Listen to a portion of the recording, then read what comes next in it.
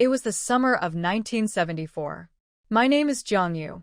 I woke up to my mom yelling at me again. She did this every morning, scolding me for being lazy, saying I was the worst daughter in the whole village. I was used to it by now, so I didn't take it to heart. As I sat up on the bed, still tired, I couldn't stop thinking about the strange dream I had last night. It felt so real, like I had lived another life. In the dream, I married a man from the city, Fu Xiangyang, a mechanic at the cotton factory. At first, I thought it was my dream life. Marrying into the city was all I ever wanted. But things didn't go well. His mother bullied me because I couldn't have children, made me drink horrible medicine, and treated me terribly. In the end, I found out it wasn't even my fault. Fu Xiangyang was the one who couldn't have kids, and they hid it from me.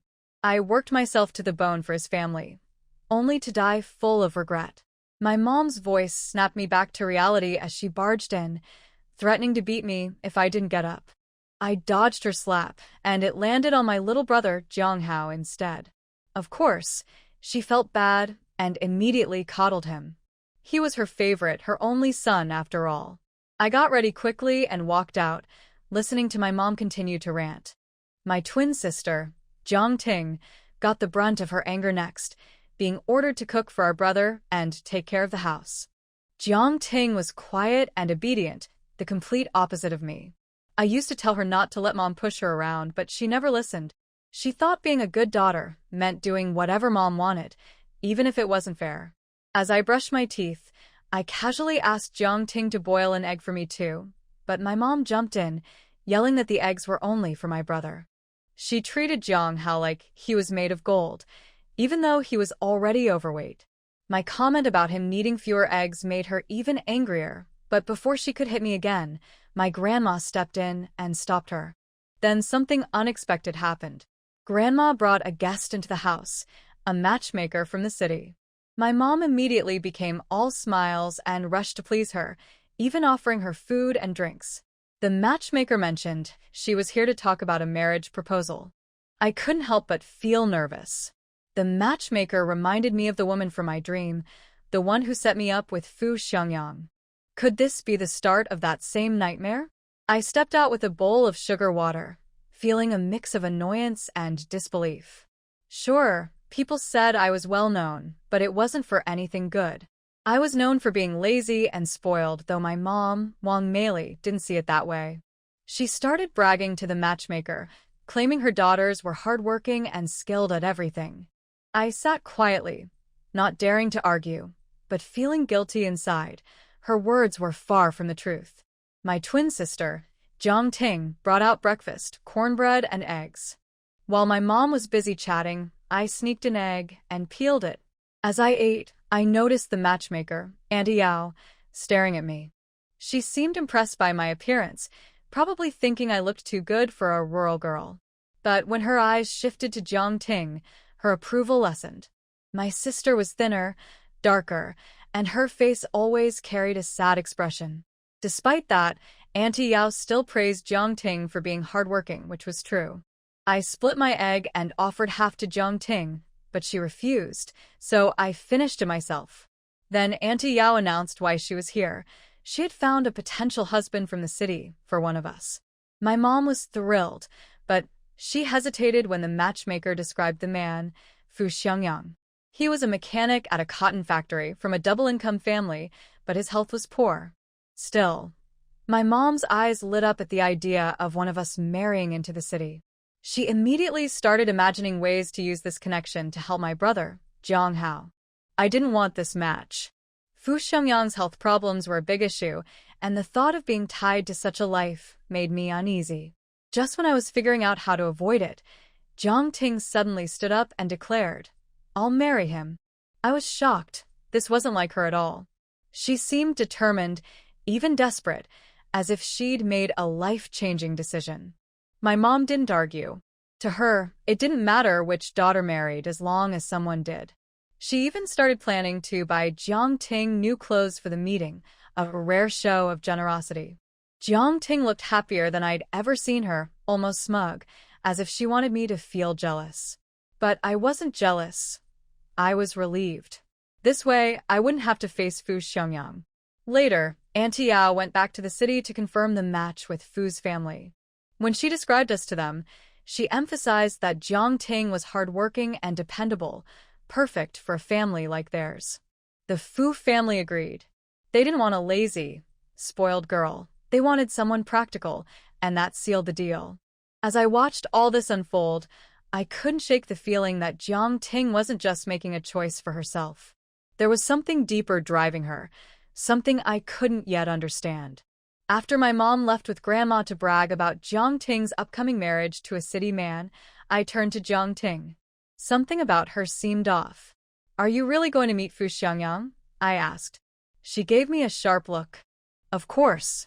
Mom already agreed with the matchmaker. "You're not upset, are you? I thought you didn't want to marry him since you stayed quiet." I shook my head, though my doubts about the whole thing grew. "No, I'm not upset. This is your decision. But don't you think it's strange? A city man looking for a wife in the countryside, no bride price. It doesn't add up." She scoffed, clearly not buying my concern. "You can stop pretending. Even if you regret it now, it's too late. This is my chance, and I'm not giving it up." I decided not to argue. If she was set on this, I wasn't going to push her. I left the house and went to see my friend Wang Yunshan. She had sharp instincts and was quick to catch on when I mentioned the match. "A city man with a good job? Why isn't he marrying a city girl?" she asked. "His health is weak," I replied vaguely. Her eyes widened. "Weak? You don't mean he can't?" I coughed, caught off guard. She wasn't wrong, at least according to my dream. Our conversation must have been overheard because my aunt, Yang Suelon, spread the rumor like wildfire. She confronted my mom, mocking her for marrying off Jiang Ting to a man who can't perform. My mom was furious, but Jiang Ting overheard and shocked everyone by attacking our aunt, pulling her hair and slapping her. The whole village gathered to watch. People whispered that Jiang Ting's reaction was too much for something she hadn't even confirmed yet. My mom was livid, pulling Jiang Ting away and scolding her. "If this ruins the match and your brother can't get into the city, I'll skin you alive." Jiang Ting refused to back down. She insulted my future husband. "I won't let anyone spread lies about him." The scene was chaotic, but one thing was clear. Jiang Ting was determined to marry Fu Xiangyang. And now, with her temper and pride on full display, I wondered if this marriage was about more than just her future. It felt like a battle she was desperate to win, no matter the cost. When my sister Jiang Ting accused me of being jealous of her marrying Fu Xiangyang, I was speechless. Jealous? Of her? Over that man? Not in a million years. But I didn't argue. Jiang Ting was acting like she was under a spell, convinced that Fu Xiangyang was perfect, even though she hadn't met him yet. Instead, I turned to my mom. "Didn't you say we're buying clothes this afternoon? You'll need to give us money." Reluctantly, she handed me 10 yuan, grumbling about my good eye for picking clothes. It wasn't much, but I decided to make the best of it. Jiang Ting complained about me holding the money, but Mom shut her down. After her outburst earlier, she wasn't trusted to handle it. We took the bus into the city. Jiang Ting was sour the whole way, refusing to sit next to me, while I enjoyed the change of scenery. The heat and the cramped bus made her sick, but I was too busy daydreaming about city life, wearing pretty clothes, escaping farm chores, and living free like the city girls. Once we arrived, Jiang Ting led the way to the department store with surprising confidence. I couldn't hide my shock. "You know where this is?" she smirked, clearly pleased with herself. I brushed off my doubts and helped her pick clothes. She settled on a pink floral blouse, expensive, but something she clearly loved. I paid, and we split the leftover money, though she jabbed at me for supposedly taking money from our parents whenever I visited our great-aunt, Yao Xiangling. Jiang Ting then announced she was heading to Fu Xiangyang's factory and told me not to follow. I didn't argue, but her familiarity with the city and factory left me uneasy. How did she know all this? Instead of tagging along, I went to visit Aunt Yao at her office. She wasn't a close relative, but she'd always looked out for me. When I told her about Jiang Ting's match, She seemed thoughtful but had nothing bad to say about the Fu family. Their double-income household and educated daughter sounded impressive. However, when I mentioned Fu Xiangyang's health issues, Aunt Yao said she hadn't heard of anything serious. Her lack of concern made me pause. If the Fu family was hiding something, they'd never admit it publicly. As I left her office, I couldn't shake the feeling that Jiang Ting was walking into trouble, but with how determined she was, I knew she wouldn't listen to me. When Aunt Yao turned the conversation to me, she asked about my marriage plans. I sighed and admitted, I want to marry someone from the city. She snorted. You think city men grow on trees? Look at Jiang Ting. She got lucky with the Fu family. Why didn't you fight for that? I hesitated. Even if I told her that Fu Xiangyang wasn't all he seemed, she wouldn't believe me. Jiang Ting said she wanted to marry him. As her sister, I couldn't argue. Aunt Yao poked my forehead in frustration. Women only get 2 chances at life, being born and getting married. You can't just give up one of them. Before I left, she slipped me 2 yuan for pocket money, which cheered me up. But when I met Jiang Ting at the station, her mood was sour. When I asked if she had met Fu Xiangyang, she snapped, "What's it to you?" I had enough of her attitude. Jiang Ting, do you think I'm stealing your match? You said you wanted to marry him, and I've never said otherwise. So what's your problem? Her silence said it all. Deep down, she knew her anger wasn't about me. It was guilt. She'd pushed for a marriage that wasn't originally hers to claim. But I was done arguing, so I ignored her and got on the bus. When we got home, we learned the matchmaker had arranged for Jiang Ting to meet Fu Xiangyang the next morning at the state-run restaurant. Mom insisted I go with her, saying I had a good eye for things. Jiang Ting protested, probably worried I'd outshine her. But Mom didn't budge. The next day, Jiang Ting wore her new pink blouse, looking excited. I put on my dress, cinched at the waist, feeling good about myself. Jiang Ting immediately wanted to swap outfits, claiming I had no reason to dress up. We switched, but once she saw how the blouse suited me, she changed her mind. Never mind. I like my shirt better. I rolled my eyes at her indecision, but let it go. On the bus, she lectured me not to follow her to the restaurant. I agreed, pretending to be broke, which prompted her to reluctantly hand me a yuan. Once she dashed off at the bus stop, I pocketed the money and wandered the city. I tried visiting Aunt Yao again, but she wasn't in. Instead, I ran into a young man from her office, who introduced himself as Zhuang Yihang. It was obvious he was interested in me, but when I mentioned I was from the countryside, his enthusiasm visibly dimmed. After I left, I overheard his colleague advising him against pursuing me, saying I wasn't a good match because of my rural background. It stung, but I was used to it. Being from the village was a deal-breaker for many city men, no matter how good-looking I was. It didn't matter, though. Zhuang Yihang was just another city boy with average looks and no future I cared for. I had bigger things to figure out, like how to navigate this messy situation with Jiang Ting and Fu Xiangyang. Jiang Yu came to Yao Xiangling's side.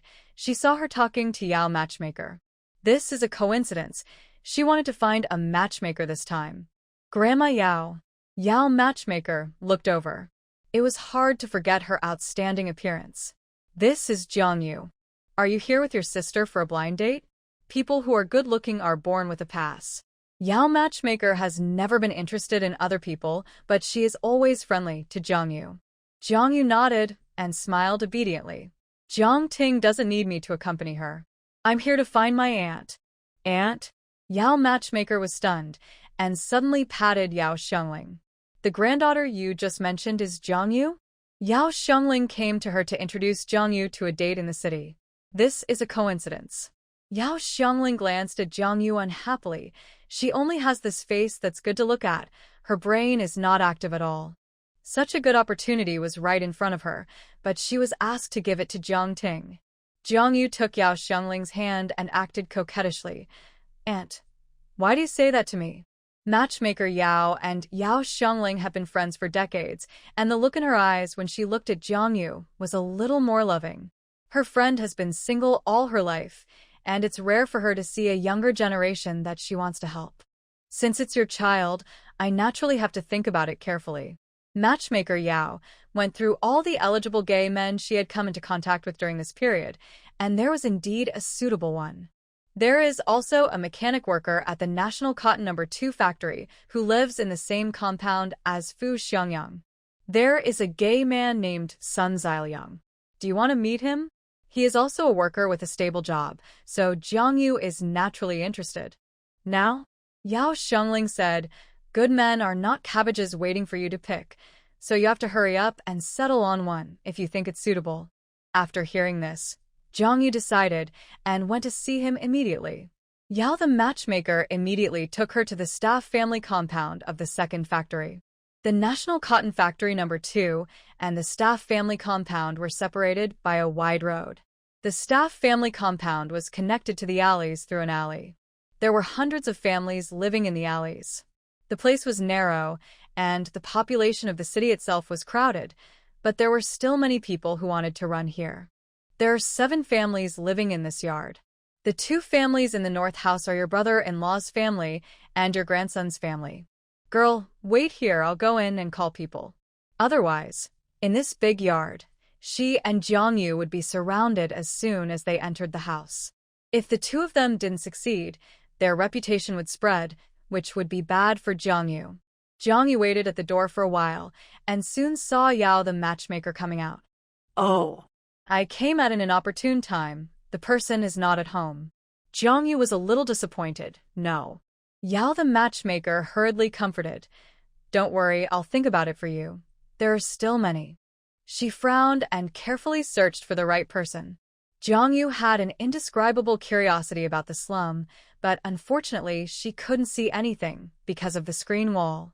Just when she wanted to retract the half of her body that was sticking out, she lost her balance for a moment, staggered, and fell backwards. She didn't fall out, but her back hit a hard and thick embrace, and strong arms supported her arms. Jiang Yu's mind was blank, and waves of heat came from the palm of the person behind her. She opened and closed her red lips, raised her eyes, and bumped into a pair of deep and calm eyes for no reason. Comrade, can you stand still? The man's voice was as steady as his emotions, and his breath didn't fluctuate much. He quietly distanced the 2 of them. Jiang Yu's first impression of him was that he was very tall and handsome. She was wearing small leather shoes with a little heel, which made her about 168 centimeters tall, but when she looked forward, she could only see his well-developed and bulging chest muscles hidden under his thin shirt. Looking up, she saw a sharp and handsome face, but it was too cold. Those sharp eyes were like a deep pool, making it hard to see through. Have you seen enough? The man's voice fluctuated, adding a bit of sarcasm. Jiang Yu's cheeks flushed slightly, and she looked away. Sorry. The man walked straight in and ignored Jiang Yu. But Jiang Yu couldn't help but follow him with her eyes. Her heartbeat accelerated, and even her ears turned red. Grandma Yao, who is he? Seeing that the voice was a little softer, how could matchmaker Yao not see what Jiang Yu was thinking? My girl, Grandma Yao won't harm you. If he's suitable, I would have introduced him to you from the beginning. Jiang Yu's face turned red again, and she said shyly, I didn't mean that. I just asked casually. Yao matchmaker laughed. Okay, he is the head of the security department of the second factory. He Tingyue. Jiang Yu was surprised and said, he is the head? He doesn't look very old. 27 or 28 years old. It's not really old. He was in the army before, and then he was transferred to the security department of the second factory. He was a deputy section chief at first, and after 2 years, the section chief retired, and he was promoted. Jiang Yu was even more disappointed in her heart. With this status, even if she didn't get married, it would not be her turn. Facing the reality, she asked Yao matchmaker to continue thinking about it to see if there are any suitable gay men who are eligible for marriage. Yao matchmaker laughed. She liked to talk to sober and smart people like Jiang Yu. Yes. There is another gay man named Yan Wenshuan. He is a substitute teacher in the middle school. Substitute teacher means not a formal worker. But in the city, there is a lot of competition for these jobs. Even if there is a vacancy, it is good to get a temporary job. Yao matchmaker took Jiangyu to another place. On the way, she told Jiangyu about the family of this gay man. Yan Wenxuan's family is relatively simple, with only 3 people, and he is the only child. Then why didn't he take his father's job? Yao matchmaker did not hide. His father is a dung collector, and most young people nowadays don't like to do this. In fact, the salary of a dung collector is not low, but everyone thinks it is not decent. Yan Wenxuan previously studied in junior high school and originally wanted to take the entrance examination for a technical secondary school so that he could be assigned a job after graduation. But he failed the examination and could only barely go to high school. Now he can't go to college, and going to high school is the most useless. After graduation, he stayed at home for 2 years before finding a connection to work as a substitute teacher in school. Jiangyu didn't dislike it. As long as the character and appearance are basically acceptable, she has nothing to be picky about. When they arrived at Yan's house, Yao matchmaker called out. A middle-aged woman walked out with a stern face, looking a little mean. Seeing that it was matchmaker Yao, she reluctantly gave a smile. "Auntie, what's up?" Matchmaker Yao said. "Yanmei, I found a suitable girl for your Wenxuan. How about letting Wenxuan come out to see her?" Zhong Yanmei raised her eyebrows. "Wenxuan is not at home. It's the same if you bring her here for me to see." Matchmaker Yao sighed. "It was really unfortunate today. No one was at home." She waved to Jiangyu. "Xiaoyu, come here." Jiangyu heard what Matchmaker Yao said and ran over. Matchmaker Yao said gently, "This is Wenxuan's mother. You can just call her Auntie Zhong." Auntie Zhong, I'm Jan Ygu. Zhong Yanmei did not hide her scrutiny. She was satisfied with Jiangyu's appearance. She was graceful, elegant, and not shy. "Where are you from? What do your parents do?" Jiangyu still answered openly. "I am from Nanha village. My parents are farmers in the countryside." After these words came out, Zhong Yanmei's face changed immediately. She couldn't hide her disgust and contempt for country people. "Aunt, why did you introduce a country girl to my son? Isn't this insulting me? My Wenxuan is a school teacher. With his conditions, how could he have ended up marrying a country girl, right?" She also complained to Yao the matchmaker. Such blunt and rude words made Yao the matchmaker's face change drastically. "Yanmei, how can you talk like that? What's wrong with country people? I've been a matchmaker for so many years, and there are many people from the city marrying country people, and country people marrying city people, and I haven't seen them living badly." Zhong Yanmei snorted. "I'll tell you the truth. My Wenxuan already has a girlfriend. She is the only daughter of the school principal. I originally thought that the conditions of the person who asked you to come to the door to introduce her must be good. If I had known that she was a country person, I would not have bothered to meet her." The disgust on her face was almost written on her face. Zhong Yanmei waved her hand, turned and went into the house, and slammed the door. Yao the matchmaker's face turned black, and she spat at the door. "Uneducated thing." Jiangyu was naturally upset and angry, but before coming, she was mentally prepared. If marrying a city person was so simple and everyone could follow suit, who would still get married in the countryside? "Grandma Yao, I'm so sorry if it weren't for me." Matchmaker Yao clicked her tongue twice. "Oh my girl, this is just the beginning. I knew that Zhong Yanmei was a snob, but I didn't expect that she didn't even have basic manners. This time it's my fault. There are many people who don't like blind dates, but it's rare to see someone who speaks so harshly like Zhong Yanmei. How can the only daughter of the school principal like you, the son of a dung collector? I'm afraid you're not going to marry into someone else's family." She sneered. "Let's go." On the way back, Matchmaker Yao said that she would no longer pay attention to her and let her rest assured. Jiangyu smiled and thanked her. "Grandma Yao, don't be in a hurry. I'll go see my aunt first." "Okay, go." The two said goodbye at the intersection, and Jiangyu turned around to go to the street office to find Yao Xiangling. Yao Xiangling was naturally disappointed to learn that Jiangyu didn't get along. "Why don't you come to my house and live for a while, and go back when you find the right one?" Jiangyu thought it was a good suggestion, but didn't agree immediately.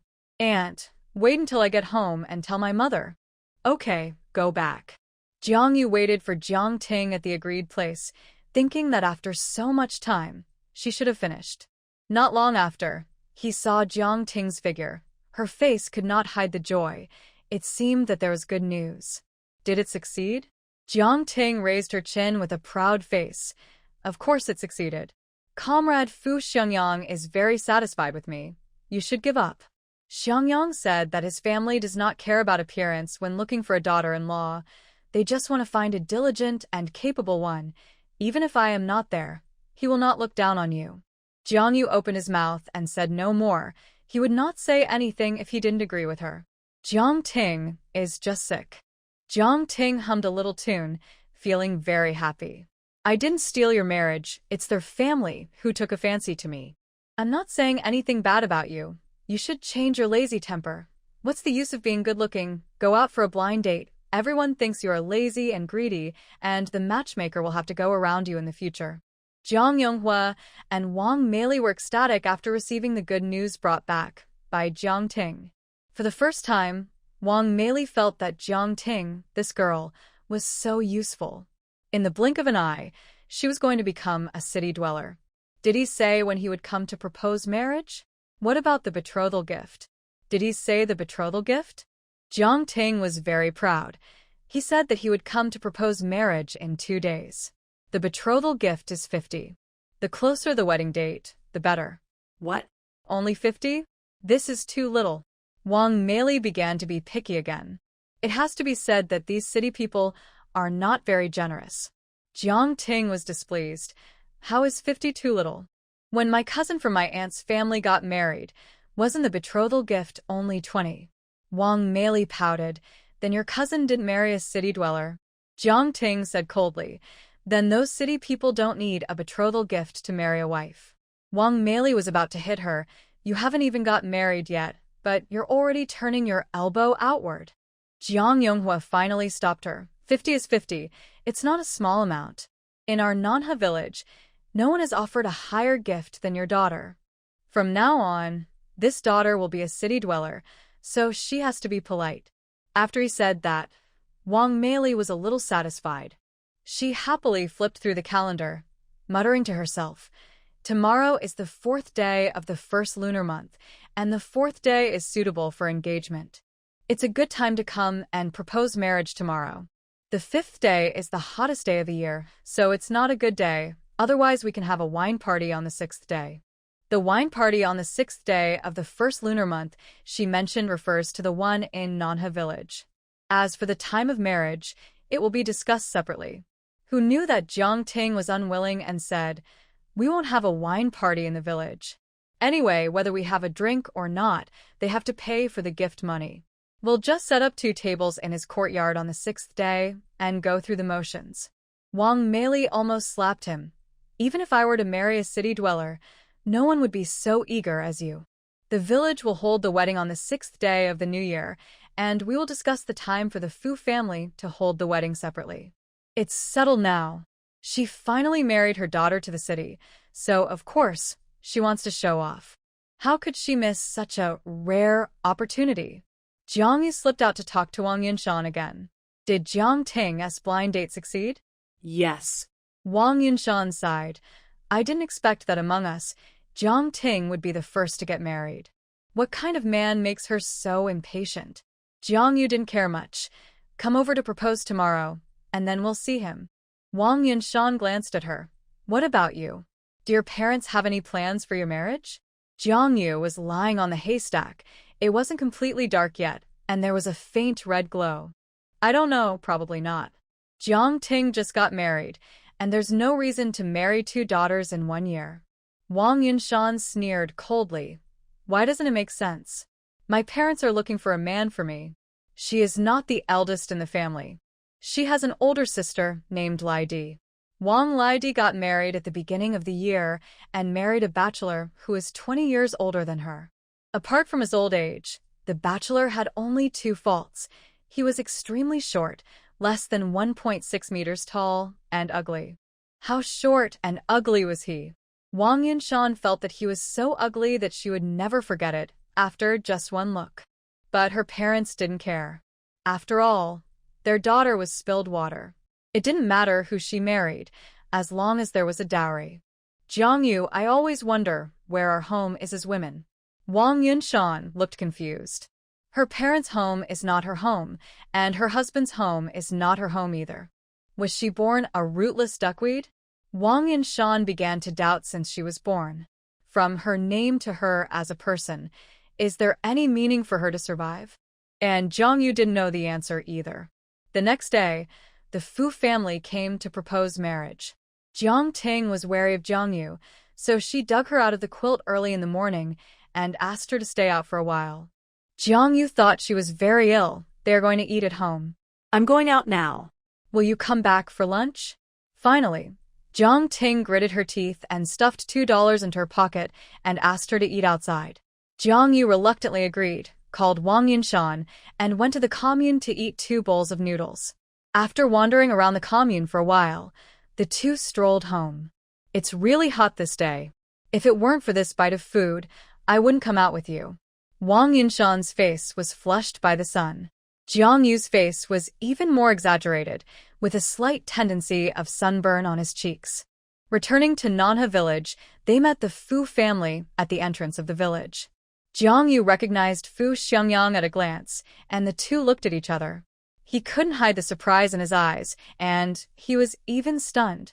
He even walked forward and blocked Jiangyu's way. "Comrade, what's your name?" I. Fu Xiangyang's parents were standing behind him, already showing their displeasure. His mother said with a stern face, "Xiangyang, what are you doing?" Fu Xiangyang's fair cheeks flushed, and he turned his face away embarrassedly, not daring to say that he was attracted by beauty. Jiangyu despised him in his heart. He had just made an engagement with Jiang Ting, but he could still stare at other female comrades. "These are the in-laws. I'm Jiangyu, Jiang Ting's eldest sister." Fu's family members changed their faces immediately. Even Fu Xiangyang looked regretful, with a complicated look in his eyes, as if he looked at Jiangyu with regret and some sympathy. He looked high and mighty, as if he was saying, "If you were more diligent and proactive, you would be the one marrying into the city today." This look made Jiangyu feel sick.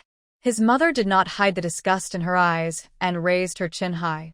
"My daughter, Annie has to tell you something from the bottom of my heart. Girls should restrain themselves more.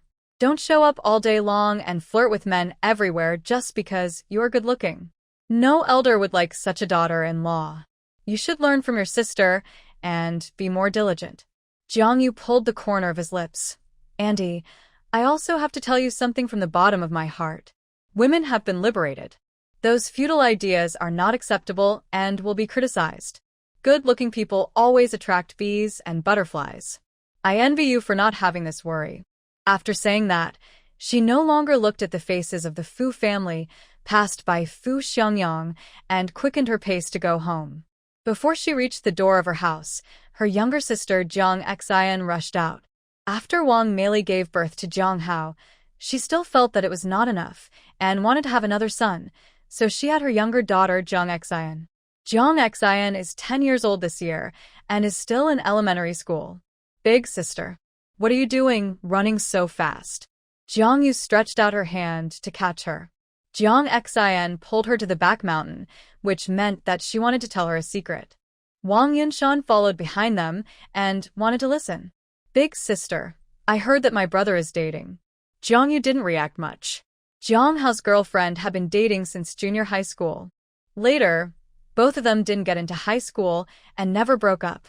Jiang Hao is 19 years old this year. It's not uncommon for him to get married in the countryside. Then what? Are they getting married? Jiangyu's words came true, and Jiang Xian nodded vigorously. "I heard that my brother's girlfriend wants a dowry of 300 yuan. Wang Yunshan was stunned. It would be faster to rob. 300. Enough to marry a fairy. Jiangyu frowned. "Mom can't give it. Where can we get 300 in our family?" She remembered that Jiang Hao's girlfriend was called Du Wan, also from the country, so why did she have such a big rule to ask for a 300 betrothal gift? She said if you don't give it, she won't marry. Jiangyu rolled his eyes. If she doesn't want to marry, then she won't marry. Who's begging her? Jiang Xian said, "My brother begged him, saying he couldn't live without her." Jiang Yu used to look down on Jiang Hao and was not interested in his affairs. But when Jiang Xian talked about it later, she realized that this matter was related to herself. Wang Meili felt sorry for Jiang Hao and always asked for whatever she wanted from him. When he made a fuss, his mother felt distressed. But the family didn't have 300. Even if they collected the 50 yuan betrothal gift from Jiang Ting, they still didn't have 300. At this time, Jiang Ting came out and said, "Exchange marriages. Marry Jiang Yu over, and then marry Duan over, then there would be no need for a betrothal gift." Wang Meili frowned. Duan's family only has 2 brothers, both of whom are married. How can we change the bride? But Jiang Ting's words hit the nail on the head for Jiang Hao because he had been thinking about this for a long time. She stood up and said, "Mom, Duan has an uncle and his previous wife died. Duan's family said that as long as my eldest sister marries to him, Duan don't need a dowry." Wang Meili immediately denied the proposal. "No. Her uncle is so old, and if we marry Jiang Yu to him, our family will be laughed at. It doesn't sound right that the younger daughter marries to the city and the older daughter marries a widower." Jiang Hao immediately threw a tantrum. "Is face more important, or is your son more important? I think you just don't love me. I might as well die." Once he started to make a fuss, no matter how much she disagreed in her heart, Wang Meili had to agree. From beginning to end, no one cared whether Jiang Yu would agree or not. It seemed that the only value of her existence was whether she could be exchanged for money. Wang Yunshan spat fiercely and kicked the stone next to her away.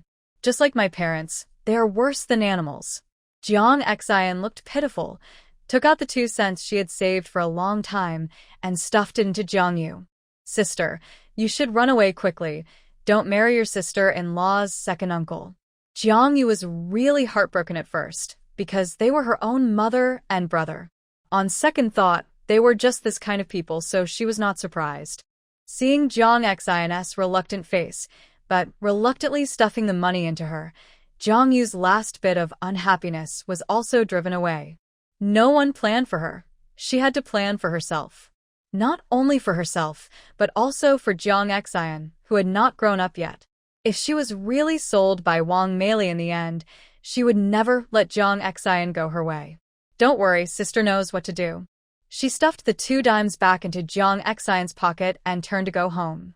After taking 2 steps, she stopped and looked back at Wang Yunshan. "Yunshan, your parents are just like my parents. Neither of them is a good person. Instead of waiting for them to make a deal, you might as well find someone yourself, someone you like, marry him, and stay away from him."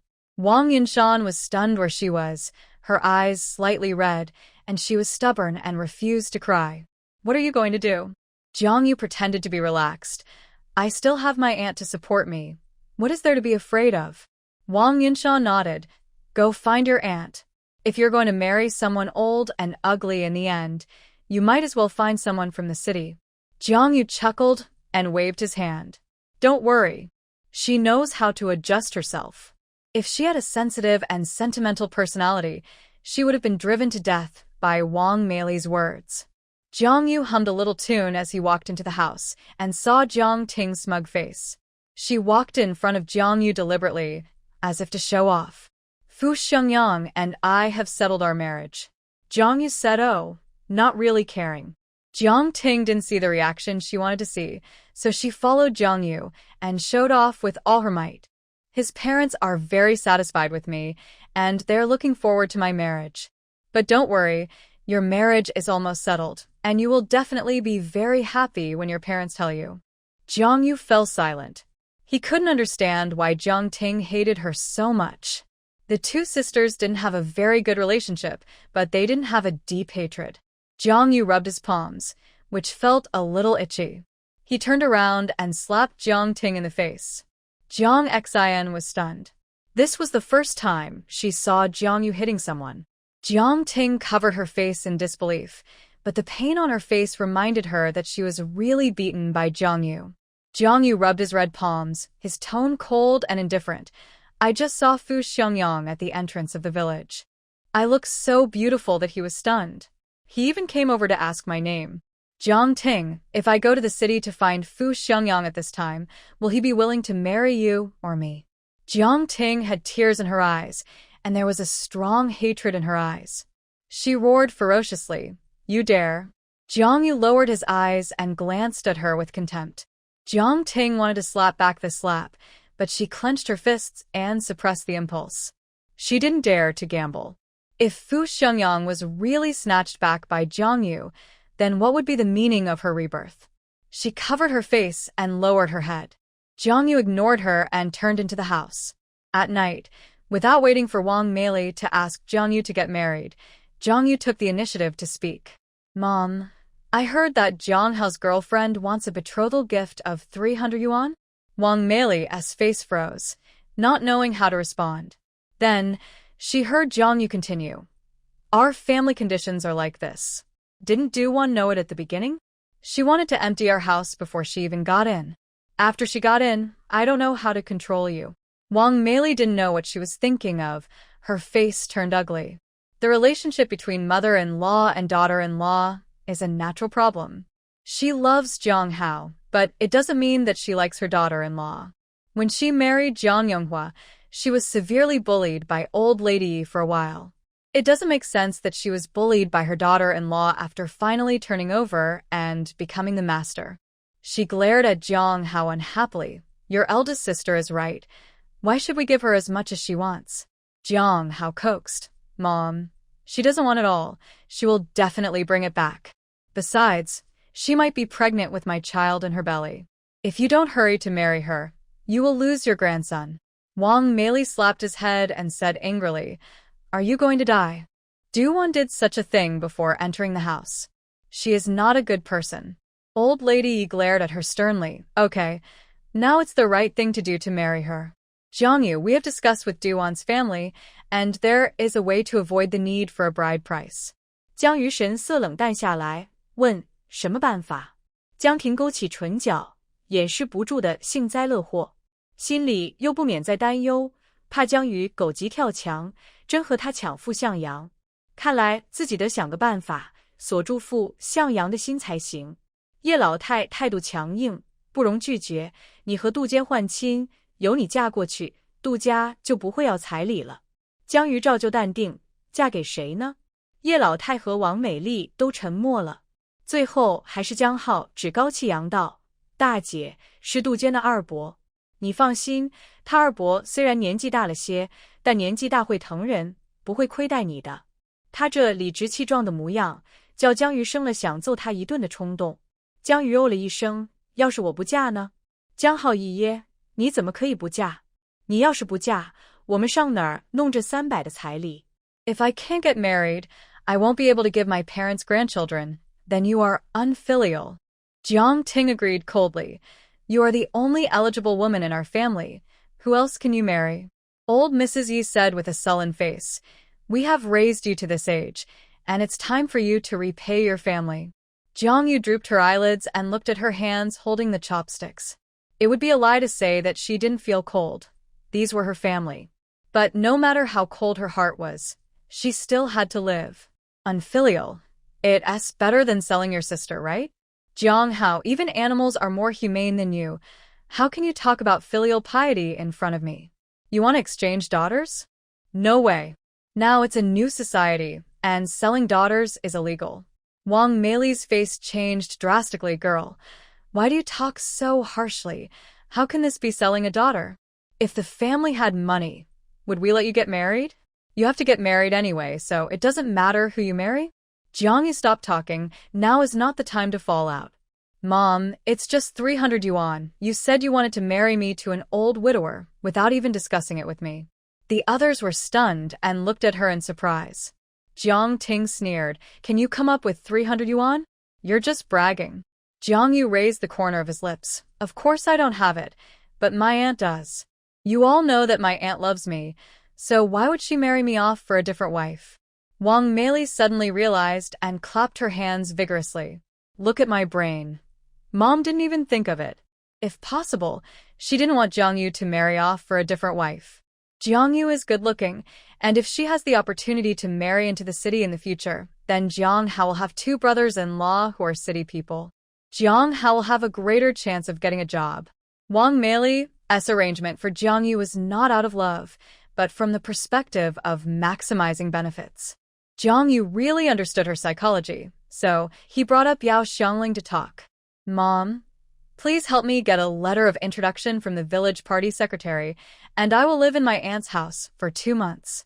Wang Meili hesitated. Why does it take so long? Jiang Hao muttered. 2 months. By the time you borrow the money back, the opportunity will be cold. Jiang Yu glanced at him. You are only 19 years old. Duan is not in a hurry. Why are you in a hurry? 300 yuan for the bride price. You don't even need this money to marry a girl from the city. You are hopeless. Wang Meili agreed with her for once. Your elder sister is right.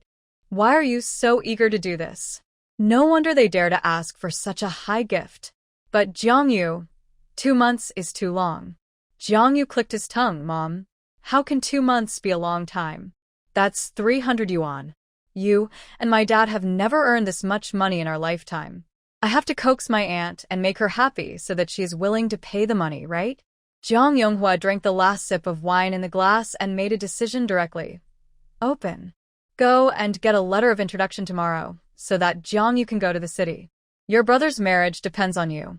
He didn't want to marry in an exchange, but not for Jiang Hao, but for face. Jiang Ting married a city man, but Jiang Yu took her to marry in an exchange, which would be embarrassing to tell others. The elders in the family had made the decision, and Jiang Hao didn't dare to speak again no matter how reluctant he was. The next day, Wang Meili went to get a letter of introduction in person. It was inevitable to publicize it. My Jiang Yu is going to live with her aunt for a while. You also know that her aunt is old and has no children, so she likes my Jiang Yu to be with her. Maybe in the future, I can introduce Jiang Yu to a city guy. After the letter of introduction was opened, Wang Meili had her fill of pleasure before going home to instruct Jiang Yu. Take good care of your aunt and make her happy. 300 is not much. It would be best if you can ask for more. Jiang Yu raised his eyes, and Wang Meili's greedy face was reflected in his clear eyes. Mom, I understand. Jiang Hao is my own brother. How could I not care about him? Don't worry. These words made Wang Meili more affectionate and attentive to her. Wang Meili thought about it and finally gave her $5 with great pains. Spend it sparingly. Jiang Yu put it away without any burden. Thank you, Mom. This made Jiang Ting very angry. Seeing that she was about to marry Fu Xiangyang, she wanted to ask Wang Meili for 10 yuan as a dowry. As a result, Wang Meili refused without saying a word and said that she would only give her a quilt as a dowry. She also said that the pink floral shirt she bought for her last time was her dowry. Under Jiang Ting's angry gaze, Jiang Yu walked out of the house calmly and set foot on the road to the city. As soon as Jiang Yu left, Jiang Ting found Jiang Hao and asked angrily, You just let Jiang Yu go like this? Jiang Hao's face was full of irritation. What else? My parents have agreed to her. In fact, he thought that if Jiang Yu could really get back 300 yuan for him, it would not be bad. Jiang Ting sneered and laughed at his stupidity. Why should my aunt give you 300? If she really loves Jiang Yu, why doesn't she give her the job and let her live in the city? Jiang Hao's face froze, and his heart slightly relaxed. But she has told my parents. Jiang Ting said, She is the most cunning. She has been fooling my parents like this since she was a child. But think about it. She has always been the one who takes advantage. When have we ever taken advantage of her? Jiang Yu never suffers a loss. Not only is she lazy and greedy, but she also holds grudges. This time Jiang Hao wanted to marry her off for a replacement, but he failed. But Jiang Yu will definitely remember it in his heart. If you don't marry her off this time, you can expect her revenge in the future. Jiang Ting snorted coldly. Jiang Hao felt uneasy. No, with my parents here, she dare not do anything to me.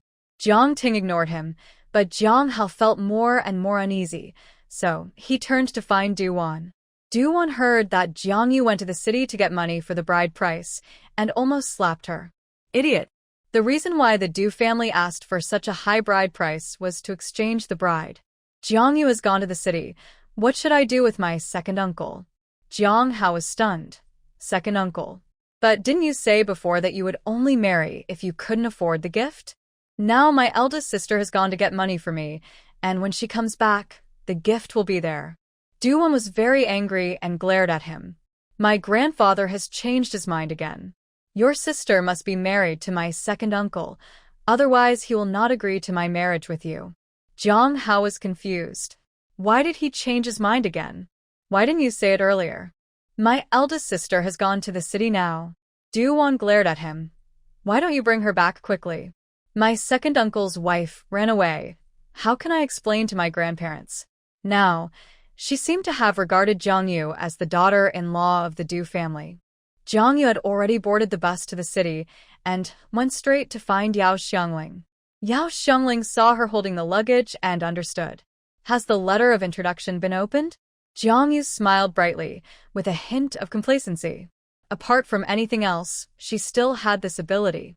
It's open. I estimate I'll have to trouble my aunt here for 2 months. Yao Xiangling tapped her forehead. It doesn't have to be 2 months. Maybe one day you'll fall in love with someone, and getting married will only be a matter of a few days. Jongyu didn't think so, and was even a little discouraged. She still remembered what Yan Wenxuan's mother said last time. It is actually very difficult to find someone who is both right and suitable, and it is even more difficult to find someone who is right for each other. Jongyu couldn't help but think of a handsome and three-dimensional face, but her eyes couldn't help dimming. With her conditions, there are really not many people who can be attracted to her. What if I don't find the right one? Jongyu was a little distressed. Yao Xiangling glared at her. Have your parents found a partner for you? Jongyu originally wanted to hide it from her, but she was so perceptive. She had no choice but to explain everything about the marriage exchange. Yao Xiangling was really furious and almost threw the cup in her hand away. This is not a family. It's clearly a family of vampires. If you really can't find a suitable one, just take over your aunt's job and live in the city with peace of mind. Jongyu felt warm in her heart, knowing that her aunt really liked her. Aunt, I will support you in your old age, but I don't want her job. Yao Xiangling is the director of the street office and has a high salary, but if she gives her job to Jongyu, she will have to start as a small clerk. Jongyu thinks it is not cost-effective.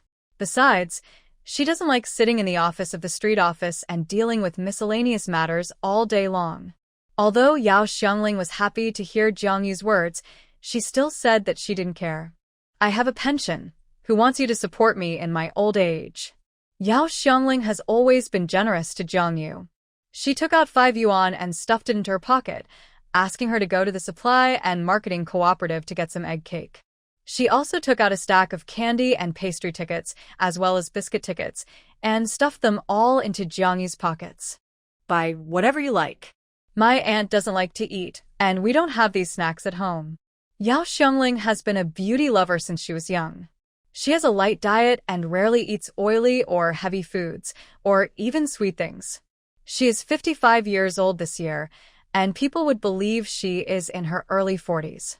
Jongyu didn't bother to be polite with her. With the money and tickets in her pocket, she went to the supply and marketing cooperative. She especially loved visiting supply and marketing cooperatives and department stores. She liked the feeling of seeing all kinds of goods passing by in front of her. Jongyu was about to ask the salesperson to weigh out half a pound of egg cake for her when she heard a voice from the side. Sun Ziliang. Hearing the familiar name, Jongyu subconsciously looked up. The female comrade who called out this name was a salesperson with a small round face and a cute look. Not long after, a man in blue overalls and a striped short-sleeved shirt got off the bicycle, his face full of joy, and walked towards the salesperson. Fei. I just bought a scarf at the department store. Do you like it? Jongyu retracted her gaze. It turned out that comrade Sun Ziliang already had a girlfriend. She was neither unhappy nor disappointed. Because comrade Sun Ziliang was not tall enough and was a little thin, but he was fair and clean and looked very young. She preferred taller men with a sturdy body, which made her feel safe. Somehow, He Tingnue's face appeared in her mind again. Jiangyu covered her face and walked out of the supply and marketing cooperative. She couldn't think about it anymore. That man couldn't be her. She forgot to buy egg cakes, so she wandered around for a while and unknowingly came to the gate of the second factory. It was time to get off work, and the workers of the second factory swarmed out, talking and laughing.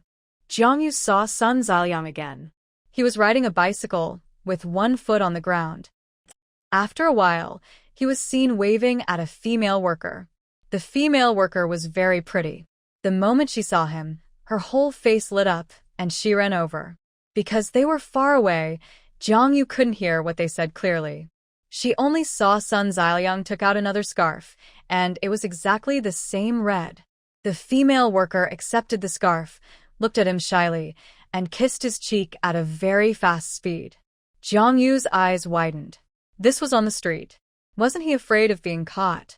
Moreover, Sun Ziliang was obviously very affectionate with the salesperson just now. Then, her eyes flashed, and she saw the figure of He Tingyue. The man had a tall and handsome figure, and even riding a bicycle looked better than others. Jiang Yu opened her mouth, and her expression dimmed. How could she have any right to talk to him? Brother Yu, wait for me. I will go back to the compound with you. Sun Ziliang got on his bicycle and followed He Tingyue. Yes, they were from the same compound. Thinking that she hadn't bought the egg cake yet, Jiang Yu turned around and went back to the supply and marketing cooperative. She saw the salesperson named Fei Fei again.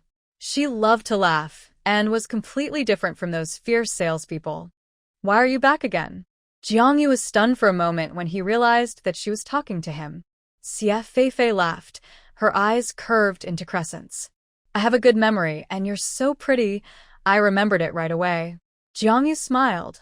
I forgot to buy the egg cake. Fei Fei weighed half a caddy for her and collected the bill. Now that there were few people, she chatted with Jiang Yu for a few more words. You look unfamiliar. You didn't live here before, did you? Jiang Yu nodded. I came from the country and stayed at my aunt's house for a few days. Fei Fei said mischievously. Are you here to find a partner? Jiang Yu's cheeks blushed. It's not necessary to find a partner. You are so pretty. You must marry someone from the city and find someone who is well off and can support you. Fei Fei said these words frankly without any sarcasm. She simply thought Jiang Yu was pretty. I haven't asked you yet. My name is Fei Fei. What's your name? My name is Jiang Yu. The Yu in Elm Money Tree. Fei Fei was the first friend she made in the city. She was very warm and generous, and even invited Jiang Yu to have noodles, but Jiang Yu declined. Thinking of Sun Ziliang, Jiang Yu sincerely felt that he was not worthy of Fei Fei.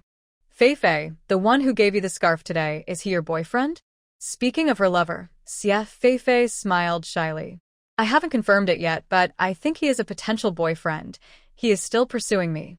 Fei Fei has her own ideas. If she gets it too easily, she will not cherish it. That's why she let Sun Ziliang pursue her for a long time. But Jiang Yu could see that Fei Fei should like Sun Ziliang very much. This is a tricky question. She didn't know whether she should say it or not. What does your aunt do? Can she arrange a job for you? A female comrade has to have her own job. Our neighbor also has a female comrade who married from the countryside. She has no job and is enslaved by her mother-in-law every day. Seeing that Jiang Yu's face seemed a little bad, Fei Fei quickly covered her mouth. I just talked a lot. I didn't mean anything else. Jiang Yu was thinking about Sun Ziliang and didn't mind what she said. She smiled and said, I don't mind. It's not easy to find a job. It's really hard to find. Last time, I had a friend whose family bought her a job so that she wouldn't go to the countryside. She had to start as a temporary worker for 12,000 yuan. Jiang Yu stared. 12,000 yuan. This is too expensive. That's right, but there's nothing we can do. This is a stable job. Not to mention 1,200. Even if it's 2,000, there will be a lot of people vying for it. After all, if she quits this job, she can pass it on to her children. It's cost-effective. Jiang Yu was in an even worse mood. It was so expensive that she couldn't even afford a temporary job. She said hello to Fei Fei and went back with the egg cake. Yao Xiangling saw her dejected look and thought she was bullied. She was not surprised to hear that it cost 1,200 to buy a job. Even if you marry a city dweller, your household registration cannot be moved here just like that. Do you understand this? Jiang Yu nodded. I know. Yao Xiangling continued, but it's different if you have a job. The unit will accept your household registration, and then you'll be a real city dweller. So even if it's 1,200, there are a lot of people who want to buy it. You can't buy it just because you want to. You need connections. Don't think so much. When you get married, ask your man to buy it for you. Jiang Yu pouted, then I'm getting a great deal. Yao Xiangling sneered. Marrying a man means having clothes and food. You don't want anything. Why do you marry him? People are willing to marry you. It must be because you are beautiful and young. You can live together for your own needs. Marriage doesn't ask you to be selfless. Of course, if there is a way for her to spend 12,000 to buy a job for Jiang Yu, she would be willing to do so. Don't think about it, go cook. She always eats dinner early and goes out for a walk after dinner. Jiang Yu is very conscious. Since she lives in her aunt's house, and her aunt provides her with food and accommodation, she naturally has to do what she can. After dinner, it was still light outside. Yao Xiangling took Jiang Yu out for a walk. Before they went out, they saw Jiang Ting at the door. What are you doing here? Jiang Yu asked. Jiang Ting smiled at Yao Xiangling flatteringly, and Yao Xiangling didn't have a good impression of her and nodded coldly. You two sisters talk, I'm going to go out for a walk. He still didn't pay much attention to Jiang Ting. Jiang Ting looked at Yao Xiangling's back and bit her lips unwillingly. For a moment, she didn't think of asking her if she could come to the wedding banquet another day. If Yao Xiangling is willing to come, it will give her face. Jiang Yu asked again, what are you doing here? Jiang Ting snorted coldly. Do you think I want to see you? If there is a wedding banquet in the village tomorrow, don't come, but if there is a wedding banquet in the city, you have to come. She wanted to let Jiang Yu see how decent she was, so as to make her jealous. Originally, Wang Meili said that there would be no wedding banquet in the village, but Jiang Yonghua felt that it was not justifiable not to invite everyone to join in the fun. Jiang Yu asked indifferently when, on the 9th day of the first lunar month, ask your aunt if she has time to come. Jiang Yu glanced at her. Why didn't you ask just now? Jiang Ting glared at her. I told you to ask, so just ask. Why are you talking so much? After she finished speaking, she secretly looked into the house and saw the egg cake on the coffee table. She felt jealous. Living in such a nice apartment and eating egg cake. No, she must not let Jiang Yu marry into the city. She was not worried that Jiang Yu would take Yao Xiangling's job because in her previous life, Yao Xiangling sold her job and used the money to support herself in her old age, and she didn't pay any attention to Jiang Yu at all. In Jiang Ting's heart, Yao Xiangling's kindness to Jiang Yu was just superficial, not sincere. It's like raising a cat or a dog, just playing with it. Jiang Ting kept convincing herself that her good days were still ahead and there was no need to be jealous of Jiang Yu. She quickened her pace and wanted to go to the compound again to see Fu Xiangyang. She had just seen him yesterday, but she already started to miss him. Jiang Ting put the back of her hand on her hot face, her eyes shy. She was not a little girl anymore, so why was she still like this? She lingered at the door of the compound for a while, then straightened her clothes and walked in. Fu Xiangyang's mother, Lin Hongxia, was at the door and saw her at a glance. She frowned immediately and felt a little unhappy. Jiang Ting, why are you here? It's so late. Is there a car to go back? Jiang Ting didn't plan to go back after this trip. Anyway, there would be a wedding banquet in the countryside tomorrow, and Fu Xiangyang would also go, so she planned to go with Fu Xiangyang then. Annie, I came to see if there is anyone at home who needs my help. Jiang Ting didn't care too much about Lin Hongxia's attitude. Mothers-in-law are all arrogant, let alone city mothers-in-law. Before Lin Hongxia spoke, a girl with pigtails came out. Jiang Ting hurriedly stepped forward to get close to her. Is this Yang Yun? Do you want to wash clothes? Come on, give it to me. Fu Xiangyun was stunned for a long time, and after receiving Lin Hongxia's eyes, she handed the basin to her. Jiang Ting didn't notice the mockery in Lin Hongxia's eyes and worked very hard to fetch water and wash clothes in the yard. Fu Xiangyun stood beside Lin Hongxia and muttered, It's so late, and she came here specially to wash clothes for us? She must be crazy. Lin Hongxia sneered, country people are like this, poor and cheap. It's not easy to find a partner in the city. You must hold on to it. but it's better than her coquettish elder sister. Jiang Ting's eagerness did not satisfy Lin Hongxia, but made her look down on her even more. Fu Xiangyun whispered, "Then she will stay at our house at night? The wedding banquet will be held in the countryside tomorrow. This is too unreasonable." Lin Hongxia pulled the corner of her lip and said sarcastically, "If she wants, let her do it." Not long after, a voice was heard from next door. "Hongxia, is this your relative? There are 4 rooms in the north of the slum, where the Fu family and the Sun family live." The person who asked the question was Sun Zhaoyang's mother.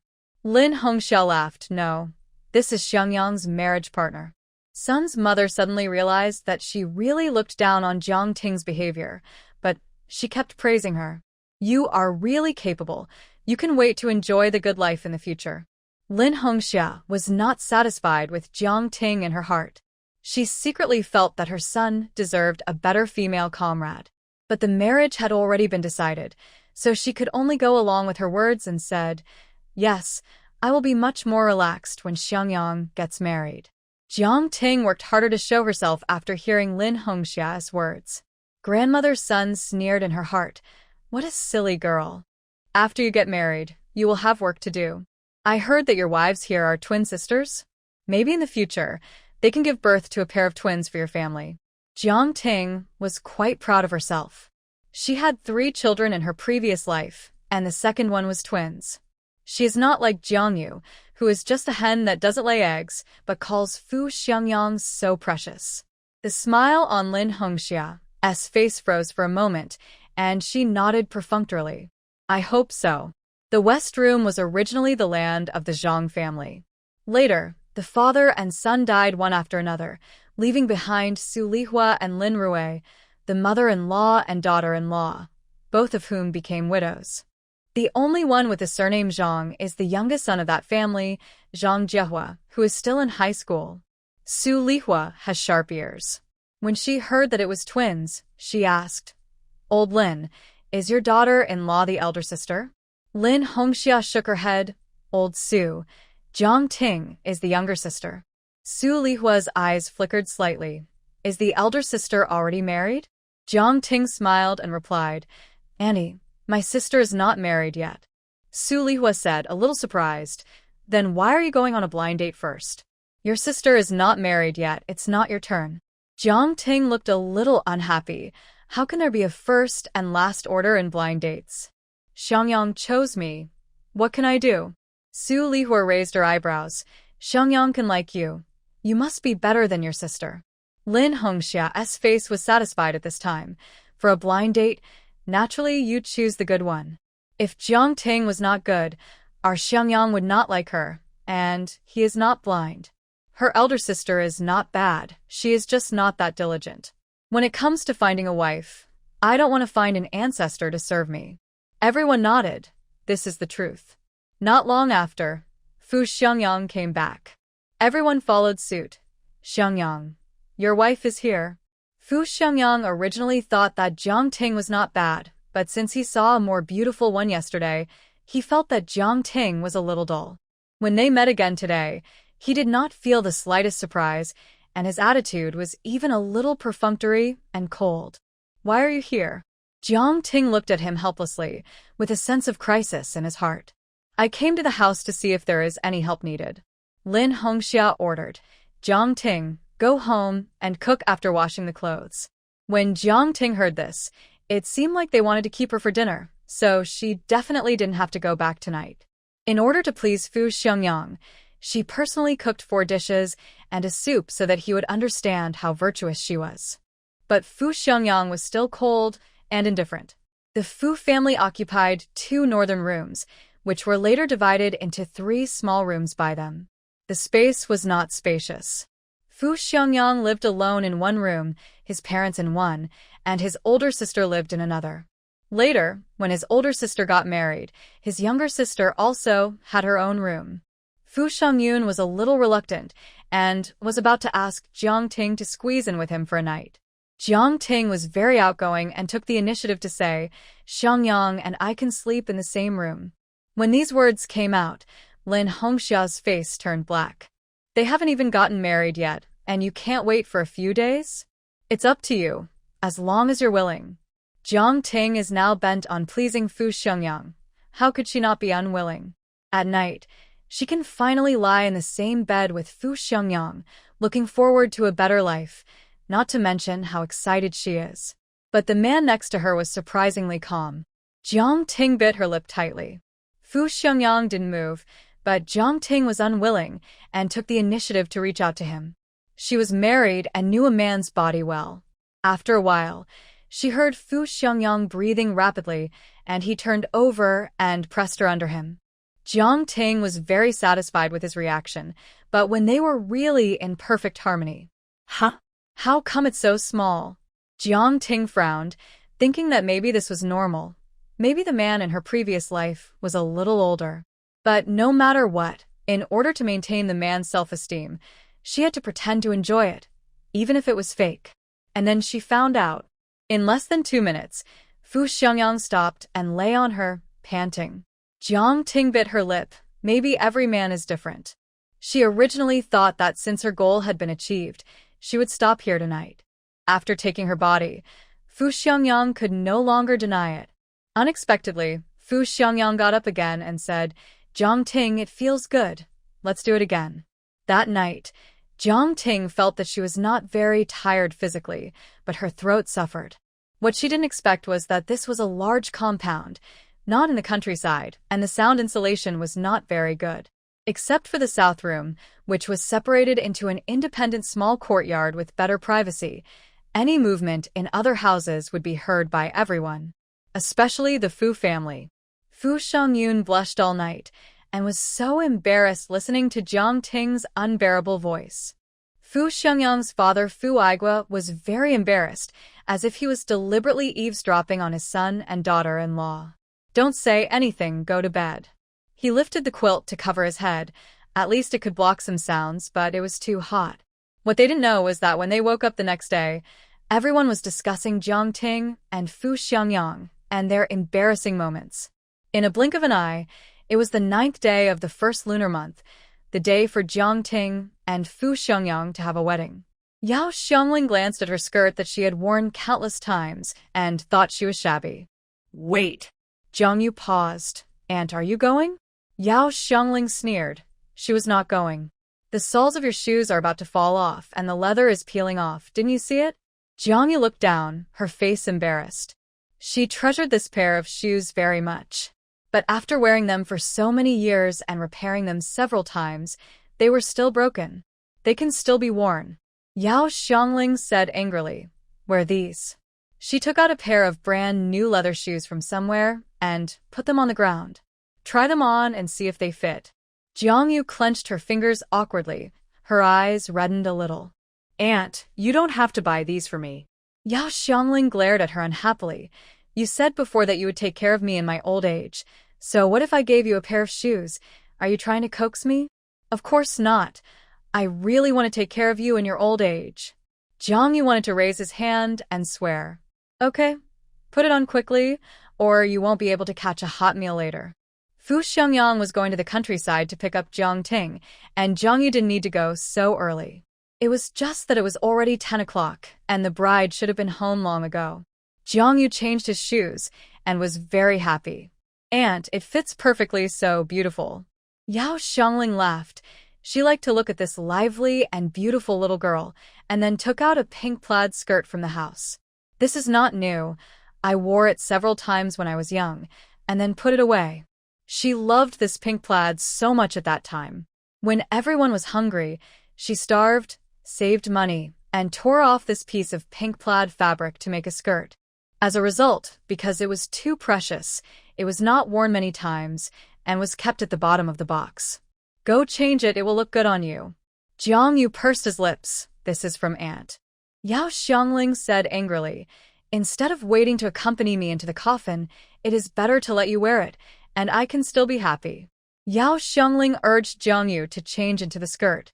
The pink color complements her snow-white skin, making her look like a flower in spring. It looks good, go. Jiang Yu smiled and pinched the hem of her skirt nervously. Aunt, isn't it too ostentatious? Yao Xiangling pulled the corner of her lips and tapped her forehead. How kind do you think your sister is that she specially invited you to have a drink? She just wants you to be a green leaf to set off and step on you to build a reputation. Only you are stupid enough to give her the marriage and let her bully you. Yao Xiangling refused to let her have her way. Jiang Yu wore the skirt, and her already outstanding appearance became even more eye-catching. When she appeared in the slum, she immediately attracted everyone's attention. Su Lihua spoke first. Girl, who are you looking for? Jiang Yu stepped forward politely. Annie, my sister is getting married today, and she is marrying the Fu family in your compound. Su Lihua was stunned and her voice became louder. Are you Xiao Zhang's sister? Jiang Yu nodded. Jiang Ting is my sister. Su Lihua looked her up and down, and no matter how she looked at her, she felt that Jiang Ting could not compare to her. Oh my, everyone come and see. Jiang Ting's sister is here. Jiang Yu didn't understand, and didn't know why she looked like she was watching a show. She didn't know that Lin Hongxia vowed yesterday that she had to choose a good wife. Everyone thought that Jiang Ting was the best of the twin sisters. Now they realized that Lin Hongxia was bragging. The first to come out was Sun's mother. Sun's mother was surprised and said, Is this Jiang Ting's sister? Su Lihua smiled and said, Yes, she is so pretty. Isn't your Liangzi still single? I think we can let the two young people meet each other. Sun's mother spat in her heart. This Su Lihua just has bad intentions. What's the use of being good-looking? She's just a country bumpkin. But she said perfunctorily, Liangzi is stubborn. I can't control him. Let him do it himself. Jiang Yu's smile did not diminish. Knowing that she was Sun Zhaoyang's mother, she did not miss the contempt in her eyes. Not long after, Lin Hongxia inside heard the noise and came out. Su Lihua couldn't wait to see her make a fool of herself and shouted, Old Lin, Xiangyang's sister-in-law is here. Lin Hongxia took a closer look and her face changed. The last time they met, Jiang Yu had been haunting Fu Xiangyang. Fu Xiangyang kept talking about it at home for a long time and complained to matchmaker Yao that he hadn't found out clearly. But today her son was getting married, and even if she didn't like her, Lin Hongxia wouldn't show it on her face. She forced a smile on her face and walked in front of Jiang Yu with pretended enthusiasm. It turns out to be my sister-in-law. Come in quickly. Jiang Ting is waiting for you. Let's go to the restaurant for a drink later. She led Jiang Yu into the house and her face fell. Why did she come at a good time? Why did she come at this time? Jiang Yu seemed to see what she was thinking and explained with a smile. I thought my aunt must be very busy and I shouldn't come to disturb her, but Jiang Ting came to invite me in person, so I had to come. Lin Hongxia forced a smile. What are you talking about? You are Jiang Ting's elder sister. You must come over for a drink. But she cursed a few words in her heart. Jiang Ting, what a fool. Jiang Yu lifted the curtain and entered the new room. The Fu family didn't care much about Jiang Ting. The room was not cleaned up, and they just hastily pasted a couple of wedding characters. There was not even a red quilt on the bed. It looked no different from usual. Jiang Ting, your elder sister is here to see you. Jiang Yu walked into the room. When Jiang Ting saw her, her face turned pale immediately. This pink dress and new leather shoes made her look more like a bride than her. What are you doing here? Jiang Yu thought it was funny. Didn't you ask me to come for a drink? I didn't want to come, but you came to call me. Jiang Ting was so angry that her eyes turned red, and she grabbed the hem of her clothes tightly. Jiang Yu, she shouted. You did it on purpose. Seeing her jumping up and down, Jiang Yu laughed instead. She blinked, looking innocent. Didn't you ask me to come? Jiang Ting was furious. She called Jiang Yu over to see how well she was doing, not to let her show off. This pair of shoes was obviously new and must have been bought for her by her aunt. Jiang Ting knew with her feet that Yao Xiangling did it on purpose. They were all her juniors, but she treated them differently. After a while, Lin Hongxia came and knocked on the door. Jiang Ting, Xiangyang is back to take you to the restaurant. As usual, Jiang Ting had to go in first, then go to the restaurant and toast with Fu Xiangyang. When Jiang Ting heard that Fu Xiangyang was coming, she panicked. You are not allowed to come out. Jiang Yu raised his eyebrows. I still have to drink. Why can't I go out? Didn't you call me? Jiang Ting was full of grievances. Once Jiang Yu showed up, she would definitely disturb her wedding night. Jiang ignored her and walked out. Seeing Jiang face, Sun Ziliang was stunned and exclaimed, Xiangyang, your wife is so beautiful. Jiang laughed. I'm his elder sister-in-law, and I'm here for a drink today. As soon as her identity was revealed, the enthusiasm of many people present was extinguished. Aren't Jiang Ting's sisters also country people?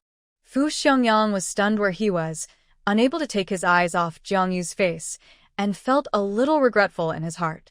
Since he saw her last time, he had a feeling of being deceived. Jiang Yu was obviously the eldest sister, so why did Jiang Ting come out to see her? If it weren't for Jiang Ting, wouldn't it be Jiang Yu who married him today? Fu Xiangyang gritted his teeth, feeling a little unwilling in his heart. He Tinghua patted him on the shoulder behind him and said in a deep voice, Why don't you go pick up your wife? The low voice was oppressive, and the momentum was intimidating without anger. He had been in a high position for a long time, so Fu Xiangyang naturally listened. Things have come to this point, and it is useless to regret. Liangzi, please help me take my elder sister-in-law to the state-owned restaurant. Sun Ziliang was overjoyed and agreed, of course. He had no intention of dating Jiang Yu, but everyone loves beauty, and it would be very impressive for a female comrade like this to ride on his bicycle. But Jiang Yu didn't want to, and refused directly.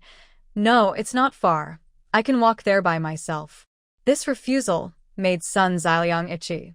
Jiang Ting's reputation had spread throughout the compound, and it was not a good thing to see a city girl so eager to hook her body after finally seeing her. As a result, everyone looked down on Jiang Yu.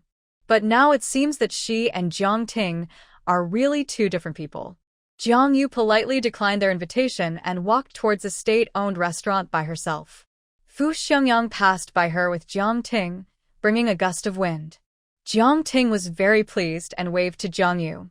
Jiang Yu, we're leaving first. Seeing her like this, Jiang Yu was too lazy to pay attention to her. When they arrived at the state-owned restaurant, Jiang Yu was placed among a group of middle-aged women. Matchmaker Yao was actually there and took the initiative to greet Jiang Yu. With the relationship with Yao Xiangling, she was very concerned about Jiang Yu's marriage and was still looking for one for her. She pulled Jiang Yu and said, You happen to be here too. Do you see the fair-skinned young man over there? He is Sun Ziliang, a very handsome young man. Take this opportunity to say a few words to him. Jiang Yu had a smile on his face, but he was in a dilemma. He didn't know how to refuse Yao the matchmaker. Seeing her enthusiasm, it was not good to say bad things about Sun Ziliang.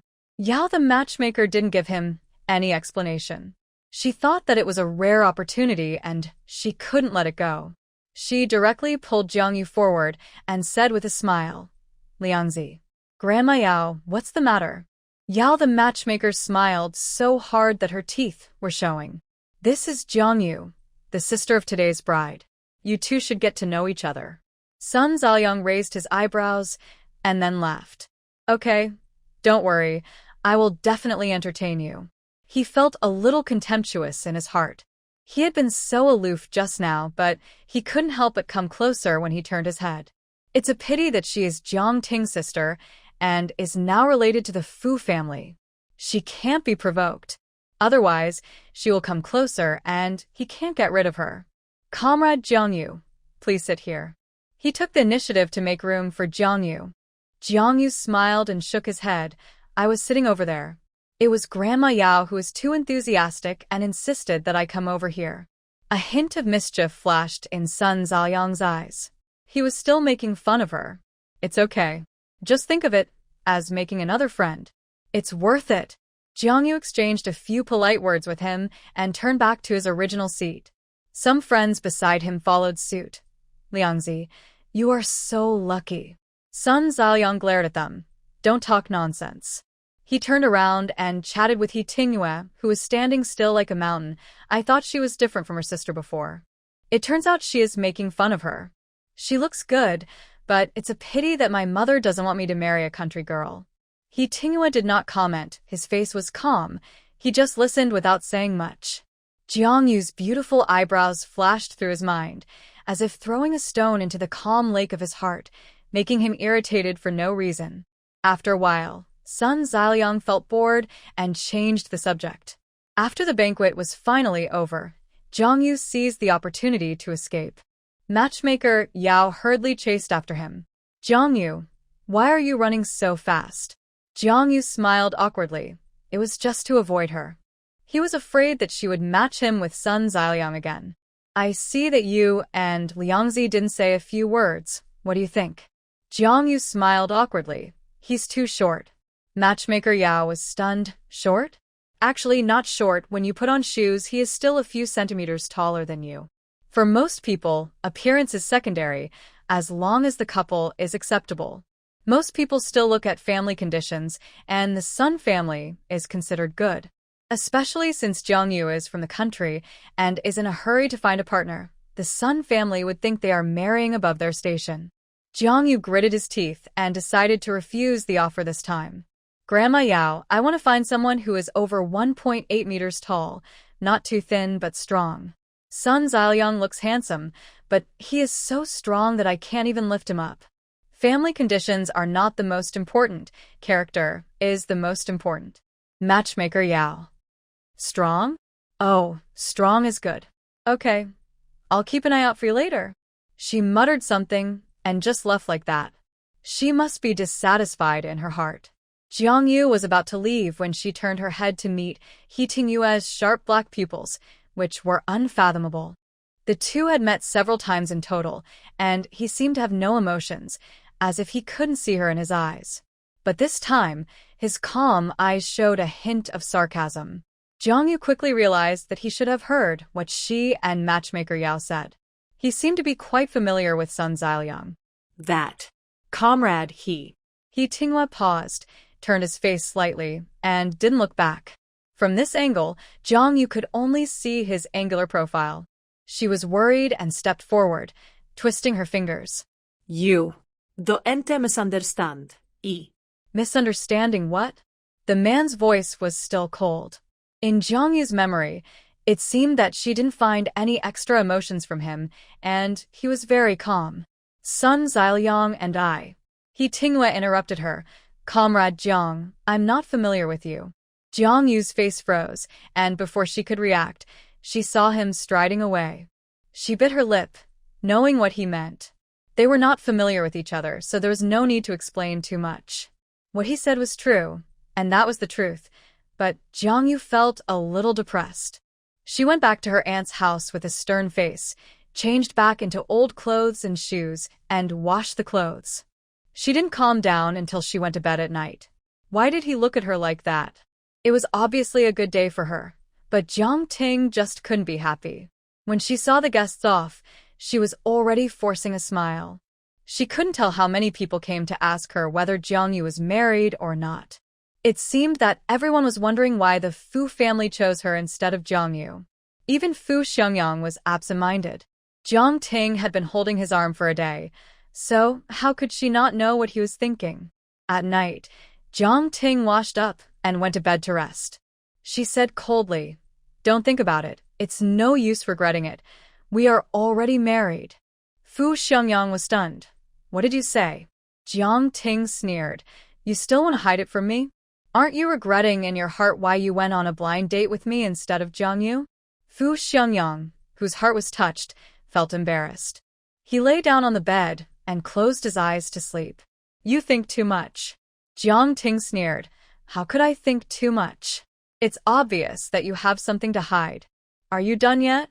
You want to quarrel with me on the first day of marriage?" Fu Xiangyang growled impatiently. He was irritable and couldn't even muster the interest to do that kind of thing. Jiang Ting felt upset. Of course, she didn't want to quarrel, but today was her wedding day, but she was so angry because of Jiang Yu. Obviously, Fu Xiangyang was already her man, but she still felt unhappy in her heart. "I'm not done. I tell you, it's not me who snatched Jiang Yu's marriage. This marriage was originally mine." Since she wanted to quarrel, Fu Xiangyang simply sat up. "Then tell me, your sister hasn't even married yet. How did it get your turn to go on a blind date?" Jiang Ting's eyes widened. Sure enough, she was right. He felt regretful in his heart. She is only a few minutes older than me. What's the difference between her and me? Fu Xiangyang, you have no conscience. You have slept with me, but you are still thinking about Jiangyu. That night, no one in the compound slept, listening to their quarrel. After listening to the corner of the wall, He Fian quietly returned to the south room. Brother, I heard people quarreling in the north room. Brother Xiangyang just got married. Why are they quarreling? He Tinghua gave her a warning look. Don't meddle in other people's business. He Fian pursed her lips and said dissatisfiedly, I heard them talking about the new sister-in-law's sister, and what is the relationship with her sister? Stop talking. He Tinghua scolded lightly. He Fian didn't dare to mention it again. She muttered a few words and went back to the house. He Tinghua looked out the window, and Jiang Yu's delicate eyebrows seemed to pass by his eyes again. He thought that her face was really attractive. Jiang Ting was very upset on the wedding night and was despised by her mother-in-law and sister-in-law for not getting up to make breakfast early in the morning. She felt very aggrieved, but she didn't dare to yell at her mother-in-law, so she had to smile and make breakfast. After coaxing Lin Hongxia to be happy, she found a free time to go out. She bought a ticket and got on the bus, ready to go back to the countryside. Jiang Yu showed her face in front of so many people yesterday, and Jiang Ting suddenly realized that Jiang Yu is good-looking, and it was not difficult for her to find a city man to marry. Jiang Ting was unwilling to let Jiang Yu stay in the city. She should be like herself in her previous life, hiding in a corner and suffering, giving birth to and raising children for a man, and being a yellow-faced woman. As soon as she got off the bus, she rushed towards Nanha village. Jiang Ting married in the city and is now a celebrity in the village. She ignored many people who greeted her along the way. Bah. You just got married yesterday, and you're going back to your parents' home today. Are you being driven back by someone? It seems possible.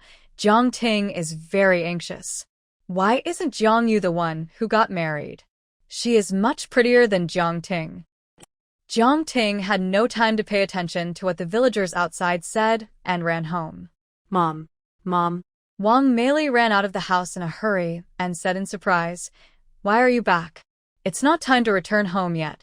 Jiang Ting did not answer her question, but asked, Where is Jiang Hao? Wang Meili curled her lips, except going to find Du Wan. What else can he do? Jiang Ting stomped her feet. You should find her back quickly. Wang Meili ignored her and just made trouble for her every day. Go back to your husband's house if you have nothing to do. Don't go back empty-handed. Bring 2 more pieces of meat.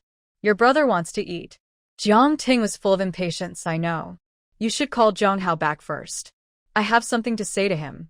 Wang Meili was about to scold her, but in the blink of an eye, she saw Jiang Hao coming back. Jiang Ting hurriedly pulled Jiang Hao into the house, closed the door, and whispered, Does Du Wan agree to your marriage? Jiang Hao brushed her hand away, feeling annoyed. No, she doesn't want to see me now. She insists that my eldest sister must marry her second uncle before she is willing to marry me. But my eldest sister has gone to the city, and my parents are not willing to exchange the bride. Jiang Ting cursed him inwardly for being useless, but she had to coax him.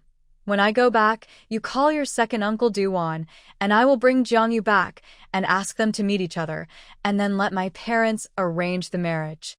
Jiang Hao was stunned. Will this work? Jiang Ting rolled her eyes at him. Why not? She is your eldest sister, and it is her duty to help you get married. Just listen to me, and when your brother-in-law's factory recruits temporary workers, I will notify you first. Jiang Hao was coaxed by her and was confused. He felt that his second sister treated him sincerely. Jiang Ting had to rush back to the compound to cook. There was no time to say more. She only explained to Jiang Hao again and again before rushing to take the bus. In the end, she came back late. When she arrived at the compound, Lin Hongxia had already prepared the meal. Jiang Ting walked in nervously. Mom. Lin Hongxia snorted coldly. Where did you go? I went back to my parents' home. Lin Hongxia was even more unhappy. You went back to your parents' home on the first day of your marriage? What do you mean? Do you think my Xiangyang treats you badly, and you want to go back and complain? Of course not. Mom, Xiangyang treats me very well. It is my blessing to marry him. I am not going back to my parents' home to complain. I have something to do. Jiang Ting expects learned hurriedly. Lin Hongxia was too lazy to argue with her. Eat quickly and clean up the table after you finish eating.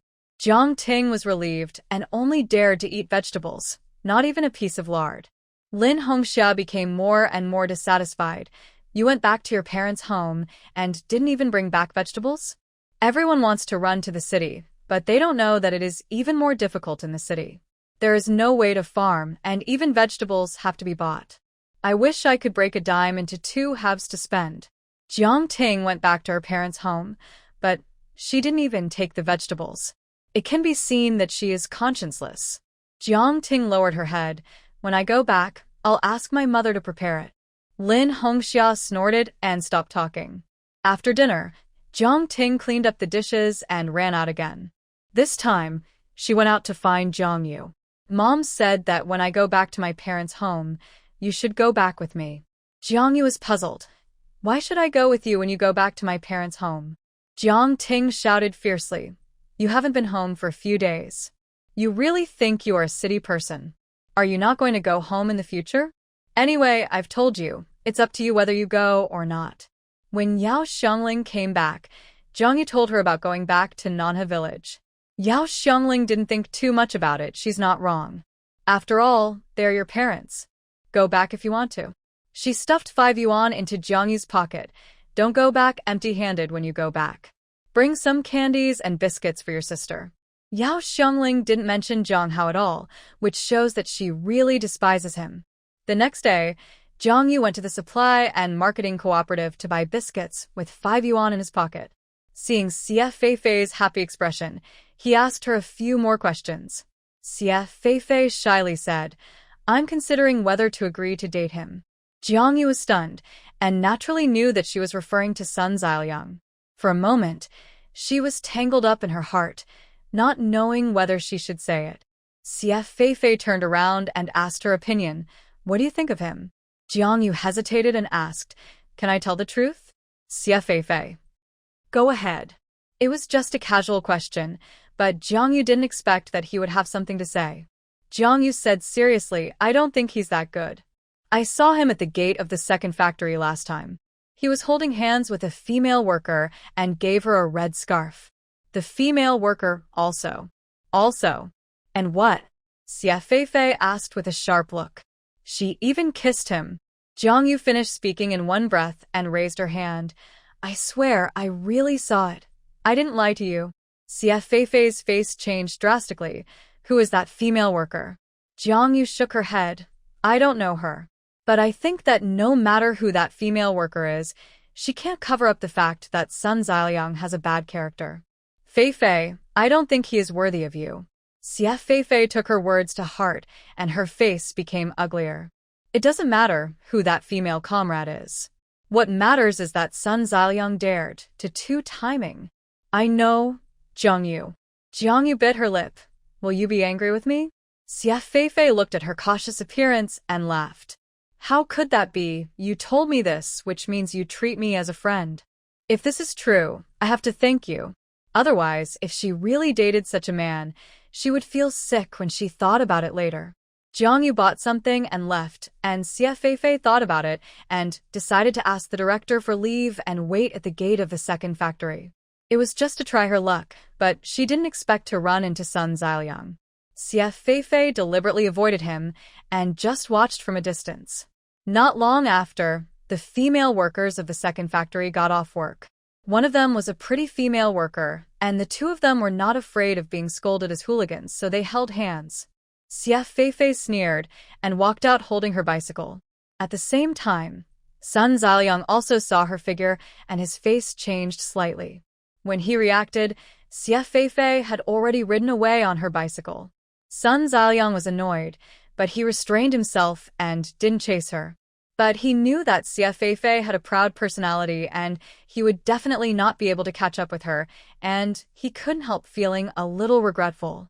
When it comes to dating, of course, Zhao Qing, who he is holding hands with, is knowledgeable and interesting. But when it comes to marriage, it still takes Xie Feifei's identity, which will help him more. Brother Liang, what are you looking at? Zhao Qing called him several times. She had also seen Xie Feifei's figure just now. Her family could afford to buy a bicycle, and she was dressed so neatly and beautifully, so her family must be well off. A woman's intuition told her that Sun Ziliang and that woman were not simple, and Zhao Qing felt a sense of crisis. Sun Ziliang smiled. It's okay. I saw an acquaintance. Let's go. I'll take you to the state-owned restaurant for dinner. I specially asked someone to reserve a portion of braised pork for you. Zhao Qing's heart and eyes were full of him, and she smiled shyly. Brother Liang, you are so good to me. Sun Ziliang's vanity was satisfied, and he pinched the soft flesh on her buttocks, without leaving a trace. Then let's meet at the old place tonight? Zhao Qing glared at him. Okay. Xie Feifei returned home angrily, feeling very upset. She almost felt sick when she thought about how she almost dated such a man. She felt bad when she thought about how she had quarreled with her parents over Sun Ziliang's matter in the past 2 days.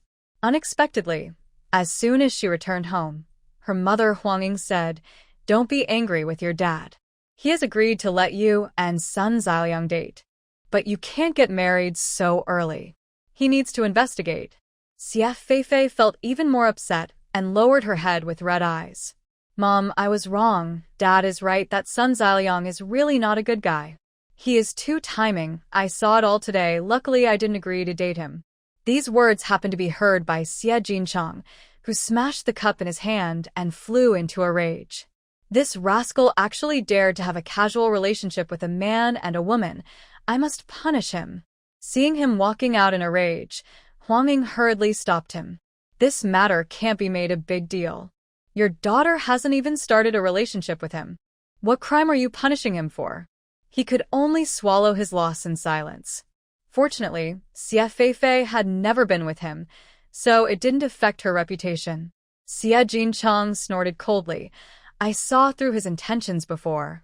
I said he was not a good guy, but you didn't believe it. Sun Ziliang also has an elder sister who signed up to go to the countryside 5 years ago. She is 25 years old this year and has been dragging her feet on getting married in the countryside just to find a way to return to the city. She was exactly 20 years old when she went to the countryside, and she was already of marriageable age and had someone to marry. But if she didn't go, Sun Ziliang would have to go. After much deliberation, Sun's mother ruined her daughter's marriage and asked her to go to the countryside instead of Sun Ziliang. Because of this, she felt guilty towards her daughter and had been trying to find a way to get her daughter back to the city. She asked Sun Ziliang to get close to Xie Feifei only because Xie Jinchang was the deputy director of the second factory, and she wanted to arrange a job for her through him. Huangying frowned. Fortunately, we found out in time. If we had waited until we got married to find out, it would have been difficult. Xie Feifei was dejected. After all, he was the first male comrade she had a crush on, and she was still a little sad. If it weren't for Jiang Yu, I would still be in the dark. Huangying was stunned. Who is Jiang Yu? Why haven't I heard of you? The friend I just made is from the country. She came to the city to visit her relatives and lives in her aunt's house. Thanks to her telling me, I was able to stop the loss in time. With just a few words, Huangying developed a good impression of Jiang Yu. She can tell you about this kind of thing at the risk of offending you, which shows that she really regards you as a friend and is a kind-hearted female comrade. Feifei, you have to open your eyes in the future. People like this are worth making friends with. Xie Jinchang taught her a few words. Huangying took the opportunity to say, you have to thank her well, or invite her to dinner at home. Xie Jinchang said that he should, and let her make the decision. Xie Feifei was not sure. I'll ask her tomorrow, and we'll talk about it if she's free. By the way, Dad, Jiang Yu also wants to find a job. Is there any job suitable for her or him in the second factory? Xie Jinchang frowned. Did she ask you for help? Xie Feifei shook her head. No. She didn't even know your identities, so she just asked me a few questions. Xie Jinchang pondered for a moment. The jobs in the factory are all assigned to one person, and there are restrictions on household registration, so it's not her turn. The next day, Xie Feifei went to find Jiang Yu and mentioned inviting her to dinner at home. Jiang Yu didn't know the identity of Xie Feifei's parents, but she thought that at worst they were grassroots workers in the factory. It was already very good that the three of them were all employees. With the idea of more friends, more ways, Jiang Yu would naturally not refuse. It's just that the time Xie Feifei mentioned happened to coincide with the day when Jiang Ting returned home. What's wrong? Do you have something to do that day? Xie Feifei saw her embarrassment and hurriedly said, "It's okay to do it another day." Jiang Yu hurriedly said, "No need to change the time. I'm free." Xie Feifei nodded. "Okay, that's settled." Unexpectedly, on the day when Jiang Ting returned home, she turned a corner and ran to her aunt's house. "Come on, you go back with me." Her appearance made Jiang Yu feel more and more strange, as if he was afraid that she would run away. "I have something to do. I'll go back in the afternoon. You go first." But Jiang Ting refused and insisted on taking her with her. "We agreed to go back today. You have to go back with me." Jiang Yu stretched out his hand and pushed her, his eyes showing impatience. "It doesn't matter when we go back. I said I would go back in the afternoon. Why are you in such a hurry?" Jiang Ting was afraid that she would see her purpose, and her heart was flustered. "I'm not in a hurry. I just think it's convenient. Anyway, I have to go back. You might as well go with me." Jiang Yu laughed. "Can you ride a bicycle to carry me and let your man chase you? Or do you chase you from behind and let your man carry me?" Jiang Ting's face sank. "You are dreaming. In that case, when I go back, why are you in such a hurry?" Jiang Yu asked back. She glanced at the time. She couldn't go to someone else's house at dinner time. She had to go earlier. Jiang Yu was too lazy to pay attention to her. "I will go back then. Don't worry about it. You go home first." After that, she ran away. She had asked for the address of Xie Feifei's house 2 days ago, but Jiang Yu was not familiar with the city, and after walking around for a few times, she was still in the alley. Just when she wanted to find someone to ask for directions, she saw He Tingyue and Sun Xiaoliang. She hesitated for a moment and walked over. "Comrade Sun." Sun Xiaoliang's eyes lit up. "Comrade Jiang Yu, why are you here?" Jiang Yu smiled and said, "Xie Feifei and I made an appointment to have dinner at her house. I couldn't find her house, so I came here to ask for directions." "Xie Feifei?" Sun Xiaoliang couldn't hide his surprise. "She invited you to dinner at her home?" Jiang Yu laughed and looked at him meaningfully. "It's all thanks to you. It's all thanks to you." "Yes, I helped her. Her parents thanked me and invited me to her house for dinner. I was embarrassed to refuse, so I went to her house shamelessly." Sun Xiaoliang is still regretting offending Xie Feifei, but he didn't expect that Jiang Yu could easily control the female comrade who had not been well received after working so hard for so long. "How did you help her?" Jiang Yu curled the corners of his lips and tilted his head with a smile. "She was almost bitten by a dog, and I helped her. Otherwise, if she was bitten by this dog, she would have torn off a large piece of meat." Sun Xiaoliang. She was almost bitten by a dog.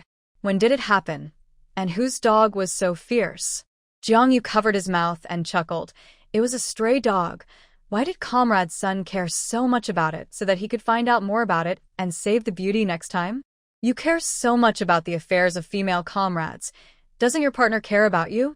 Sun Xiaoliang's face froze. What partner? Oh, isn't that female worker from the second factory your partner? You gave her a red scarf. I saw it all. When are you getting married? I guess you won't invite me, so I'll say congratulations to you in advance. Jiang Yu had a smile on her face, but Sun Xiaoliang felt uncomfortable listening to it, as if he was implied. Comrade Jiang Yu, you misunderstood. That's my sister. Jiang Yu was stunned. Sister? You city people are really good at having fun. You even kiss your sister? Oh, I understand. Who can say that a sister is not a sister? Okay, I'll go first. She waved her hand and went to Xie Feifei's house. Sun Xiaoliang was very angry. What kind of person is that? He Tingyue glanced at him coldly. Sun Xiaoliang's hair stood up, and he hurriedly said, Brother Yu, don't misunderstand.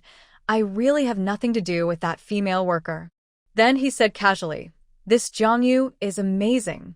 At first, she acted so aloof when she saw us, and then she chatted with me, and then she climbed up to Deputy Director Xie's house. He Tingyue did not respond, but asked in a calm voice, Have you pursued Xie Feifei? Hit the nail on the head. Sun Xiaoliang's face changed drastically when he was hit on the heart. She didn't agree to me. I have nothing to do with her. It was because Xie Feifei didn't agree that he dared to play like this. Otherwise, wouldn't that be hooliganism? He Tinghua sneered, stepped forward, and spoke sharply. Sun Xiaoyang probably still doesn't know that the dog in Jiang Yu's mouth is him. And the sharp-tongued Jiang Yu has already arrived at Xie Feifei's house. Xie Feifei hurriedly pulled her into the house. Why so late? Jiang Yu said, I couldn't find your house at first, and then I met Sun Xiaoyang. It's so unlucky. Xie Feifei burst into laughter and felt deeply. It's really unlucky. She pulled Jiang Yu into the house. These are my parents. Hello, uncle and aunt. Jiang Yu greeted her gracefully. Huang Ying's eyes were filled with amazement, and she stood up and held Jiang Yu's hand. Old Xie, I've been in Beijing for so many years, but I've never seen a girl prettier than Xiao Jiang. Moreover, she had clear eyes and a generous temperament.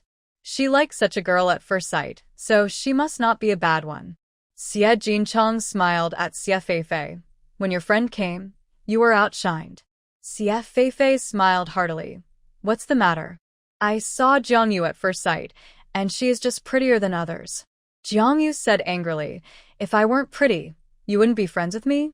Of course not, but we certainly wouldn't have known each other so quickly. Xie Feifei winked mischievously. Huang Ying went to the kitchen and asked someone to serve the meal.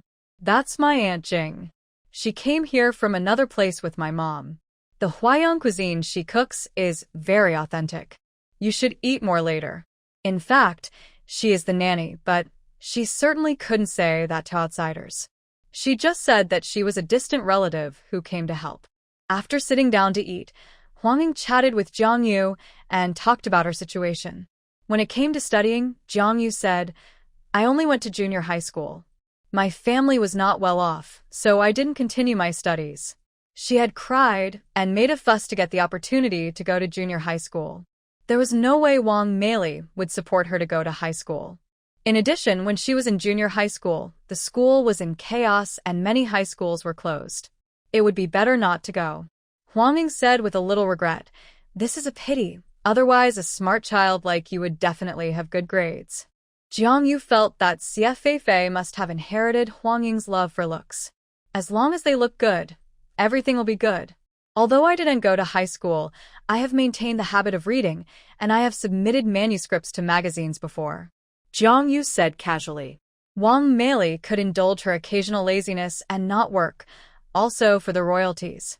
But the trouble in the past few years was serious, and she had to be more cautious in writing articles. Later, the magazine was closed, and she stopped writing, which made Wang Meili very dissatisfied. Hearing that she had submitted manuscripts, Huang Ying became interested.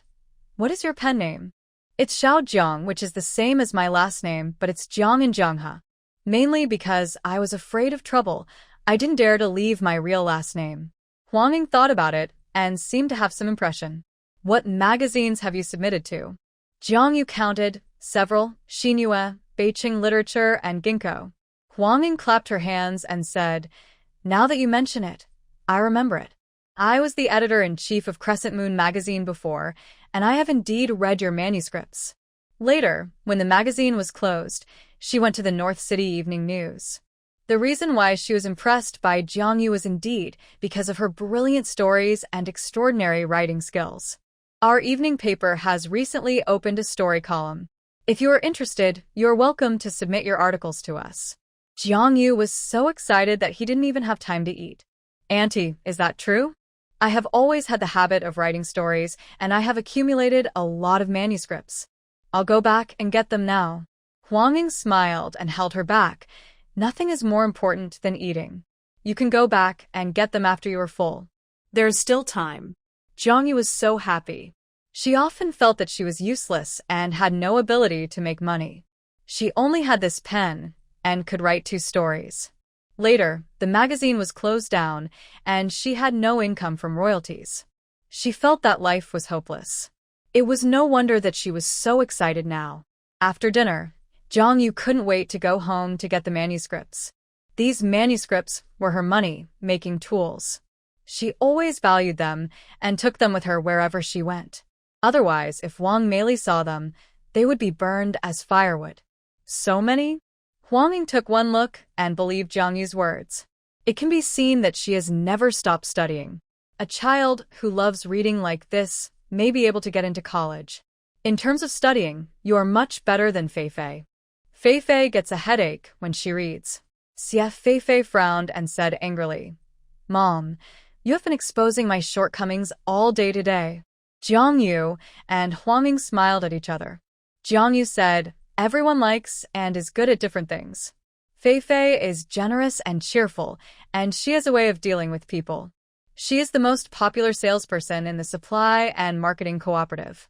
It's a pity that the Supply and Marketing Cooperative does not have an award for the most beautiful salesperson. Otherwise, she deserves it. Xie Feifei is a person who shines with a little sunshine. If she had a tail, it would be up now." "Mom, you heard it, I'm very good." Huangming smiled and nodded at her, and then looked at Jiangyu's manuscripts attentively. Occasionally, she discussed with Jiangyu and instructed her to revise the manuscripts. With this revision, an afternoon passed in a blink of an eye. Huangming selected 2 articles and said to try the waters first. If the response is good, let her continue to submit another day. "Jiangyu, you have a good foundation. Don't waste your talent and skills. Keep the habit of reading and writing." With Huang Ying's encouragement, Jiangyu's heart was filled with blood, boiling to the point of tears. This was the first time that someone supported what she did so straightforwardly. Huang Ying truly affirmed her and told her that this was the right choice. "Auntie, I will continue to study." After leaving Xie's house, Jiangyu suddenly realized that she had forgotten to go home. It was already 5 o'clock, and there were only 2 buses to the countryside a day, so she had missed it long ago. Jiangyu was only annoyed for a moment, and her mood was soon filled with joy again. According to the royalties she had submitted previously, if these 2 stories were selected, she should be able to earn 10 yuan, and she would be so happy. It was just that Jiang Ting came to her door as soon as she got home. Jiangyu knew even without her saying anything that it must be about going home. "Jiangyu, are you sick? You said you would go home today. Where did you go?" Jiangyu thought that he had indeed broken his promise, so he apologized to her. "I have something to do today. I'll go home to see my parents next time." Jiang Ting was so angry. "Next time? Don't even mention how angry your parents are. You go and explain it to them yourself." Jiang Hao specially notified Du Wan and asked Du Wan to bring her second uncle over, and even Du Wan's grandparents came. As a result, Jiangyu didn't even see a single person and directly stood them up. Who wouldn't be angry? Jiang Ting turned her face away guiltily. "Anyway, my parents are very angry. I don't care." Jiangyu closed the door and didn't think too much. Thinking of the upcoming royalties, she felt so happy. "Aunt, my friend's mother is the editor-in-chief of North City Evening News. My article was selected today, and I will get the royalties soon. Then I'll treat you to a meal. Your royalties are only a few dollars. Keep them for yourself." While saying this, Yao Xiangling was actually very relieved. Daughters are the best and considerate. On the other side, Jiang Hao was coaxing Du Wan. Her family was very angry today, and Du Wan even scolded Jiang Ting in person and almost got into a fight. "My grandparents are very angry. If your family had never thought about marrying your eldest sister from the beginning, we should have broken up as soon as possible." Jiang Hao was reluctant and hurriedly pulled her hand. "Today was an accident. We have already agreed with my eldest sister. Don't worry, I will definitely convince my parents. They love me the most." Du Wan said angrily, "I may be pregnant with your child. It has to be as soon as possible, okay? As soon as my second uncle gets married, my family can arrange our wedding." Jiang Hao was so confused by her coaxing that he immediately returned home and had a big temper with Wang Meili. "Do you only want Jiangyu's daughter, and don't even want me, your son? You don't care about my marriage. When I have children in the future, I won't let them call you grandpa and grandma." Old Mrs. Yi hurriedly coaxed, "Why are you angry? I'm just trying to find a solution for you. 300 yuan, you have to wait for your eldest sister to bring the money back." Jiang Hao snorted heavily. Only you believe her words. She doesn't dare to go home because she has no money. No matter how much my aunt loves her, how could she give us 300 yuan for no reason? Old Mrs. Yi frowned and said anxiously, "What should we do?" Jiang Hao said with his head down. There is a good way right now, but you just don't want to. It's obvious that you just don't want to marry Jiang Yu over. Wang Meili was getting irritated. The person had run to the city, and she couldn't just tie him back. Old Mrs. Yi suggested a solution. You pretend to be sick and let Jiang Yu come back to meet him. Wang Meili was stunned and hesitated. Will this work? Jiang Hao patted his chest. Of course it will work. Mom, think about your future grandson. For the sake of his lifelong event, Wang Meili had to compromise. 2 days later, Jiang Yu had just received the 10 yuan manuscript fee and was dragged back to Nanhe village by Jiang Ting in the blink of an eye. It was said that Wang Meili was sick and asked her to go home to see her. Jiang Yu did not have time to go back to her aunt's house to get things and was pushed into the car by Jiang Ting. After hurrying back to Nanhe village, as soon as she entered the door, she saw a man about the same age as Jiang Yonghua, staring at her with his eyes wide open. There was a female comrade sitting next to Jiang Hao, looking at her with an arrogant look. Jiang Yu was not stupid. When she saw Wang Meili's healthy and normal face, she knew why they tricked her back. Is this your eldest sister? Du roi Nasked. Jiang Hao nodded. My eldest sister Jiang Yu. Du-won looked at Jiang Yu from head to toe.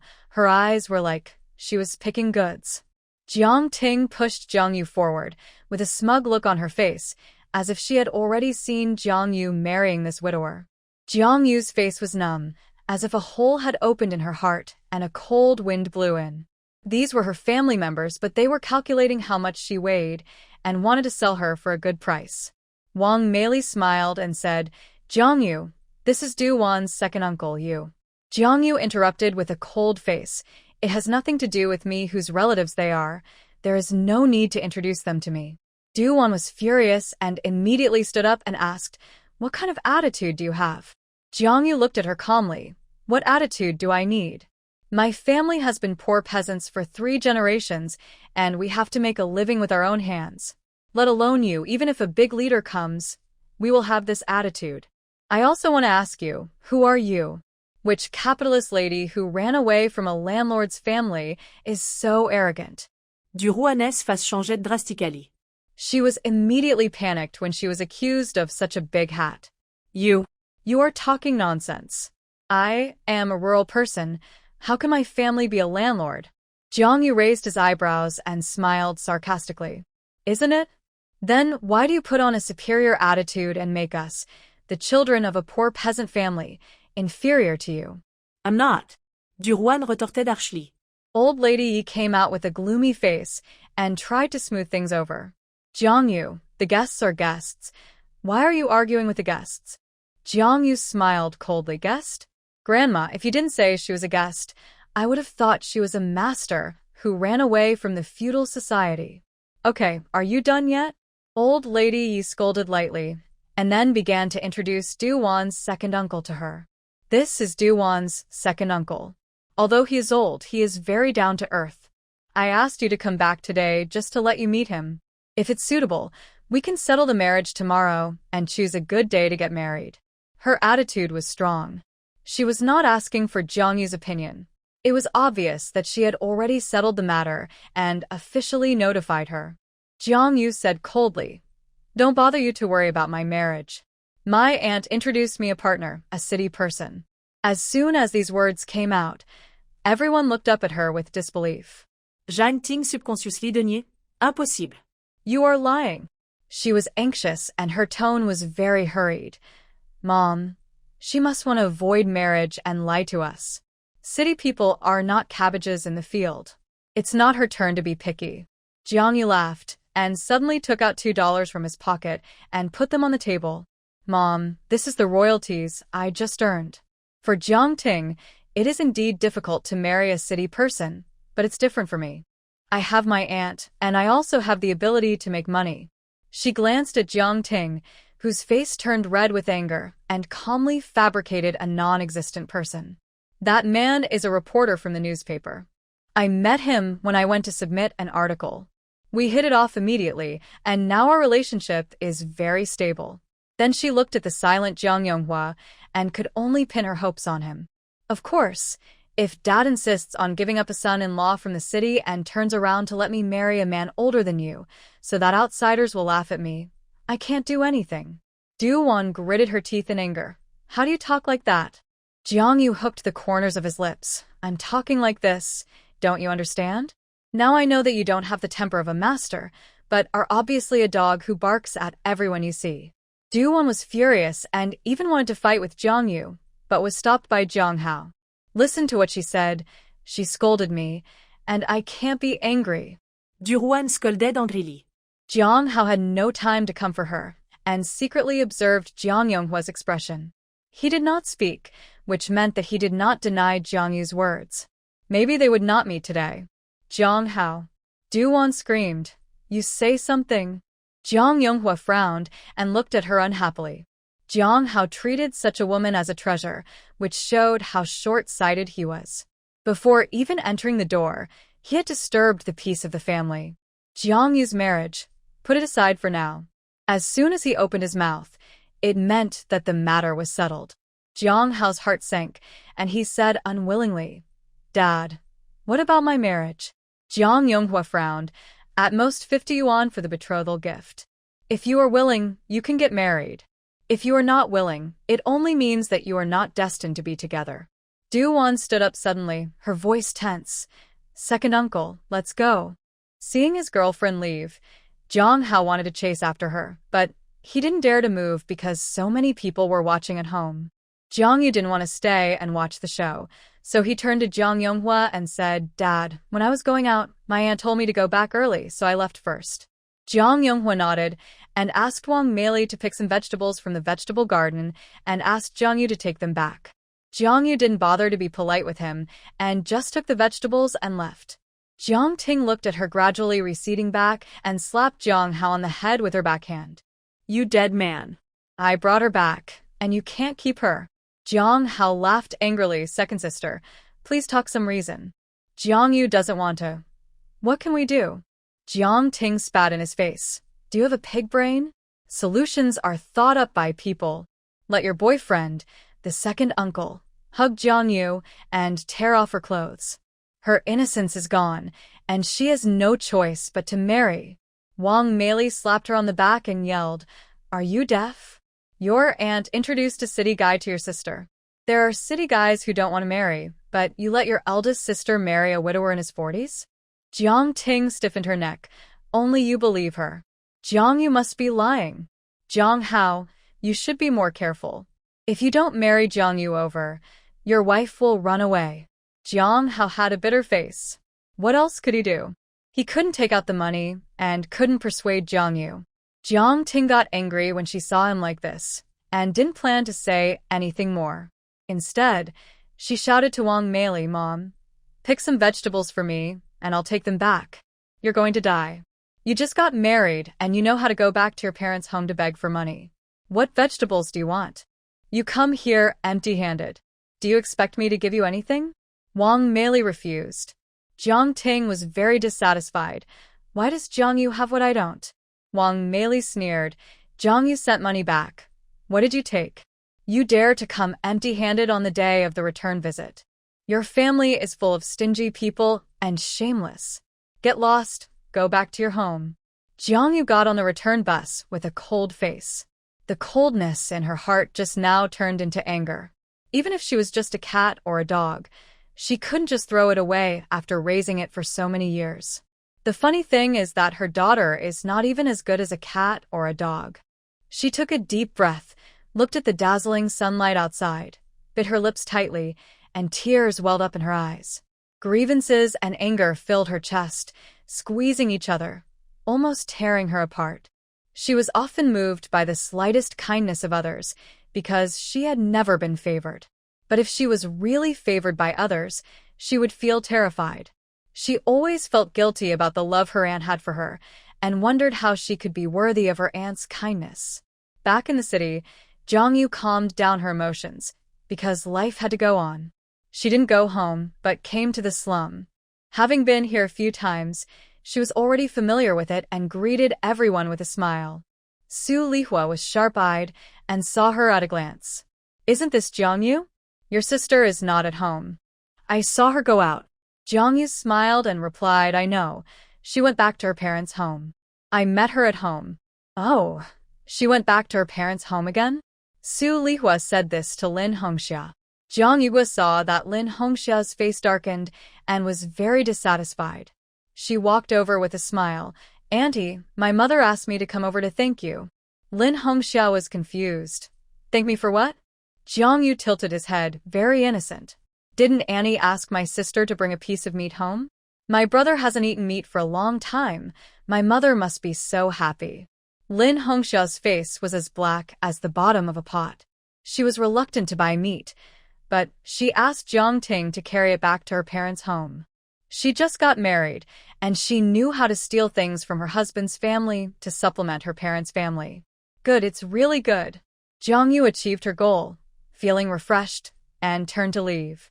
As soon as she turned around, she met He Tingyue's cold eyes. Jiang Yu's smile froze at the corners of her lips, as if every time she did something bad, he would find out. She bit her lip, feeling guilty. But she was right. It was Jiang Ting who came to provoke her first. Jiang Yu retracted her gaze, lowered her head slightly, and walked out of the compound quickly.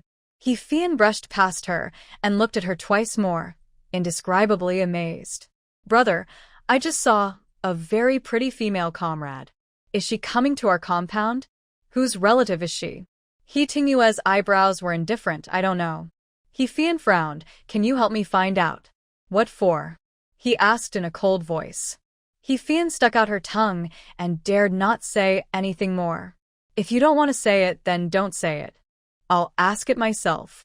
It was also a coincidence that in the afternoon, she saw Jiang Yu again at the Supply and Marketing Cooperative.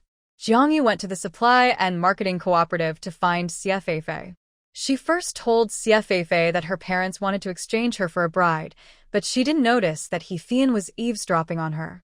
Xie Feifei was indignant. What era is this? How can there still be such parents? She is the only daughter of her parents. There is no such thing as favoring boys over girls, let alone favoritism. Naturally, she doesn't understand what Wang Meili and Jiang Yonghua are thinking. Jiang Yu held her hand, his face full of worry. I won't hide it from you. My purpose of coming to the city is very clear, which is to get rid of my parents and marry a city person. Xie Feifei nodded heavily. I understand. I will keep an eye out for you. Jiang Yu shook his head and drooped his eyelids. But I found that it is too difficult to find a suitable man. I can stay in the city for 2 months at most, and I have to go back when the time is up. By then, it is inevitable that I will be sold out by my parents.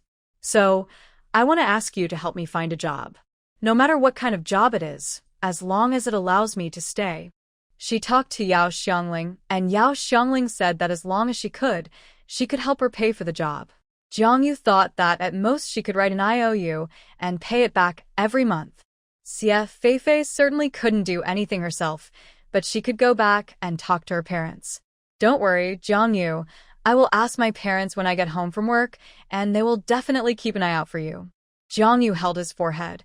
I am also desperate, and finding a job is not that simple. If there is really no other way, forget it. I will find a matchmaker to see if there is a suitable partner. Xie Feifei nodded. Two-pronged approach, no job, but having a partner is fine. Jiang Yu thought so too. She thanked Xie Feifei, and just after she finished speaking, she turned around and saw Zhao Qing. Zhao Qing rushed to Xie Feifei crying without saying anything. She was born with the appearance of a little white flower, and her crying was pitiful and made people think of something else. When Xie Feifei was not paying attention, she was grabbed by her hand. You are Comrade Xie Feifei, right? Xie Feifei was stunned and nodded, and suddenly felt that she looked familiar. Zhao Qing sobbed. I beg you, don't compete with me for a partner, okay? She said something shocking, and as soon as she said this, everyone around fell silent and looked at them. Xie Feifei reacted quickly and pulled her hand out. Are you sick? I don't even know you. Zhao Qing said quickly. My partner is Sun Ziliang, a mechanic from the second factory. I heard that he gave you a red scarf before. I really like him. Please don't compete with me for it, okay? You are so good. You will definitely find a better partner in the future. Xie Feifei was so angry that her face turned red. Zhao Qing said this as if she was the third party. Sun Ziliang and I have nothing to do with each other. He did give me a red scarf, but he never told me that he already had a partner. According to what you said, I am so good, but I don't have to be with him. If I had known that he had a partner, I would not have paid any attention to him at all. Zhao Qing accused with tears in her eyes. Then why did you accept his red scarf? How far have you two come? Xie Feifei was amused by her and reached out to grab her. I have nothing to do with him. If you don't believe me, let's go to the second factory to find Sun Ziliang and confront him face to face. As a result, Zhao Qing dodged her hand and ran out, not wanting to confront her at all. Jiang Yu was quick-witted and caught Zhao Qing. You are not allowed to run. This matter hasn't been made clear yet, and you just ran away like this. Who will be responsible for the loss of Xie Feifei's reputation? You left these unclear words, and now everyone thinks that Xie Feifei has stolen your partner. I don't need to say more about how important the reputation of female comrades is, right? This matter must be made clear. Zhao Qing looked flustered. She just wanted to teach Xie Feifei a lesson and ran out to disgust her, so she didn't think about confronting him. Otherwise, if Sun Ziliang was unhappy, he might abandon her immediately. If she says no, then no. I'm in a hurry to go to work, so I won't say anything more. Jiang Yu sneered and held her tightly. Just in time for you to go to work at the second factory. Let's go to the second factory together to confront Sun Ziliang. Feifei, let's go. Before Zhao Qing worked as a female worker in the second factory, she was also a country girl, and she was quite strong. In a blink of an eye, she broke free from Jiang Yu's hands and was later caught by Xie Feifei. Xie Feifei finally saw through her intentions and was so annoyed that she had never seen such a person. When she saw Zhao Qing and Sun Ziliang together before, she didn't think of blaming Zhao Qing. Obviously, both of them were innocent, and it was all Sun Ziliang's fault. So why did Zhao Qing come to trouble her? I have no grudges against you, and you suddenly came out to ruin my reputation, and in a blink of an eye, you wanted to run away after I exposed you. There is no such a good thing in the world. If you run away today, how will the people in the supply and marketing cooperative look at me? There were many people watching the show, and seeing Zhao Qing crying, they subconsciously leaned towards her. Even the look in his eyes when he looked at Xie Feifei was a little wrong. As a result, when it comes to confrontation, Zhao Qing turned around and ran away, which shows that she is guilty. On the other hand, Xie Feifei is righteous and not afraid to go to the leader, which makes Zhao Qing look guilty. In broad daylight, slandering the reputation of other female comrades is no different from killing someone with a borrowed knife. Can this be tolerated? Of course not. Now, no matter how Zhao Qing cries, no one around her will pay attention to her. Xie Feifei and Jiang Yu dragged Zhao Qing to the second factory. He Fian hurriedly followed. I'll help you. Xie Feifei and her had a nodding acquaintance, but they were not familiar with each other. Because of what happened today, she felt a little grateful to He Fian and smiled at her. When they arrived at the gate of the second factory, the guard would not let them in. He Fian stepped forward. My brother is He Tingyue, the chief of your security department. Comrade Zhao Qing has committed a crime, and it is your second factory that should deal with it. After saying this, even Jiang Yu looked at her twice more. It turned out to be He Tingyue's sister. Don't say it, if you look closely, she really looks a bit like him. When the security guard heard that she was He Tingyue's sister, he immediately opened the door. Turning his head to look at Zhao Qing, he looked at her for a moment and found that she was indeed a female worker in his factory. No, what did she do wrong? The four female comrades stood here, not knowing whether it was a big deal or a small matter. Call out the leaders of your second factory first. This matter is not over today. Xie Feifei yelled. When the security guard heard it, he quickly went to call people. He first notified the security department and then notified Zhao Qing's workshop leader, who reported it to the workshop director. Later, someone knew that Zhao Qing and Sun Ziliang had an unusual relationship, so they ran to inform him secretly. Xie Feifei and others were invited to the security department office. He Tingyue's eyes swept over, causing He Fian to shrink her head. Jiang Yu felt that he looked more fierce than usual, and his momentum was particularly oppressive. Later, the workshop director came over, and his face looked a little bad. It was August in a blink of an eye, and the new month was about to be evaluated and appraised. Zhao Qing had just started, and they would definitely be criticized in the end-of-month evaluation. Everyone was there, and Xie Feifei was very eloquent, and she made things clear in just a few words. Jiang Yu suggested, "Comrade Zhao Qing said that she was dating Comrade Sun Ziliang from your factory. This matter is related to him. I think we should call him over to explain it to him in person, so as to avoid misunderstandings later." He Tingwei glanced at the people behind him. "Tong Fong, go call Sun Ziliang." Tong Fong was suddenly called out, and his reaction was a little slow. He and Sun Ziliang were from the same compound, so naturally he was biased. If Sun Ziliang was called, this matter would have some impact on him. Seeing his hesitation, Jiang Yu asked, "Female comrades can meet people, but he is a male comrade. Is he so ashamed to meet people?" Tong Fong ran out to call for help. As luck would have it, he caught Sun Ziliang, who wanted to escape. "Brother Fong, just pretend you didn't see me, okay? I'll treat you to dinner some other day." Sun Ziliang was really panicked because Xie Feifei was the daughter of the deputy factory director. Tong Fongwei said in embarrassment, "Do you think I don't want to help you? It was Brother Yu who asked me to come here. You can't avoid it today, so you'd better come out and make things clear." Sun Ziliang regretted it so much. He shouldn't have had anything to do with Zhao Qing. He thought it was just a joke, but now he can't get away. As soon as he showed up, Zhao Qing raised her tear-stained face and cried out sadly, "Brother Liang." Sun Ziliang ignored her. He hated Zhao Qing so much now. Xie Feifei sneered, "Sun Ziliang, your girlfriend went to my supply and marketing cooperative and made a scene, saying that I stole her girlfriend.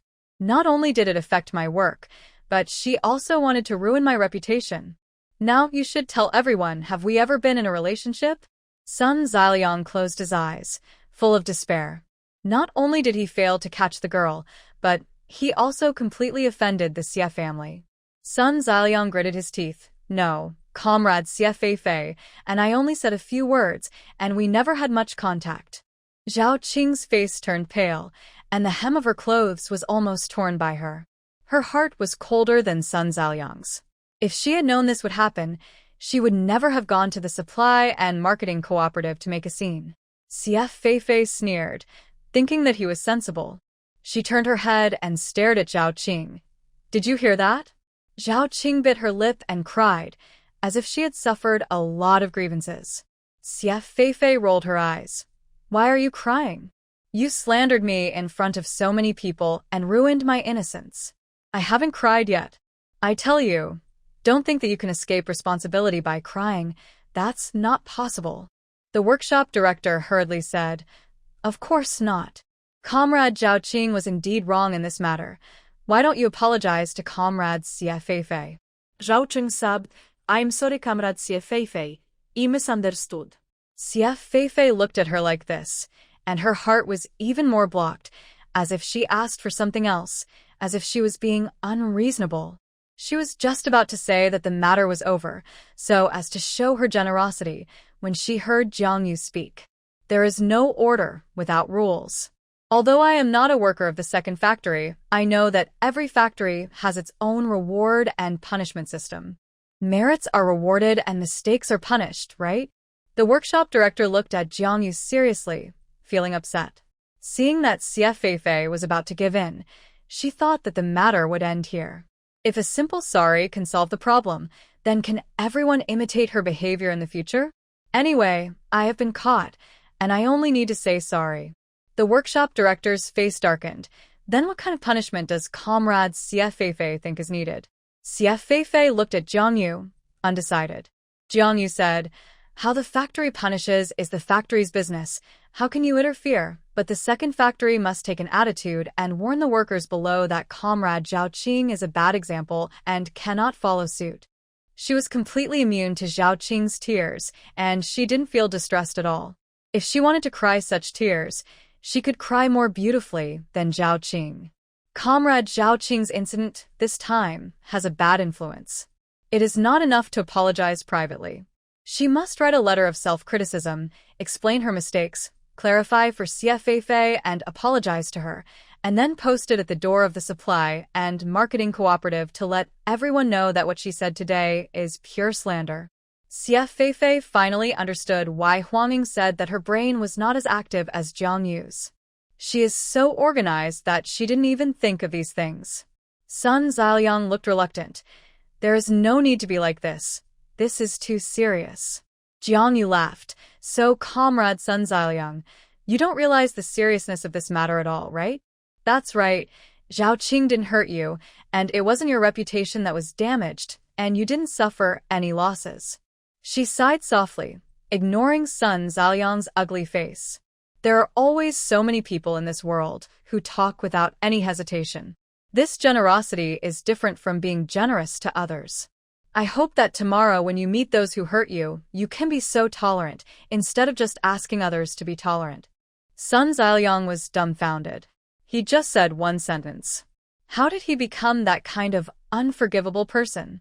In the past, I saw Jiang Yu as a gentle female comrade, but today, why do I find that she is different?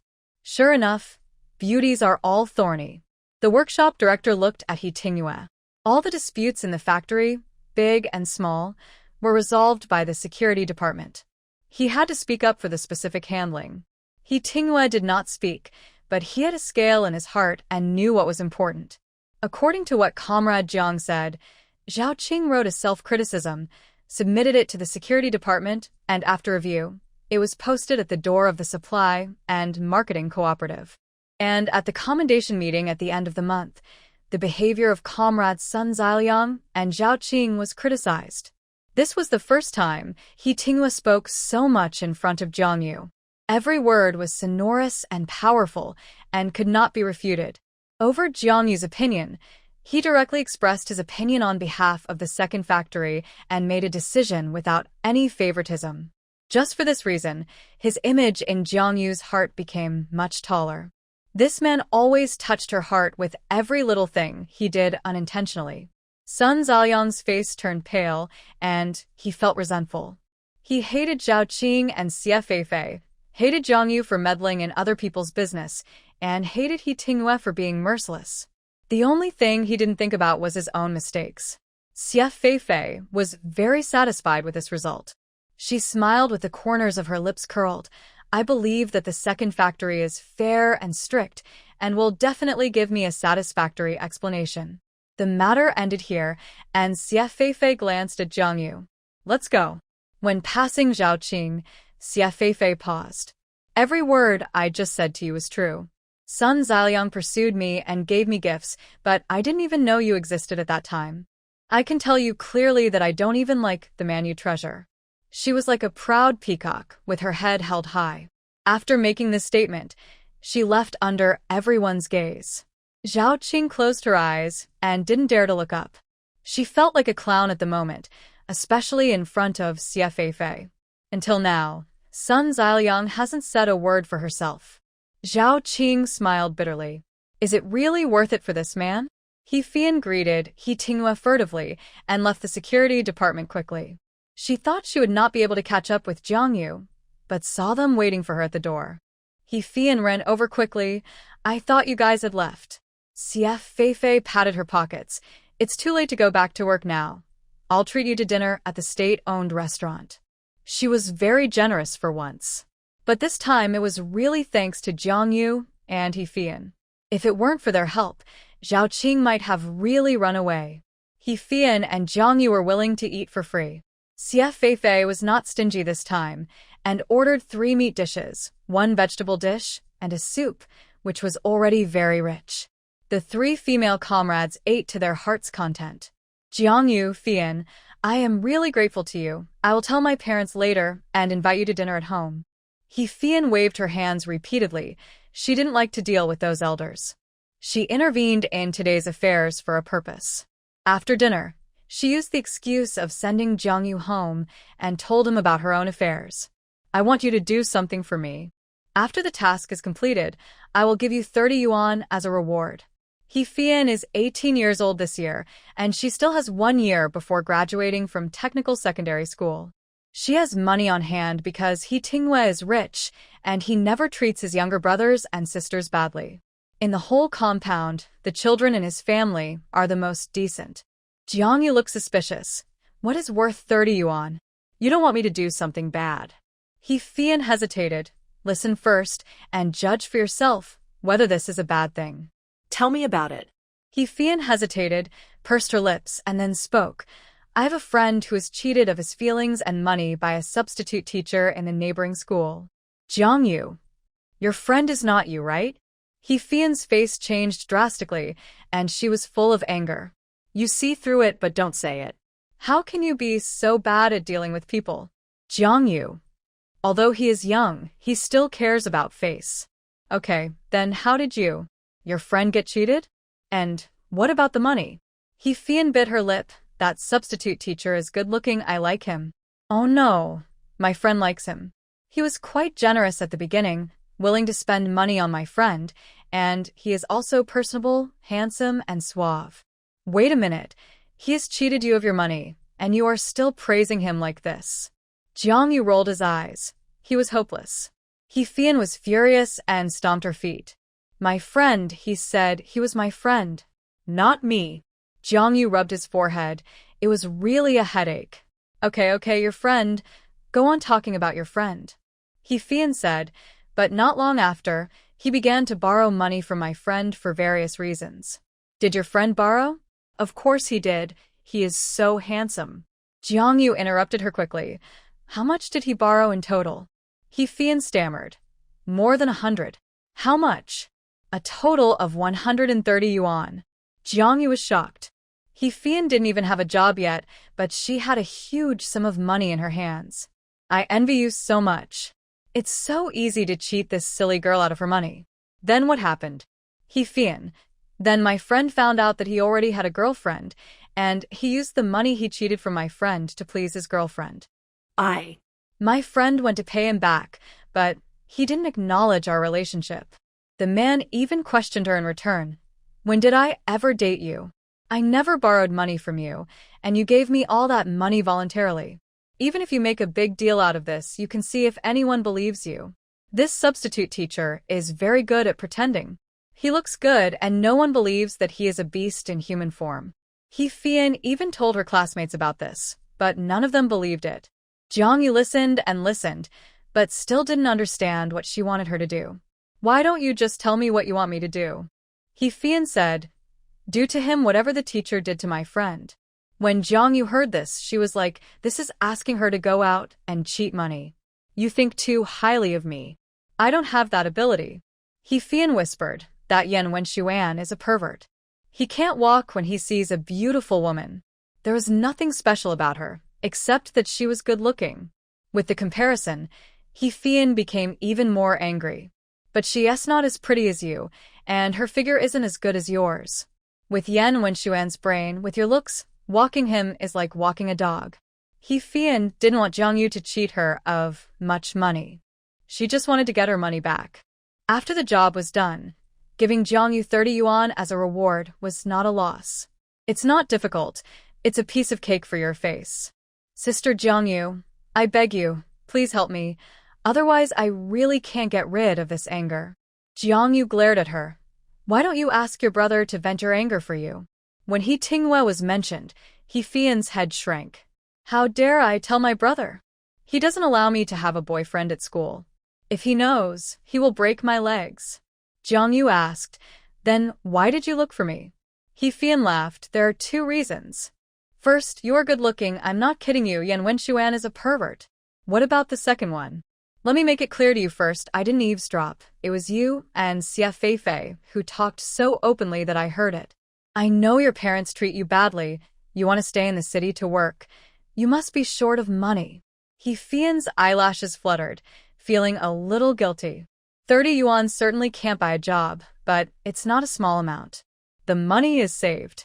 The 130 yuan she gave to Yan Wenshuan was also saved by herself. Jiangyu laughed. You have a sharp ear. I am indeed short of money, a lot of it. He Fian smiled flatteringly. so I am sending you money. Jiang Yu pursed her lips and pondered in her heart. She has never cheated a man of money before, so it is a little difficult for her. But she can try. Which school is this substitute teacher you are talking about? The third middle school. It's right next to our school. Jiang Yu frowned and murmured. The third middle school. Yan Wenxuan? Why did she feel so familiar, as if she had heard this name somewhere? Jiang Yu asked, how can I get close to him? He Fian was very happy, knowing that she agreed. He has classes tomorrow morning, and usually he'll ride his bike out after class around 9:30. If you see a clean-skinned man in a white shirt who comes up to you and talks to you, it must be him. He Fian was so sure because she knew Yan Wenxuan too well. Most gay men wouldn't be as shameless as him. She only hated that she was blind before and was blinded by such a man. Jiang Yu nodded. I'm only responsible for getting the money back. If anything happens later, you have to cover it for me. He Fian patted her chest. Don't worry, don't you still have my brother? But she would never dare to let He Tinghua know about this matter unless it was absolutely necessary. Therefore, Jiang Yu felt that her words were unreliable. When he got home, he found that Yao Xiangling hadn't gone to bed yet. Where have you been? Why did you come back so late? Yao Xiangling's face didn't look good. It's no wonder she's so worried. Jiang Yu is good-looking. If a female comrade doesn't go home for a long time, it's easy for something to happen. Jiang Yu then told her about Xie Feifei and Zhao Qing. I went to my uncle and aunt's house for dinner last time. There's no reason for me to just watch this happen. She wasn't the type to meddle in other people's business. If it was someone else today, she would definitely not step forward. Yao Xiangling breathed a sigh of relief. You did the right thing. You should help. Between friends, it's all about sincerity. If you treat her well, she will treat you well. Jiang Yu deliberately concealed the matter of He Fian. Yao Xiangling would definitely not agree with her. After taking a shower and sitting on the bed to wipe her hair at night, Jiang Yu realized why she felt that the name Yan Wenxuan sounded familiar. Before, Yao the matchmaker had taken her to his house to see him, but Yan Wenxuan's mother had scolded her. She said that her son was dating the principal's daughter and didn't care about country people. Thinking about it this way, the information really matched. He dated the principal's daughter, hooked up with He Fian to spend money on him, and then turned to spend money on another female comrade. TSK, city people really know how to have fun. She wiped her hair half dry, lay on the bed, looked at the moonlight outside through the window, and fell asleep unknowingly. The next day, Jiang Yu came to the gate of the third middle school on time, pretending to be waiting for someone. As He Fian expected, a bicycle suddenly stopped in front of her, and the man on the bike was wearing a white shirt. The man was indeed fair and clean, very handsome, tall and thin. But Jiang Yu did not think he was handsome and romantic, but read a hint of greasiness in his smile. Comrade. Yan Wenxuan shook his hair in front of his forehead. Are you waiting for someone here? Jiang Yu's long eyelashes fluttered like two small fans, and his eyes were clear and pure. Although it was not yet 10 o'clock, Jiang Yu's forehead was already sweating. Yan Wenxuan's mind was full of only one adjective, which was a lotus blooming in clear water. He could not hide his amazement and could not help but admire that he had only discovered such a beautiful comrade today. I came to deliver textbooks to my sister, and I found that there seemed to be no bus stop outside. Yan Wenxuan immediately laughed and asked in a warm voice, Where are you going? I'll take you. Jiang Yu said, I want to go to the department store to buy something, but it's not convenient to ride your bicycle. Can you tell me where the bus stop is? Yan Wenxuan shook his head. There are no bus stops for the two schools nearby, and the department store is not far away. I'll take you there. Jiang Yu was reserved and didn't want to ride his bicycle, so he took the initiative to get off and walk with her. This attentive look really fulfilled He Fian's words, walking him like walking a dog. Jiang Yu didn't explain much about his own affairs, and Yan Wenxuan took the initiative to sell his identity. If Jiang Yu hadn't stopped in time, he would have started to introduce his family members. When they arrived at the department store, Jiang Yu smiled brightly. Thank you for bringing me here, Comrade Yan. You are such a good person. At this moment, Yan Wenshuan felt that everything was pale in comparison, and he could only see Jiang Yu's smiling face. His heartbeat seemed to be right beside his ear, thump, thump, beating fast. Comrade Jiang, I am very familiar with the department store. Let me accompany you to go shopping. Yan Wenshuan waited anxiously for Jiang Yu's reply, as if he was waiting for instructions from his leader. Jiang Yu smiled suddenly. Of course, but I have a lot of things to buy, and I am afraid Comrade Yan will be impatient. Of course not. It is my honor to accompany you to the department store. Jiang Yu took out a note from her pocket. This is what my mother asked me to buy. It will take a long time if you... Hey, where's my money? She paused, and suddenly looked panicked and searched. Jiang Yu's eyes were red, and she still couldn't find the money in her pocket. It's bad. It's bad. My money must be lost. I have to go back and look for it. After saying that, she didn't care about Yan Wenshuan and hurried back the same way. Yan Wenshuan dropped his bicycle and ran all the way back with her. They found the school gate, but didn't see where Jiang Yu's money was. Don't cry first. It's just money for buying things. It's not that expensive. I'll buy it for you. Jiang Yu's tears were still hanging on her cheeks as she stared at this big fool. It was really hard to imagine how stupid He Fian could be to be cheated out of more than 100 yuan by this big fool. Jiang Yu sniffed. No, there's still 130 yuan in it, which is the money for my father's medical treatment. Now that it's lost, my mother will definitely beat me to death. When Yan Wenshuan heard the number 130 yuan, which had both zeros and integers, he felt distressed for a long time. However, when Jiang Yu said that her mother would beat her, the object of his distress changed to Jiang Yu. What? Your mother will beat you. Jiang Yu pouted. Maybe not only beat me, but also lock me out and don't give me anything to eat. She often does this, and I'm used to it. Yan Wenshuan was indignant. This is illegal. Is she still your biological mother? How can she treat you like this? Jiang Yu lowered her starry eyes, covering them with a trace of sadness. Who told me to be a girl? My mother only likes my brother. This made Yan Wenshuan very distressed. Come on, I'll take you to the department store to buy things first. Jiang Yu didn't move, but shook his head firmly. No, I can't use your money. We just met today. Yan Wenshuan was very anxious. It's already this time. Why are you still being polite to me? Do you want to go home and get beaten by your mother if you don't buy anything? Jiang Yu hesitated and shook his head. Even if I buy things, I can't get the money for my dad's medical treatment. Yan Wenshuan immediately said, After I buy you things, I will go home to get the money. You take the money home first. Jiang Yu frowned. How can this be? I just met you. It doesn't matter. I am willing to give it to you. You don't have to feel psychologically burdened. Let's go. Just like that, in just half an hour, Yan Wenshuan really rushed to give money to Jiang Yu. After buying things for her, he asked Jiang Yu to wait at the door and went home to get the money. You must wait for me, otherwise your mother will definitely beat you if she finds out that you lost the money for your father's medical treatment. I'll go back to get the money. Come back quickly. After saying that, he disappeared with a whoosh, and the bicycle under his feet was almost pedaled into a Hot Wheels. Jiang Yu had a complicated expression. She thought his father was sick. Is it really this kind of person who deceived He Fian? Jiang Yu was waiting at the door of the department store, feeling a little bored. Suddenly turning around, she ran into He Tingyue. His eyes were full of sarcasm and clearly fell on the things in her hands. Obviously, he heard the conversation between her and Yan Wenshuan. Jiang Yu opened her mouth, not knowing whether to talk to him. While she was struggling, He Tingyue had already raised his foot and left, with his usual indifference. Jiang Yu secretly breathed a sigh of relief. Fortunately, he didn't ask any more questions. When Yan Wenshuan came back, he stuffed 130 yuan into her hand without hesitation. Jiang Yu counted the money, exactly 130. She had no psychological burden and put the money in her pocket. Comrade Yan Wenshuan, this money is what you owe He Fian. Now I will help her get it back, and you two are even.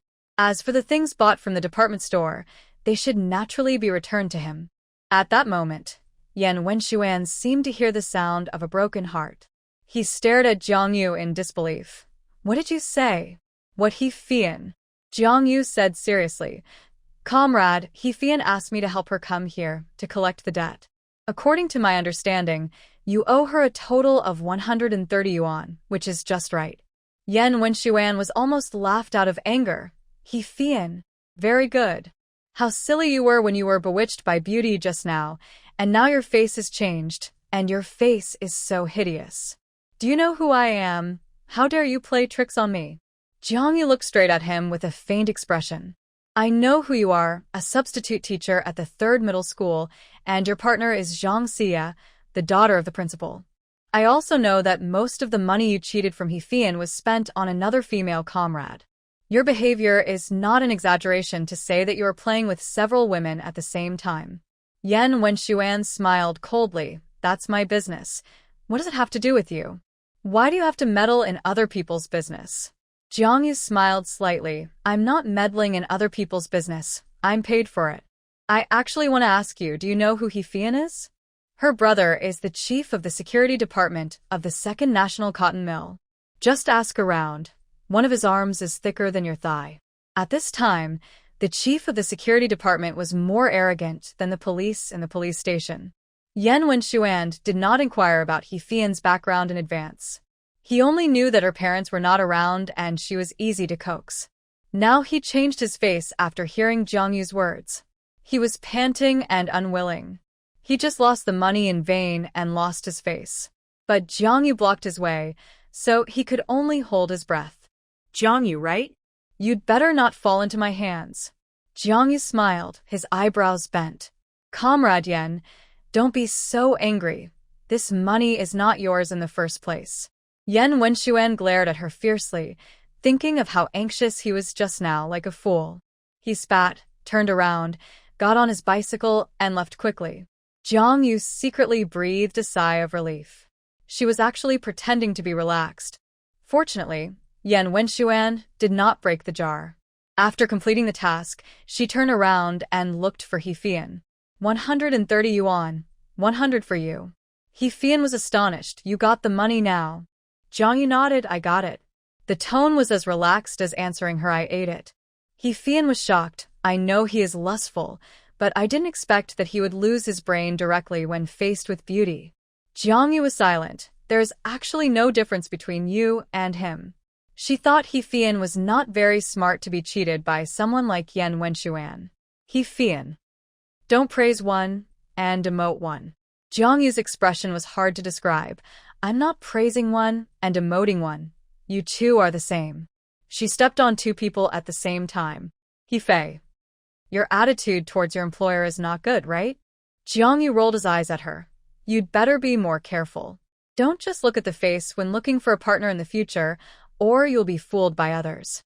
He-Fian clicked her tongue. If not the face, what else can you look at? Aren't all men like that? Finding a good-looking one can be pleasing to the eyes. Jiang Yu glared at her. Your brother is also good-looking. It's not enough for you to look at your eldest brother normally. He-Fian looked at her in shock, as if she had discovered a new continent.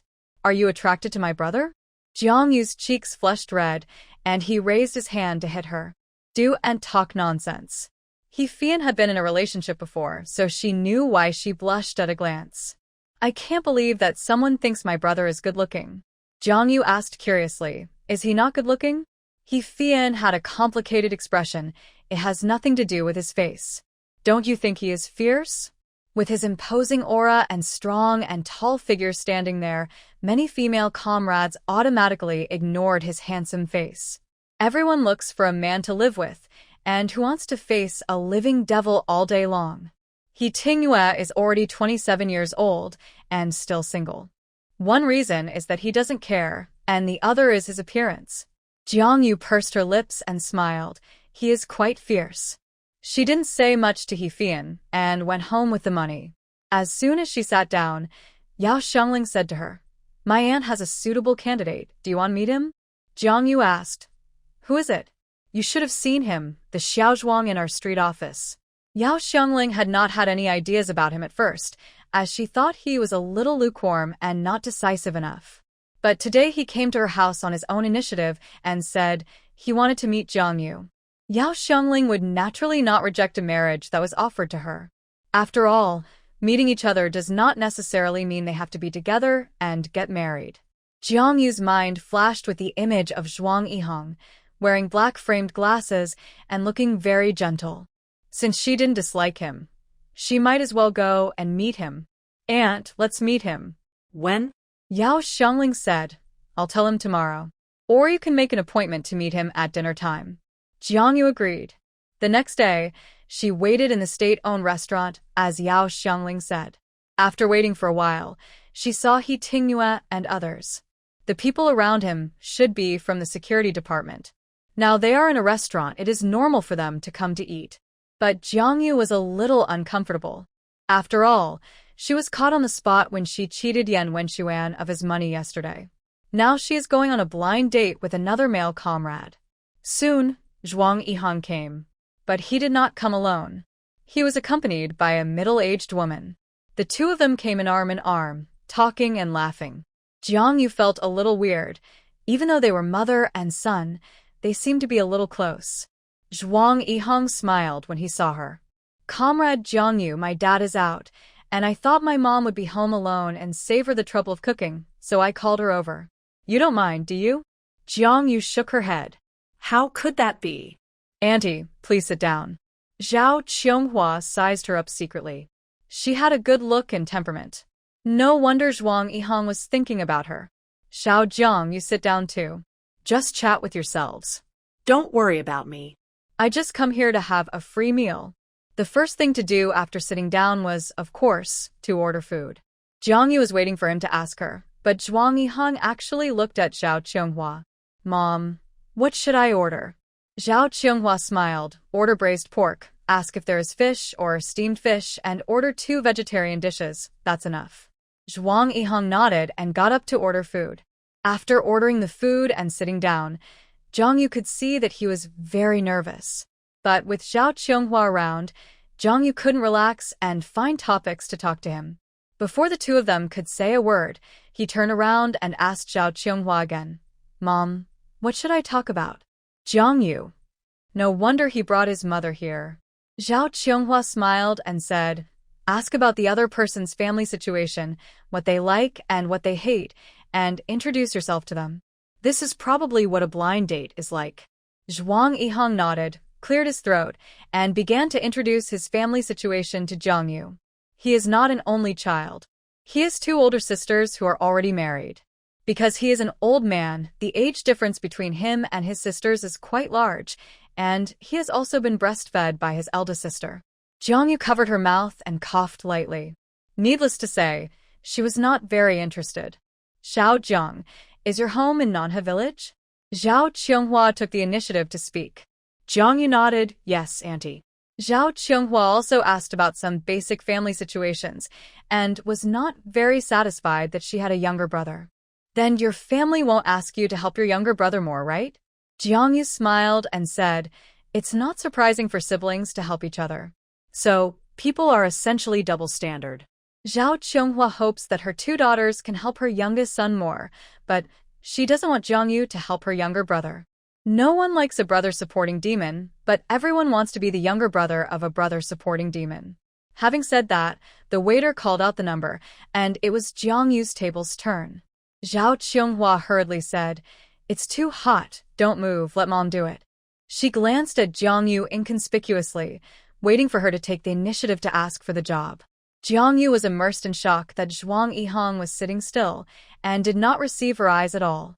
Zhao Qianghua pursed her lips, and had to serve the dishes unhappily. When the dishes were brought back, Jiang Yu saw an even more shocking scene. Xiaoheng doesn't like to eat fatty meat. I always help him eat this fatty meat. For a piece of pork belly, Zhao Qianghua bit off the fat and gave the lean meat to Zhuang Yihang. When eating fish, she would also patiently pick out the bones for him and wipe his mouth and hands after eating. She took care of every detail, more like an old maid serving a young master. Xiao Jiang, what are you waiting for? Eat quickly? Our Xiaoheng is an only child. He has been spoiled since he was a child and can't live without me as his mother. So, after marriage, you can't move out and have to live with us. You don't mind, do you? Jiang Yu smiled and said nothing. She didn't mind living with her parents-in-law, but it depends on what kind of parents-in-law they are. Zhao Qinghua said, Xiaoheng is young and unstable, and he tends to spend money recklessly, so I am in charge of his salary, and it will be the same after marriage. Jiang Yu did not interfere with the way Zhuang Yihang and his mother got along. She just knew that she could not accept this. Anyway, after this meal, they would probably never see each other again. The meal was almost over. Jiang Yu took the initiative to ask, Comrade Zhuang, how much did this meal cost just now? Zhuang Yihang was stunned, then turned to look at his mother with a helpless look. What else did Zhao Qinghua not understand?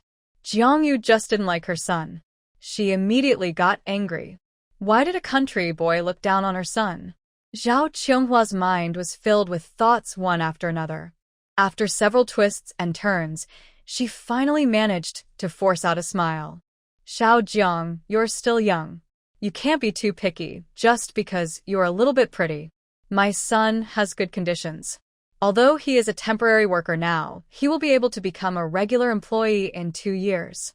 We have 2 working people in the family, and there are 2 sisters to help us. These are good conditions. Jiang Yu smiled and nodded. Comrade Zhuang's conditions are naturally good, but whether we can become revolutionary partners depends on fate.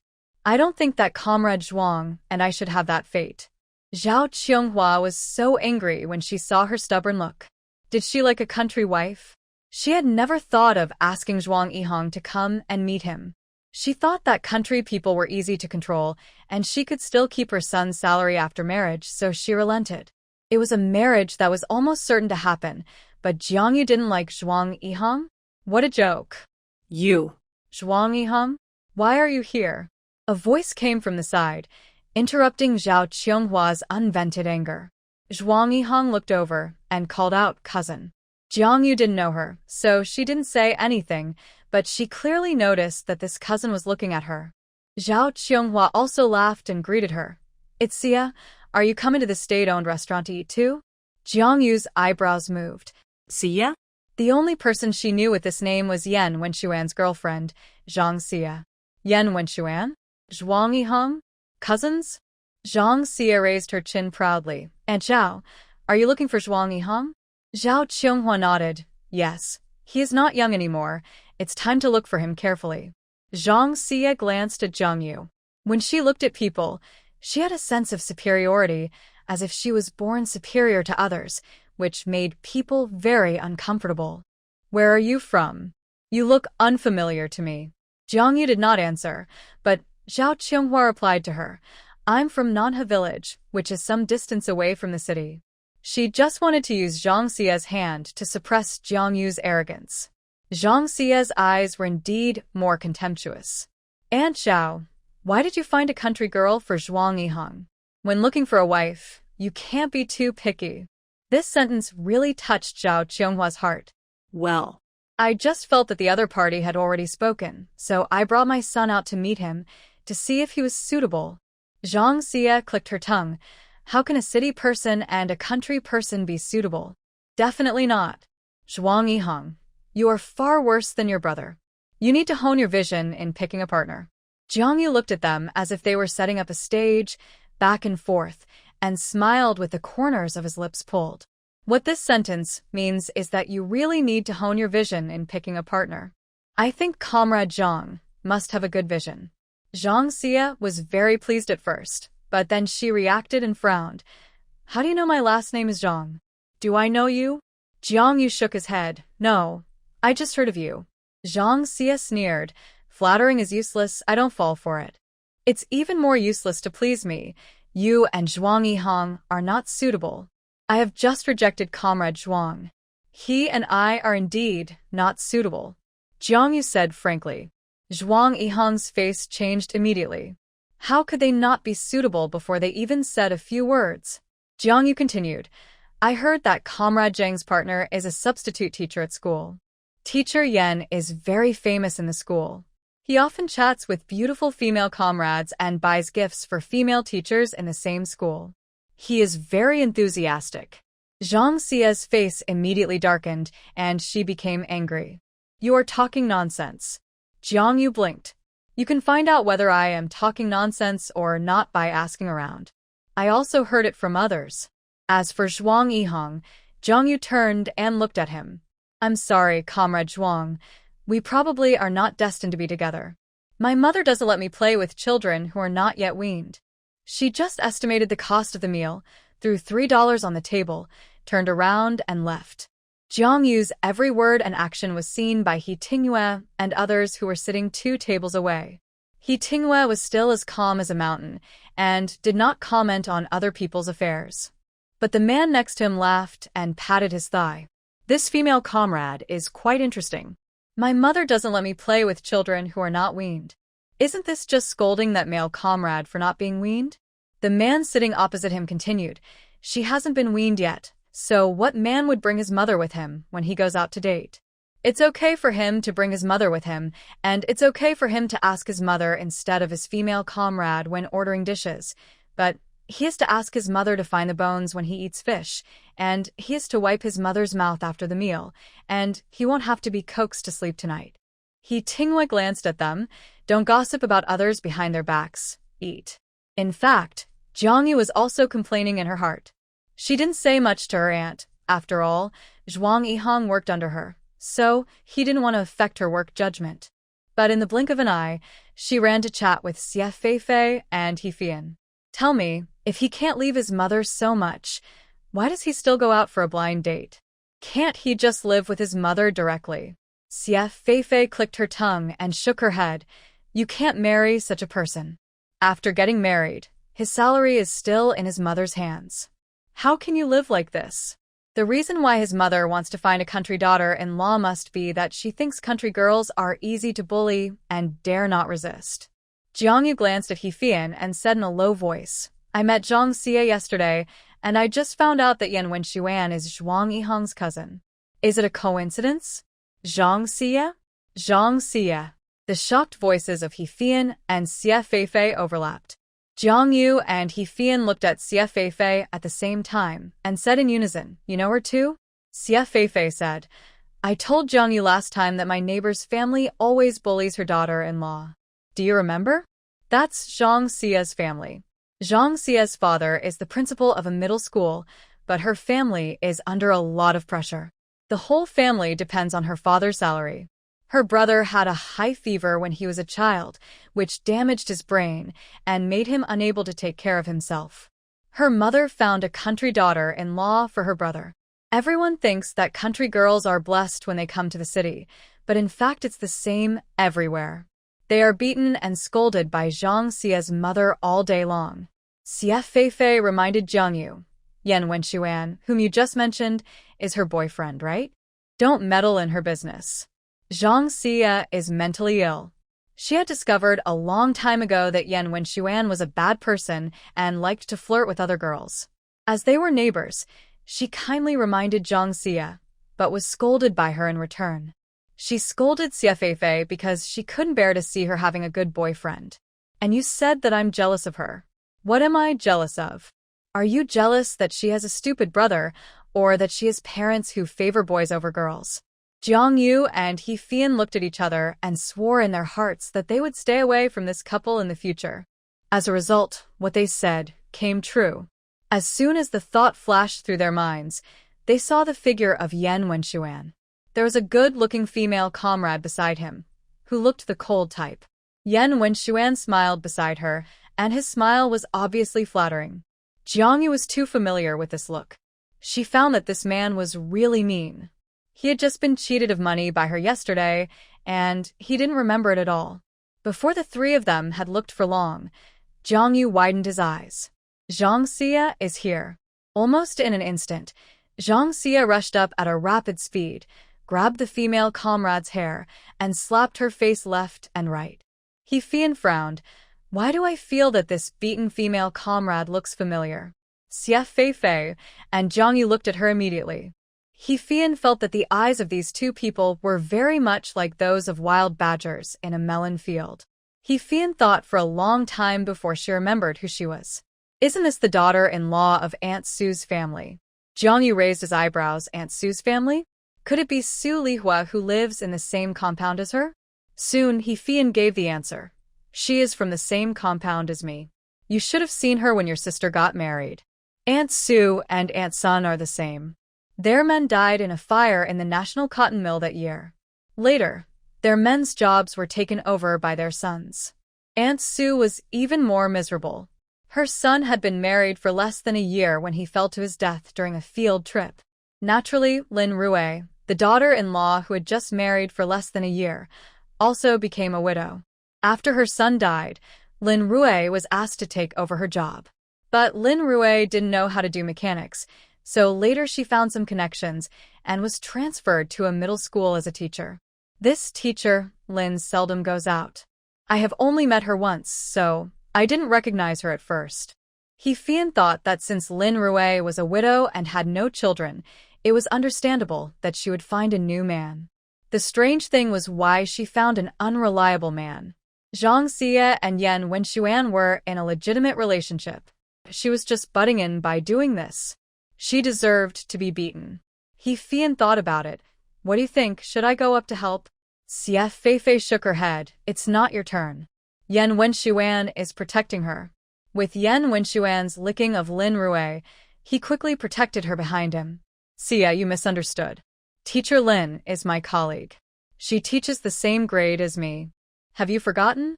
Zhang Xie sneered. I haven't forgotten. I just knew who she was, but I didn't expect you to betray me because of a widow. What did you say when you were pursuing me? You said you would love me forever. But what did you do? Yan Wenxuan's face turned pale, and he shouted angrily.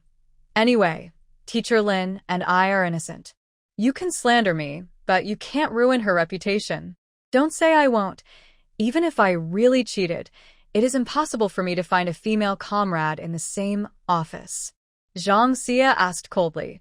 Then what are you doing here? I've been following you since you left the school, watching you give her money and buy things for her.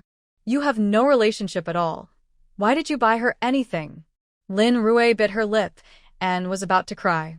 Comrade Zhang Xie, you really misunderstood. Teacher Yan helped me because she saw that my family was in difficulty. If we really had some shameful relationship, we should have kept it hidden tightly. How could we come out to buy things openly? She turned her head to look at Yan Wenxuan. A clear and transparent tear slid down. The indescribable feeling of brokenness made people distressed. Teacher Yan, please take these things back. I know you are very kind, but we should keep our distance in the future to avoid misunderstandings from others. Yan Wenxuan watched her leave quickly and wanted to catch up. Then he thought of Zhang Xie and forcibly held back his steps. But he did not try to coax Zhang Xie but said righteously, Comrade Zhang Xie, I have always felt that whether it is a relationship or a couple, we should trust each other. But I just found out today that you don't even have basic trust in me. How dare I become a revolutionary partner with you and spend the rest of my life with you? Since you don't believe me, let's stop here. After that, he strode away. Jiang Yu originally thought that since things had come to this, Zhang Xie should break up with him anyway. But she actually chased after him and apologized. I'm sorry, Wenxuan, I know I was wrong. I just care about you too much. I believe you are innocent. I absolutely believe you. Jiang Yu. Xie Feifei was obviously used to it and sighed helplessly. Zhang Xie wanted to do it herself. You persuade her to leave. She can turn around and scold you. Jiang Yu looked at He Fian dimly. You wouldn't do the same at the beginning, would you? He Fian hurriedly denied it. Look at what I'm doing. I didn't do that. I'm stupid and foolish. Jiang Yu pouted. You're not stupid. You can't be cheated out of 130. No more talking. My aunt is taking me to a restaurant for dinner today. I have to go. This is Yao Xiangling's habit, going to a restaurant once a week. She has a high salary, and it's enough. Jiang Yu follows her, and apart from other things, the food is definitely good. The state-owned restaurant has enough portions, and 3 dishes are enough for 2 people. While chatting, they mentioned the matter of Yan Wenxuan and Zhang Xie. Yao Xiangling was not familiar with Yan Wenxuan, but knew Zhang Xie. This is also a silly girl. Her parents are indeed patriarchal. There is no doubt about that. You should also know that her eldest brother is a fool. But her parents found her a partner before, who is also a city dweller, but his parents are gone, so they let this man marry into the Zhang family. This man also has a job, working as a night soil collector. Zhang Xia's father said that he could find a way to transfer him to another department, which would at least be easier and more respectable. When he retires, he will give his job to Zhang Xia to replace him and leave all the money and house in the family to her, but Zhang Xia refused to do so. Jiang Yu held up his chin. Why not? Yao Xiangling laughed. She said she wanted free love, not arranged marriage. To put it bluntly, she disliked the fact that this man had worked as a night soil collector and felt it was not decent. Another point is that her father asked them to have a child, regardless of gender, and adopt it to her eldest brother to take care of her eldest brother in the future. She thought her eldest brother was a burden and refused. However, it is hard to say whether Zhang Xia's approach is right or wrong. It is only natural that she is unwilling to shoulder such a burden at such a young age, and it cannot be forced. She didn't want to, and her parents couldn't force her, so they found a country wife for her eldest brother, saying that they would leave the job to this daughter-in-law in the future. As a result, Zhang Xia made a fuss again. She was dissatisfied with her parents' approach and felt that her job was taken away by her sister-in-law. But this person, how can you have it all? You can't get all the benefits alone. After listening to Zhang Xia's family affairs, Jiang Yu once again confirmed that this person has water in his brain. So you have to open your eyes. We want to marry a city person, and we have to marry a good one. Jiang Yu nodded vigorously, raised his teacup, and clinked glasses with Yao Xiangling with tea instead of wine. Don't worry, Aunt, if I marry, I will marry the best, and I will definitely marry a city person. Jiang Yu said this, without noticing that the man behind her paused and glanced at her when he heard her words. When he was waiting for her to order, Jiang Yu heard a familiar voice and turned around to take a look. What a coincidence! She meets him every time. Yao Xiangling followed her line of sight and caught sight of He Tingyue. He Tingyue bought a cold dish and left without stopping. After walking out the door, a sarcastic arc appeared on his thin lips. Female liar, with great ambitions. Yao Xiangling watched his back disappear in front of her, but Jiang Yu, the silly girl, was reluctant to retract her gaze. But it's true, Jiang Yu's vision is really good. Are you interested? Jiang Yu came back to her senses and blushed. Aunt, I'm not. Yao Xiangling glared at her. Why are you embarrassed? This He Tingyue is good. If you like him, it's okay to take the initiative. Jiang Yu pouted. I can't do it, he's too good. Yao Xiangling didn't like her inferiority complex and clicked her tongue unhappily. Yes, good, and you're not? Yu, being good-looking is also a skill. Otherwise, can you pick out a few good-looking people on the street? It's worth it for him to marry you. What Jiang Yu cared about was nothing more than that she felt that she was not good enough for him. But in Yao Xiangling's view, it didn't matter whether she was a city person or a country person, or whether she had a job or not. Did he still expect female comrades to go out and earn money to support the family? According to her idea, female comrades must go out to work, but the purpose must not be to earn money to support the family. Otherwise, she can take care of having children and supporting the family by herself. Why do you need gay men? Do you want them to look good? You have been in the city for quite a while, and you have met several gay men. You should know better than my aunt that it is not easy to find a gay man who is pleasing to the eye and has decent conditions. Excellent gay men will not wait for you. She felt that Jiang Yu was too pretentious. She was a little aloof and thin-skinned. But it was normal for a girl of this age, so she had to give him a push from behind. If you can't take the initiative with him, I'll let matchmaker Yao come to your house and talk to you. It will give you a chance to get to know each other. How about that? Hope ignited in Jiang Yu's eyes, and she was also moved. Can I let Grandma Yao talk to her? Yao Xiangling laughed. This is her job. What's wrong with that? Just put your mind at ease and let your Grandma Yao test the waters. Jiang Yu's mind flashed with the angular face of He Tingyue, and she bit her lip and smiled secretly. Seeing this, Yao Xiangling shook her head secretly. He was clearly the look of a young girl in love, and she said that she didn't like him. She liked him so much. If this kind of marriage could be accomplished, she would be relieved. He Tingyue was a capable and resourceful man, and he could protect Jiang Yu. You be careful. With your looks and figure, it's easy to get him if you just smile at him, right? He is in really good condition. It was the first time that Jiangyu saw her speak so highly of a male comrade, and she was a little curious. And is he really that good? He is at the level of a section chief. Let's not talk about the power. Let's talk about something real. Do you know how much this level earns? Jiangyu shook his head. I don't know. 110 yuan. This is just the basic salary, not including other bonuses and benefits. He has 3 younger brothers and sisters.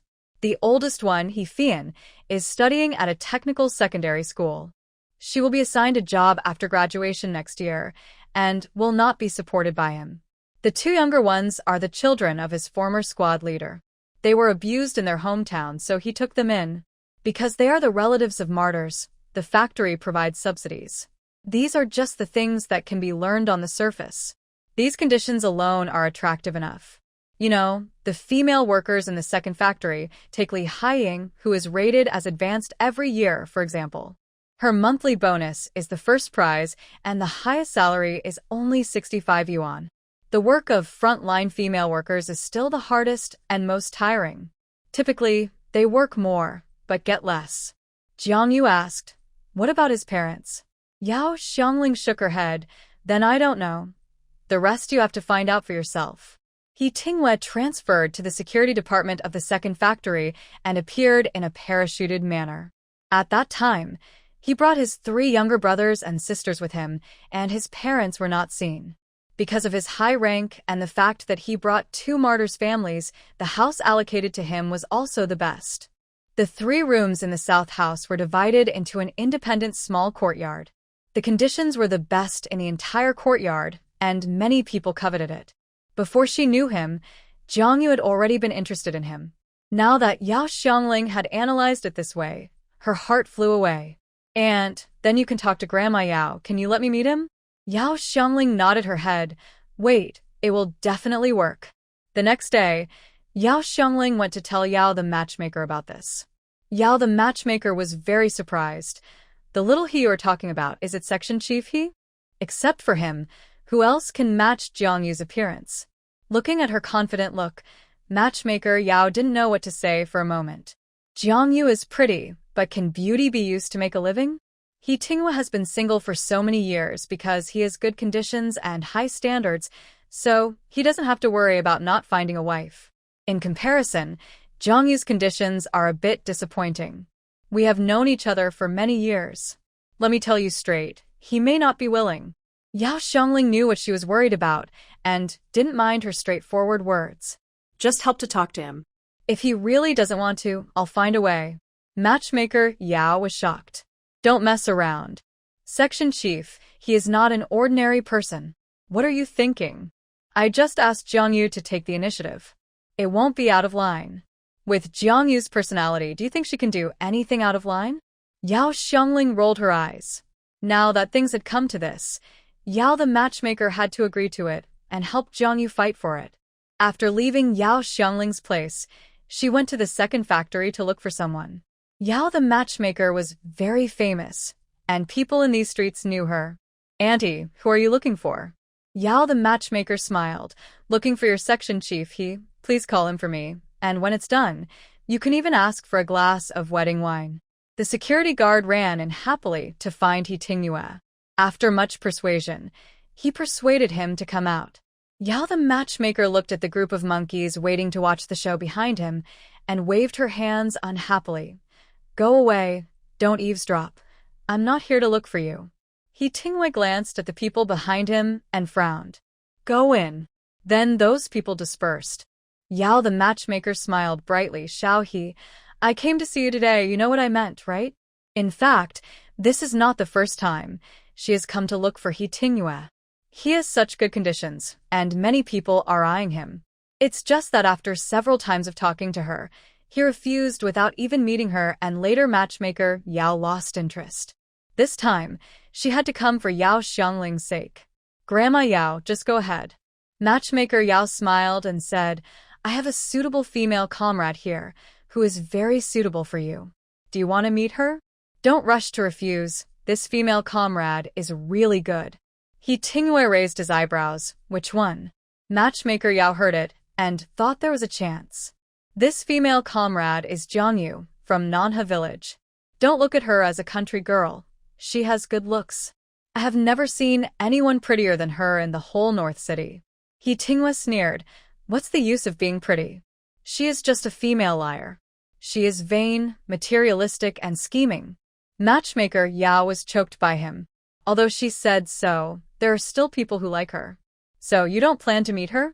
He Tinghua was silent for a moment, and Jiang Yu's delicate eyebrows and eyes emerged clearly in his mind. He shook his head slowly and refused. No. Matchmaker Yao was extremely disappointed. In fact, in terms of appearance and temperament, the two are really a good match. In that case, I will refuse. I will come to you later if I see someone suitable. In fact, He Tinghua is not young anymore. Tong Fong, who is under his command, is younger than him, and his child is 5 or 6 years old. But He Tinghua is not in a hurry at all, and is as steady as a mountain. Matchmaker Yao turned around and told Yao Xiangling the result, and she was not very interested. I said it, he will definitely refuse. Yao Xiangling was a little surprised. You can't even meet once? According to Jiang Yu's words, she and He Tinghua have known each other for a long time. Knowing what Jiang Yu looks like, he is not moved at all? He is really a Lu Xiaohui. Matchmaker Yao waved her hand. Let me wait and see, and introduce Jiang Yu to someone suitable. Yao Xiangling was a little melancholy. Jiang Yu couldn't wait. At the latest, she would go back to the countryside next month. Back in the countryside, she would still be at the mercy of her parents. According to Jiang Yu's personality, even if Yao Xiangling wanted to give her the job, she would definitely not be willing. Back home, He Tinghua's reply directly poured a basin of cold water on Jiang Yu. She was just as unbelievable. He refused? Did he tell me who I am? Yao Xiangling said helplessly. He did. Maybe he has no plans to get married. Oh. Jiang Yu was a little disappointed. Yao Xiangling looked at her lost in soul and didn't know whether it was good or bad. This silly girl was trapped. If you really like him, then take the initiative and get close to him a few more times. Yao Xiangling advised from the side. After trying a few times, He Tinghua was still unmoved, and it seemed that this silly girl gave up on her own. Jiang Yu was a little confused and didn't know whether she should take the initiative. After a few days, she finally calmed down. Xia Feifei told her some things she had heard. So Zhang Xia and Yan Wenxuan didn't break up. Yan Wenxuan even went to meet her parents. It seems that Yan Wenxuan wanted to ask Zhang Xia's father to make him a regular teacher. Substitute teachers are different from regular teachers, and their salaries are much lower. Jiang Yu asked, did her father agree? Xia Feifei shook her head. No, he said it didn't meet the requirements. In fact, it's normal. Look at how many substitute teachers there are in the school. He has only been there for less than half a year, so it's not his turn to become a regular teacher. Jiang Yu pursed his lips in anger. With Zhang Xia's brain, can she do it? Of course not. She had a big fight with her father, threatened to break off relations with her parents, and pushed her country sister-in-law to the ground. She was sent to the hospital overnight. And guess what happened? Jiang Yu pricked up his ears to listen. Then what? Xia Feifei whispered, Zhang Xia's sister-in-law is pregnant. Jiang Yu was very surprised. Pregnant? Isn't Zhang Xia's brother a fool? The injury is in the brain, not somewhere else. Originally, Zhang Xia's parents never thought that their son could have children again. They married this daughter-in-law to take care of him, which is no different from hiring a nanny. There is no need for a gift to hire a nanny, but this country girl's family asked for a gift of 200 yuan, so her parents-in-law have always been dissatisfied with her. But they don't think about it. If you don't pay your wife, how can you not pay the nanny? As a result, this young wife is very capable and got pregnant secretly. Now her family regards her as a great hero. She will also plan for herself.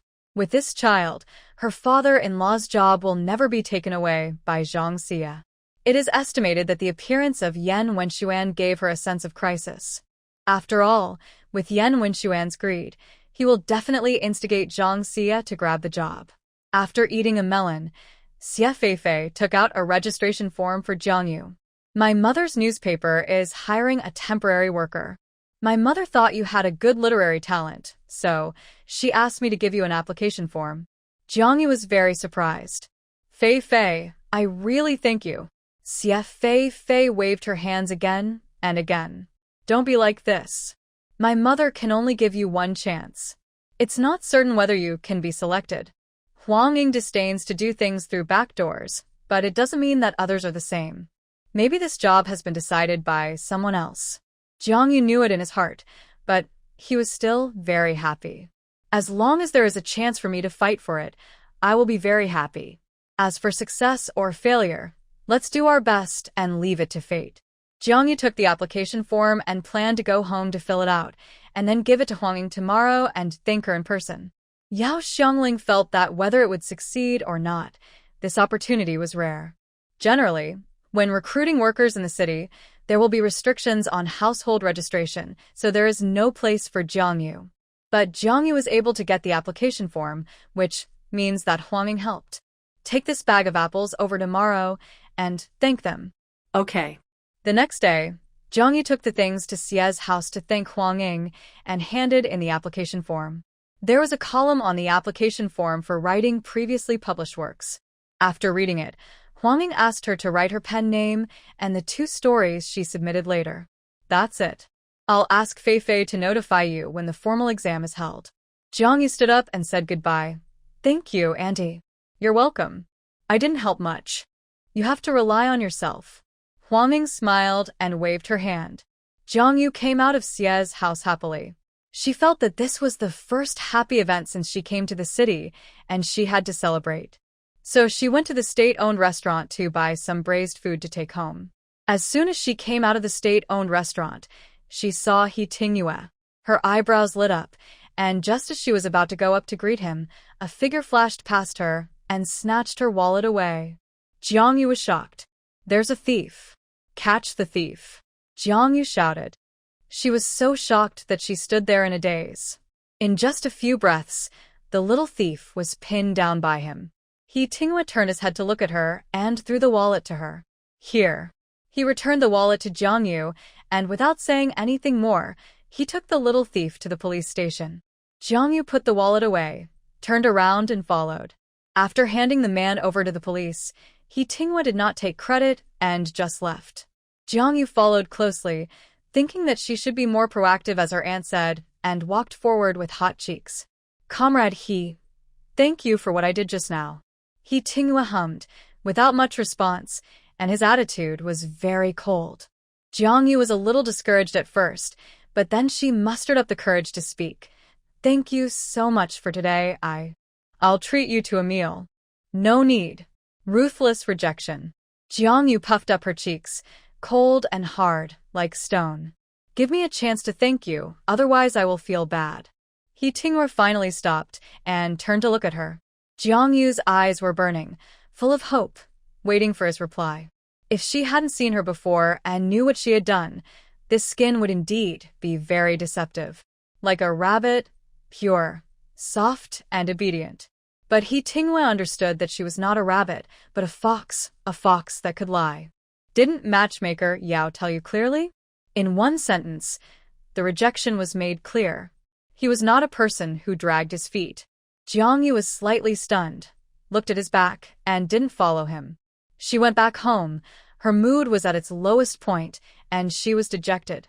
Yao Xiangling saw it and asked, "What's wrong?" Jiangyu pouted and told her about He Tingyue. Yao Xiangling was not surprised. If he was easy to deal with, he would have been married long ago, and it would not be your turn. Good things take time. You did a good job today. Keep working hard next time. Even stones can be moved by you and become wise. Jiangyu pulled the corner of his lip, not holding out hope. Then Yao Xiangling said, Jiang Ting came to see you today. She didn't say anything. You decide whether to go to see her. Since Jiang Ting tricked her into meeting Du Wan's second uncle last time, the 2 sisters haven't met again. When she saw Jiang Ting now, she felt that she must be up to something bad. I'll go to the slum to find her tomorrow. The matter of He Tingyue had already made her unhappy. When she thought of those people at home, she felt even more depressed. The next day, she took some time to go to the slum. In fact, She didn't really want to go, but thinking that she might meet He Tingyue, she used Jiang Ting as an excuse. As soon as she arrived at the compound, she saw Jiang Ting hiding at the doorway washing clothes, working hard without complaint. Jiang Yu stood in front of her, looking down at her.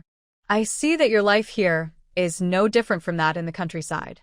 In the countryside, although Jiang Yu would be lazy, he would still help share some of the work. Jiang Ting sneered. I am happy to.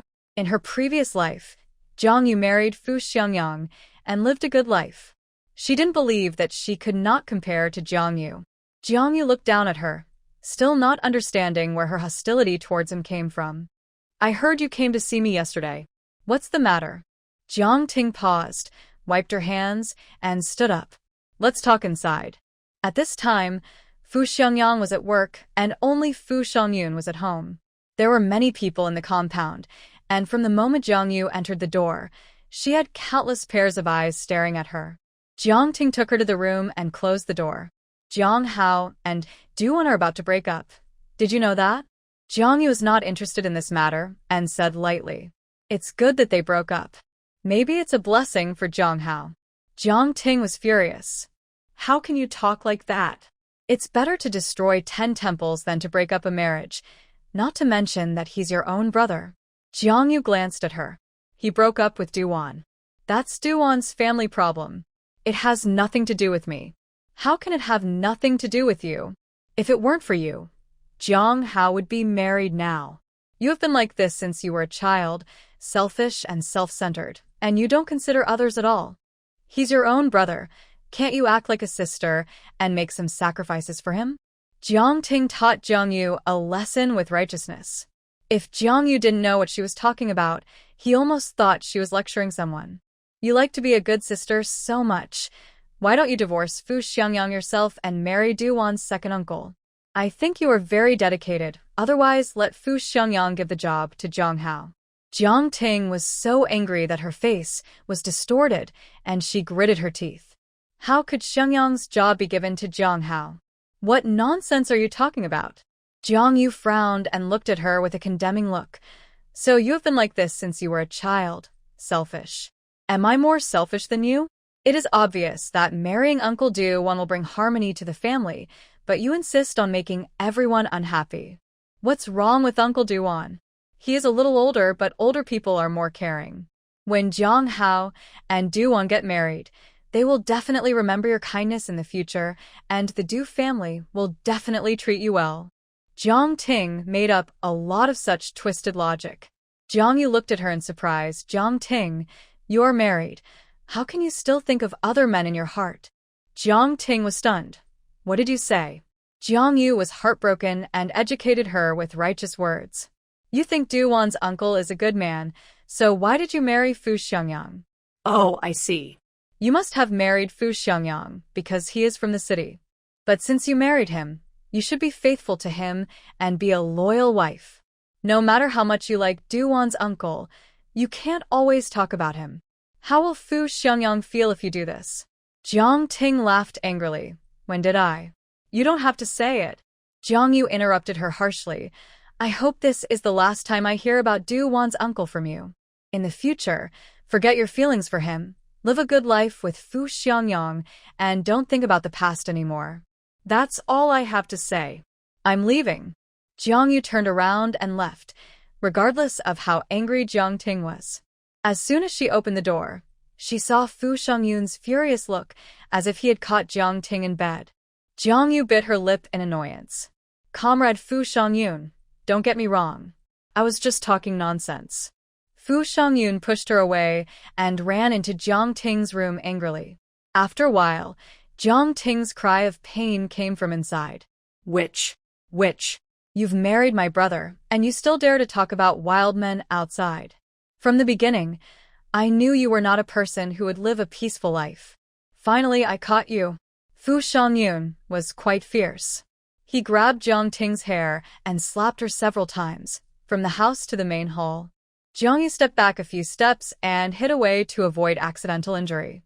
Jiang Ting had been coaxing the sister-in-law since she entered the door, so she didn't dare to fight with her.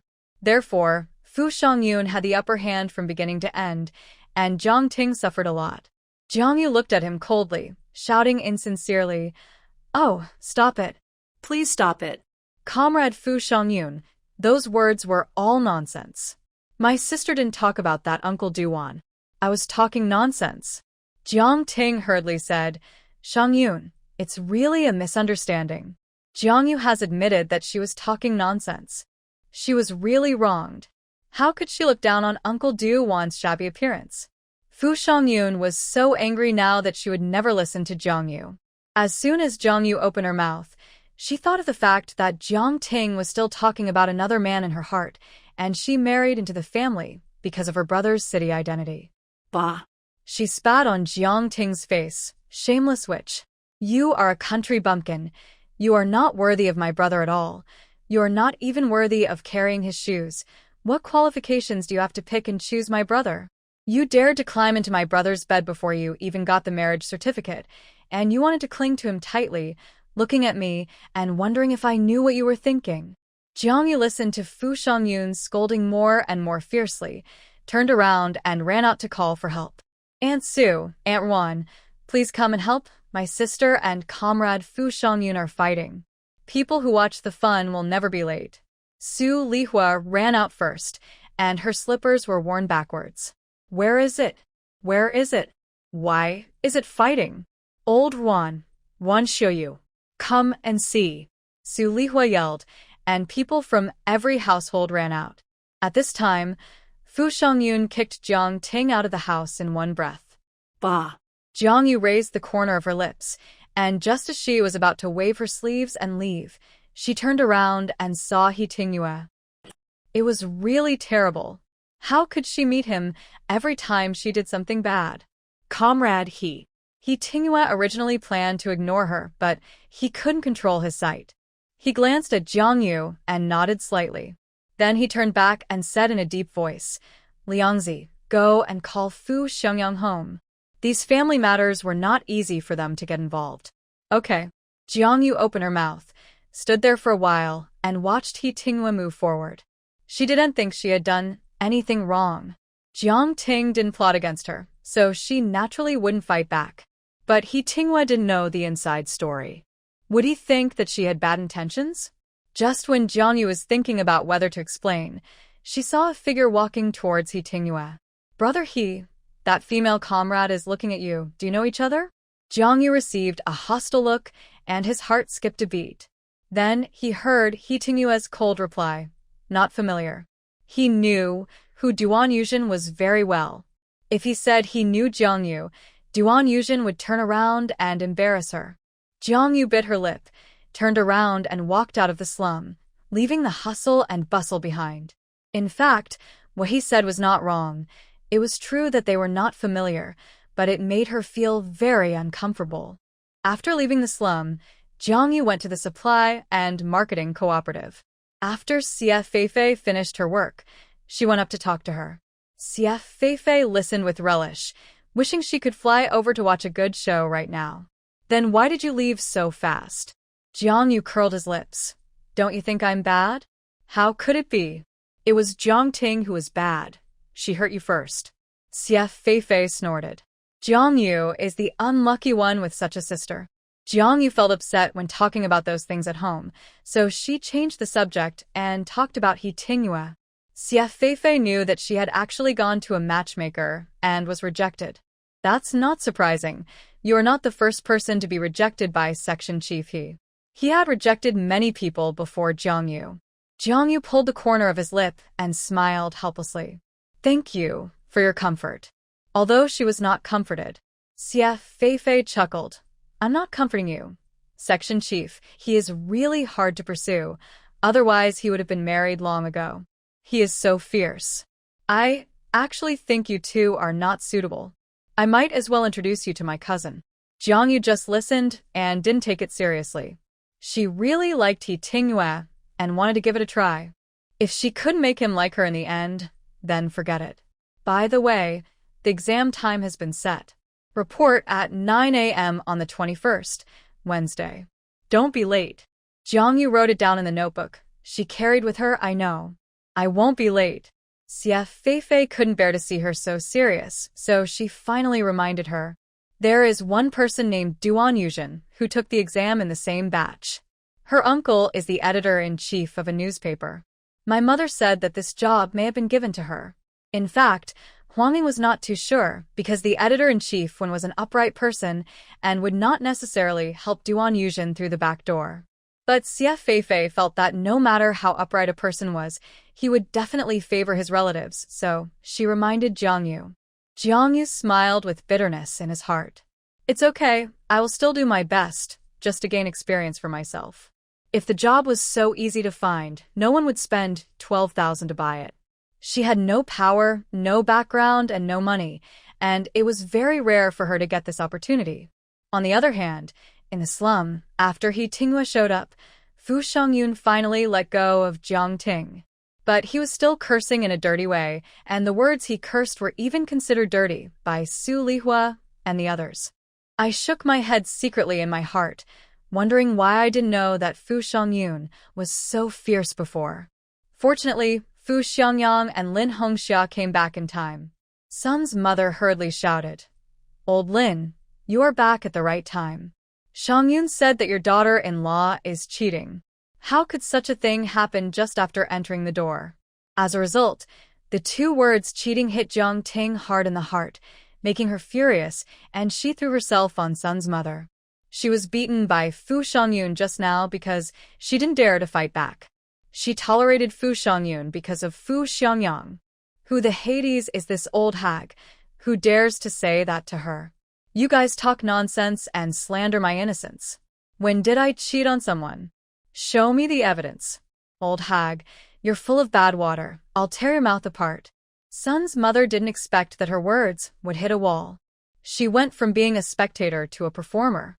Living in the east-facing ear room was an old widower Xing Chong, who was also watching the show. When he saw Sun's mother being beaten, he couldn't sit still anymore and rushed out of the house, pushed Jiang Ting aside, and helped Sun's mother up. "Xiaoyu, are you okay?" Xing Chong just touched Sun's mother and was pushed away by Sun Ziliang in the blink of an eye. "Don't touch my mother," Xing Chong said embarrassedly. "I just mean well." Su Lihua's eyes rolled around, and she shook her head. "Old Xing, you looked so anxious just now. You were not doing good deeds, but clearly trying to save your sweetheart." Xing Chong spat. "Don't talk nonsense. I don't care, just don't ruin Xiaoyu's reputation." After that, he put his hands behind his back to educate Jiang Ting. "You are so unreasonable, female comrade. How can you hit people casually? When Xiangyan hit you just now, why didn't you hit back? You are picking on the weak, right?" Seeing that he stood up for her, Sun's mother said no more and just leaned in Sun Ziliang's arms and moaned. Oh, my old waist is going to break, my face hurts so much, is it going to be disfigured, and my head seems to have a concussion." Su Lihua pouted, but she pretended. Lin Hongxia's face was as black as the bottom of a pot, and she slapped Jiang Ting in the face anyway. "How can you hit people? Why don't you apologize to Aunt Sun now?" Jiang Ting lowered her head in grievance, covering her face and sobbing. She was the one who started talking nonsense. She accused me of having an affair. Mother Sun was not happy with this and retorted loudly, "How did I slander you? Didn't Xiangyun say this?" "I was just repeating Xiangyun's words. You don't dare to hit your sister-in-law, so you take it out on me. It doesn't make sense." She snorted coldly. "I don't need to apologize. I feel chest tightness and shortness of breath, and my head is dizzy. I can't even get up. I have to go to the hospital." Lin Hongxia's face became even uglier. She knew that there was no good person in this compound. They would take advantage of her whenever they got the chance. She glared at Fu Xiangyun. What a useless thing. Why couldn't he say anything behind closed doors? He had to shout it out for the whole world to know. Fu Xiangyang was also very dissatisfied. Although he didn't like Jiang Ting very much, they were married after all. A couple prospers and suffers together. What good would it do for him if Jiang Ting lost face? Fu Xiangyun still felt aggrieved. She had yelled so hard to curse people, and her palms were red from hitting people. She didn't cheat. I got off the subject because of the random talk. My sister-in-law didn't cheat. Lin Hongxia shouted coldly. Then why did you hit her? Fu Xiangyun pouted. She was not honest after marrying my brother. She was thinking about other men in her heart. If my brother wasn't a city dweller with good conditions, she would have married someone else. She is not honest. Jiang Ting's eyes turned red, and she quickly denied. I didn't. I have only been on a blind date with Xiangyang and have never been in contact with other men. You can't wrongly accuse me. Fu Xiangyun curled his lips. I heard it with my own ears. You are talking about Duwan's second uncle. Then tell me, who is Duwan? Who is her second uncle? In order to prove her innocence, Jiang Ting hurriedly revealed all the family affairs. Duwan is my brother's girlfriend. Her family wants a betrothal gift of 300 yuan. My family can't afford it, so she proposed to exchange marriages. She would marry my brother and let my eldest sister marry her second uncle. Exchange marriages are not uncommon in the countryside, but most of them are of similar age. Du Rouennais second acte. It sounds like he is not young. Everyone in the compound was surprised. No wonder Jiang Ting was able to get married before Jiang Yu. It turned out that Jiang Yu had been planned to be sold by his family. Su Lihua's eyes flashed and asked, How old is Duwan's second uncle? Is your eldest sister willing?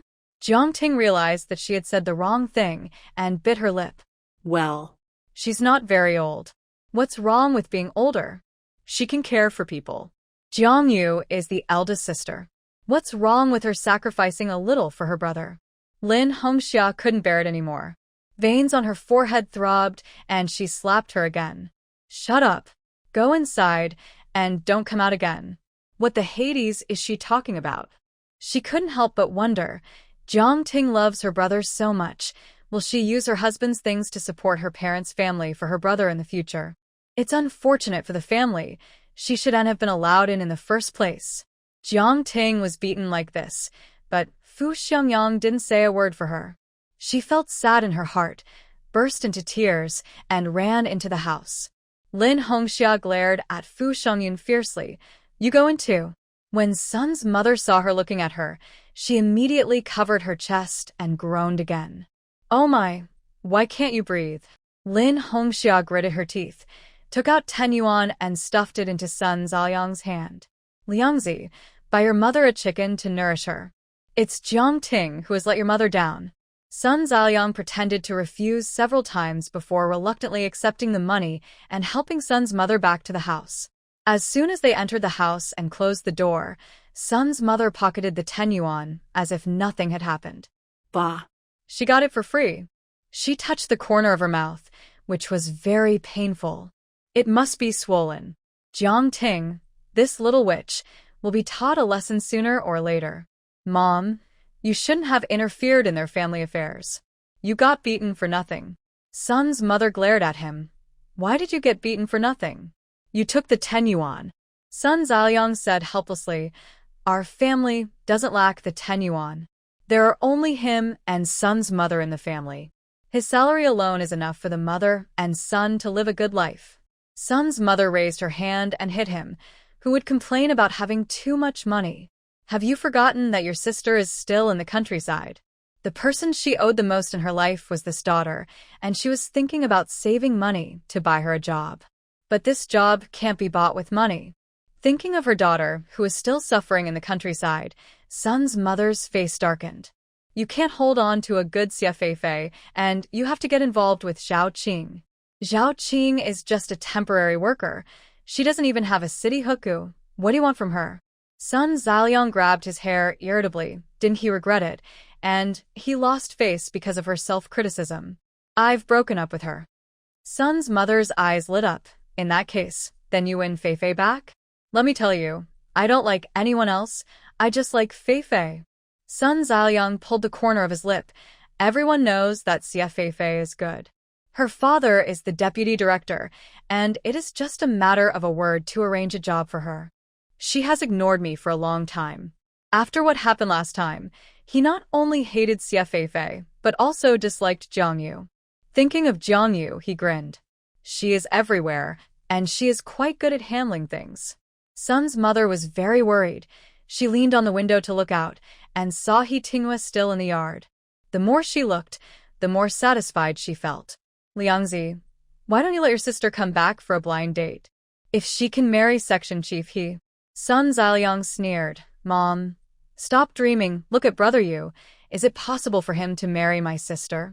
Sun's mother didn't think her daughter was bad, but she knew that He Tingyue was a cold-tempered person, and it would be difficult for him to succeed on this path. After much thought, if she wanted her daughter to return to the city, she had to pin her hopes on Xie Feifei. She felt that Sun Ziliang had already severed his relationship with Zhao Qing, so Xie Feifei wouldn't mind now, right? Sun Ziliang was embarrassed to go find her, so she could go by herself. The next day, Sun's mother had prepared a plan in her mind, thinking that she would keep Xie Feifei as her daughter-in-law no matter what. She went to the supply and marketing cooperative to find Xie Feifei in person, but unexpectedly met Jiang Yu here. Thinking of what happened yesterday, she curled her lips, feeling a little dissatisfied in her heart. How could Xie Feifei hang out with such a person? Soon, a smile appeared on her face and she shouted, Feifei.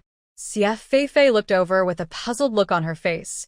Auntie, who are you? Sun's mother smiled even more happily and introduced herself. I am Sun Ziliang's mother. You can call me Aunt Ruan. Xie Feifei's face changed immediately, thinking how come this mother and son are like sticky candy. She just chased Sun Ziliang away 2 days ago, but now she's here again. Annie, I'm at work. I don't have time to talk to you. Sun's mother's smile became a little forced, and she cursed in her heart. How could she not have time? She just saw her chatting happily with Jiang Yu.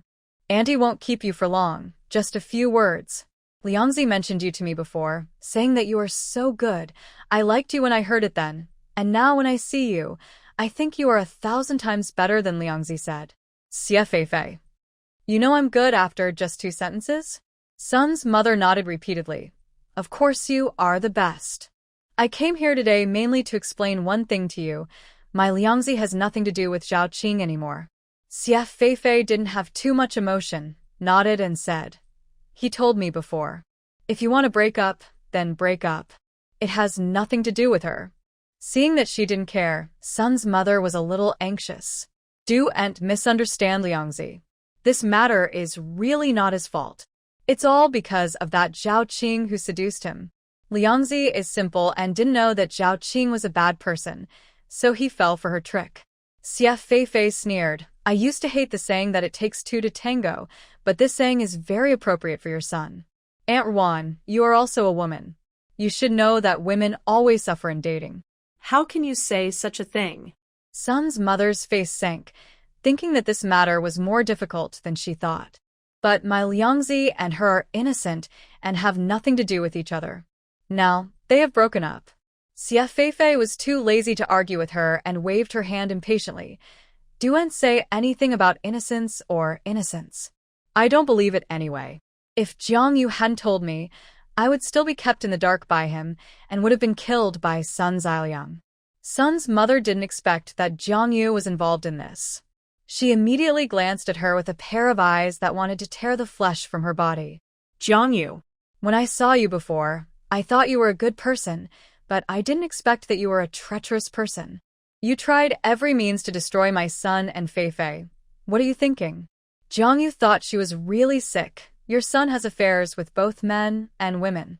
How can a gay man with flawed character like him be worthy of Xie Feifei?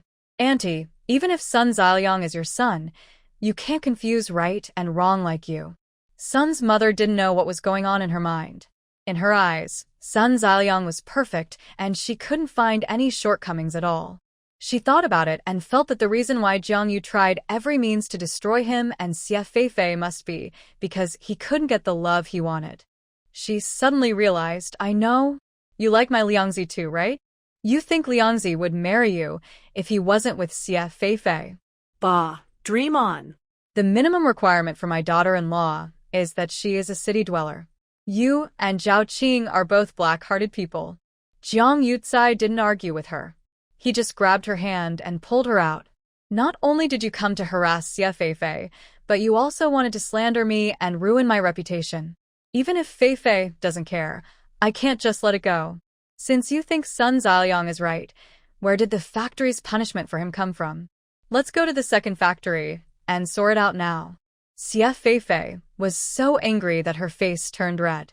She regretted it so much that she shouldn't have anything to do with Sun Ziliang. It would be fine if he came to harass her, but he even slandered Jiang Yu. She asked her colleagues to ask for leave for her and followed Jiang Yu.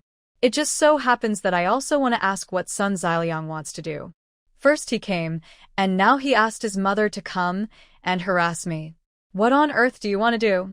Sun's mother was dragged to the gate of the second factory by them, one arm each, and then she realized she was in a panic. You can talk if you want, but why did you come to the factory? I won't go in. The fact that I came to see you has nothing to do with Liangzi. I came here on my own. I wanted to come here on my own, but he wouldn't let me come. She struggled desperately, trying to get away from Jiang Yu's hands. The guard poked his head out and saw them again, thinking to himself that it was not good. Comrade Xie Feifei, why are you here again? Didn't the last matter get resolved? Xie Feifei raised her voice. Zhao Qing's matter has been resolved, but Comrade Sun Ziliang and his mother have come to the supply and marketing cooperative to harass me again, and they have also slandered my friends. When you encounter difficulties, go to the organization. I'm here to ask the organization to help me solve my difficulties. The guard had a headache and let them in. You go to the security department and wait first, I'll go call the leader. When Sun's mother heard the word security department, she shuddered all over and her legs went limp with fear. The security department is not a good place. Who wants to go in there? Fei. Auntie apologizes to you. I won't come to see you next time. Not anymore. It was just a quarrel. How did it end up in the security department? Not at all. If this affected Sun Ziliang's work, she would be in trouble. Xie Feifei snorted coldly. Now it's not just my problem. It's also Jiang Yu's. Everyone heard clearly how you slandered her in the supply and marketing cooperative just now. Today, we must make it clear. The people in the security department took a closer look and found that it was Xie Feifei and Jiang Yu again. They couldn't help but feel a little strange. Comrade Xie, do you think our security department is your home? Why are you here again? Xie Feifei shrugged. What can I do? Her son is from your second factory. Shouldn't your second factory be in charge of him? Tong Fong walked closer and saw that it was actually Sun's mother. He exclaimed, Auntie, why are you here?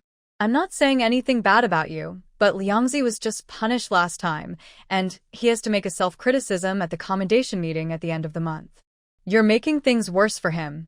Sun's mother was frightened by him and simply sat on the ground and cried. I didn't want to come here. They dragged me here. I have a miserable life. My husband died early because of the factory, leaving me an orphan and a widow. I raised my son with great difficulty, but he has to be humiliated by outsiders like this. I feel so cold. Old son, why don't you take me away too? Tong Fong couldn't bear it and stepped forward and said, Comrade Xie, why don't we just forget it? It's not easy for Auntie either. Xie Feifei rolled her eyes. It's not easy for her, but it's easy for me. I was deceived by Sun Ziliang and almost became a mistress who stole someone's girlfriend. After finally sorting out the matter, the mother and son kept looking for me like sticky candy. They still say that Sun Ziliang and Zhao Qing are innocent and they have nothing to do with each other. Last time, in front of so many people, they admitted that they were dating and even kissed each other. How dare they say they are innocent? Let's not talk about whether they are innocent or not. Even if they are innocent, it has nothing to do with me. I didn't agree to be with Comrade Sun Ziliang before. Now they come to harass me with their eyes wide open. What do they want to do? Are they trying to rely on me? Xie Feifei felt for the first time that having a good family background was not a good thing. It was really disgusting to be targeted by such people.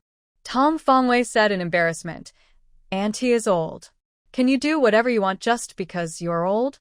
I'll call my grandma over some other day and let her stab you. Don't hide. Who told me my grandma is old?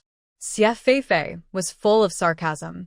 This sarcastic look made Jiang Yu very happy. The other people in the security department finally spoke. Tong Fong, let Captain Lin handle it, and you say less. Last time it was because he Tinghua happened to be there, otherwise it would not be his turn to deal with these trivial matters. The Captain Lin he was talking about was called Lin Chang'an, who was tall, thin, fair, and wore glasses, just like the people sitting in the office. Auntie, don't cry first. This is the security department, not your home. Compared with Tong Fong, Lin Chang'an was much colder. After persuading once, Sun's mother didn't listen, but howled even louder. Lin Chang'an slammed the table hard and roared, Xiaoqin, lock her up in the solitary confinement room until she is quiet. Sun's mother's crying stopped abruptly, and she immediately covered her mouth tightly. Lin Chang'an sneered and said sarcastically, I thought you didn't understand what people said, Auntie. If you explain things clearly, everything will be easy. If you don't cooperate, we have many ways to make you cooperate. Sun's mother widened her eyes in horror, tears and snot all over her face, but she didn't cry at all. Is Comrade Sun Ziliang here? As soon as the voice fell, he saw Sun Ziliang walking in. Sun Ziliang was uneasy when he came, wondering why he was called over. Until he saw Sun's mother sitting on the ground, he hurried over. Mom. Sun's mother seemed to have found support, and the whole person relaxed. Liangzi, if you don't come, Mom will be bullied to death. Sun Ziliang's face became ferocious. Did you beat my mom? His question was even unreasonable to Tong Fong. Liangzi, don't talk nonsense. We haven't touched your mom since she came in. She sat down by herself. Sun Ziliang's expression eased a little, only to find that Xie Feifei and Jiang Yu were also there, and his expression suddenly changed. Mom, what did you do wrong? Sun's mother hesitated and couldn't explain clearly. Xie Feifei snorted. Your mother ran to me and said a lot of incomprehensible words. I just want to ask you, didn't I reject you a long time ago? What's the matter between you and your mother? Why do you take turns to come to the supply and marketing cooperative to find me? Sun Ziliang felt like he was slapped in the face, and his face was burning with pain. He is handsome and has a good tongue. He has been popular with women since he was a child. This is the first time someone has treated him so badly. Mom, didn't I tell you not to go to her? Without waiting for Sun's mother to speak, Jiang Yu added, your mother said that you have nothing to do with Xiaoqing, and it was Xiaoqing who seduced you and pestered you. She also said that I deliberately destroyed you and Xiaoqing just to marry you. Many people in the supply and marketing cooperative have heard these words, and I have to ask you to come out and explain them clearly. Comrade Sun Ziliang, may I ask if I have taken the initiative to look for you? Sun Ziliang did not expect that Jiang Yu was involved in this. He always felt that Jiang Yu was more difficult to deal with than Xie Feifei. He gritted his teeth and clenched his fists tightly, and the veins on the back of his hands bulged. No. My mother may be a little confused and misunderstood. Jiang Yu and I have only met a few times in total. We have nothing to do with each other. What happened between Xiaoqing and I has nothing to do with her. Mom, don't talk nonsense next time. Sun's mother shuddered. There was no next time. This time scared her. She didn't say such words on purpose, but she said them out of impulse. And Comrade Xiaoqing, didn't you and her have a normal relationship? Why did your mother say that she seduced you? Break up if you want to. There are people who break up after being in a relationship these days. Why do you want to ruin the reputation of a female comrade after breaking up? Jiang Yu continued. She didn't like Xiaoqing either, but she couldn't stand the behavior of this mother and son. Even the men in the security department couldn't help but frown. He is not a man to slander a female comrade after breaking up. But Sun's mother didn't think she was wrong. If it weren't for that Xiaoqing, Sun Ziliang might have been with Xie Feifei. I'm not wrong. My son is so innocent that he couldn't resist her seduction. My son and her are innocent. Before she finished speaking, the door of the security office was kicked open. Xiaoqing's eyes were red, and she stared at Sun Ziliang and his mother angrily. Innocent? Then who got me pregnant? Sun Ziliang, are you still a man? Why didn't you say you wanted to be innocent when you went to bed with me? Xiaoqing originally heard from her colleagues that Xie Feifei had taken Sun's mother to the security department. She was worried about something happening, so she hurried over. As soon as she reached the door, she heard what Sun's mother said, and she was so disappointed. Sun's mother was shocked and screamed, "What did you say? You are pregnant." Sun Zaoliang's face also changed drastically. His lips trembled, but he didn't know what to say. Zhao Qing sneered. "It just so happened that we were in the security department. Either we get married or I sue you for being a hooligan. You decide for yourself." It was Sun's mother who reacted first. If he was convicted of hooliganism, Sun Zaoliang's life would be ruined. She quickly wiped her tears, got up from the ground, and held Zhao Qing's hand affectionately. Xie Feifei had never seen anyone change his face so quickly in her life. "Get married." "Of course we're getting married." "Liangzi, speak up." Sun Zaoliang was distraught. He had no intention of marrying Zhao Qing at all. Like Sun's mother, he always felt that he deserved better conditions. Get married. What else can I do if I don't get married? He had no doubt that Zhao Qing was cruel and would really send him to a labor camp. Lin Chang'an sneered, "Auntie, that's right. Why do you have to ruin a good marriage? Wait until you get married." It was a happy ending, but Jiangyu was not happy. "Auntie, didn't you just say that Sun Zaoliang and Zhao Qing had nothing to do with each other? You also said that I was plotting against Sun Zaoliang. You slandered me and ruined my reputation, and you haven't apologized yet." Sun's mother felt that she was really unlucky today. Forcing her head to acknowledge Zhao Qing as her daughter-in-law was like slapping herself in the face. The more confident she was, and the more she looked down on Zhao Qing just now, the louder the slap would be now.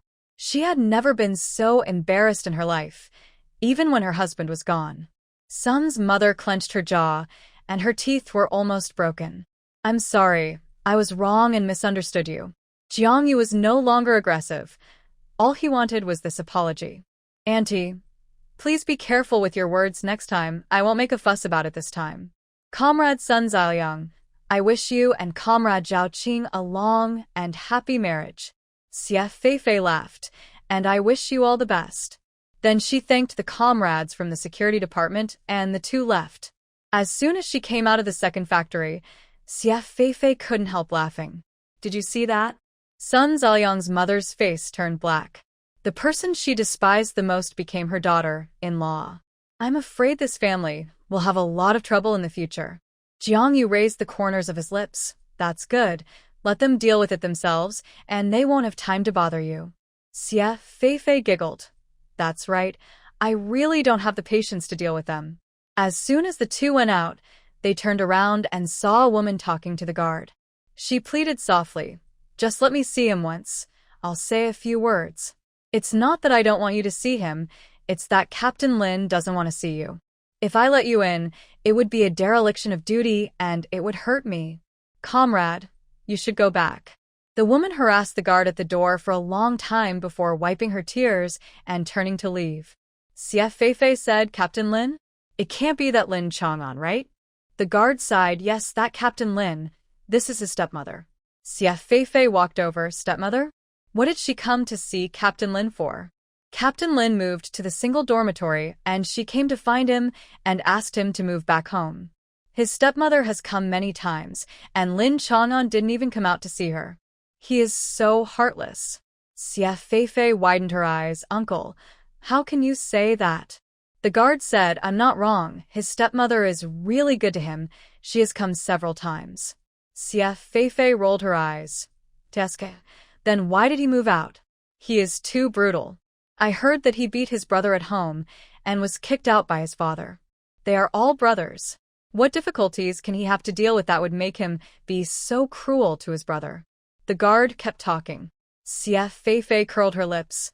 "Uncle, did you see how he beat his brother?" The guard said nonchalantly, "It was so far away. How could I see it?" Xie Feifei asked again, "Since you didn't see it, how do you know?" "Captain Lin's stepmother said it." "Then how do you know that what his stepmother said is true?" If it was really that serious, his father would have taken him to the police station long ago. Besides, do you know why he beat his brother? The guard glared at him, "You know?" Xie Feifei shook her head. "I don't know, but who would beat someone for no reason unless they were mentally ill?" "I don't know, so I won't talk nonsense." Take the current situation as an example. If his stepmother was really good to him, why did she come empty-handed? I didn't see her bring anything. She didn't believe one-sided statements. She only believed what she saw. Based on her impression of Lin Chang'an just now, she felt that he was not a bad person. The guard was fussing and glaring, and he only said one sentence, which was blocked by Xie Feifei for 10 sentences. Seeing that he finally had nothing to say, Xie Feifei turned around and left with Jiang Yu. Jiang Yu glared at her. Why are you speaking for Lin Chang'an like this? You have nothing to do with him. Xie Feifei said righteously. He just helped us. If it weren't for him, Tong Fong would definitely favor Sun Xiaoliang. Jiang Yu dragged out his voice. Oh, is that so? Of course it is. Xie Feifei would never admit that she actually thought Lin Chang'an was a little bit good-looking. Wednesday was the day when Jiang Yu took part in the newspaper recruitment exam. Jiang Yu arrived early and waited at the door for the newspaper to open to collect the admission ticket.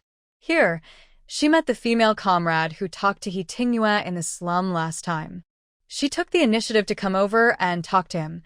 My name is Duan Yuzhen, what's your name? Duan Yuzhen. Jiang Yu was stunned. Vaguely remembered that Xie Feifei said that the editor-in-chief of the newspaper was Duan Yuzhen's uncle. My name is Jiang Yu, she answered calmly. This time, it was Duan Yuzhen who was stunned. Are you Jiang Yu? Yes, do you know me? Duan Yuzhen's face flashed with panic. No, I don't know. She walked to the other side and waited, keeping a distance from Jiang Yu, and stopped talking to her. Then, the newspaper opened, and someone came out to hand out admission tickets. Come and get it if your name is called Duan Yuzhen. Here. Lin Yujie. Here. Jiang Yu didn't hear her own name until all the admission tickets in her hand were distributed. Seeing that the man was about to leave after distributing the admission tickets, Jiang Yu hurriedly ran up to him. Comrade, my name is Jiang Yu. I also filled out the application form. Don't you have my admission ticket? No, they have all been distributed. These are the admission tickets. Jiang Yu bit her lip. It was editor-in-chief Huang Ying who submitted the application form to me. How could it be gone? Did she make a mistake? This opportunity was rare, and she couldn't give it up easily. Sure enough, when the man heard the name Huang Ying, he paused. Oh, so I'll go in and look for it. Please wait a moment. The man walked in quickly, waited for a long time, and then came out again and gave her an admission ticket. Sorry, the person who collected the application forms missed it. You go in to take the exam. Jiang Yu thanked him and ran in quickly without bothering to ask too many questions. When she came in, everyone had already started doing the questions. A group of people were screened when they submitted the first round of application forms, so there are not many people taking the recruitment exam now. After the written test, the leaders will mark the papers immediately, and the interview will be conducted half an hour later. The written test questions are all unified. Write a news report about Long March 1st. Many people scratch their heads and ears, not even knowing what Long March 1st is. How can they write a news report? Jiang Yu slowly breathed a sigh of relief. Fortunately, she had the habit of collecting newspapers. Long March 1st is the name of the first nuclear submarine independently developed by the country. She probably thought about it in her mind for a moment before she started writing. Jiang Yu felt that her performance was relatively stable. She finished an article quickly, stopped writing, and handed in the paper. Surprisingly, she was the last to enter and the first to hand in the paper. Duan Yuzhen glanced at her figure, frowned, and then handed in the paper, turned around and walked out and found the woman who issued them the admission ticket. Li Ling, what's the matter? Li Ling felt a little guilty and avoided her gaze. I just found out that Jiang Yu was introduced by Editor-in-Chief Huang. If Editor-in-Chief Huang knew that I threw away her application form, I would be doomed. I promised to help you, but I didn't say that I had to sacrifice myself to help you. Duan Yuzhen stamped her feet in anger. What should I do? What if it is exposed during the interview later? Thinking that she had taken 5 yuan from her, Li Ling hurriedly comforted her. No one will know that you used her application form. I filled out the application form for her again, just casually, without a lot of information. I will see who has a higher score in the written test, and exchange the test paper for you. Duan Yuzhen was slightly relieved. Then thank you for your trouble. I will treat you to dinner later. When she came to hand in the application form, she happened to see Jiang-Yu's application form and found that Jiang-Yu had actually submitted manuscripts to the newspaper, even under a pen name. She used to love reading magazines and still has several magazines at home. She was very familiar with the pen name Xiao Jiang, and her articles had been published in several magazines.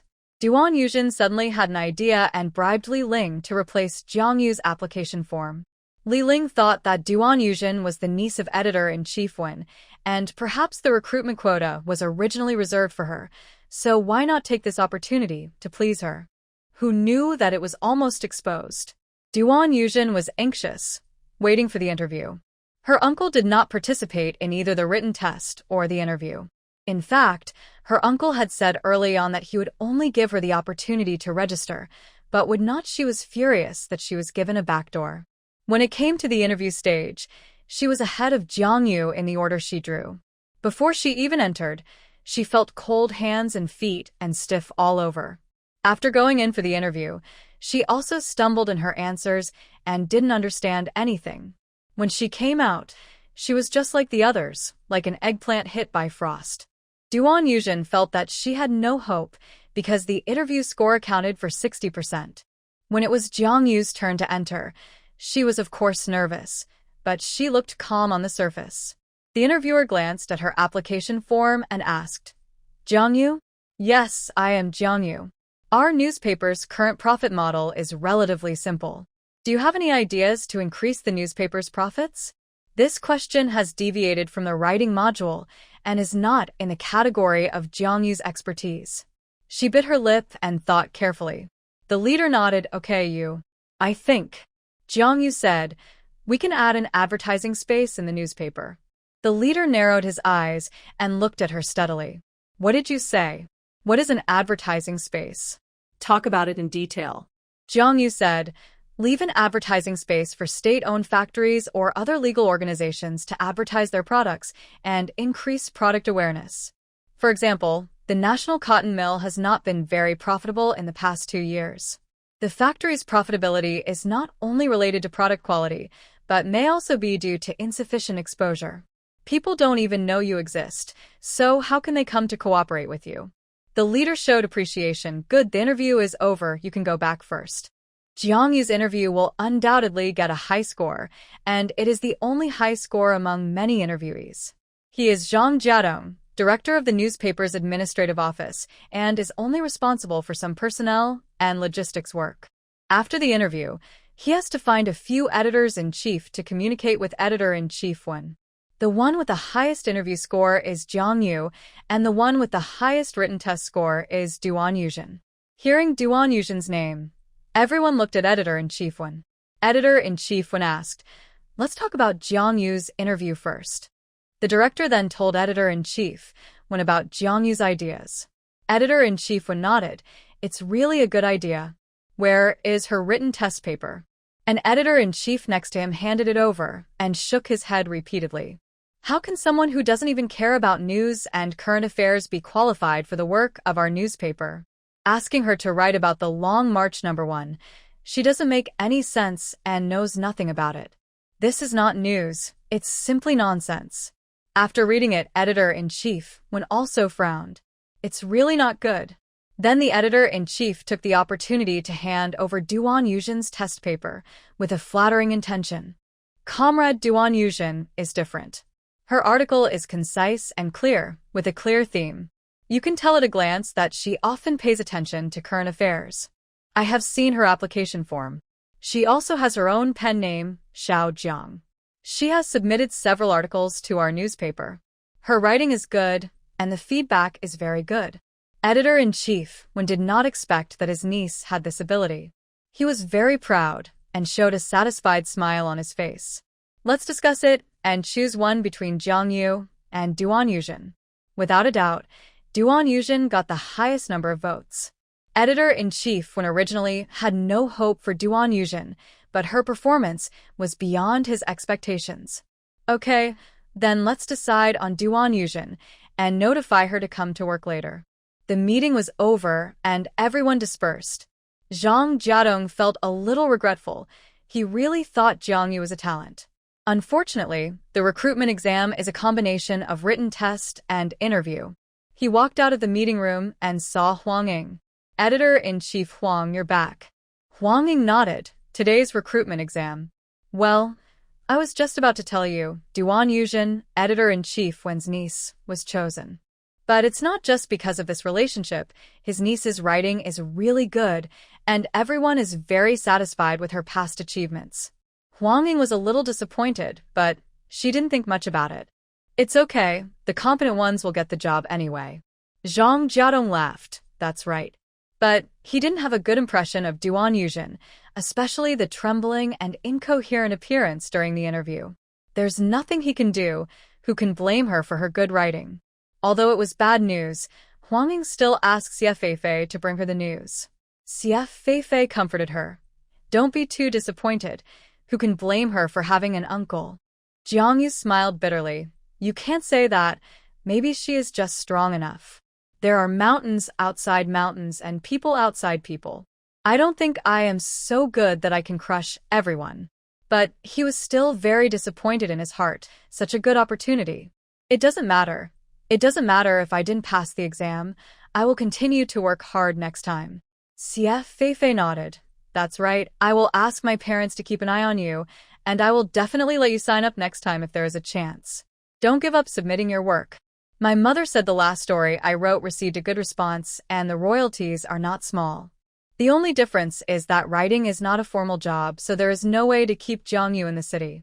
When Duan Yuzhen received the notice, she was so happy that she almost went crazy. She immediately stuffed $2 into Li Ling's pocket to thank her for her help. Li Ling smiled so hard that her teeth were showing. In fact, even if I wasn't there, this job would definitely be yours. She firmly believed that editor-in-chief Wen would definitely find a backdoor for Duan Yuzhen. Duan Yuzhen waved her hands. She was happy to get the job anyway. The process was not important.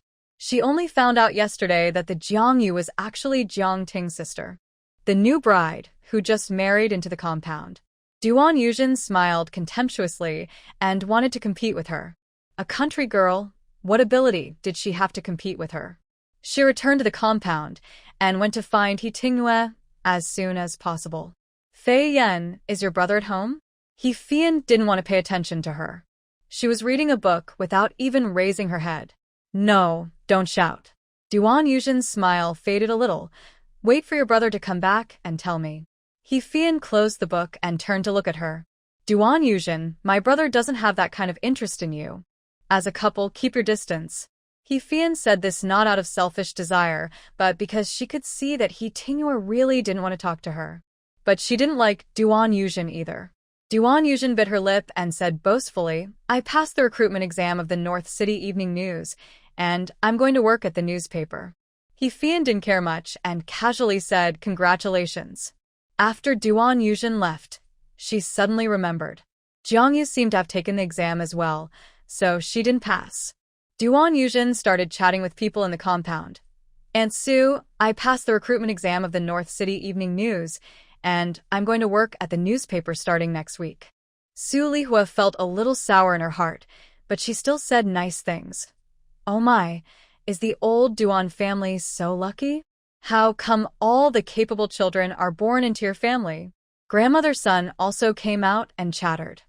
Are you sure? Yuzhen, you are really great. Have you told your parents? Go and tell them. Duan Yuzhen was not in a hurry. She stood in the yard quite contentedly, enduring everyone's jealous and envious eyes. There are so many people taking the exam. Maybe you know one of them. Su Lihua approached and asked, Who is it? Jiang Ting just came out, and Duan Yuzhen glanced at her. Jiang's elder sister. I remember her name is Jiang Yu, right? She also went to take the job recruitment exam. Jiang Ting's face froze. She didn't hear the previous words, so she looked nervous, fearing that Jiang Yu really got the job. She has a rural household registration. How can she be qualified to take this exam? Duan Yuzhen pursed her lips. How should I know? Maybe she has connections. Jiang Ting asked quickly. Did she pass the exam? Yuzhen passed the exam, so Jiang Yu must have failed. Sun's mother gloated. She was still holding a grudge against what happened last time. Now Zhao Qing is pregnant, and the family has begun to prepare for the wedding. Who knew that Zhao Qing's family actually asked for 100 yuan in betrothal gifts? She disagreed, and the two families were in a stalemate. Sun's mother meant that it doesn't matter if it's a stalemate anyway. Zhao Qing is pregnant. Who else can she marry if not Sun Xiaoliang?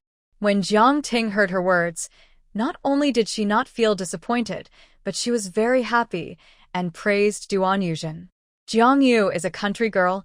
Naturally, she can't compare to Yuzhen. It's not surprising that she didn't pass the exam. Duan Yuzhen originally wanted to show off to her, but hearing her words, it was like a punch on cotton, and she felt uncomfortable. Well, Jiang Ting and Jiang Yu had never had a good relationship. She felt a little bored and turned around to go home. The Duan family lived in the east room of the slum. Originally, there were 3 large rooms, but later they were changed several times and forcibly divided into 4 rooms. There was also a very small main room, and the whole family could not even sit at the table for meals. There was nothing they could do about it. In this small house, for generations of the Duan family lived. From Duan Yuzhen's grandfather, Old Man Duan, to Duan Yuzhen's nephew, Huzi. Duan Yuzhen also has a younger brother who is 2 years younger than her. After he got a job, he lived in a single dormitory. Her eldest brother and sister-in-law hoped that she could get married early to make some room for the family. But Duan Yuzhen was picky and picky. She was 22 years old and still had no partner. Hearing that she had a job, her sister-in-law Lin Donghua immediately asked, "Can I apply for a dormitory and move out?" She would rather not have Duan Yuzhen a salary and wanted her to move out as soon as possible. Duan Yuzhen said angrily, "Sister-in-law, this is my home. You are the one who married in from outside. I have lived here longer than you. Why do you chase me away?" Lin Donghua embarrassedly began to complain to her. "Why would sister-in-law want to chase you away?" "It's because I'm afraid you can't get used to the small room at home. Move to the single dormitory. Maybe the conditions will be better." Duan Yuzhen snorted, "Then don't worry, the newspaper dormitory is tight. Not even single dormitories are available if you don't get formal work points." Lin Donghua's face fell, and she could only hope that Duan Yuzhen would get married soon. Wen Yan reminded her, "Since you have got the job opportunity, work hard, don't fish for 3 days and dry the net for 2 days, and lose your uncle's face." Duan Yuzhen was impatient. "Mom, what does it have to do with uncle? I found a way to get this job by myself, and my uncle didn't help me at all." If her uncle had really helped her, she wouldn't have been so worried. Wen Yan slapped him and yelled, "You ungrateful rascal! Why didn't I help you? Didn't he give you the application form? He has introduced you to 3 candidates before and after, but you didn't like any of them." Duan Yuzhen pouted and didn't dare to refute. She just liked He Tingyue. What could she do? The Duan family was bustling with activity, while Jiang Ting was in a state of confusion. On the one hand, she was thankful that Jiang Yu didn't get the job. On the other hand, she was anxious, thinking that in the city, even the opportunity to apply for a job was extremely rare. Jiang Yu got it once, which meant that she had connections, and maybe she could get it a second time. What if she really succeeded the next time? Jiang Ting gritted her teeth and had to find a way to get Jiang Yu back to the countryside. She went to Yao Xiangling's house before it got dark. Jiang Yu opened the door and saw that it was her, but he didn't let her in and just talked at the door. "What are you doing here?" Jiang Ting asked. "I heard that you went to participate in the newspaper's recruitment examination." Jiang Yu thought it should be Duan Yuzhen who said it and nodded. "Does it have anything to do with you?" Jiang Ting sneered and mocked. "You are a countryman, and you still want to compete with city people for jobs? It's just wishful thinking. You don't even look in the mirror. Do you have the ability?" "Jiang Yu, I advise you to weigh how much weight you have and go home to get married. If you are sick, go to the doctor. It's inexplicable." Jiang Yu didn't want to say more to her, and was about to close the door. Jiang Ting hurriedly resisted. "Grandma broke her leg. If you still have a conscience, go home and see her." Jiang Yu smiled coldly and stared at her. "You may have forgotten that you tricked me to go home like this last time." Jiang Ting snorted. "I am only responsible for delivering the message. It's up to you whether you believe it or not. If you don't believe it, go and find out for yourself." After that, she left. Jiang didn't quite believe Jiang Ting, so she went out to inquire the next day. The son of the team leader of Nanha village worked in a meat processing factory in the city and would go back to the countryside every 2 days. She went to ask and got a positive answer that old lady Yi had indeed broken her leg. Jiang Yu went home and talked to Yao Xiangling and asked for her opinion. Yao Xiangling said, "If you really broke your leg, you should buy some things and go back to see her. Don't let people catch you and say that you don't care about your family after entering the city." The main reason is that Jiang Yu hasn't found a suitable partner yet. Those family members can still get along, and they're not to the point of never seeing each other again. Jiang Yu hesitated at home for 2 days before deciding to go back to the countryside. Unexpectedly, while waiting for the bus, she actually met He Tingyue. She took the initiative to walk over, with a look of surprise on her face. "Comrade He, are you going to Funan Commune too?" He Tingyue looked indifferent and hummed. But Jiang Yu had already gotten used to his indifference and tried to find topics to chat with him. Fortunately, although He Tingyue was a man of few words, he did not ignore people. "I went to the newspaper office to take the job exam a few days ago, but I didn't pass. I heard that the female comrade who passed the exam is from your compound. So amazing." He Tingyue replied without any emotion, "Not bad." He had heard He Fian mention this matter. He didn't want to pay attention to Jiang Yu, but his thoughts were very contradictory. On the one hand, he thought that she was a female liar and didn't care about her.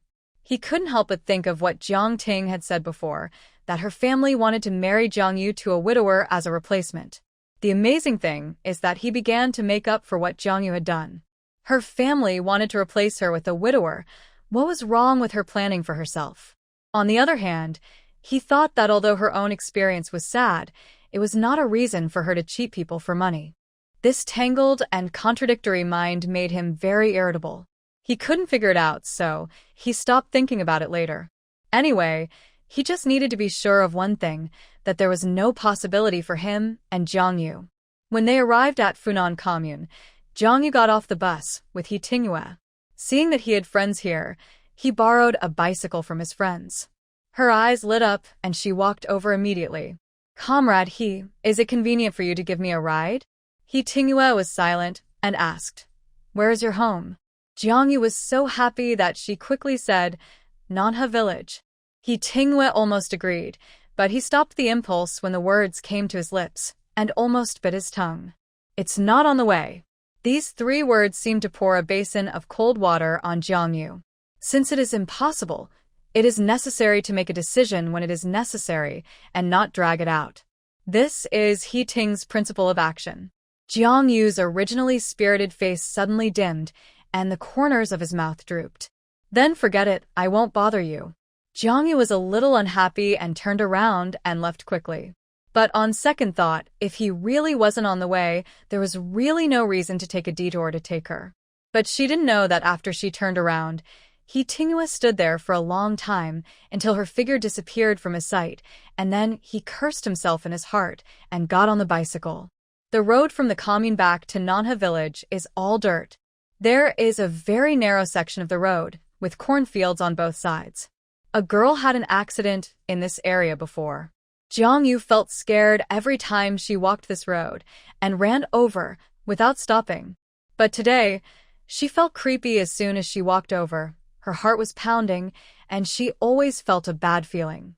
Before she could run over, 2 strong men suddenly jumped out of the cornfield and surrounded her from the front and back. In an instant, Jiang Yu's head buzzed, and fear occupied her whole body. The chills spreading from her back made her hair stand on end. "Who are you?" Because of fear, her voice was loud and clear, trying to hide her fear. "Fourth uncle, it's a waste to marry the second uncle with such a beautiful girl. Otherwise, we can have some fun first? It's worth hiding here and feeding mosquitoes for so many days." This second uncle made Jiang Yu realize instantly that this was a member of the Du family. She pretended to be calm and said through gritted teeth, "You are from the Du family. How ridiculous. Now it is a new society, and buying and selling women is illegal. As long as I don't want to get married, it doesn't matter if my parents agree." The short-haired man smiled obscenely, his eyes always lingering on Jiang Yu's chest. What he said just now is not a joke, and it's not something he hasn't done before. As long as we want to do it, we don't need your parents' consent, let alone your consent. Take you home and lock you up, and I don't believe you can still run away after you have a baby. Jiang Yu didn't waste time talking to them. He could only run away because he couldn't beat them. He turned around and wanted to jump into the cornfield. At least there was a glimmer of hope if he got in.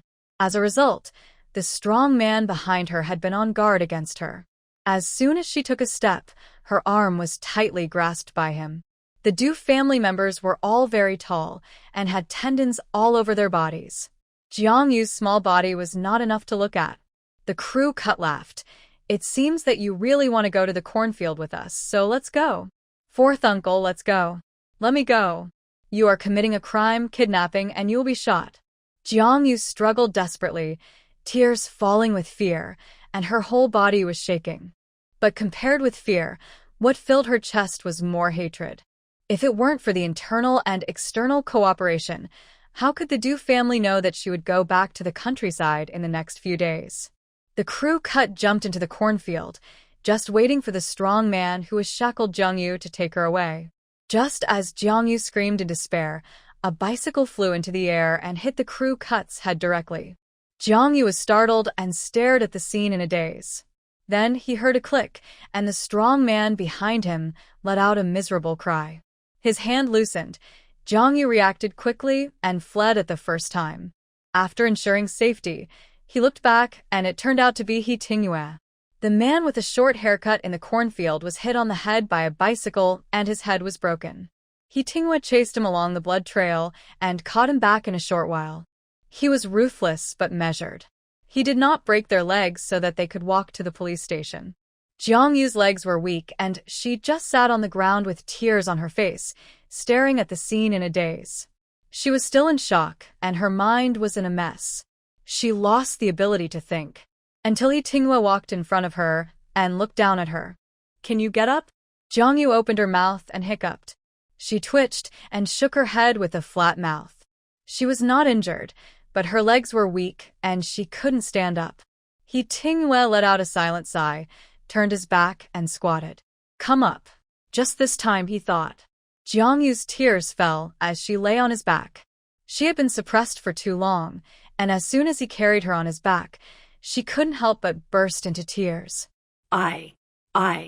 I'm so scared. Why did you come just now? I thought I was dead. I asked you to take me a ride, but you didn't. It's all your fault. Jiang Yu's tears flowed desperately, and He Tingyue could feel the hot tears burning her skin through her thin shirt. Knowing that she was scared, He Tingyue didn't interrupt her, letting her vent her fear and listening to her cry. If she didn't vent it now, it would leave a psychological shadow. He Tingyue glanced at the two people pretending to be dead on the ground and said in a deep voice, Do you want to go by yourself, or do I break your legs and ask someone to drag you? The short-haired man trembled all over, and his hands were folded behind his back, which were already dislocated and painful. He had no doubt that He Tingyue would break his legs. But if he really went to the police station, his life would be over. The crime of hooliganism and forced labor are both minor. The more serious ones will be paraded through the streets and then eaten peanuts. The two simply kept silent and lay down pretending to be dead. He Tingyue chuckled, raised his foot, and stepped on the hand of the crew slowly crushing it. The crew's face was distorted, and he cried out in pain like a pig being slaughtered. It hurts. It hurts so much. I'll go by myself. As soon as He Tingyue let go, the crew hurriedly climbed up. The other strong man followed closely behind him without saying a word. Jiang Yu calmed down and clutched the clothes on his back tightly. What about the bicycle? He Tingyue turned his head slightly. I'll ask someone to pick it up later. Jiang Yu pouted. It's all broken. I'll compensate you. He Tingyue, no need. It can be repaired and still be used. Jiang Yu stared at the back of his head. Comrade, why did you take this road? She said a thought in her heart. Did he come here specially to send her off? He had clearly said at the beginning that it was not on the way. He Tingyue was silent for a moment and said, It's a coincidence. Jiang Yu said sullenly. She was just being sentimental. He Tinghua didn't say anything else, and walked forward silently. Only he knew that there was no such thing as a coincidence. Seeing Jiang Yu leave, he should have ridden his bicycle away, but he was like a madman and stopped and wandered for a long time. Finally, he decided to catch up with Jiang Yu and give her a ride. When he came, he hypnotized himself again and again in his heart that it would be just this time, the last time. And now he thinks that it's a good thing that he is here. When they arrived at the door of the police station, He Tinghua squatted down and put her down. Go in. The two people from the Du family refused to go in and stood at the door without moving. Especially the one with a short haircut. His eyes were so ferocious that he wanted to tear He Tinghua apart. Mind your own business. She is the daughter-in-law of our Du family, and this marriage was agreed by her parents. Jiang Yu smiled coldly. It's useless for you to tell me these words. I'll tell the police later and see if they will listen. He Tinghua's sharp eyes swept over, with a heavy sense of oppression. Go in, don't let me say it for the third time. The crew cut gritted his teeth fiercely. Don't give me a chance to come out. I'll kill you. He Tinghua sneered. He Tinghua, the head of the security department of the Second National Cotton Mill. Come on. The strong man, Du Si, seemed to have heard of this name. He turned around suddenly, with complicated eyes, staring at He Tinghua. He had heard of this name before. After entering the police station, Jiang Yu and the two people from the Du family took separate statements. She was led to another office by a female police officer. She looked at He Tinghua, looking helpless. He Tinghua paused and said to comfort her, It's okay, go. Seeing that Jiang Yu's eyes were swollen like walnuts, the female police officer knew that she was very scared and brought her a glass of water. Don't worry, have a cup of tea. Jiang Yu thanked her, drank a sip of water, and then slowly explained what happened. From Jiang Ting's deception to her going to the meat processing plant to find someone to verify, and then to her going home, it was the Jiang family and the Du family who joined forces to sell her out. They kept saying that my parents agreed to this marriage, but I didn't agree. Jiang Yu retorted sharply, pinching her palms tightly. My parents wanted me to change my marriage, and they tricked me to go home last time. I met my brother's boyfriend's second uncle, and I refused on the spot. But this time they ignored the law and wanted to tie me up and take me home directly, and they also wanted. Not only are they inhumane, they disregard the law, and they don't treat us as human beings. Jiang Yu covered her face and cried. She really felt cold in her heart. Obviously, those are her family members. Why do they treat her like this? The female police officer was filled with righteous indignation and said angrily, Don't worry, we will definitely handle this impartially and give you an explanation for this matter. As soon as she finished speaking, the office door was opened. The female police officer stood up. Brother Wang. The person who was called Brother Wang nodded and waved to the female police officer. The female police officer stood up and walked out, closing the door. Brother Wang? Brother Wang frowned. What do you mean by impartial handling? What explanation can you give her? Don't they need to be dealt with? Brother Wang sighed. Do you know who those two people are? No one can do such a thing. The female police officer raised her voice a few degrees. Brother Wang laughed at her naivety. Can you afford to offend the family of criminal police captain Du Tianxiang? The policewoman's heart sank. Are we just going to let it go? We have to let it go. You should appease them first, and then release those two people. Brother Wang made a direct decision and turned away. The policewoman stood at the door in silence for a long time, struggling with her conscience. She had worked so hard to get this job, and she couldn't afford to offend Du Tianxiang. But Jiang Yu. She gritted her teeth and walked in. The record is done. You go back and wait for the news. Jiang Yu was stunned. This matter is not only related to them. My family members are also involved. Don't they need to come to cooperate with the investigation? The female police gritted her teeth. Yes, this is our police's business. You go back first and wait for the result.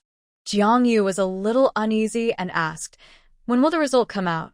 The police have their own procedures for handling cases, and they will notify you when there is a result. When will I be notified? How long do I have to wait? There must be a deadline. Her attitude changed too quickly, and Jiang Yu had a bad feeling in his heart. Is this matter just over? There is no deadline. I asked you to wait for the notice. You just go back and wait. Jiang Yu's eyes were full of tears, and he looked at her with red eyes like rabbits. The female police avoided her gaze, feeling guilty and guilty. But what could she do? She was just a small clerk. Jiang Yu walked out with a gloomy brow and lowered his head. He Tinghua looked at her. What's wrong? While Jiang Yu was taking notes, he had already taken the bicycle back. Jiang Yu bit her lip. Will they be released? No. He answered without hesitation. She looked up at him, tears flowing like water. But they asked me to go back and wait for the result. What result? Jiang Ting and the Du family are working together. Why don't they arrest her as well? He Tinghua resisted the urge to touch her hair, turned his face away, and tightened his jaw. Yes, everyone involved in this will be arrested. Really? Jiang Yu looked at him eagerly. Before He Tinghua could answer, Jiang Yu caught a glimpse of two limping figures swaggering out from inside. The man with the short hair grinned and walked straight out of the police station, as if he was in an empty space, arrogant as Hades. The man with the short hair had a scar at the corner of his eye, and his smile was particularly ferocious. One could tell at a glance that he had a sinister and violent personality. He stopped right in front of He Tinghua and sneered. I told you not to let me out. Jiang Yu had tears on her face, and before she could wipe them away, she just stared at them. Even the police station couldn't hold them. Then would she have a chance to get rid of this Du family? He Tinghua glanced at them coldly. I also told you that you have no chance to get out. The short-haired man raised his head and laughed loudly, extremely arrogant. He had a backer and was not afraid of He Tinghua at all. He wanted to let the whole world know how arrogant he was. Just brag. I want to see what you have to make me go back in. I'm not done with you. Wait for me. Du Si pulled him, his hand hurting. Go. Before the two had time to leave, they heard a shout. Who told you to let them out? They can still leave after committing a crime, and the police station is run by his Du family. The situation suddenly changed, and the two people from the Du family were arrested again before they took a few steps. The roaring middle-aged man was in uniform, still furious, and walked up to He Tinghua. You kid, I haven't seen you for 2 years, and you're looking for trouble as soon as we meet. He raised his fist and punched He Tinghua. He Tinghua chuckled, looking familiar. Getting rid of this cancer will also be good for Brother Zhao. Director Zhao had mixed feelings. I'll keep an eye on this matter, don't worry. Although Du Tianxiong is only the captain of the criminal police team and cannot surpass him in rank, this kid is particularly good at handling things. Even his superior can hardly suppress Du Tianxiong. This time, the cancer of Du Tianxiong must be pulled out. He Tinghua took Jiang Yu away and glanced at the time. Go eat? Jiang Yu pursed his lips, not having much appetite. Will they be released? She was still very scared, and kept thinking about what would happen if they were released. He Tinghua stopped and turned to look at her. Jiang Yu. Jiang Yu raised her head. Her eyes were red and swollen. He Tinghua said, they have no chance to get out again, believe me. Jiang Yu bit her lip. It's not that I don't believe you. I'm just scared. If she looked like this, probably anyone would want to hold her in his arms and coax her, including He Tinghua. But he resisted this impulse, an impulse that he shouldn't have. Let's go. He took Jiang Yu to eat something first, paid for repairing the broken bicycle, and then took her back to the city. Seeing Jiang Yu silent like a poor little abandoned person. Do you want me to take you home? He still spoke. He said the last time again and again, but he was never firm. Jiang Yu opened his mouth, hesitated, and finally shook his head. No, thank you, comrade He. Today, you have done enough. I can go back by myself. Jiang Yu bit her lip. She had already caused enough trouble for others. However, she didn't know that the man behind her followed her from a distance and only turned and left when he saw her going upstairs, stood at the stairs, and heard her open the door. Not long after Jiang Yu arrived home, Yao Xiangling hurried back home. Xiao Yu. My daughter. Yao Xiangling was very good at cultivating her qi, and she always looked calm and composed. But now she couldn't keep calm anymore. She didn't breathe a sigh of relief until she saw that Jiang Yu was fine. Aunt, why are you back? Yao Xiangling didn't answer her. She held her hand and looked her up and down. Are you hurt? Do you want to go to the hospital?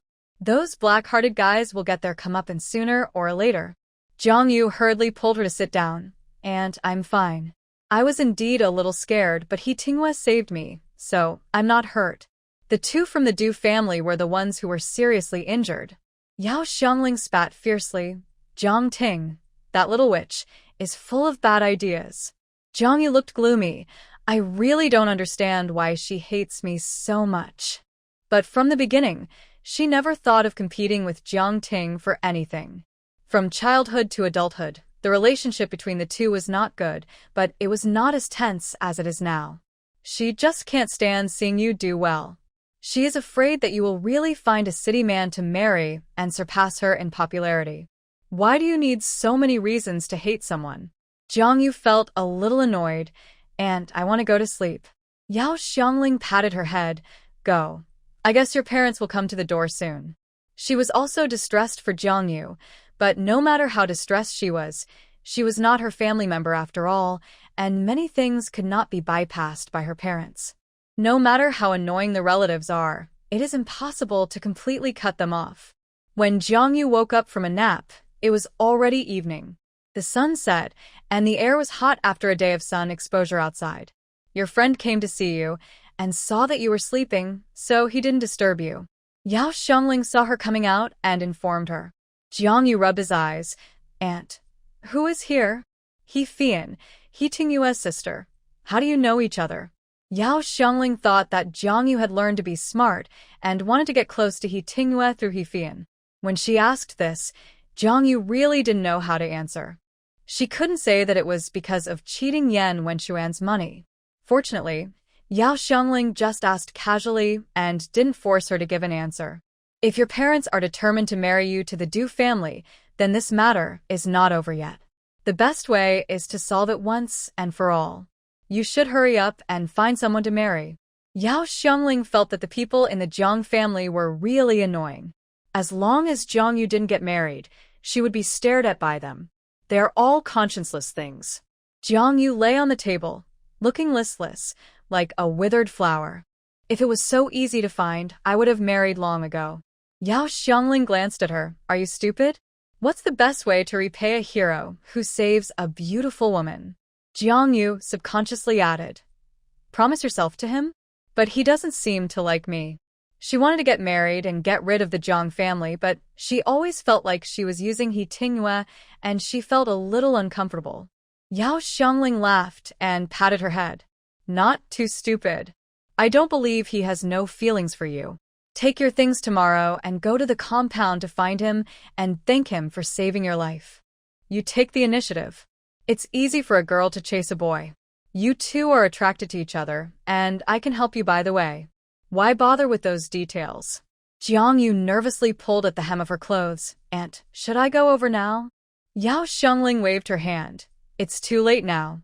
Have a good rest tonight, get some energy, and go tomorrow. Jiang Yu's eyes are still swollen, which doesn't look good. Okay, then I'll go tomorrow. Yao Xiangling nodded with satisfaction. She saw things more clearly than Jiang Yu. She certainly didn't believe that He Tinghua didn't have any such intentions towards Jiang Yu. If he didn't have any such intentions, why did he go out of his way to pick up Jiang Yu? Don't say it was on the way. That couldn't be on the way. She said it. No gay would dislike Jiang Yu's face. But Yao Xiangling was still grateful to him from the bottom of her heart. Fortunately, he went. Otherwise, Jiang Yu's life would be ruined. Jiang Yu didn't go to find He Tinghua immediately, but went to find Xie Feifei the next morning. I heard from my aunt that you came to see me yesterday. Xie Feifei heard about her yesterday and immediately asked for leave from the team leader to visit her at her aunt's house. She was relieved to see that she was okay. I was scared to death. Are you hurt? I heard from He Fian that the people from the police station came yesterday and took Jiang Ting away directly. Fu's family asked around but couldn't find out what happened. They only knew that the matter was very serious, especially after Du Tianxiong tried to cover up the prisoner. Director Zhao kept a close eye on the matter. I'm not hurt. I was just scared yesterday. Jiang Yu felt the warmth and care from Xie Feifei, which she had never experienced from her family, and she felt a little complicated for a moment. Feifei, thank you. Xie Feifei frowned. Thank me for everything. There's nothing I can do for you. As a girl, she could empathize with him. If something like this happened to her, she probably wouldn't be able to stay as calm as Jiang Yu. He Fian told me that in addition to Jiang Ting, your brother was also arrested and your parents will definitely not let it go. Maybe they're already on their way to the city. By then, Jiang Yu will have no choice but to release them. It's unrealistic to send Jiang Ting and Jiang Hao to jail. You might as well think about it and take this opportunity to make conditions with your parents. Jiang Yu looked at her in surprise. How did you think of these? Xie Feifei chuckled, feeling a little embarrassed. I told my mother about you, and she gave me this idea. If Jiang Ting and Jiang Hao were really sent to jail, it would be bad for Jiang Yu's reputation. She will get married in the future, and if her reputation is ruined, who would dare to marry her? It is better to take the opportunity to ask for some benefits and take the initiative. In fact, these words are consistent with what Jiang Yu thought in her heart. She will never let the two from the Du family go, but let's talk about Jiang Ting and Jiang Hao later. I want to buy some things and go to Chief He to thank him for saving me yesterday. Xie Feifei said immediately. There is a new batch of apples in the fruit market, and they are very fresh. When Jiang Yu heard this, he thought that he had to hurry up. Otherwise, they would be gone. Okay, then I'll go buy them first. After all, it's a gift to my savior, so I have to be willing to spend money. After buying the apples, Jiang Yu went to the compound. As a result, he saw Duan Yuzhen at the gate of the compound. The two had met once before during the job recruitment exam, so they knew each other. Duan Yuzhen saw her carrying apples and walked over curiously. Are you here to look for Jiang Ting? She was taken away by the police, didn't you know? Jiang Yu said in a cold voice, I know, but I'm not here to look for Jiang Ting. I'm here to look for Section Chief He. Duan Yuzhen frowned, obviously dissatisfied with her behavior. What do you want to see Brother He for? Jiang Yu didn't want to say more to her, but when he heard her questioning tone, he had a mischievous thought. He helped me, so I came to thank him. Duan Yuzhen sneered. Don't come to Brother He under various pretexts. He won't pay attention to you. I heard from Jiang Ting that you want to stay in the city and get married. So just find a man to marry quietly, and don't think about Brother He. You can't afford him. Jiang Yu raised the corner of his lips. If I don't try, how do I know if I can get him? At least I still have a chance. Comrade Duan has been so close to the water for so many years, but he hasn't caught the moon. I think he has no chance at all. Duan Yuzhen was so angry that her cheeks flushed, and she stomped her feet. You are shameless. Jiang Yu smiled and tilted his head. You can't get married if you have shame. Do you know what Chief He did to help me? I should repay his life-saving grace with my body. Duan Yuzhen was almost mad with rage. When she saw Jiang Yu's face, she lost her mind for a moment and even raised her hand to hit someone. Duan Yuzhen. Suddenly, she heard He Tingyue's voice, and she came to her senses and reluctantly withdrew her hand. Humph! She turned and ran into the house. Jiang Yu looked back and saw He Tingyue. His eyes lit up. Comrade He. She looked a little uncomfortable, and she didn't know how much He Tingyue had heard just now. It was really bad luck that he heard it every time. He Tingyue's expression was still cold. What are you doing here? Jiang Yu handed over a few big and red apples like a treasure. I bought a few apples. Thank you for helping me yesterday. He Tingyue glanced at her, his clear eyes sparkling, as if he had dispelled yesterday's haze. The tangled, pulling feeling in his mind began again. He turned his face away, his face a little colder. When you need to make a decision, you should make it, and you shouldn't drag your feet. Take it back, I don't eat apples. Jiang Yu's smile slowly faded, and she pursed her lips. Then what do you want to eat? I'll go buy some more. He Tingyue said no need. Jiang Yu's lips trembled, and her throat suddenly felt sour. She thought that after yesterday, the distance between them would be closer. Yesterday. He spoke again. If it was anyone else yesterday, I would have helped, and it's not worth your heart. It's not a life-saving grace. It's my duty. Jiang Yu bit her lip, and tears welled up in her eyes. In fact, this was already a rejection, and she understood it. But she still didn't give up and wanted to ask again. Isn't there nothing special? No. He Tinghua didn't look at her, but he heard her voice trembling. Having seen her crying yesterday, her red eyes naturally emerged in his mind. Comrade Jiang, don't do useless work in the future. I won't consider personal issues for the time being, and you are not my type. With a thud, Jiang Yu's head seemed to be hit hard, and her ears began to ring. Such a straightforward rejection made her previous persistence seem particularly embarrassing. She bit her lower lip tightly to prevent herself from choking. Jiang Yu lowered her head and put the apple on the ground. I'm sorry to bother you for so long. This apple was sent by my aunt as a thank you for your kindness. I won't bother you again in the future. These words were already the limit of Jiang Yu's words. This was the last time. Duan Yuzhen, who had been watching them through the window in the room, almost laughed out loud. Looking at Jiang Yu's appearance, she must have been rejected. She suddenly felt confident and felt that she was not completely without a chance. Duan Yuzhen straightened her clothes and hair and walked out with a smile like a flower. Brother He, who knew that before she finished her words, He Tinghua came home with apples and slammed the door. Duan Yuzhen was so angry that her face was crooked. Su Lihua poked her head out of the house. Yuzhen, was there someone in our compound just now?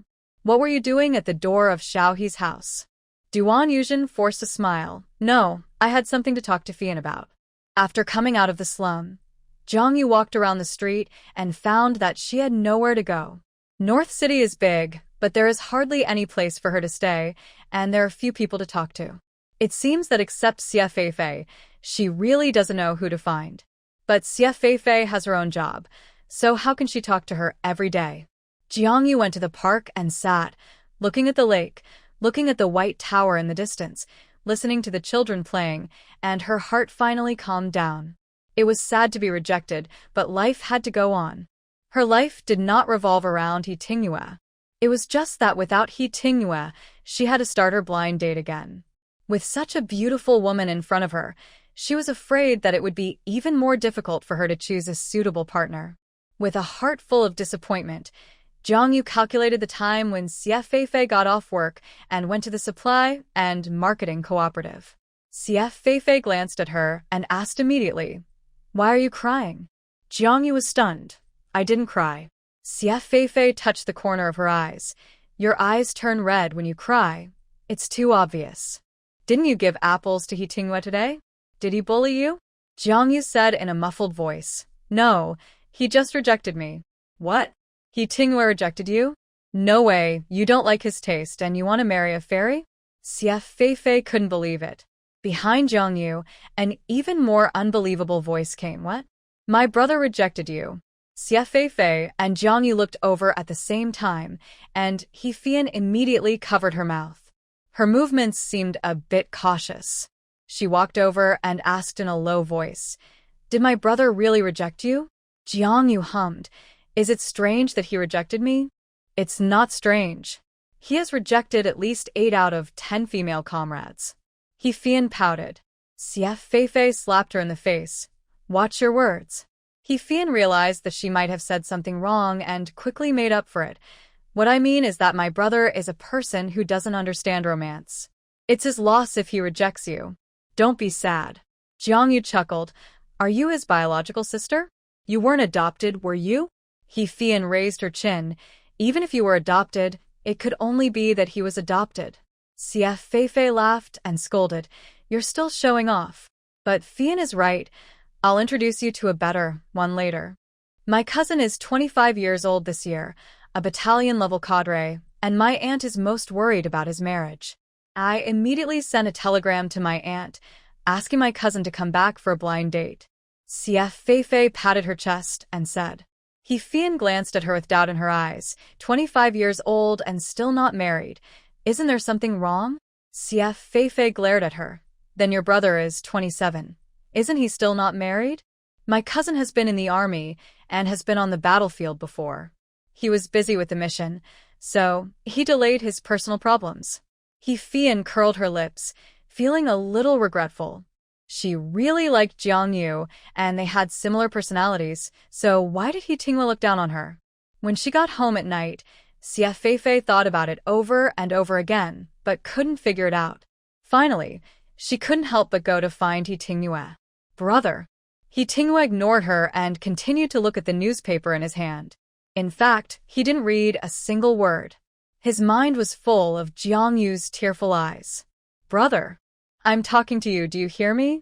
She snatched the newspaper from his hand and sat opposite him with an angry look on her face.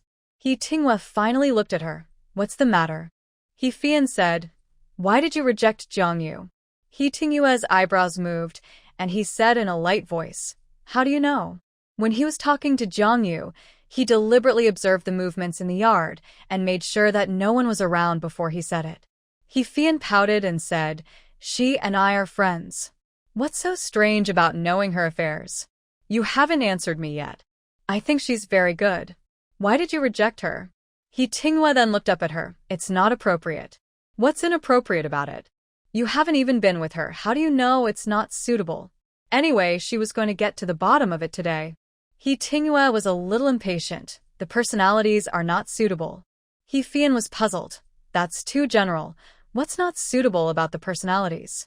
Sister Jiang Yu has a very good personality. He Tingyue sneered. That's because you haven't seen her cheating people out of their money.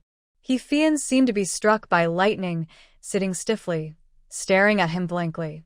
What do you mean by cheating people out of their money? He Tingyue didn't want to say more, but He Fian insisted on pestering him. You didn't see her fooling Yan Wenxuan, did you? He Fian thought to herself that it was bad, and she didn't control her mouth for a moment. He Tingyue has always been sharp. His eyes were shining. She even told you this? It's not a glorious thing to cheat gay men out of money, and Jiang Yu won't spread it around. He Fian blinked, said nothing, and looked guilty. She grew up under He Tingyue's watch, so how could he not know what she looked like? He Tingyue narrowed his eyes and spoke in a low voice with a warning in his tone. He Fian, tell the truth. He Fian felt bitter, and she would definitely not be able to escape this disaster today. She hung her head and had to tell the truth about Yan Wenxuan. After that, she tried to make up for herself. Although we cheated money, the money was originally mine. He used my money to support other women, and I only found out some time ago that the money was spent on Aunt Sue's daughter-in-law, Sister Lin Rue. But after going around in circles, she still got the money back. He Tingyue's eyes were heavy. So what you mean is that Jiang Yu is doing things for you? He Fian nodded repeatedly. Yes, I promised to pay her 30 yuan. You also know that Sister Jiang Yu's parents don't love her at all, so they want to sell her for the bride price. I overheard it by chance, and I knew that she was short of money, and because she was pretty, I asked her to help walk the dog. Getting married is not the only way. Didn't she take the newspaper's recruitment exam before, but she didn't get selected. But I heard from Xiefei that she has a good literary style and has submitted many manuscripts to magazines and newspapers and earned a lot of royalties. The Jiang Yu she got to know was like two different people from the Jiang Yu in He Tingyue's mind. The former was a comrade who worked very hard in life, and the latter was a vain and money-worshipping female liar. She is pretty, has a good personality, and is capable, but you don't like her. What a pity. He Fian muttered, but in fact, she wanted to scold him for being blind. He Tingyue ignored her nagging and snorted coldly. Didn't I tell you that you are not allowed to date in school? He Fian's heart skipped a beat. I was wrong, but I have learned my lesson. Your pocket money will be deducted next month as a punishment. He Fian wailed. Her pocket money was only 10 yuan. You deserve that you can't find a partner, you stingy person. He Tingyue, if you scold me again, I will deduct it. Yao Xiangling knew that Jiang Yu did not have much emotion after being rejected. In fact, she was mentally prepared for this. She only said, he rejected you, not because you are not good enough, but because you are not destined to be together. Jiang Yu nodded. She could adjust herself and would not doubt herself because of this rejection, because she still had to cheer up and deal with her family. Old Mrs. Yi felt sorry for Jiang Hao and came here yesterday, but she didn't see Jiang Yu and went back to the countryside in despair. Jiang Hao was their lifeblood. If nothing unexpected happened, they would come here again today. And you go to work. I'll wait for my parents at home today. Yao Xiangling was stunned for a moment. Can you do it yourself? Jiang Yu nodded. Yes, it's okay. She couldn't always rely on Yao Xiangling to solve problems. Some things had to be faced by herself. As soon as Yao Xiangling left, Wang Meili and Zhang Yonghua came. Calculating the time, they were catching the first bus. As soon as Zhang Yu opened the door, old lady Ye's slap as big as a palm fan came over. Fortunately, she was alert and dodged it, but her cheek was still scratched red by old lady Ye's nails. Zhang Yu immediately shouted, "If you dare to touch me, Zhang Hao will never come out again in this life." This frightened old lady Yi, and she dared not to do it again. But the look in her eyes wanted to tear Zhang Yu to pieces, and she smiled coldly. Wang Meili turned her head and shouted dissatisfiedly, "Mom, can you say less?" Even Zhang Yonghua scolded her lightly. "What are you talking about? Zhang Hao is my son, and Zhang Yu is also my daughter. Don't say this in the future." Zhang Yu let them in and kept out the neighbors who were eavesdropping outside. Wang Meili then pleaded, "Zhang Yu, Zhang Hao is your own brother. He can't go to jail. Anyway, nothing happened to you, just go to the police station and tell them to release your brother." Obviously, in addition to Zhang Hao, Zhang Ting was also arrested, but she didn't care about her daughter at all. Her eyes were full of sun. Zhang Yu looked at her coldly. "I just want to ask one thing. Did you know that the Du family kidnapped me?" Wang Meili immediately denied. "I don't know. Your father and I don't know. If we knew, we would definitely not agree." She didn't expect that Zhang Hao and Zhang Ting could hide it from them and team up with the Du family to do such a thing. It's true that she and Zhang Yonghua favored boys over girls, and under Zhang Hao's urging, they did think about exchanging brides. But since Zhang Yu said last time that she had a boyfriend in the city, she and Zhang Yonghua gave up the idea of exchanging brides. She was showing off all day in Nanha village that she was about to have 2 sons-in-law from the city, and maybe she could get Zhang Hao to the city in the future, so that their family could all become city dwellers. In addition, with Zhang Yonghua's pressure, how could she dare to think about sending Zhang Yu to the Du family? Mom knows that this time it's Zhang Hao who has let you down. When he gets out, I'll beat him up and let you vent your anger. Zhang Yu believed Wang Meili and Zhang Yonghua's attitude. She did feel better, but that didn't mean she could take the matter lightly. Zhang Yu shed tears, her tone cold. "Beat him up? Can beating him up make me vent my anger? Mom, you should be thankful that nothing happened to me. Otherwise, I would have hanged myself at the doorstep and let everyone see what kind of person Zhang Hao is." The coldness and determination on Zhang Yu's face made Wang Meili feel cold in her heart. But she didn't dare to scold Zhang Yu, and could only curse the Du family in her mouth. Du family, in human beasts, Mom and Dad will bring people to smash the Du family to vent your anger. But Zhang Yu, your brother is your lifeblood. Your dad, and I only have this one son.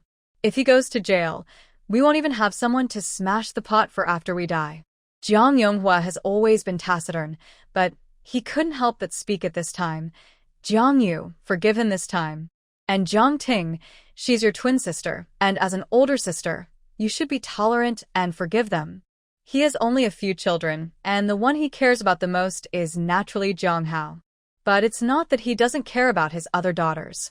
He also hopes that these daughters can marry into good families and help Zhang Hao more." Now, Zhang Hao and Zhang Yu have completely torn their faces apart. Zhang Yu felt cold in her heart. From the time she entered the house until now, they only cared about Zhang Hao and never cared whether she was hurt. Even friends would not be as cruel as them. "If you want Zhang Hao to come out, you can." Zhang Yu turned his eyes away. If he couldn't hold on to family affection, then he would hold the money. Wang Meili was overjoyed and subconsciously wanted to grab her hand, but Zhang Yu dodged her. "Mom, don't be too happy too soon. I have a condition. I want 300 yuan, and I will decide my future marriage myself. This condition must be written down in black and white, and the team leader will be the witness and sign your names." 300. Wang Meili screamed and jumped up. "How can our family afford 300? If we had this money, we would have used it to marry your brother. Zhang Yu, you will decide your marriage from now on, so you don't need the money, okay?" Old Mrs. Yi couldn't help it anymore and cursed. "I said, what's the point of raising a daughter? You still want 300, dream on." Jiang Yu ignored her and looked at Jiang Yonghua. More than 300? This is the condition for releasing Jiang Ting and Jiang Hao. Naturally, it is impossible for our family to pay all. Jiang Ting is not a member of the Jiang family, and her husband's family is from the city. Jiang Hao did these things. It was instigated by Du Wan behind the scenes. Can't the Du family pay? Jiang Yonghua's expression was slightly relieved, and after being told by her, he really felt that it made some sense. But whether he could get the money or not is another matter. Even if he got it, he couldn't just give it to Jiang Yu. After thinking about it, he couldn't agree to this condition. Jiang Yu, Dad, my conditions are here, 2 conditions, neither of which can be missing. If you don't want to, let Jiang Hao go to labor reform. Jiang Yu had an indifferent expression, as if Jiang Hao is not her biological brother, but a stranger. Jiang Yonghua narrowed his eyes slightly, and his tone became strong. If your brother doesn't come out, you will have no maternal home in the future. Are you sure you want to break up with your parents for these 300 yuan? Jiang Yu sneered. I'm a person who almost died. Why should I care about what my parents do? No matter how good my parents are, can my life be more important? Dad, you haven't experienced these. You don't know how it feels when I was held down by the Du family and dragged into the cornfield. You can say these words today. It's nothing more than talking without any pain in your waist, thinking that nothing happened to me. But if something really happened to me, wouldn't you come to plead for Jiang Hao? When she said this, her eyes were fixed on Jiang Yonghua without blinking, and a crystal-clear tear fell. At that moment, Jiang Yonghua's heart felt like it was hit hard by a punch, and it hurt. He hurriedly avoided Jiang Yu's gaze, tightened his 5 fingers, and clenched his fists. Let's go. Go home. Wang Meili said hurriedly. What about Jiang Hao? Jiang Yonghua did not allow any rebuttal. Let's talk about it after we go home. September was approaching, and the time to go home was getting closer and closer, and Jiang Yu was a little anxious. She had to continue blind dates, otherwise she would be sold by Wang Meili for money sooner or later. But matchmaker Yao introduced 3 to her one after another. Either they were really ugly, or had flaws in character, or had a weird personality. Let's not talk about the ugly one. Besides being ugly and a little shorter, his character is fine. Just say the one from yesterday. He went to labor reform because he stabbed his ex-father-in-law, and Grandma Yao didn't tell me. When I asked, guess what Grandma Yao said? Jiang Yu imitated Yao the matchmaker and spoke earnestly. I was too impulsive at that time. He doesn't stab anyone now. If he stabbed you, you can just send him to reform. Xie Feifei and He Fian laughed so hard that their stomachs cramped. They laughed at Jiang Yu, who was full of despair. There is another one. As soon as we met, he asked me if I could give birth to a son for his father first. His father wanted to remarry recently. He was afraid that another stepmother would compete with him for the property, so he wanted to marry a wife to give birth to a son for his father. Jiang Yu really didn't think that her requirements were high, but few of the people she met were normal. Xie Feifei and He Fian looked at each other and put away their smiles. This is really weird. Xie Feifei patted her on the shoulder. Don't worry, I have sent a telegram to my aunt, and she will see it soon. At that time, she will definitely bring my cousin back to have a blind date with you. After that, she added, my cousin doesn't stab anyone. He Fian suddenly felt a sense of crisis. This was not good. Her sister-in-law was about to be snatched away. Isn't your cousin stationed in Heilongjiang province? Can he come back? Of course he can. He can just ask for a leave. His lifelong affairs are almost becoming a concern for his leader. Those soldiers gave their blood and sweat for the country, and even their personal problems could not be solved. They always felt sorry for them. But Huang Zifang was a stubborn person, determined to dedicate his life to the country, and resolutely refused to get married. He Fian poked secretly. In Heilongjiang province, the winter is colder than in the North City. If you get married, you have to follow the army. Sister Jiang Yu is not used to it, right? Jiang Yu shook her head and smiled with pursed lips. If the person is right, I am willing to follow the army. Xie Feifei's cousin is a battalion commander. I heard that he will be promoted soon, and his salary must be high. Nowadays, Everything is the same everywhere, with material shortages, and it is difficult to even have a meal of meat.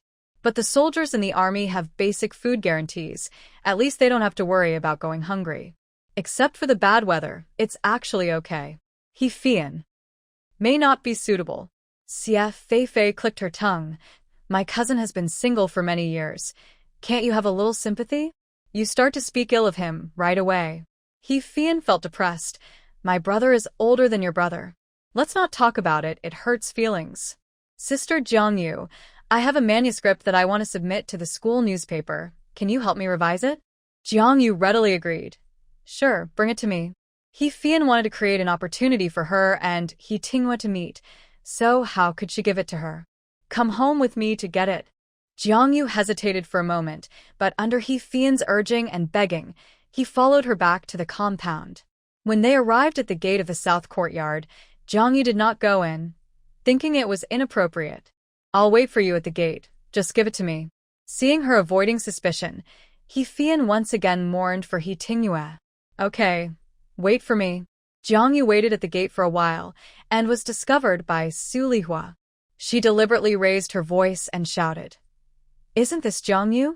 How come I heard that you sent your sister to jail? Jiangyu looked over. Su Lihua's concern for Jiang Ting was fake, and she really wanted to watch a show. But there was nothing to deny about this matter, and it was estimated that the whole compound knew about it.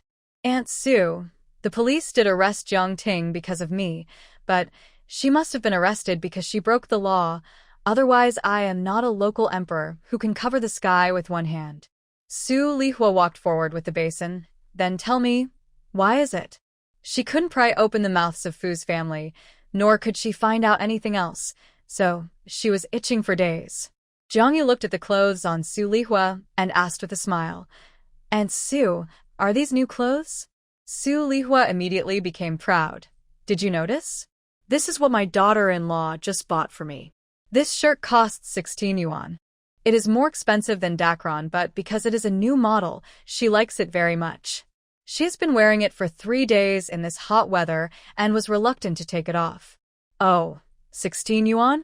I heard that Sister Lin Rue's salary was handed over to you, and I knew those people were talking nonsense. Sister Lin Rue can take out so much money to buy clothes for Annie, which shows that she is well off and really loves you. Su Lihua's face changed immediately. She was the one who collected Lin Rue's salary, so naturally it was all in her hands. Where did Lin Rue's money come from? She must have gone out to hook up with men. Su Lihua didn't care about Jiang Ting's affairs and hurried home to teach Lin Rue a lesson. Jiangyu pulled the corner of her lip. People like Su Lihua can only be arrogant at home. The smile on her lips hadn't been put away yet, and she saw He Tinghua walking into the courtyard. The smile, which was already very faint, disappeared in the blink of an eye. He Tinghua almost thought that he had seen it wrong. Jiangyu walked aside, keeping a distance from him. It was He Fian who called me to come and get something. I didn't come to find you. Jiangyu's tone was extremely cold, and she wished she could sever all ties with him. It was as if the shy and enthusiastic person in front was not her. He Tinghua paused, thinking about how to explain to her and apologize properly, but He Fian ran out at this time. Sister Jiangyu, this is for you. Let me know when you have changed it. Jiangyu responded with a smile. I'll fix it for you as soon as possible. After saying that, she left without giving He Tinghua a chance to speak. He Fian frantically hinted to He Tinghua that if he wanted to talk, he should chase after him. Why should a grown man be so shy? However, Jiangyu would not deliberately slow down to wait for him. Those words last time were enough to make her give up. She was not a shameless girl. But before she walked out of the alley, Jiangyu turned around and ran into Duan Yuzhen. Duan Yuzhen didn't like her in the first place, and when she saw her appear here, she naturally thought that she was looking for He Tinghua again. She immediately blocked Jiangyu's way and asked angrily, Are you looking for Brother He again? Jiangyu found it funny and asked back, Who am I looking for? What does it have to do with you? How can you be so shameless? Brother He has rejected you, but you are still pestering him. Jiangyu ignored her and still asked back, Who are you to him, and what qualifications do you have to care about his private affairs? Duan Yuzhen was so angry that her face turned red, and her breath was stuck in her chest. What's the difference between these words and slapping her in the face? What qualifications do I have? I'll tell you the truth. Brother, he and I are getting engaged, and please don't come here again in the future. Neither he nor I want to see you.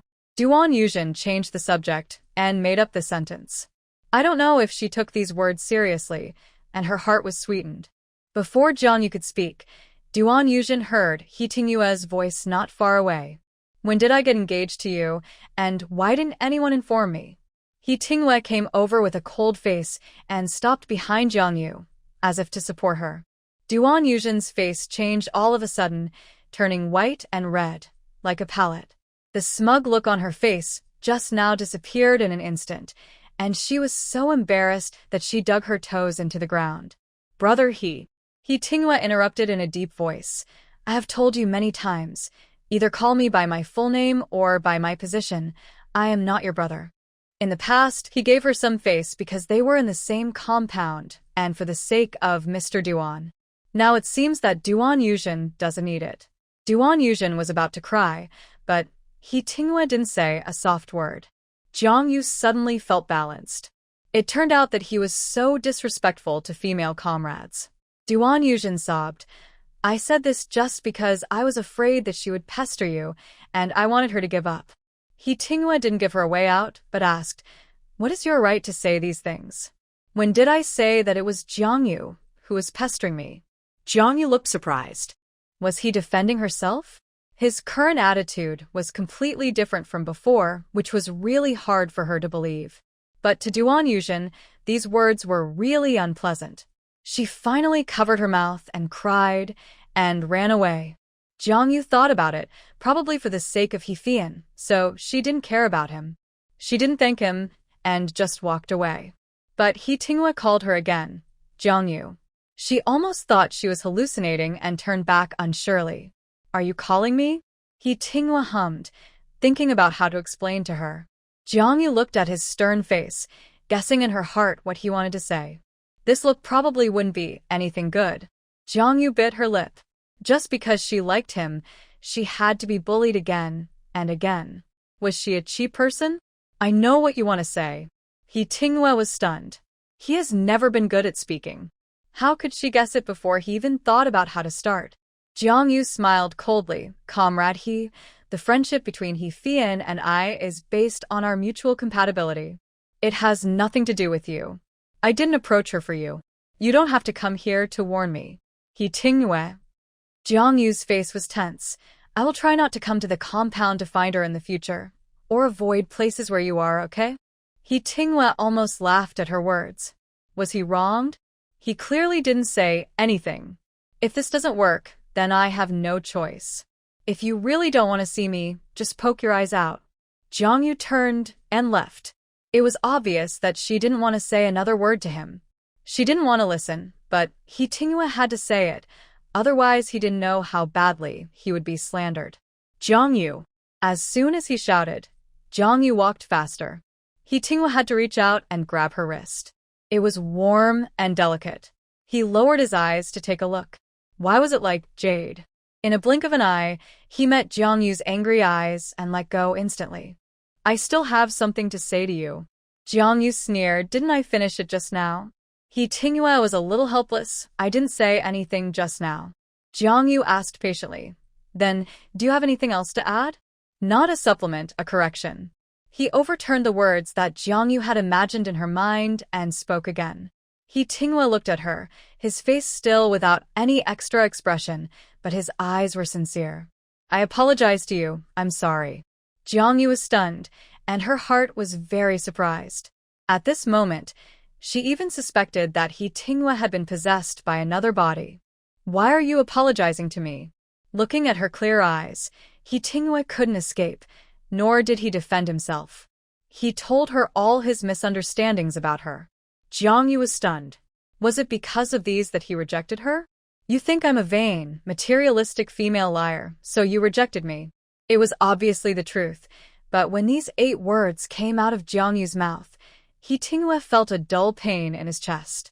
No, she is not that kind of person. Jiangyu laughed, with a sour and bitter feeling in her heart. In fact, you're not wrong.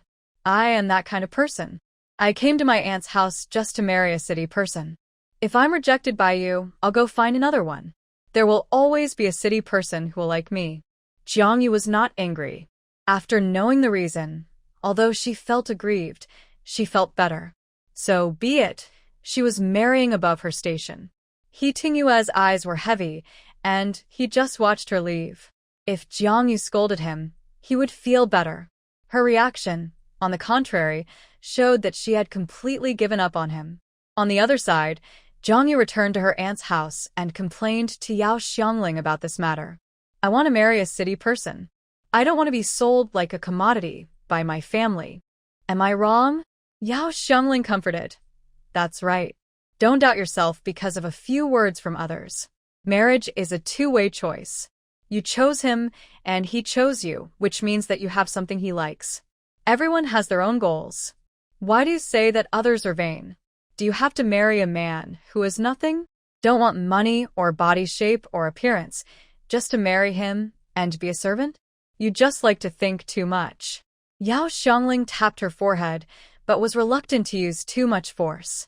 But on second thought, He Tingyue's attitude was somewhat intriguing. Why should he explain to you for no reason? Jiangyu was so aggrieved on the way back that she didn't think too much about it. Now that Yao Xiangling pointed it out, she thought about it carefully. Maybe it's because of He Fian. Yao Xiangling was smart and experienced, so she didn't think so. If it was for He Fian's sake, why didn't he be more tactful when he rejected you last time? In my opinion, he is not completely uninterested in you. Jiangyu widened her eyes, and I think you're thinking too much. Even though He Tingyue had rejected her so thoroughly before, she didn't believe that he was interested in her. Yao Xiangling laughed. Whether it is or not, we'll know later. Don't bother with him. Just go on the blind date as usual and live your life as you should. Anyway, you're not the one who's anxious. Jiangyu shook his head. It won't be him either. He Tingyue likes her? Jiangyu just didn't believe it. But this thought lingered in her mind and kept bothering her, making her toss and turn because of He Tingyue again. When she woke up the next day, she remembered that she had promised He Fian not to revise the manuscript. Only when she was writing could she concentrate and put those annoying things behind her. At this moment, Jiang Yonghua and Wang Meili appeared again. Naturally, it was still for Jiang Hao's matter. This time, Jiang Yonghua and Wang Meili did not come empty-handed, but brought the conditions proposed by Jiang Yu. Only 200, and it was only after your father and I went to the Du family to make a scene, and then asked the Fu family for some money that we got together. Wang Meili put 20 big unity notes on the table. She curled her fingers and secretly looked at Jiang Yu's expression. In fact, the Du family and the Fu family gave a total of more than 300 yuan. Wang Meili originally wanted to give Jiang Yu only 100 yuan, but Jiang Yonghua was afraid that she would not agree, so he asked her to add 100 more. Wang Meili still had more than 100 yuan left in her hand, thinking that it was worth it to let Jiang Hao go in and suffer for a few days. In the future, she can coax Jiang Yu and get the money back. Wouldn't everyone be happy? Jiang Yu's face was expressionless, which actually exceeded her expectations. She originally thought that even 100 yuan would be good. We have called the team leader and the branch secretary together. If you want, you can sign the agreement immediately, and you can decide your own marriage in the future. Wang Meili added quickly. Jiang Yu glanced at the team leader. It was his son's credit that she fell into Jiang Ting's trap. It was only because Jiang Ting said, "My parents found a good family for my sister. My sister doesn't know what's good for her and doesn't want to get married. My parents want to find a way to let her go home." The captain's son agreed. Why did he agree? Because in their hearts, parents have the final say over their daughter's marriage. Not to mention that the Du family is well off. Even if the other party is not well off, you have to marry if your parents say so. In Nanha village, there are very few girls like Jiang Yu who have finished junior high school. In their words, what kind of education should a girl study? Just learn to do housework well, and wait until you grow up and get married. But Jiang Yu took the initiative to flatter the captain and did not pursue his son's responsibility. Who asked him to be the captain? Jiang Yu might ask him for help in the future. Besides, the captain is slightly different from the old branch secretary. In a popular sense, he can be regarded as a good captain who serves the country and the people. I have written the agreement. I would like to trouble the captain and the branch secretary to review it. If there is no problem, please sign and stamp it. Jiang Yu did not want to delay time and took out the agreement directly. This made the captain and the branch secretary look very complicated. They naturally felt that Jiang Yu was rebellious and cruel and even sent his own brother to prison. But they could do nothing about it. They couldn't let Jiang Hao never get out. The branch secretary was old and couldn't help but persuade him. Jiang Yu, things have become so awkward this time. Won't you go back to your mother's house in the future? Jiang Yu pulled the corner of his lip, feeling quite disdainful of this remark. If my parents still recognize me, I will naturally go back and fulfill my obligations as a daughter. The secretary snorted coldly. I'm asking about your brother. When your parents pass away, your brother will be the only one left in your mother's family. Will he still let you go back to your mother's family? Jiang Yu said calmly, I don't need a brother who can sell me at any time. If my brother is the only one in that family, I would rather not go back. The secretary was so angry that he gasped, Then remember this.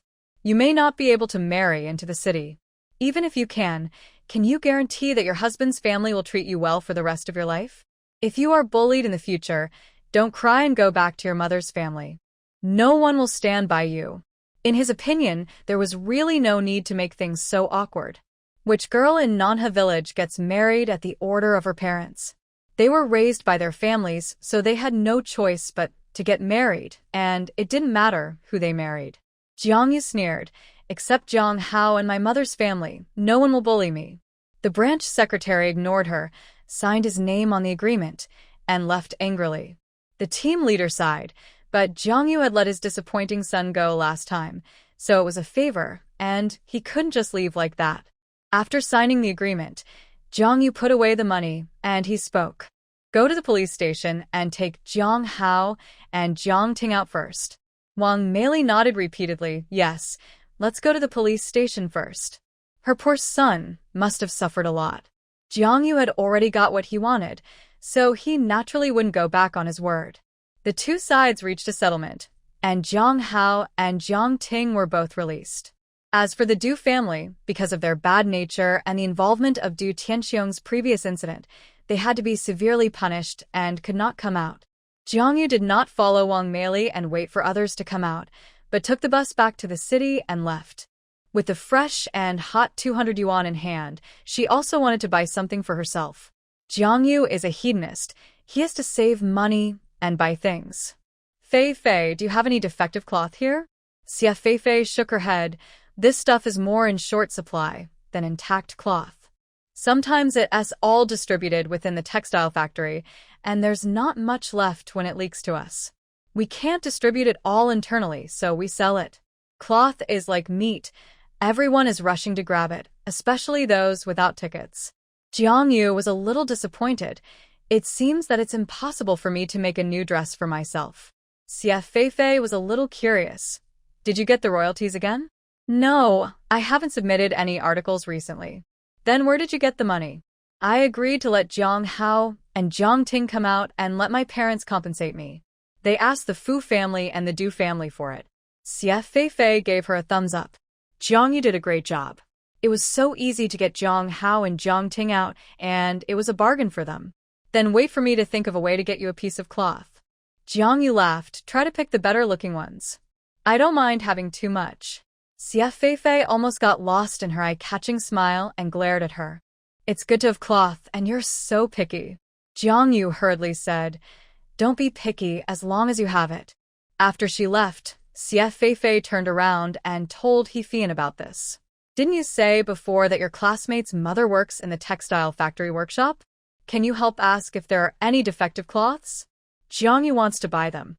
Xia Fei Fei was a little embarrassed at first, and this request was actually a little difficult to do, but He Fian agreed immediately and was very straightforward. I promise to get it for Sister Jiang Yu, don't worry. He Fian patted her chest. Xia Fei Fei was stunned by her lackey-like appearance.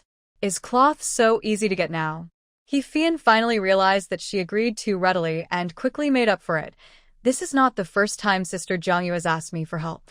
Last time, I asked her to help revise the manuscript, and I also wanted to do my best to do something for her and repay her a favor. Oh, then you try your best.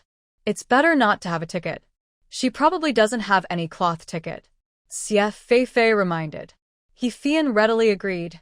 Got it. She naturally didn't have the ability to get cloth. As for her classmates' mothers, if they had cloth, they would have informed her long ago. So, He Fian didn't think much about it and went straight to He Tinghua to find a solution. Brother, the opportunity is in front of you. It depends on you how you perform. He Tinghua thought for a moment with his eyes calm. I have defective cloth. How much do you want? He Fian widened her eyes. How much more can there be? Why didn't you tell me about this channel before? He Tinghua looked at her expressionlessly. Can you make clothes? There is such a big sewing machine at home, but none of the 4 members of the family can make clothes. Occasionally, the clothes are torn and it is difficult to sew them.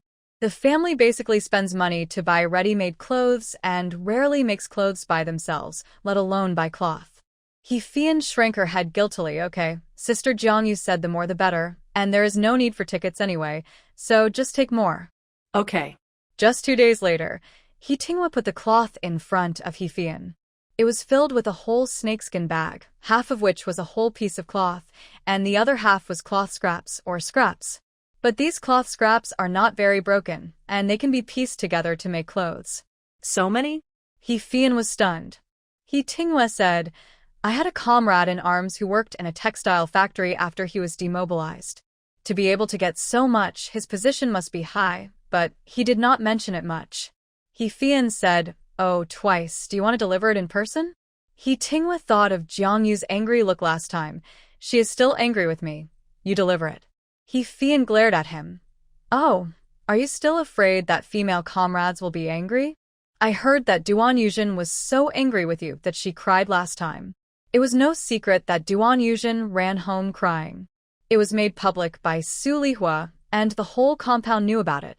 Brother, female comrades need to be coaxed. You can't be so tough all the time. Take these fabrics and send them over to show your attitude. If you don't coax her, how can she know that you like her?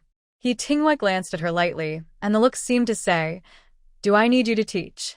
He Fian's experience in love is not at all worthy of praise. I know you go back. He Fian was so angry that she laughed. What kind of look was that? Looking down on her? Huh. Without me, Sister Jiangyu would ignore you now. He Tinghua took out a big unity and blocked her mouth. He Fian happily walked away with 10 yuan in her pocket and went to a roadside stall to buy fried sesame cakes. And He Tinghua, in the end, listened to her and personally delivered the cloth to Jiangyu.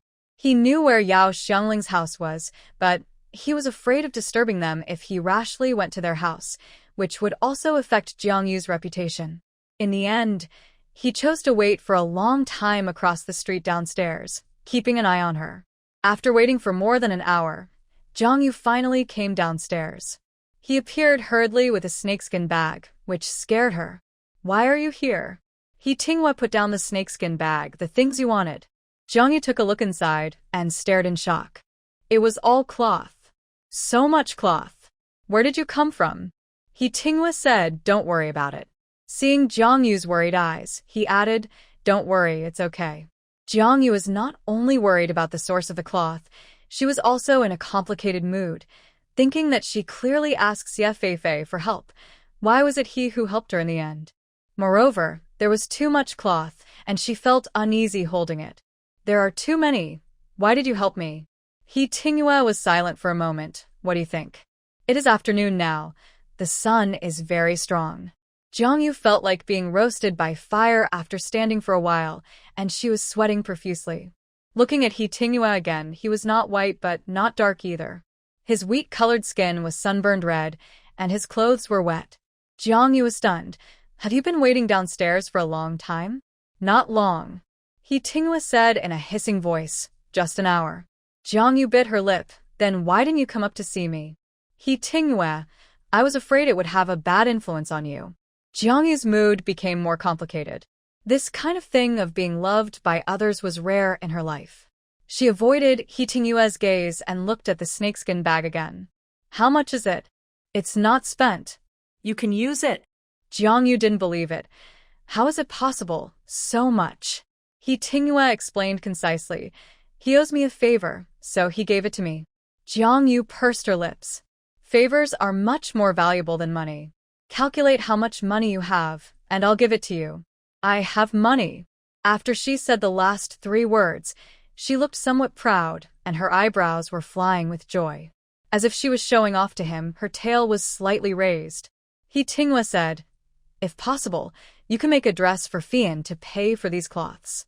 His Adam's apple rolled, and he actually wanted to say that he would make one for him as well, but he didn't have the face to do so.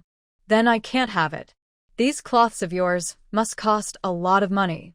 Since He Tingyue brought them here, it would be impossible for him to take them back. Then make 2 more for Fian. Jiangyu agreed immediately and took the initiative to say, then I will make one for you as well, and when I have cotton later, I will make winter clothes for you. He Tingyue suppressed the surging in his chest. Okay. Jiangyu looked at the bag of cloth and tried to lift it. Unexpectedly, it was quite heavy and he couldn't lift it for a while. He Tingyue hurriedly said, if you don't mind, I'll carry it up for you. Jiangyu nodded. Since she had accepted so many fabrics, there was no need to be pretentious. The snakeskin bag that Jiangyu had difficulty lifting was easily lifted by He Tingyue, as if he could pick it up with 1 finger. This was the first time He Tingyue entered Yao Xiangling's house. The 2 rooms were not very big, but it was enough for the 2 of them. The house was very tidy, and every detail revealed the softness and delicacy of a woman. If you want to understand a person, you can actually tell at a glance by looking at the room. Do you know Fian's size? Yes. He Tingyue reported a string of numbers. Fian sometimes went to the tailor's house to customize clothes, and the size was always the same. What about yours? Jiangyu took a note in a notebook. He Tingyue pursed his lips and said, I don't know about mine. I rarely make clothes. There were work clothes in the factory, and he still had a lot of clothes from when he was in the army, and he kept them all. As a result, he rarely bought clothes. Jiangyu's cheeks were slightly hot, and he lowered his head and said, then I'll measure you? Okay. He turned around and pulled off his short-sleeved shirt, leaving only a vest underneath, which could not cover his well-developed and bulging muscles at all. Jiangyu's cheeks suddenly turned red, and she didn't know where to put her eyes. You. Why are you taking off your clothes? He Tingyue turned his head seriously. I thought this way I could measure more accurately. Jiangyu said unhappily, it's not winter now. Who takes off clothes to measure the size? He Tingyue paused, then I'll put it on again. Forget it. Let's measure first. My aunt will be back soon. Jiangyu took a tape measure and measured on his body. He found out the real height of He Tingyue, 190. Really tall, Jiangyu had to stand on a chair when measuring his height. The man was not only tall, but also well-proportioned. Broad shoulders, narrow waist, long legs, a body full of tendons, full of lines, without a trace of fat. The more Jiangyu measured, the redder his face became. When He Tingyue put on a short-sleeved shirt, Jiangyu's face was about to burn. It's hot? He asked. Jiangyu turned his face away. The weather is too hot. But the heat from his body seemed to be hotter than the sun outside. You go back first, and I'll send the clothes to the compound when they are ready. This shows what it means to be grateful to others. After receiving so much fabric, how can you not return some favors? He Tingyue nodded. Don't worry, make your own first. Even with a sewing machine, making clothes is still very laborious. He Tingyue was afraid of the bad influence, so he didn't stay long. After measuring the size, he was ready to leave. As soon as his hand was on the doorknob, he heard a knock on the door. He opened the door and was greeted by a slap from Jiang Ting. If it was Jiangyu, she would definitely not be able to avoid it. But for He Tingyue, this slap was not enough. He grabbed Jiang Ting's wrist accurately, tightened his 5 fingers and folded them back, looking at her fiercely. Jiang Ting didn't expect that it would be him who came out. Before she could react, her wrist was firmly clamped by him. The bone snapped and it hurt as if it was broken. She cried out in pain, Let me go. But He Tingyue was like a steel bone, making her unable to move. He Tingyue let go of her hand and took a step forward. Who do you want to hit? Jiang Ting staggered back with a ferocious look on her face. Where's Jiang Yu? During the time she was in there, she kept thinking about tearing Jiang Yu to pieces. If it weren't for Jiang Yu, she wouldn't have suffered so much. She felt like she was living a year in there. In just a few days, she was exhausted and lost a lot of weight. Jiang Hao was even worse than her.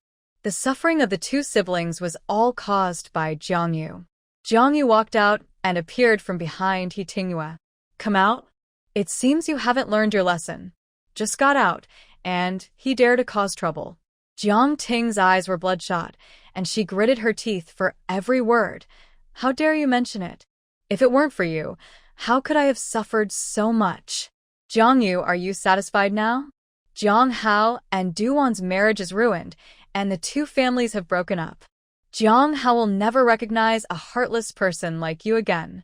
Jiang Yu laughed. It's okay. I'm not very satisfied, but I finally let you and Jiang Hao, the two culprits, come out. Jiang Ting couldn't believe it. That's your own brother. Don't you even want to go back to your parents' home in the future? I will naturally not go back after my parents are gone. I can't afford a brother who can sell my sister by the pound.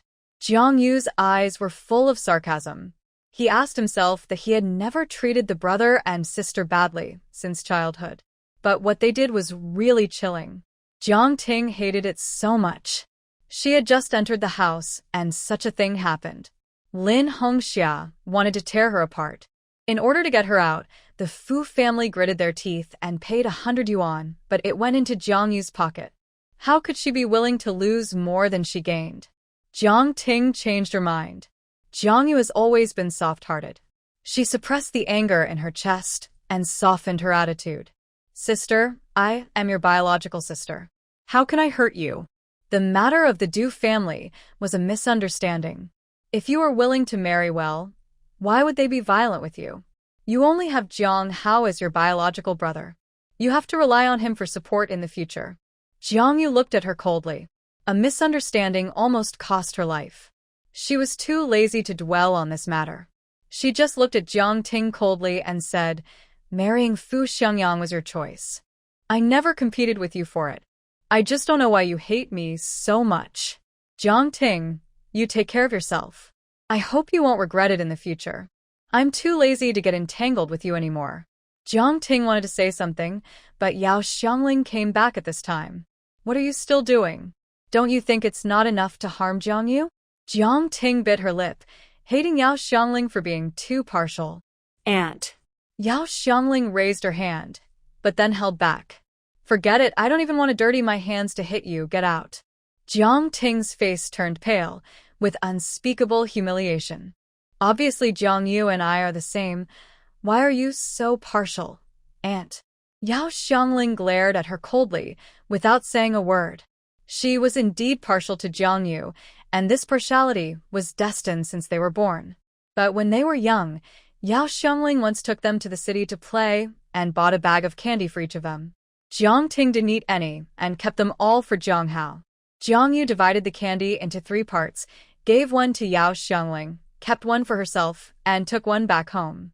Later, when he saw that Jiang Ting had nothing to eat, Jiang Yu gave her half of his share. After returning home, Jiang Ting complained to Wang Meili, who confiscated all the candy that Jiang Yu had hidden and beat her up.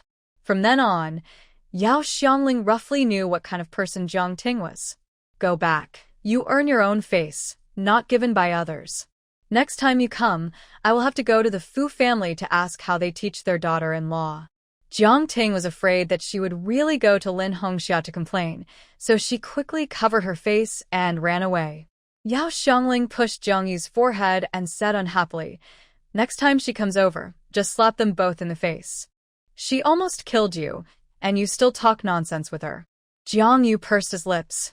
Aunt, it's not a good influence to stand here and beat people. Yao Xiangling glanced at her, and then she found that He Tingyue was also here, and she was almost scared. This. Chief He? He Tingyue said, just call me Xiao He. Yao Xiangling looked at Jiang Yu, then at him, and there was still something she didn't understand in her heart, so she laughed. Why are you here? Go in and have a cup of tea? Jiang Yu hurriedly said. He came here to deliver the cloth, and he doesn't want tea. He Tingyue concealed his disappointment in his heart and nodded obediently. Yes, next time. Yao Xiangling did not force him. She watched him leave before closing the door.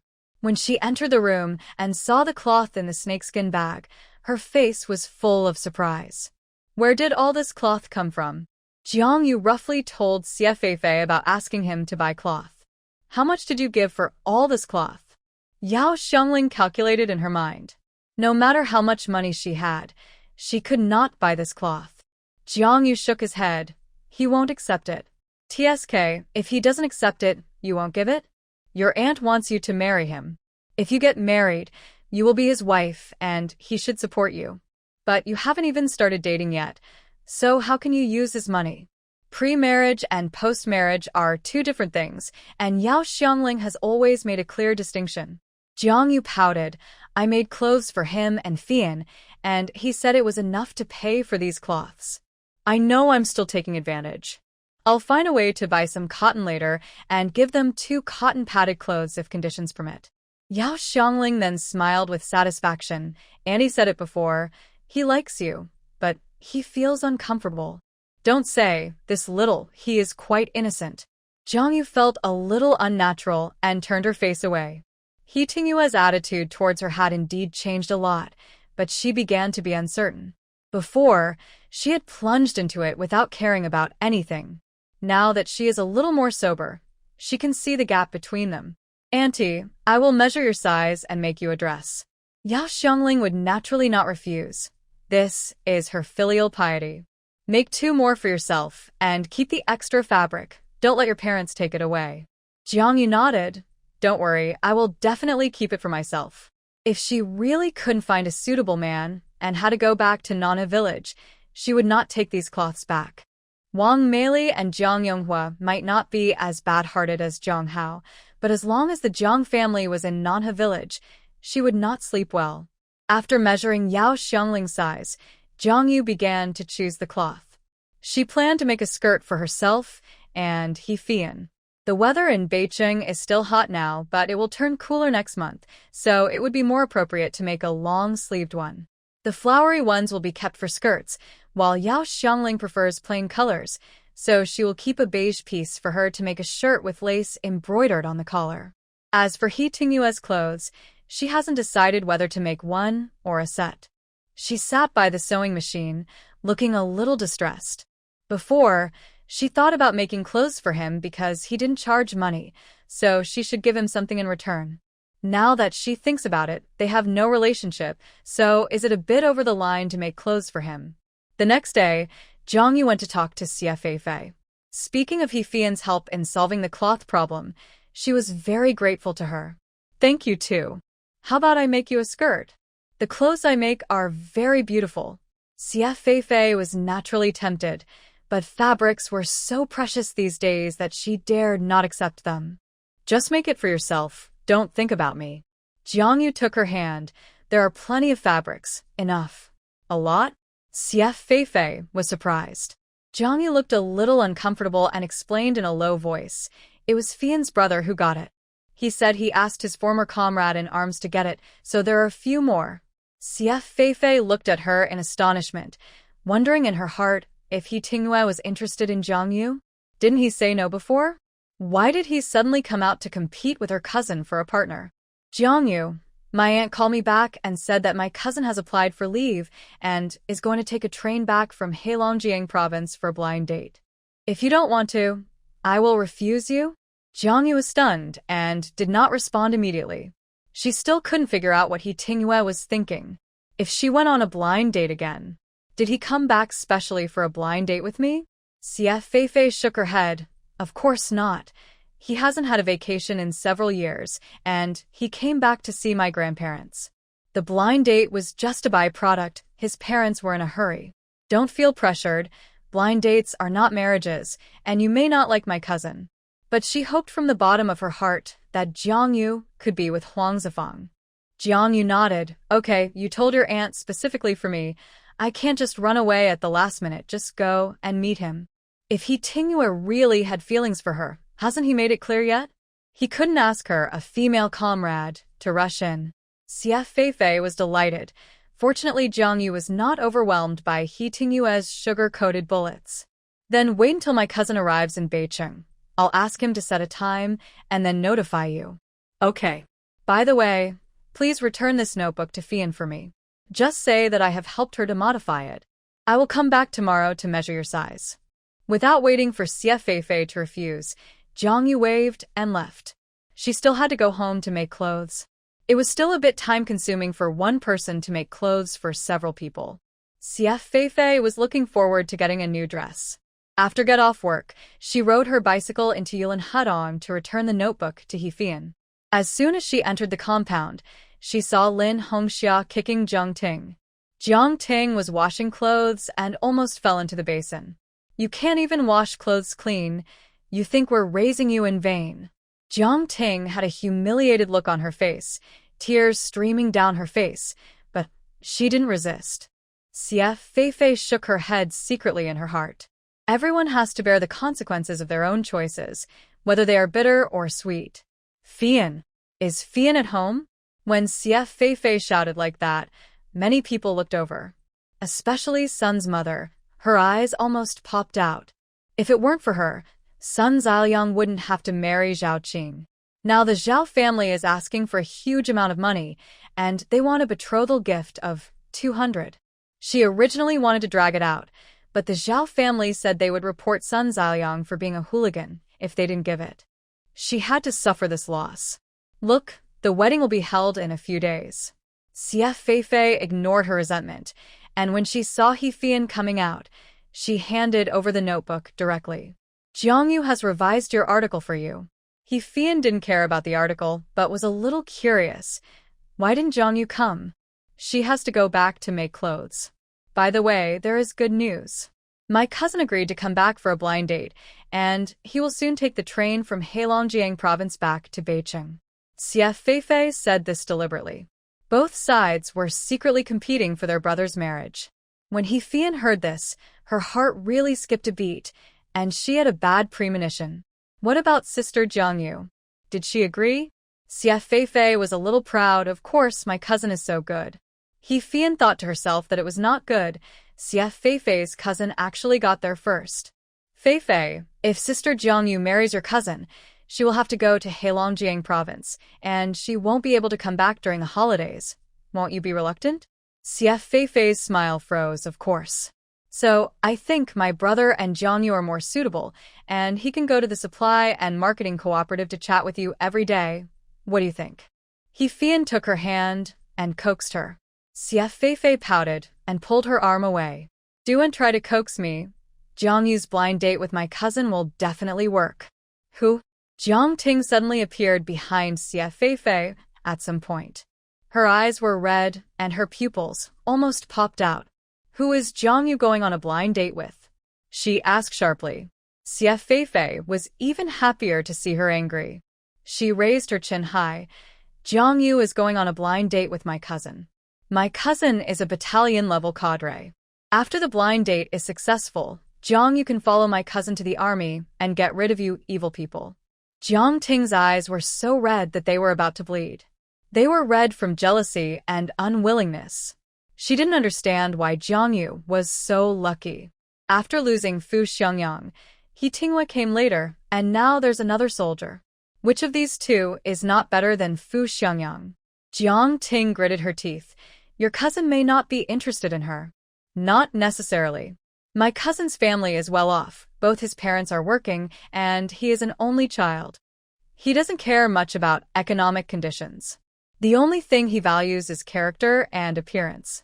As for character, Jiang Yu and I have known each other for so long, and I know her best what kind of person she is. Xie Feifei was confident that Huang Zifang would definitely like Jiang Yu. After showing off, Xie Feifei walked away with her head held high like a proud peacock. I thought the person on the blind date was her. Hefian was worried. It was a pity that she couldn't chase after someone on behalf of He Tingyue. She was about to close the door of the south room when she saw Duan Yuzhen coming up. Fian, I have something to ask you. Fian said unhappily. If it's for my elder brother, just give up. Duan Yuzhen said quickly. No, I want to ask you for help. It has nothing to do with your elder brother. She was hurt by He Tinghua last time. Girls all have a sense of shame. How could she easily go to He Tinghua again? What's the matter? Fian said unhappily. Duan Yuzhen, I just heard from Xie Feifei that you asked Jiang Yu to revise your article. What article? Our school has just started a school newspaper, and I'm trying to submit it. Fian explained casually. Duan Yuzhen's face lit up. Our newspaper just needs an article. Can you sell this article to me? I'll pay for it. Sell it to you? Fian frowned. What do you mean by sell it to you? Do you mean submitting it to the newspaper? Duan Yuzhen shook her head quickly. Of course not. I bought it and the article is mine and it has to be signed with my name. She had previously replaced Jiang Yu's application form, and many people in the newspaper knew that her pen name was Xiao Jiang. It happened that Xiao Jiang had not submitted any more articles at that time, so the editor-in-chief assigned her a task and asked her to hand in an article. The subject matter was not limited, but it was better to be a story. Duan Yuzhen immediately panicked. It had been delayed for 2 days, and she couldn't delay it any longer. But how could she write a story? After 2 days, she couldn't write 100 words. Fian didn't know what she wanted to do, and refused. Can't you write it yourself? Why do you want to buy my article? I asked Sister Jiang Yu to revise it for me. I won't sell it. If Fian didn't sell it, Duan Yuzhen had no choice. She was afraid that she would find out, so she had to leave dejectedly. After thinking about it, she had to get through this difficulty and turned around to find her good friend Zhang Xia. She wanted to ask her to help write an article for herself. Her mother used to be a high school Chinese teacher, and she had been good at Chinese since she was a child. Zhang Xia didn't want to pay attention to her, and her face was full of annoyance. I'm busy now. How can I have time to write an article for you? Duan Yuzhen pleaded. You don't have to go to work. How come you don't have time? Xiaoya, I beg you, I'll pay you. Zhang Xia felt even more bitter when she heard her words. It's not that she didn't want to go to work, she just didn't have the opportunity to go to work. My sister-in-law is pregnant, you know that. My parents want to give her the job now. Where's my place in this family? Duan Yuzhen saw her face full of worry, secretly scolded her for being stupid. The man her parents arranged for her was so good. The son-in-law also brought a ready-made job, but she liked Yan Wenshuan, that pretty boy. Not only do they not give me the job, but they don't help Wenshuan get a permanent job. When Wenshuan and I get married, the two of us will rely on his substitute teacher's salary, which is not enough. Because of the permanent job, Yan Wenshuan had a lot of complaints about her family, and now he doesn't like to pay attention to her. Zhang Xia felt even more bitter when she thought of this. Then why don't you change your partner? The dung collector your parents introduced last time is pretty good. Duan Yuzhen said casually. Zhang Xia sneered and said, Then why do you like He Tinghua? Why don't you find a night soil collector? Duan Yuzhen said embarrassedly, I just said it casually because I see you are unhappy. Your parents just like grandchildren. If the baby in your sister-in-law's belly is gone, do you think they will still love your sister-in-law? The seemingly casual words made Zhang Xia remember them in her heart. Does this mean that she wants her to get rid of the baby in her sister-in-law's belly? Don't say it. She really thinks it is feasible. Zhang Xia was still worried, but now there is a solution, and she even likes Duan Yuzhen.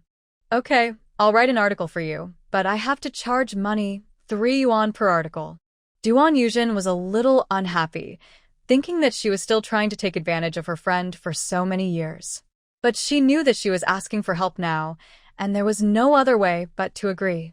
Okay, 3 yuan. During the past 2 days, Jiang Yu has been busy making clothes at home. After comprehensive consideration, she decided to make clothes for He Tinghua and his sister first. She made a blue floral skirt for He Fian and a set for He Tinghua with an ordinary cotton shirt and gray overalls. She didn't want others to handle it, so she went to deliver it herself. Unexpectedly, she came back empty-handed, as He Fian was not at home. Later, it was Aunt Sue who reminded her. The 3 students in the He family have all gone to school. Jiangyu herself had not been to school for a long time and almost forgot that school had already started. He Fian will graduate from school next semester and is waiting for a job assignment. Thank you, Aunt Sue. I'll come again next time. Su Lihua's eyes sparkled, and she stretched her neck to see what she had in her hand. But Jiangyu had put on 2 layers of bags and covered it tightly. Jiangyu, what's in here? Jiangyu said in a light voice, the clothes I made for Fian. Oh, did she ask you to make it? No, she bought cloth for me, and I made her a skirt with the extra cloth. Su Lihua felt a little sour in her heart and said sarcastically, it must take a lot of cloth to make a skirt, and you are really willing to spend it. And Jiang Ting at the other end of the Fu family naturally heard this. She hated Jiangyu so much that she wanted to cut a piece of flesh off her. She was still her sister, and Jiangyu didn't even think of making a piece of clothing for her. Lin Hongxiao looked at her bitter face, slapped her, and started scolding again. Cry, cry, you just cry all day long. Our family's fortune is ruined by you. We Xiangyang married you. It's really unlucky for 8 lifetimes. Where did Jiangyu get the money to buy cloth? Didn't she spend my family's money? If it weren't for you. Okay, you keep quarreling all day long. How can you live like this? Fuaigo curse d'angrili. As a result, Lin Hongxia started to throw things around and cursed even more fiercely. Jiangyu ignored her and turned around to leave with the clothes in her arms. At the entrance of the alley, she met He Tingyue, who was accompanied by Tong Fong and Sun Ziliang. Neither of them had a good impression of her and ignored her with a grumpy look on their faces. Unexpectedly, He Tingyue got off his bicycle. Looking for Fian? Jiangyu raised her hand to hook the strands of hair on her temples and nodded softly. The clothes I made for Fian are ready, so I'll send them over on the way. He Tingyue's chest was beating fast. Judging from the thickness, there must be clothes for him. I'll take it back. Jiangyu handed over the bag. Then I'll go first. He Tingyue turned around with his bicycle. I'll take you there. Jiangyu waved his hand. No. I still have to go to the department store. It's okay, on the way. On the way? Isn't he going home? He Tingyue coughed lightly. I just remembered that Fian asked me to buy her a face cream. He had already driven the bicycle out, and Jiangyu had no choice but to sit on it. Jiangyu hooked her fingers tightly, as if she had nowhere to look. This was her first time riding a man's bicycle. The 28-inch bar was a bit high, and Jiangyu was hesitating about how to get on it in a more elegant posture. As a result, He Tingyue stretched out his arm. Get on. Jiangyu's cheeks were hot, and he gently put his hand on it, supported it a little, and got on the back seat. Are you sitting firmly? Yes. Jiangyu sat in the back like a primary school student, not daring to move.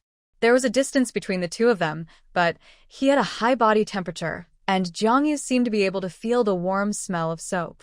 On the way to the department store, neither of them spoke. Jiangyu was embarrassed. Before, the two of them had cold faces facing each other, but now they could ride on the same bicycle. He Tingyue was not good at talking. He looked calm on the surface, but in fact, he was as anxious as an ant on a hot pot. If he wasn't afraid that she would find it abrupt if he gave her something, He Tingyue would have wanted to give her money directly. A few days ago, He Fian said that she was going to have a blind date with Xie Feifei's cousin. We're here. Thank you, comrade He. Jiangyu jumped down from the back seat and waved to Xie Feifei, who had been waiting for her at the door. Poor He Tingyue, before he could even open his mouth, he saw Jiangyu couldn't wait to run away with Xie Feifei. Xie Feifei secretly glanced at He Tingyue, full of defense. She grabbed Jiangyu's hand and asked, "Why did you come here in his car?" Jiangyu smiled. "Comrade, he came here to buy vanishing cream for Fian." She looked back and saw He Tingyue riding a bicycle away. He didn't even look at the door of the department store, and her smile froze. Xie Feifei snorted. He must have ulterior motives. He is either a traitor or a thief. Jiangyu blushed and said angrily, "And Huang also said that you are not good at Chinese. Isn't that good?" Jiangyu followed Xie Feifei to the department store this time, because some things here can be bought without tickets. She is now a wealthy person, and she thought she should honor her aunt. She bought 2 bottles of vanishing cream first, and spent 3 yuan in the blink of an eye. If it were before, she would definitely be heartbroken. Now she looks like she is rich. You still have a lot of fabrics at home. Why buy ready-made clothes? Xie Feifei saw her walking towards the clothing store and hurriedly pulled her. Jiang Yu smiled and said, "My aunt's coats are all styles from many years ago. I want to buy her a new one." Xie Feifei pulled her and whispered, "The coats sold here are expensive. I can't afford them. Those tweed coats are not warm, and the price is very expensive. Why don't you buy some cotton and make a cotton coat yourself?" Jiang Yu paused. She had thought about it. "But I can't buy cotton. Cotton is similar to cloth. It is a scarce commodity in winter, and the supply and marketing cooperative can't supply it at all. Jiang Yu has no channel to buy cotton." Xie Feifei casually said, "Ask section chief he to buy it for you. He must have a way. After all, so much cloth. Wouldn't it be easy for him?" Jiang Yu felt a little awkward. "How can I do this? It's not good to trouble others all the time." "Then you go in and take a look. The clothes inside are really expensive, especially for winter." Jiang Yu didn't give up and still went in to take a look. The result was that she didn't know until she saw it. She was shocked.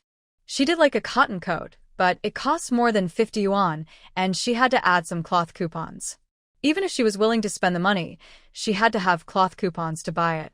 In the end, the two of them left in shame under the dark gaze of the salesperson. Xie Feifei muttered, "The salespersons in this department store are much more aggressive than those in our supply and marketing cooperative." Jiang Yu couldn't help laughing. Otherwise, why would there be a special regulation to restrict salespersons from beating consumers? "It seems that I have to find a way to buy cotton, otherwise I can't even afford a cotton coat." Jiang Yu was a little discouraged. The two walked around the department store twice, and finally saw Zhao Qing and Sun Ziliang. Xie Feifei whispered, "I heard that they're getting married." Jiang Yu laughed. "They're a good match." Xie Feifei agreed very much. The two people are indeed a good match. "I didn't want to make trouble, so I avoided the two people." Who knew that Zhao Qing actually took the initiative to step forward? "Jiang Yu, Feifei, what a coincidence. You are also here to shop in the department store." The tone of her voice, as if they were very good friends. Jiang Yu didn't hit her face, and there was a faint smile on the corner of his lips. "I heard you are getting married. Congratulations." Zhao Qing smiled shyly and looked at Xie Feifei proudly. "Sun Ziliang is hers. She won the fight. The wedding will be held the day after tomorrow. Are you free to come for it?" "I originally wanted to have a low-key wedding, but Liangzi insisted on having a wedding so that I could enter the house in style." Xie Feifei pouted. "Who wants to attend your wedding?" Zhao Qing looked like a fragile little white flower, but tears came as soon as she said it, and she was acting. "Feifei, are you still holding a grudge against me?" As soon as these seemingly true and false words came out, someone looked over with curiosity. Jiang Yu's face turned slightly cold. "You haven't learned your lesson from the last time. How come you didn't remember the review you made at the commendation meeting of the second factory?" Sun Ziliang's face changed drastically, and he quickly scolded Zhao Qing. "What nonsense are you talking about? Do you still want to deduct your salary?" Zhao Qing restrained herself a little after mentioning the lesson from last time, and was dragged away by him with grievance. Xie Feifei's chubby round face was tightly tense, which was really unlucky. Jiang Yu patted her shoulder to comfort her. When Xie Feifei heard the 4 words scumbag and witch, she couldn't help but burst out laughing. It's quite appropriate. Their conversation was inadvertently heard by the woman next to them. The woman frowned and reprimanded them disapprovingly. "You two female comrades, your words are too harsh." Xie Feifei looked over, and what a coincidence. It was the person she had met at the gate of the second factory last time, Lin Chang'an's stepmother Miao Liyun. Jiang Yu had no feelings for the stepmother, but Xie Feifei was not nice to her and was sure that she was not a good person. Xie Feifei snorted, "I speak harshly. Do you know what they have done? And you are here to speculate about others?" Miao Liyun and Zhao Qing have similar styles. They both look weak and innocent, which can easily arouse sympathy from others. Sometimes people don't need to understand what happened. Just seeing her aggrieved look, they will be biased towards her. Jiang Yu especially doesn't like to greet such people. "Auntie, if you don't know, you can go to the second factory and ask around, and you'll know what kind of people they are." We're not going to gossip about other people casually, and since they didn't take the initiative to provoke us, there's no need for us to bother with them. Jiangyu didn't expect that she didn't quarrel with Sun Xiaoliang, but argued with Lin Chang'an's stepmother. Xie Feifei said unhappily, "Aren't you Lin Chang'an's stepmother? Lin Chang'an is also in the second factory. You can ask him, and you'll know we rewrite." Miao Liyun's face changed slightly, as she didn't expect that they knew her identity. "It's not that I don't want to verify it with Chang'an, but this child is rebellious. Since he beat his brother last time, he moved out and ignored me and his father." The salesperson next to her was listening with her ears perked up, and when she heard her words, she hurried over. TSK, it's hard for you. Being a stepmother is hard." Miao Liyun smiled bitterly. "Maybe I haven't done enough. I went to his factory several times, but the child didn't want to see me." Salesperson, "You did a good job. How many stepmothers can do as well as you?" Xie Feifei sneered. This woman really took the opportunity to ruin Lin Chang'an's reputation outside. "What do you mean by to this extent? What did she do that you praise her like this? Why don't you say why he beat your son? Why don't you say that you always go to the factory empty-handed, but buy pekoin and red scarves here? Oh, your pair of leather shoes are also new, right?" Xie Feifei's words made those who originally favored Miao Liyun sober up successfully. These things in Miao Liyun's hand are obviously for women. It's impossible for them to be for Lin Chang'an, right? She bought so much for herself, but she went to her stepson empty-handed. If you really want your stepson to live a good life, why don't you give something real and send things and money over? TSK, it turns out that they're just putting on a show. This is my family's business. What does it have to do with you? What is your relationship with Lin Chang'an? Miao Liyun was angry. Xie Feifei held her head high and said righteously, "It doesn't matter. I just see injustice. You go around saying that he and his brother are not harmonious. Why don't you tell everyone that the brother is his half-brother? You brought him from outside, and he has no blood relationship with him. You don't have a job. You bring a child to compete with him for his father, and you want to drive him out of the house, and he has to kneel down to thank you? Those shabby things in the Lin family are not secrets at all, and almost everyone who lives in the same alley with him knows about it. Lin Chang'an's father is mentally handicapped. Not only does he use his salary to support other people's children, he also wants to hold Lin Chang'an's salary in his hands.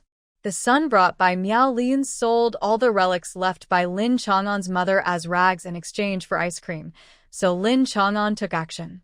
Unable to resist the sweet talk of the adopted son, Lin Chang'an's father was fooled around, and finally Lin Chang'an moved to a single dormitory. Xie Feifei opened her mouth and exposed the Lin family's underwear with a few words. Miao Liyun felt ashamed and stopped arguing with Xie Feifei and ran away. When they walked out of the department store, Jiangyu looked strange. "You also helped Lin Chang'an last time. Do you like him?" Xie Feifei's little round face suddenly turned red, and she immediately denied it. I don't. Duent talk nonsense. I just heard about the Lin family, and I saw injustice." Jiangyu raised his eyebrows. "If it's not, then it's not. Why are you so excited? Your face is red." Xie Feifei glared at her and surrendered to her teasing eyes. "Okay, I admit that I have a little crush on him. What do you think about me asking him to be my live-in son-in-law?" Jiangyu. Live-in son-in-law? The handsome and gentle face of Lin Chang'an appeared in her mind. Xie Feifei nodded seriously. "It's not that my parents want me to find a live-in son-in-law. After careful consideration, I want to take care of my parents by their side. Finding a live-in son-in-law is her best choice. In addition, she also has some good feelings for Lin Chang'an. If his father doesn't want him, she can take him home." Jiangyu didn't have any suggestions and said, "You might as well tell him directly and ask him if he is willing." Xie Feifei's eyebrows were tangled. "I don't dare." "Then let your father ask." Xie Feifei. The two broke up at the department store and went back to their respective homes. However, Xie Feifei was blocked by someone on the way, and the person who blocked her was Lin Chang'an. "I heard that you want me to be your live-in son-in-law." Lin Chang'an put one foot on the ground and looked at her without blinking.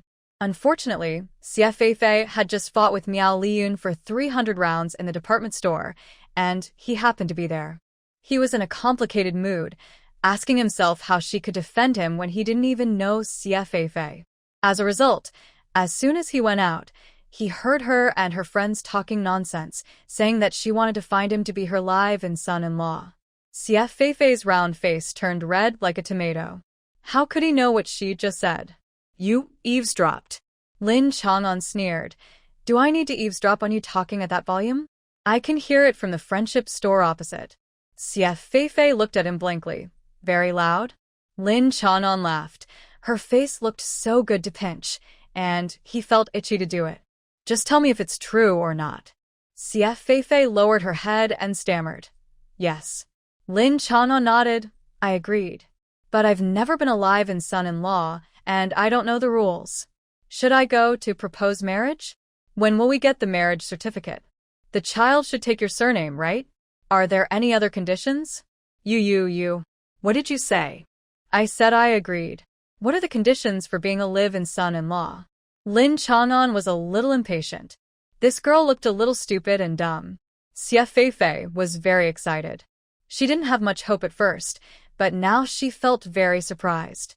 Lin Chang'an, are you sure? It's a live-in son-in-law, and the child has my surname. Lin Chang'an nodded, pulled the corner of his lip, and sneered. My surname, there's nothing good to inherit. Xie Feifei could see that he was completely cold to the Lin family. She took a step forward. With her height, even if Lin Chang'an sat on a 28-inch bicycle, she would only reach his shoulders. She hesitated for a moment, raised her hand and patted Lin Chang'an's slightly pierced hair. If you are willing to marry me, my parents will be your parents in the future, and I love you. She patted her chest and said it arrogantly. Lin Chang'an looked at her steadily and suddenly laughed. Okay. Jiang Yu didn't expect that she had just heard Xie Feifei say that she wanted to recruit Lin Chang'an as a live-in son-in-law yesterday, and today she actually got together. What's your speed? Where are your parents? Have they agreed? Xie Feifei still had a sweet smile on her lips, and it was obvious that she fell in love quickly. My parents agreed that we should date first, and said that if we feel it's right, we can choose a date to get married. The reason why it was so fast was because Xie Jinchong had known Lin Chang'an before and had a good impression of him. Huang Ying had heard a lot about the Lin family and felt that if she could recruit a son-in-law, as long as his character was good, it would be a good choice.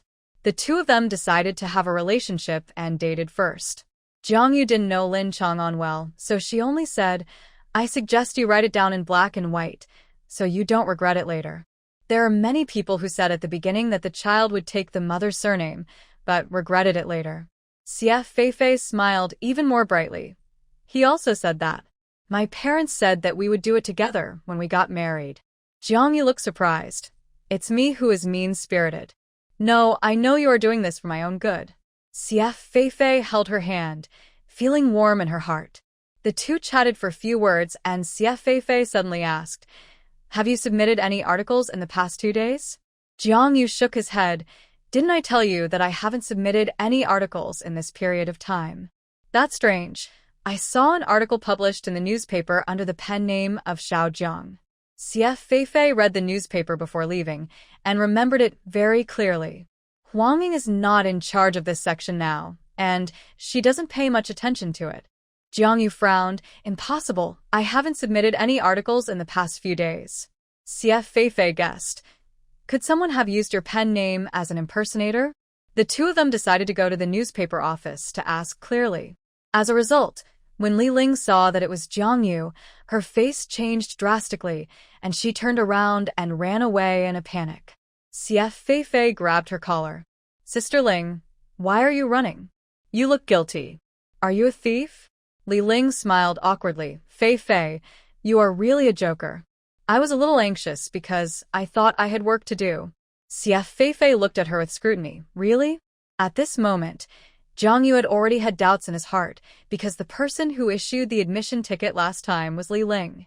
We're looking for Editor-in-Chief Huang. Can you help call him? Jiang Yu asked. Li Ling nodded quickly. Feifei, let go first. I will go in and call someone for you. As soon as Xie Feifei let go, Li Ling ran to Duan Yuzhen's office.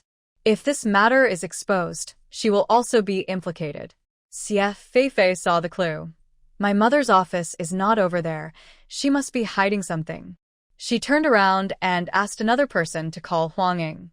Huang Ying came out quickly because Xie Feifei seldom came to her workplace to find her, so she must have come because of something. When she came out, she happened to meet Duan Yuzhen. Duan Yuzhen looked flustered and thought it was not good. Huang Ying was displeased. Yuzhen, why are you so flustered?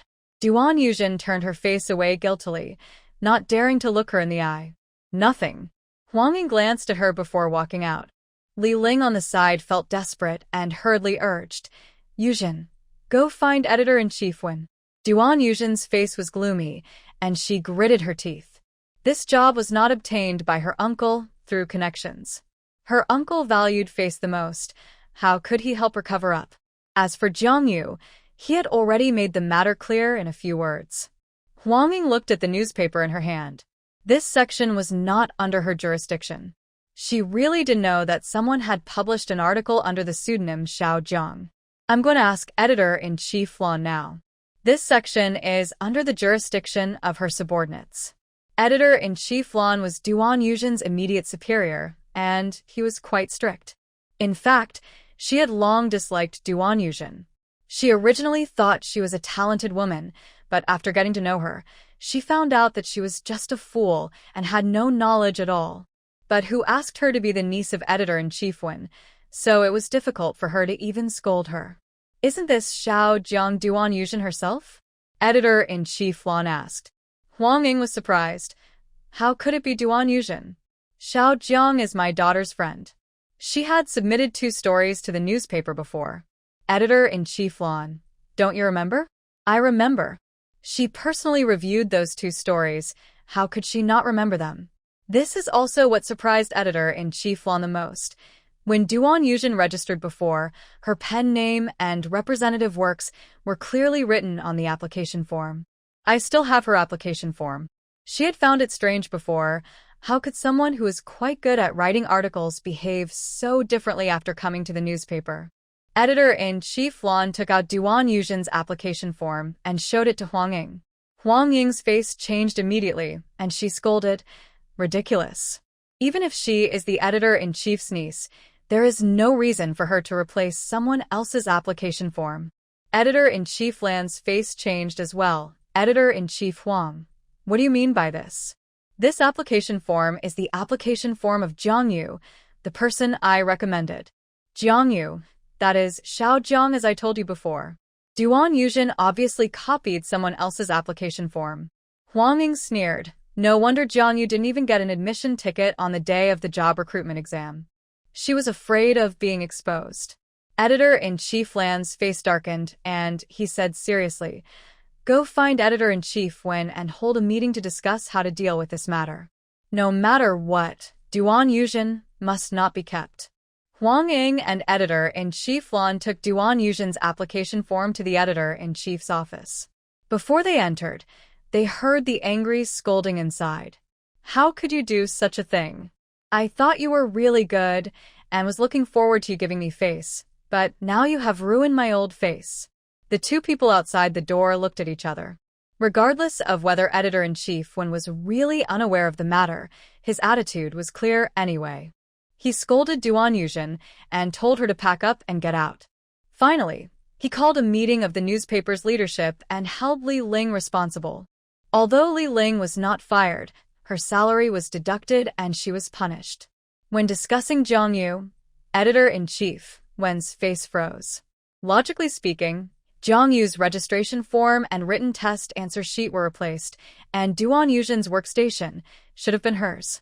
But Duan Yuzhen is Editor-in-Chief Wen's niece after all, and now that she has lost face because of this incident, he doesn't like Jiang Yu anymore. Anyway, the newspaper isn't busy recently, so why don't we just not recruit new people for the time being? His words seemed to be a request for opinion, but in fact, the final word had been given. Several other leaders nodded in agreement. Then don't recruit. Everyone agreed, and Huang Ying couldn't object anymore. In the end, it was decided to fire Duan Yuzhen, but Jiang Yu didn't get into the newspaper. This result made Xie Feifei a little indignant. Why? This position should have belonged to Jiang Yu. That's fair. Huang Ying laughed at her stupidity. Where is the fairness? Who asked Duan Yuzhen's uncle to be the editor-in-chief? If the editor-in-chief was a little more biased, he could have covered up the matter, and even if Duan Yuzhen was not fired, no one would dare to say anything. Society itself is a big melting pot. They protected Xie Feifei too well, which made her a little ignorant of the world. But Jiang Yu is different. She is fighting alone, and going through all this is only good for her. Jiang Yu herself understands this, so she is not too disappointed. She also comforted Xie Feifei in turn. Don't be angry, in fact, connections are also a kind of strength. She has no backing, so she naturally works harder. Huang Ying was relieved. Feifei, your mentality is not as good as Jiang Yu's. Xie Feifei pouted, feeling sorry for Jiang Yu. Such a good job opportunity was ruined by Duan Yuzhen. She turned to Hefian and told her about it. Seeing that she was also angry, they finally resonated with each other. The two got together and complained about Duan Yuzhen harshly. Hefian didn't like Duan Yuzhen before, but now she felt more and more that she had good vision and didn't like to make friends with people with bad hearts. I'll go back now and expose Duan Yuzhen's true face to the people in the compound. She had He Tingyue's support and was not afraid of offending people. Hefian walked into the compound and saw Duan Yuzhen slapping Jiang Ting in the face. She couldn't find Jiang Yu, so she could only vent her anger on Jiang Ting. You ruined my job, I will never let you go. Duan Yuzhen's mother Wenyan heard this and ran out of the house. Yuzhen, what's wrong with your work? Seeing her family, Duan Yuzhen couldn't hold back the tears that she had been holding back for a long time, and she threw herself into her arms and burst into tears. She had never been so humiliated in her life, being thrown out like garbage. Mom. I lost my job. It's all Jiang Yu's fault. For a moment, the Duan family looked at Jiang Ting with condemning eyes. There was no other way, because Jiang Yu was not here. They could only vent their anger on Jiang Ting. Wan Yan gritted her teeth in hatred and said sarcastically, Hongxia, let me say that the daughter-in-law you married is really no good. These two sisters are clearly troublemakers. Lin Donghua even put her hands on her waist and shouted, Your sister ruined my sister-in-law's job. She has to pay compensation? Now a job can't be bought without 1,000 yuan. Lin Hongxia's face changed drastically. It was really unfortunate for her family to have someone like Jiang Ting marry into the family. No matter what, they should not have found a country daughter-in-law. She raised her hand and slapped Jiang Ting in the face and scolded her harshly. There is no good person in your family, always causing trouble for me. Jiang Ting covered her face and did not dare to fight back. She said aggrievedly, Mom, I don't know either. Just when Lin Donghua grabbed Jiang Ting and asked for compensation, Hefian stepped forward. Hey. You still want compensation? It's good enough that Jiang Yu didn't ask you for compensation. Duan Yuzhen, how dare you be so shameless? Duan Yuzhen threw herself into Wen Yan's arms and cried. When she heard her words, her voice paused, pretended not to hear, and cried again. Hefian didn't give her face. The face was given by herself. If she had kept her tail between her legs and reflected on herself behind closed doors, there would be no such thing today. Do you dare to tell everyone how you were fired from the newspaper? Wan Yan showed displeasure and scolded lightly. Fei Yan, you and Yuzhen have been friends for so many years. Why are you turning your elbow outward? Hefian laughed sarcastically. I can't afford such a friend.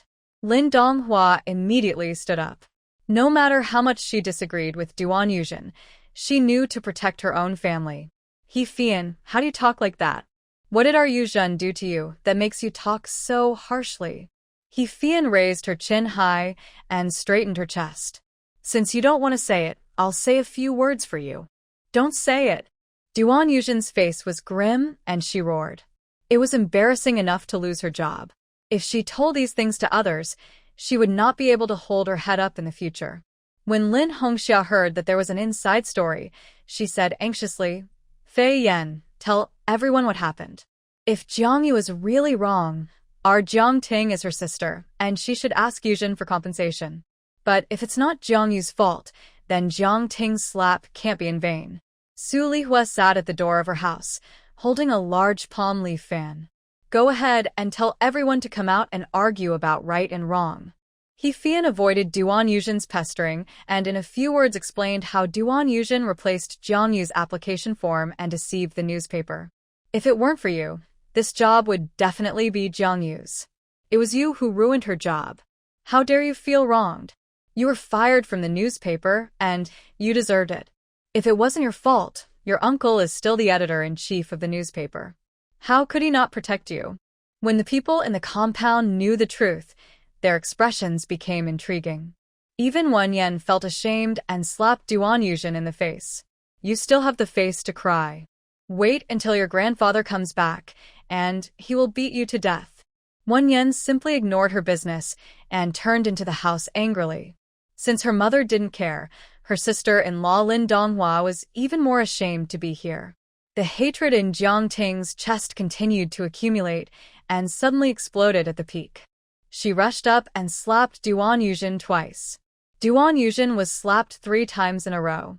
Her ears were buzzing and her face was burning with pain. She accepted the slap from Wen Yan. But what right did Jiang Ting have to hit her? You dare to hit me? You dare to hit me? Before Jiang Ting could speak, Lin Hongxia laughed first.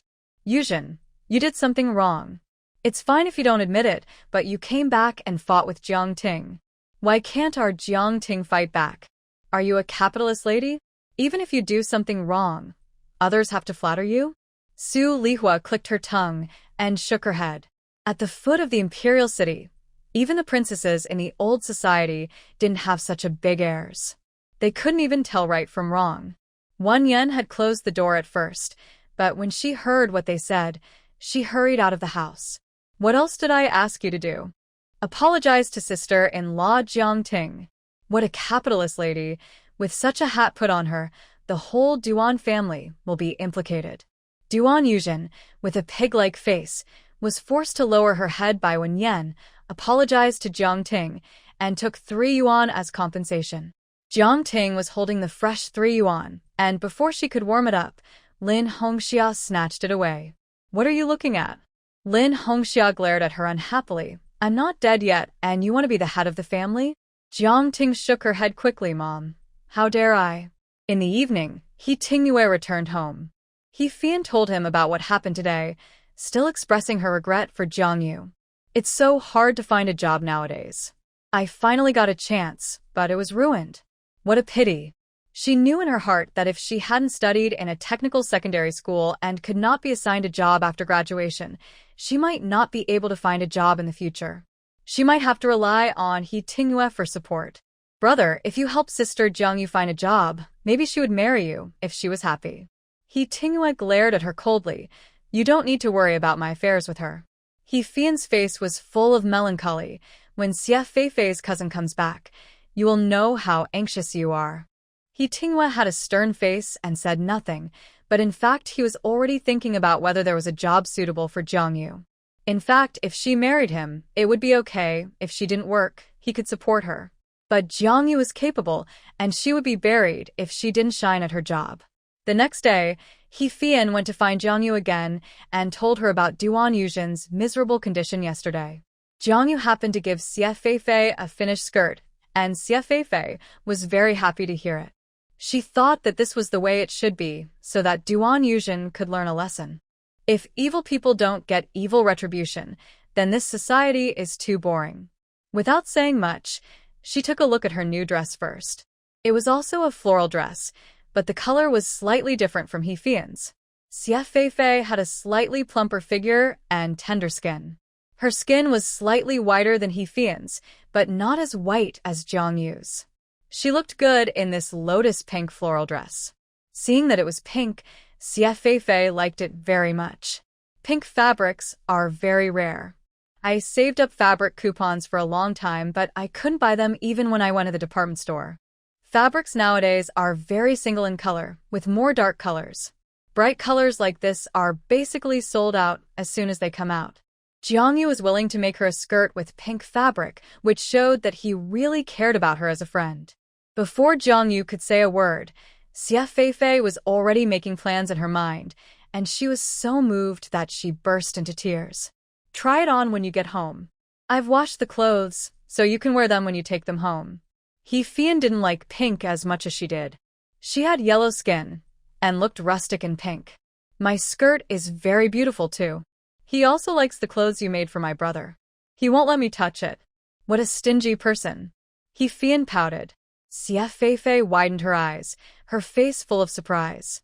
You made it for her brother too? If she even made clothes, then what chance does her cousin have? Jiang Yu smiled awkwardly. Fian's brother gave me so much cloth, it's not too much to make him a set of clothes. Xie Feifei nodded. That was true. I'm on vacation on the weekend. Let's go to the park to go boating together. Bring some snacks and stay there for the whole afternoon, she suggested. Jiang Yu and Fian were free, so they both agreed. The day Jiang Yu and Xie Feifei agreed to go boating was exactly the day Zhao Qing and Sun Ziliang got married. They made an appointment in the afternoon and went with snacks just to have afternoon tea. Unexpectedly, Xie Feifei came to see her in the morning. Aren't Zhao Qing and Sun Ziliang getting married today? Guess what I found out? What? Xie Feifei said mysteriously. Zhao Qing, she's not pregnant at all. She has been working as a temporary worker in the second factory for 2 years and has not been converted to a regular employee. Later, she started dating Sun Ziliang and even gave her body to him. Many people in the factory knew that she was Sun Ziliang's girlfriend. But when she turned around, Sun Ziliang wanted to dump her, and she was unwilling to accept it. If she left Sun Ziliang, she would definitely not find anyone better, so she wanted to use pregnancy to tie Sun Ziliang down. What? Jiang Yu exclaimed. How did you know? It's impossible that Zhao Qing said such a private matter herself, right? They're having a wedding banquet today. Zhao Qing's father got drunk and said it himself.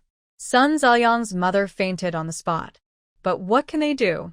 They have invited all the relatives and friends, received the gifts, and obtained the marriage certificate. How can they get a divorce? Xie Feifei covered her mouth and laughed secretly. She deserved it. Although she didn't like Zhao Qing either, she thought Zhao Qing was better than Sun Ziliang. But both of them were not good people. It was simply retribution. Let's not talk about him anymore. Let's go call Fian and eat outside at noon. Xie Feifei nodded. Okay. As a result, when they just reached the entrance of the alley, they saw Fian running out in a hurry. My brother's sister-in-law is fighting with someone outside. I'm going to go over to take a look. I won't go to the park with you. As soon as she could leave these words, she disappeared. Xie Feifei muttered. How could it be such a coincidence? Her brother and sister are usually very sensible. Why did they fight with others? Jiang Yu calculated the time. Isn't there no class today? No class. The junior and senior high school students are organized to go on an autumn outing. That is not right. Aren't they going on an autumn outing in Beihai Park where we're going? Why did Fian run over there? Jiang Yu felt a little strange. That's the direction of the middle school. Doesn't she know that her brother and sister are on an autumn outing today? Xie Feifei thought for a moment and said, she should know. The two hesitated for a moment, and Tong Fong came out. Xie Feifei greeted him and asked directly, Comrade Tong Fong, do you know where Fian went? Tong Fong was stunned. I heard Duan Yuzhen say that Fian's brother and sister fought at school and the teacher asked to call the parents. How is it possible? All the primary and secondary school students went to Beihai Park for an autumn outing. There was no one in the school except the security guard. Xie Feifei subconsciously thought that Duan Yuzhen was lying. Then I don't know. Tong Fong didn't care and just left. Jiang Yu and she thought the same thing, and she thought to herself that it was not good. Feifei, let's go boating another day. I suspect that Duan Yuzhen is setting a trap for Fian. Let's go find Chief He. Xie Feifei immediately agreed. You go find Fian's brother, and I'll ride my bike to follow and see. If Duan Yuzhen is setting a trap for Fian, I think she shouldn't dare to do it seriously. No matter how brave Duan Yuzhen is, she should also be concerned about He Tingyue. Okay, you pay attention to safety, don't force yourself, and wait until her brother and I go there. So the two of them split up, one to find Fian, and the other to go to the second factory. Jiang Yu is a familiar face, and the security guard is already very familiar with her. Comrade Jiang, You are here again. Is there something wrong? Jiangyu hurriedly said, I'm looking for Chief He. Can you help me call him out? Just say that his brother and sister-in-law had a fight with someone outside, and He Fian went over to deal with it. Hearing that something happened at home, the guard did not dare to delay and hurried in to call He Tingyue. Jiangyu waited for a while, and then saw the tall figure of the man. She explained the matter clearly in a few words, and also expressed her doubts. Fei Fei said that your two brothers and sisters were on an autumn outing in the park over in Xiqing, but Fian was not going in the direction of Xiqing. Comrade Tong Fong said that it was Duan Yuzhen who brought the news to Fian. I think there is something fishy about it. He Tinghua drove out the bicycle. Get on. Jiang Yu hurriedly sat on it, but saw him taking her back to the slum. Aren't you going to find Fian? Find her, and ask her where she went first. Duan Yuzhen's action was just a minor one. She didn't dare to do anything serious. He Tinghua said. This was exactly what Xie Feifei thought. After returning to the slum, He Tinghua went straight to Duan Yuzhen. As a result, Duan Yuzhen's eyes flickered and she denied it. I didn't talk to He Fian. I don't know where she went. Jiang Yu said sternly. You are lying. Tong Fong saw you talking. Fian ran away because you talked to her. It must have something to do with you. Why did you lie to her to go to school? As soon as she opened her mouth, Duan Yuzhen's attitude became even tougher. I said I don't know. I just don't know. It's useless for you to ask me. Maybe Tong Fong lied to you. At some point, Zhang Ting came over. Not only Tong Fong saw it, I saw it too. Not only did I see it, I heard it.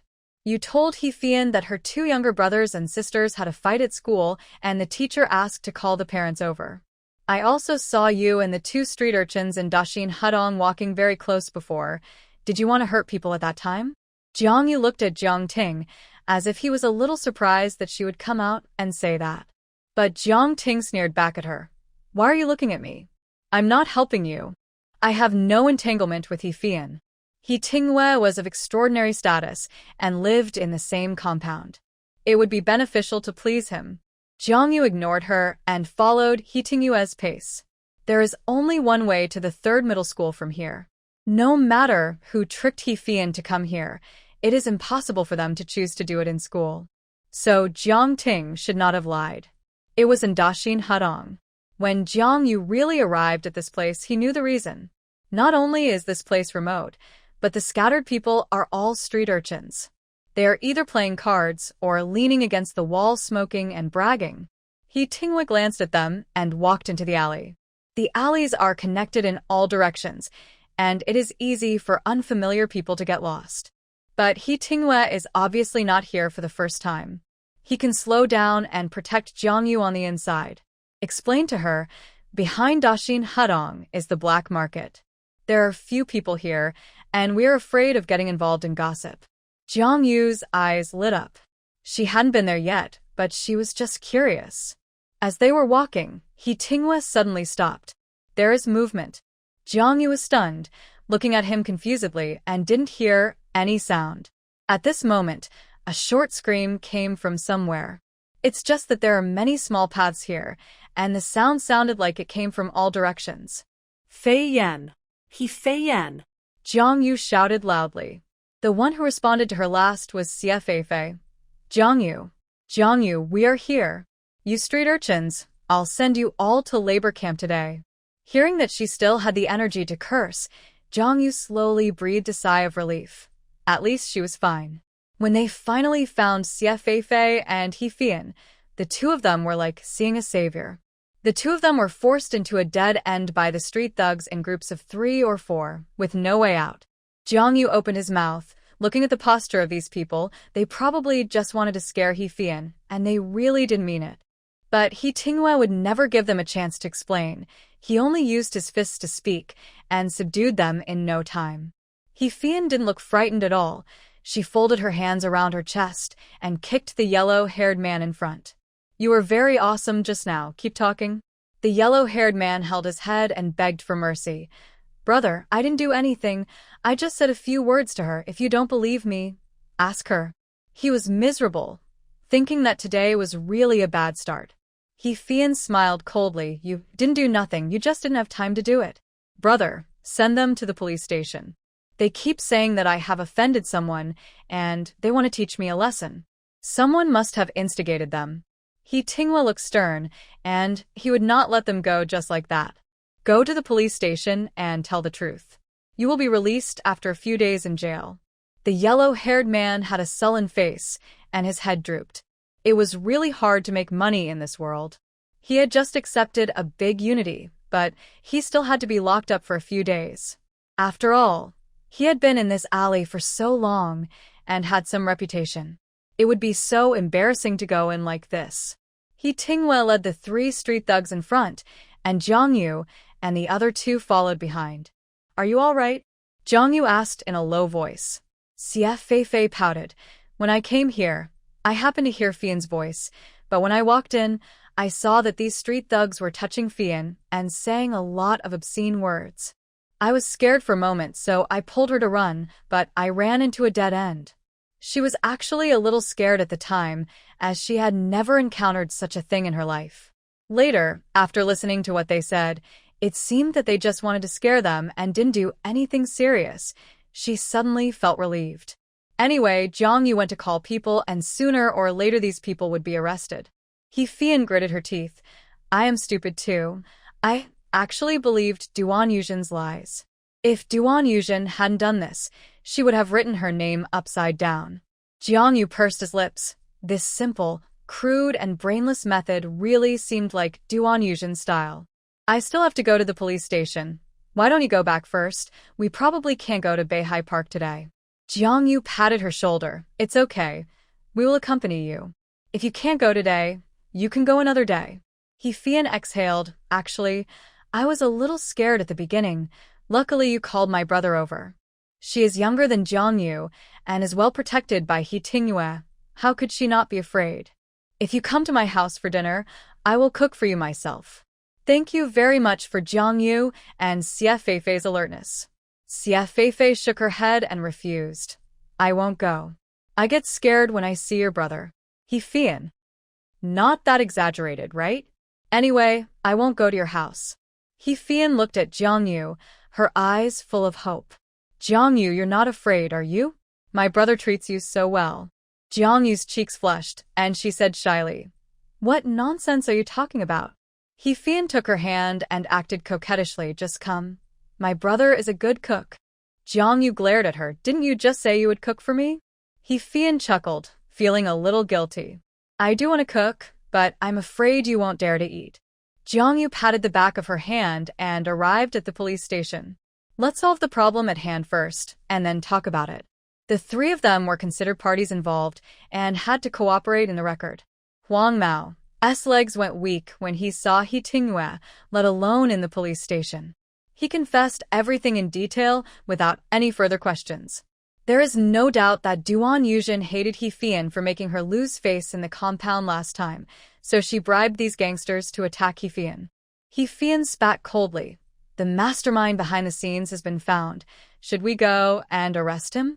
One of the police looked at He Tinghua and asked, Chief He, this is an internal matter of your second factory. Do you want to solve it behind closed doors, or do you want us to step in? He Tinghua and Fian whispered a few words, and the brother and sister finally discussed and decided to let the police come forward. Since Duan Yuzhen wanted to scare Fian, let her have a taste of being scared. If the police are not allowed to come, she will not learn her lesson. The police gave He Tinghua face and asked people to lock up those street urchins and take people to go with He Tinghua. When the police in uniform appeared in the slum, Su Lihua's rheumatic legs no longer hurt, and she ran out quickly. Fian, what's wrong? Why did you bring the police to the house? Fian waved her hands impatiently. Aunt Su, go do what you have to do. It's none of your business. Hey, why are you so angry? Who bullied you? Su Lihua walked down the steps, looking like she was watching a show. The leading police comrade saw her and asked, Aunt, are you a member of the Duan family? Aunt Su quickly denied, No, I am not. The Duans live in the East Room. Who are you looking for? It's none of your business. Just stay over there. The police waved his hand and turned to knock on the door of the Duan family. After knocking for a long time, no one came out.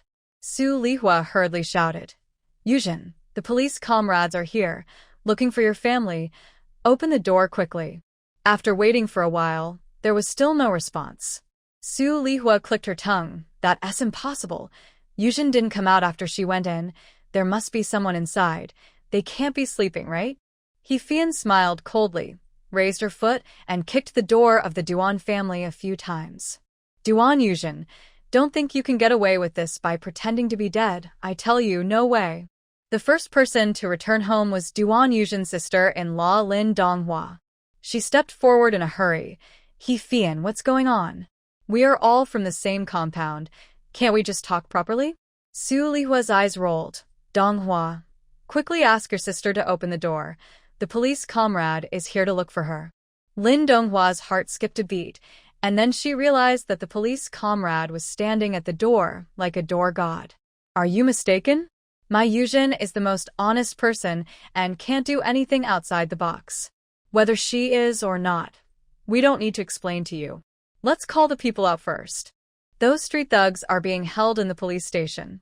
If she is innocent, we will naturally let her go after verification. Lin Donghua was shocked. What street thugs? How could our Yujin be related to street thugs? The public security comrade was a little impatient. We don't need to explain these things to you. If you don't open the door, we will do it ourselves and won't bother you.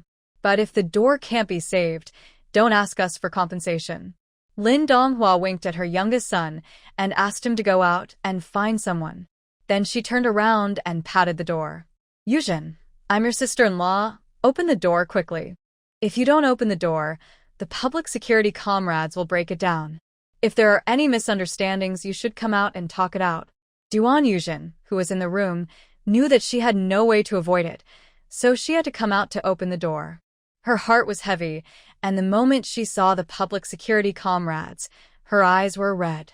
Duan Yujin hid behind Lin Donghua, choking, Sister-in-law, I don't want to go to the police station, you help me. I don't want to go to the police station. He Fian sneered, when you asked someone to harm me, why didn't you think that this day would come? Su Lihua stared. What to harm you?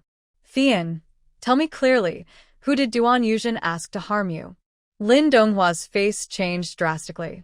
The sister-in-law was already old, and if her reputation was ruined, she would not be able to get married in the future. Fian, don't say such nonsense. We are all from the same compound and grew up together. How can you slander Yujin like this?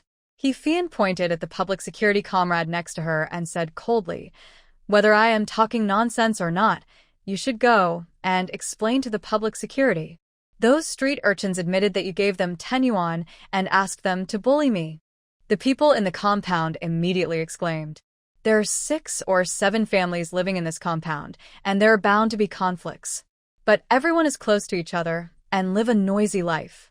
What Duan Yujin did is really the first time. Su Lihua's eyes showed condemnation. Yujin, you're going too far. Fian grew up with you, and you are a few years older than her. How can you bully people like this? We're from the same compound, yet you're so cruel. TSK, I can't tell how the old Duan family educates their children. Duan Yujin lowered her head, wishing she could find a hole in the ground to crawl into. I just wanted to find someone to scare her, I didn't mean it. Who told her to embarrass me last time? Otherwise, I wouldn't have done this. It's all her own fault. Xie Feifei was almost laughing at her shamelessness. She spat fiercely and almost spit saliva on Lin Donghua's face. Duan Yujin, have some shame. What did He Fian say wrong last time? If it weren't for you, the job at the newspaper would definitely have gone to Jiangyu. It's obviously you who had bad intentions and did bad things, and now that you've been exposed, you still dare to hate He Fian and bribe people to bully her. He Fian sneered, if this kind of cancer stays in our compound, who knows who will be the next person she stabs in the back. The public security comrades added fuel to the fire at the right time. Comrade Duan Yujin, don't dawdle, come with us to the police station. There were only a few people willing to go to the police station, and everyone was afraid that they would never get out after going in. Duan Yujin's legs softened, and she was so scared that she fell on her ace and sat on the ground. I won't go. I won't go to the police station. Sister-in-law, I won't go. I don't want to go to labor reform. Lin Donghua's face was ugly, and she cursed. You know how to be afraid now. What were you doing before? Fortunately, at this time, the Duan family hurried home. 4 generations of the Duan family lived in the East Room, and there were quite a few people. From Grandpa Duan to the youngest Huzi, they swarmed in from outside. Wan Yan thought of many possibilities on the way, and scared herself so much that her face turned pale. Yuzhen. Seeing her family members coming back, Duan Yuzhen seemed to have found her backbone. She crawled into Wan Yan's arms and cried loudly. Mom, save me. Su Lihua snorted coldly. I'm not saying this. You really need to teach Yuzhen a lesson. Look at what she has done. She dared to bribe the street thugs to bully Fian today. Who knows who she might stab in the back in the future. Old Master Duan is a good person, and he has always been quite prestigious in the compound. Now his face is gloomy, serious, and extremely angry. He walked straight to Duan Yuzhen and shouted in a deep voice, Get up. Duan Yuzhen was so scared that she trembled and stood up with the support of Wan Yan. Old Master Duan is not only majestic in the compound, but also the head of the Duan family, and his words are final. Duan Yuzhen just raised her head and was slapped in the face in the blink of an eye. The old man is old, but he is full of energy. This slap used at least 70% to 80% of his strength. Duan Yuzhen couldn't stand firmly and fell to the ground. It's all because of your parents' indulgence and spoiling that you have become what you are today. Get up. If you do something wrong, you must admit your mistakes. What's the point of crying? Old Master Duan put his hands behind his back and looked at her calmly. He was not moved at all by Duan Yuzhen's miserable appearance. Wan Yan was heartbroken, but was stopped by Duan Hongmin. Duan Hongmin shook his head slightly at her. Standing up to defend her at this time would only make Old Master Duan more angry. Dad, Yuzhen knows she is wrong. Don't be too angry. Don't get sick from anger. Duan Hongmin advised from the side. This made Old Master Duan snort coldly. Look at her. How does she look like she admits her mistakes? Duan Jianren gritted his teeth and stood up. Grandpa, we've beaten her and scolded her. Let's just forget about it. Su Lihua sneered. Jianren, what you said is wrong. Fian hasn't even said to forget about it, but you made the decision first. I didn't know that your Duan family is the one in charge of the entire North City. Duan Jianren's face changed slightly, and he was very angry. Aunt Su, how do you talk like that? We are from the same compound. Can you really send my sister to jail? Fian found it funny. I've been standing here for so long, and from beginning to end, Duan Yuzhen has never admitted her fault, let alone apologize to me.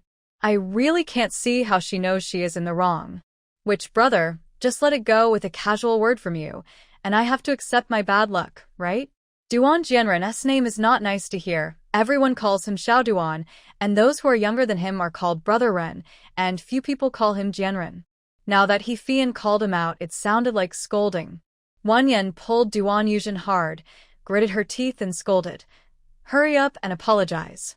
Do you really want to go to labor camp, don't you? Wan Yan and her brother almost had a falling out over her job before. It hasn't been long since this happened again. Whether it's marriage or work, this daughter has exhausted her. Duan Yuzhen walked forward with sobs and bowed 90 degrees to Fian. I'm sorry, I really didn't mean it. I just wanted to scare them and didn't mean to hurt you. After this incident, Tingwa might hate her even more. When she thought of this, Duan Yuzhen couldn't help crying. Grandpa Duan decided to compensate Fian 50 yuan, which was considered a private settlement. Fian agreed, and the matter ended here. The public security comrade came here to cooperate with Tingwa. After the matter was resolved, he naturally left. The excitement ended, and everyone went back to their own homes. Xie Feifei was really afraid of Tingwa. She didn't even enter the door and ran away. Fian didn't catch her, and she would not let Jiangyu go no matter what, and had to take her home. It was past dinner time at this time, and Jiangyu was a little too hungry. She ate the 2 pieces of peach cakes that Fian took out and drank 2 sips of tea, and she was full. I'll go home first. I have to tell my aunt. The matter was quite a big deal. Yao Xiangling was in the street office, so she would definitely hear about it. He Fian clicked her tongue and held her tightly. You said you would come to my house for dinner. It's still early. I'll go home first and come over in the evening. He Fian couldn't persuade her, so she had to agree and turned to call He Tingyue.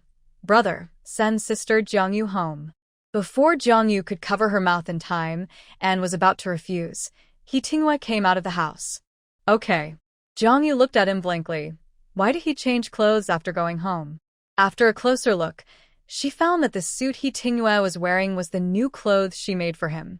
Not to mention, it fits him well and looks good. He Fian pursed her lips and smiled secretly. Even a sultry peacock would spread its tail. He Tingyue saw her teasing look and turned his face away unnaturally. Wait a moment. He turned and walked into the kitchen again, and Jiangyu simply waited outside. I have to say that the south house of the He family is really good. There is an independent courtyard, and the space is not small, so growing some vegetables is not a problem. It's a pity that there is no one in the He family to manage the household, and there are only weeds in the yard. The main room is bright, almost as big as 2 rooms of other people. Outside, they also use the space in the yard to build another kitchen and bathroom, which is very convenient. It's just that, like other people, there is no toilet in the house, so you can only go to the public toilet and empty the toilet every day. The building on Yao Xiangling's side is similar. Jiangyu is actually not used to emptying the toilet, but it is better than going to the public toilet with a flashlight in the middle of the night. After waiting for a while, He Tingyue didn't come out, but Jiang Ting came instead. She stood outside the courtyard of the south house, her face gloomy, staring at Jiangyu coldly. Since the incident of the Du family, it is not an exaggeration to say that the 2 sisters have broken up. You don't think that if you hook up with He Fian, you can marry Section Chief He, right? Jiangyu ignored her and didn't want to say anything more. Jiang Ting thought her words were very aggressive, but they were like a punch on cotton and didn't get any response. She felt more and more depressed and said bitterly, Jiangyu, stop daydreaming. You can only marry a countryman in this life and live a life of farming and having children, a life of hard work. She fantasized countless times and dreamed every day that Jiangyu would be like her in her previous life, marrying a country fool and living a life with no end in sight. There was mud between her fingers, and her feet were rough and cracked. It hurt a lot in winter, but she had to accept her fate and work. She went through all those hard days. Obviously, she had snatched Fu Xiangyang away from her again, so why didn't Jiangyu get married in the countryside as planned? Jiang Ting was unwilling, not because she didn't live a good life, but because she didn't see Jiangyu suffer. I know you still want to find a job in the city, but people in the city don't even have jobs. What qualifications do you have to compete with them? Those jobs don't belong to you at all. Just like the newspaper, even if they don't want Duan Yuzhen, they still won't hire you. Jiangyu's ears were full of what he said, and he frowned and said impatiently, Are you done? Get out of here. I don't want to talk to you. Jiang Ting's face turned blue from holding back, and of course she didn't finish. She still had a lot to say. But He Tingyue walked out, without even looking at her, and walked straight to Jiangyu. Take these back. Jiangyu glanced at the bag in his hand, which contained 2 bags of peach cakes, 2 bags of dried peanuts, and a bag of white rabbit milk candy. These things added up, it's not cheap. Jiangyu hurriedly declined. Save it for your brother and sister, it's too expensive. He Tingyue, they don't like to eat it. He Zhengdong and He Lilan, brother and sister who had just entered the door. Brother, I heard. He Zhengdong was interrupted as soon as he opened his mouth. Go in and ask your sister. He Zhengdong said oh, and pulled He Lilan into the house. He Tingyue's attitude towards his 3 younger brothers and sisters was almost the same. He was not very polite or intimate. He was more like a patriarch. However, he seemed to have learned how to change his face. When he looked at Jiangyu, his voice became much gentler. Shall I take you home? Jiangyu came back to his senses and nodded. Okay. Jiang Ting, who was outside the yard, was jealous with red eyes. Chief He. She couldn't help but shout and followed He Tingyue. In view of the fact that she also contributed to He Fian's affairs today, He Tingyue still had a good face for her. But Jiang Ting didn't know how to read the mood and wanted to destroy him and Jiangyu. Chief He. I don't know how Jiangyu deceived you, but she is not as good as you think. She and I grew up together, and I know her very well. She is a scheming, materialistic woman. She doesn't like you at all. She loves your identity and your money. Don't be blinded by her. He Tinghua looked at her coldly. Are you done? Jiang Ting paused, and under his sharp gaze, it seemed that the filth in her heart could not hide, and her face flushed. I'm done, then listen carefully. She is 1,000 times better than I thought. If my status and money can attract her, it's my honor. Just a few words made Jiang Ting's face pale as paper. This was the conclusion He Tinghua came to after thinking for a while. He Fian's experience in dating is not very rich, but she is very knowledgeable when analyzing the big principles. She once asked He Tinghua, do you want me to marry in the countryside? Not to mention character, just the conditions, the kind of family with nothing, and can only earn 12 yuan a year. He Tinghua remained silent. Of course it was impossible. If that day came, he would break He Fian's legs. In that case, what's wrong with Sister Jiangyu wanting to find someone with good conditions? It's wrong to pursue material conditions. Is it right to marry someone with bad conditions? If you ask me, with your introverted and sultry personality, what else can attract Sister Jiangyu except for your external conditions? Marrying a man, getting clothes and food, isn't that what you want? If you are not well off, who can give birth to a baby for you and inherit your pots and pans after the baby is born? The reason why she fell in love with Yan Wenshuan last time was because he was good-looking. She had good conditions and was not short of money, so she just wanted to find a good-looking man. Is that not possible? He Tinghua had to admit that he suddenly became enlightened at that time, and even felt that the previous entanglements and contradictions were extremely stupid. Jiangyu had everything he wanted, and he was even better than others, so he should be happy. Isn't the purpose of a man making money to support his wife and children? Comrade Jiang, since you are married to Fu Xiangyang, just live your own life well and mind your own business. Jiangyu, like Jiang Ting, was stunned where she was. But her heart was beating very fast, thump thump, and the sound seemed to be right next to her ear. She pressed the back of her hand against her cheek. How could it be so hot? But He Tinghua's words, like a movie, replayed in her mind over and over again. Were they true words, or were they just to get rid of Jiang Ting? The more Jiangyu thought about it, the more confused she became. She was a coward and didn't have the courage to ask. He Tinghua had already got on the bicycle, and the 28-inch bar didn't look tall at all in front of his strong and broad body. Are you getting on? Jiangyu's voice was as low as a whisper, and she nodded. Sitting on the back seat, she was confused and didn't notice that the bicycle had actually driven into a pit. The violent jolt scared Jiangyu, and after a short scream, she unconsciously wrapped her arms around his thin waist. After calming down, Jiangyu realized what she had done and let go of her hand, as if it was burned. I'm sorry, I didn't mean it. Her face was even hotter than before, as red as a tomato. He Tinghua did not look back, but his usually calm voice had a little more ups and downs, which made people hear the joy. It's okay. The road was very flat afterwards, and Jiangyu's emotions gradually calmed down. When they got home, her face was not so red. He Tinghua did not forget to hand her the things. Take it. Jiangyu twisted her hands, not wanting to accept it. First of all, she and He Tinghua had nothing to do with each other, and it was not right to take his things. Secondly, he thought he was materialistic, and if he took these things, would he think that his character was even worse?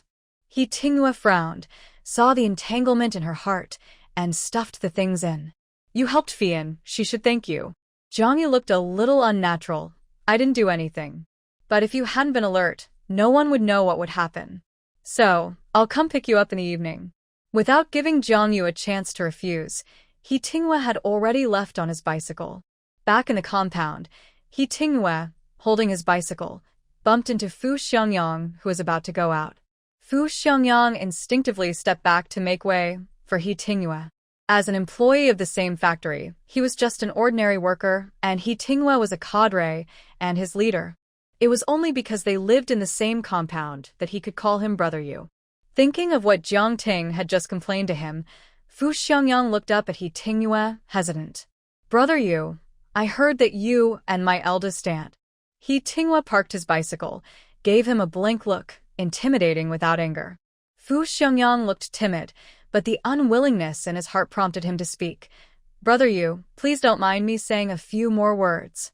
In addition to Fian, you have 3 younger brothers and sisters who are still studying, so you have to be more cautious when you marry a wife. It is said that you should marry a virtuous wife. I think my eldest aunt is not suitable for you. Oh. What do you mean? Fu Xiangyang was encouraged. He couldn't tell what was going on in his mind. He was unhappy when he thought that Jiang Yu could marry He Tinghua. Or, if Jiang Yu found someone better than him, he would not be reconciled. I heard from Jiang Ting that although my eldest aunt is good-looking, she is very lazy, doesn't like to work, has a cunning personality, and always pushes the housework to Jiang Ting. In addition, how she treated her younger brothers and sisters before, you know that she is not a good person. He Tinghua raised his eyelids and sneered, and the sarcasm in his eyes was about to overflow. A grown man, gossiping behind people's backs, what a waste. Fu Xiangyang's skin was white and red like an apple, as if it could drip blood. After 2 years in the factory, you don't seek to make progress. So you spend all your energy here?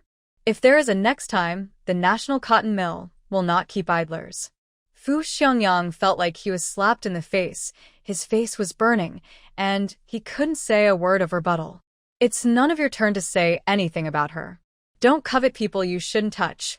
You don't deserve it. On the other side, Jiang Yu stood there for a long time before carrying his things home. As soon as he walked upstairs, he saw Wang Meili and others huddled at the door. Jiang Yu frowned and showed an unhappy look. Wang Meili smiled coldly. Jiang Yu, do you really think you are a city person? You don't even recognize your parents? Yao Xiangling's building has 4 families on the first floor, and the sound insulation is quite poor.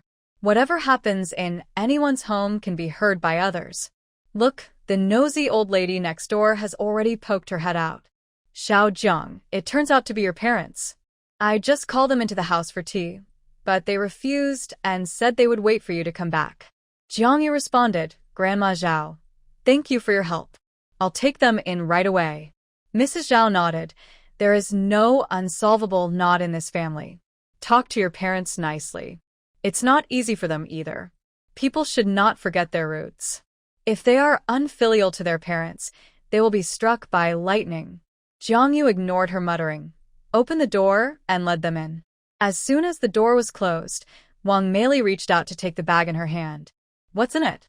It looks heavy, Mom. Let me carry it for you. Jiang Yu hesitated for a moment, took out a bag of peach cakes and peanuts and handed them over, and put the rest away. This is a gift from someone for my aunt, and I can't give it all to you. Mom, you take these 2 bags back, and speak softly so that no one can see. Wang Meili was fooled, thinking that Jiang Yu was not a heartless girl, and she knew to use her aunt's things to honor her family. Even Jiang Yonghua's expression softened a little. Jiang Yonghua said, You said last time that you had a girlfriend in the city. When do you plan to bring her home? Jiang Ting is married, and you have to hurry up your marriage. Jiang Yu lied without changing his expression. I was not satisfied with the last girlfriend, so we broke up. Jiang Yonghua and Wang Meili's faces changed drastically. You dead girl. Why did you break up? It's good enough to marry a city girl, but you picked her? Why don't you look in the mirror? What qualifications do you have to be dissatisfied? Wang Meili stretched out her hand to hit her, but was avoided by Jiang Yu. Mom, I have a friend who is a salesperson in the supply and marketing cooperative. She contacted her cousin and came back to have a blind date with me these days. Wang Meili paused and asked quickly, What are her cousin's conditions? An officer, a battalion-level cadre, stationed in Heilongjiang province. With just a few words, Wang Meili was completely confused. Officer. She had never thought in her life that Jiang Yu could marry a cadre. Oh my, our Jiang family's ancestors are about to burst into flames.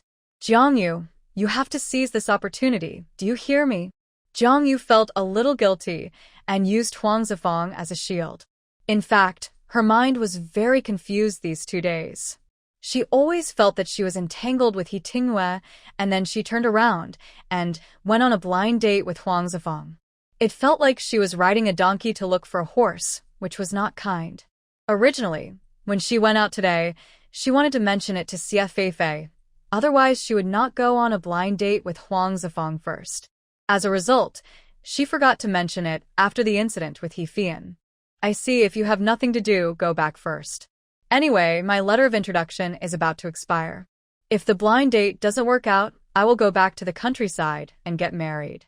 When Wang Meili heard the battalion-level cadre, her eyes sparkled. How could she accept Jiang Yu marrying a countryman? How can that be? You have to seize this soldier. Whether your brother can benefit from your sister in the future depends on you. Oh, Jiang Hao, come here quickly. Didn't you agree to come here today to apologize to your elder sister? Jiang Hao was stunned and opened his eyes wide in disbelief. His eyes were a little small, not like his parents at all. He tried to open them wide, but they were like a slit. Clearly, when Wang Meili went out, she said that she would coax the money from Jiang Yu. How come in the blink of an eye, she asked him to come out and apologize. He was reluctant, but Jiang Yonghua patted him on the shoulder and said in a deep voice, Jiang Hao, why don't you apologize to your elder sister quickly? We are all family, and there is no overnight hatred. Jiang Hao had to grit his teeth and lower his head. Eldest sister, I'm sorry for what happened last time. I already know I was wrong.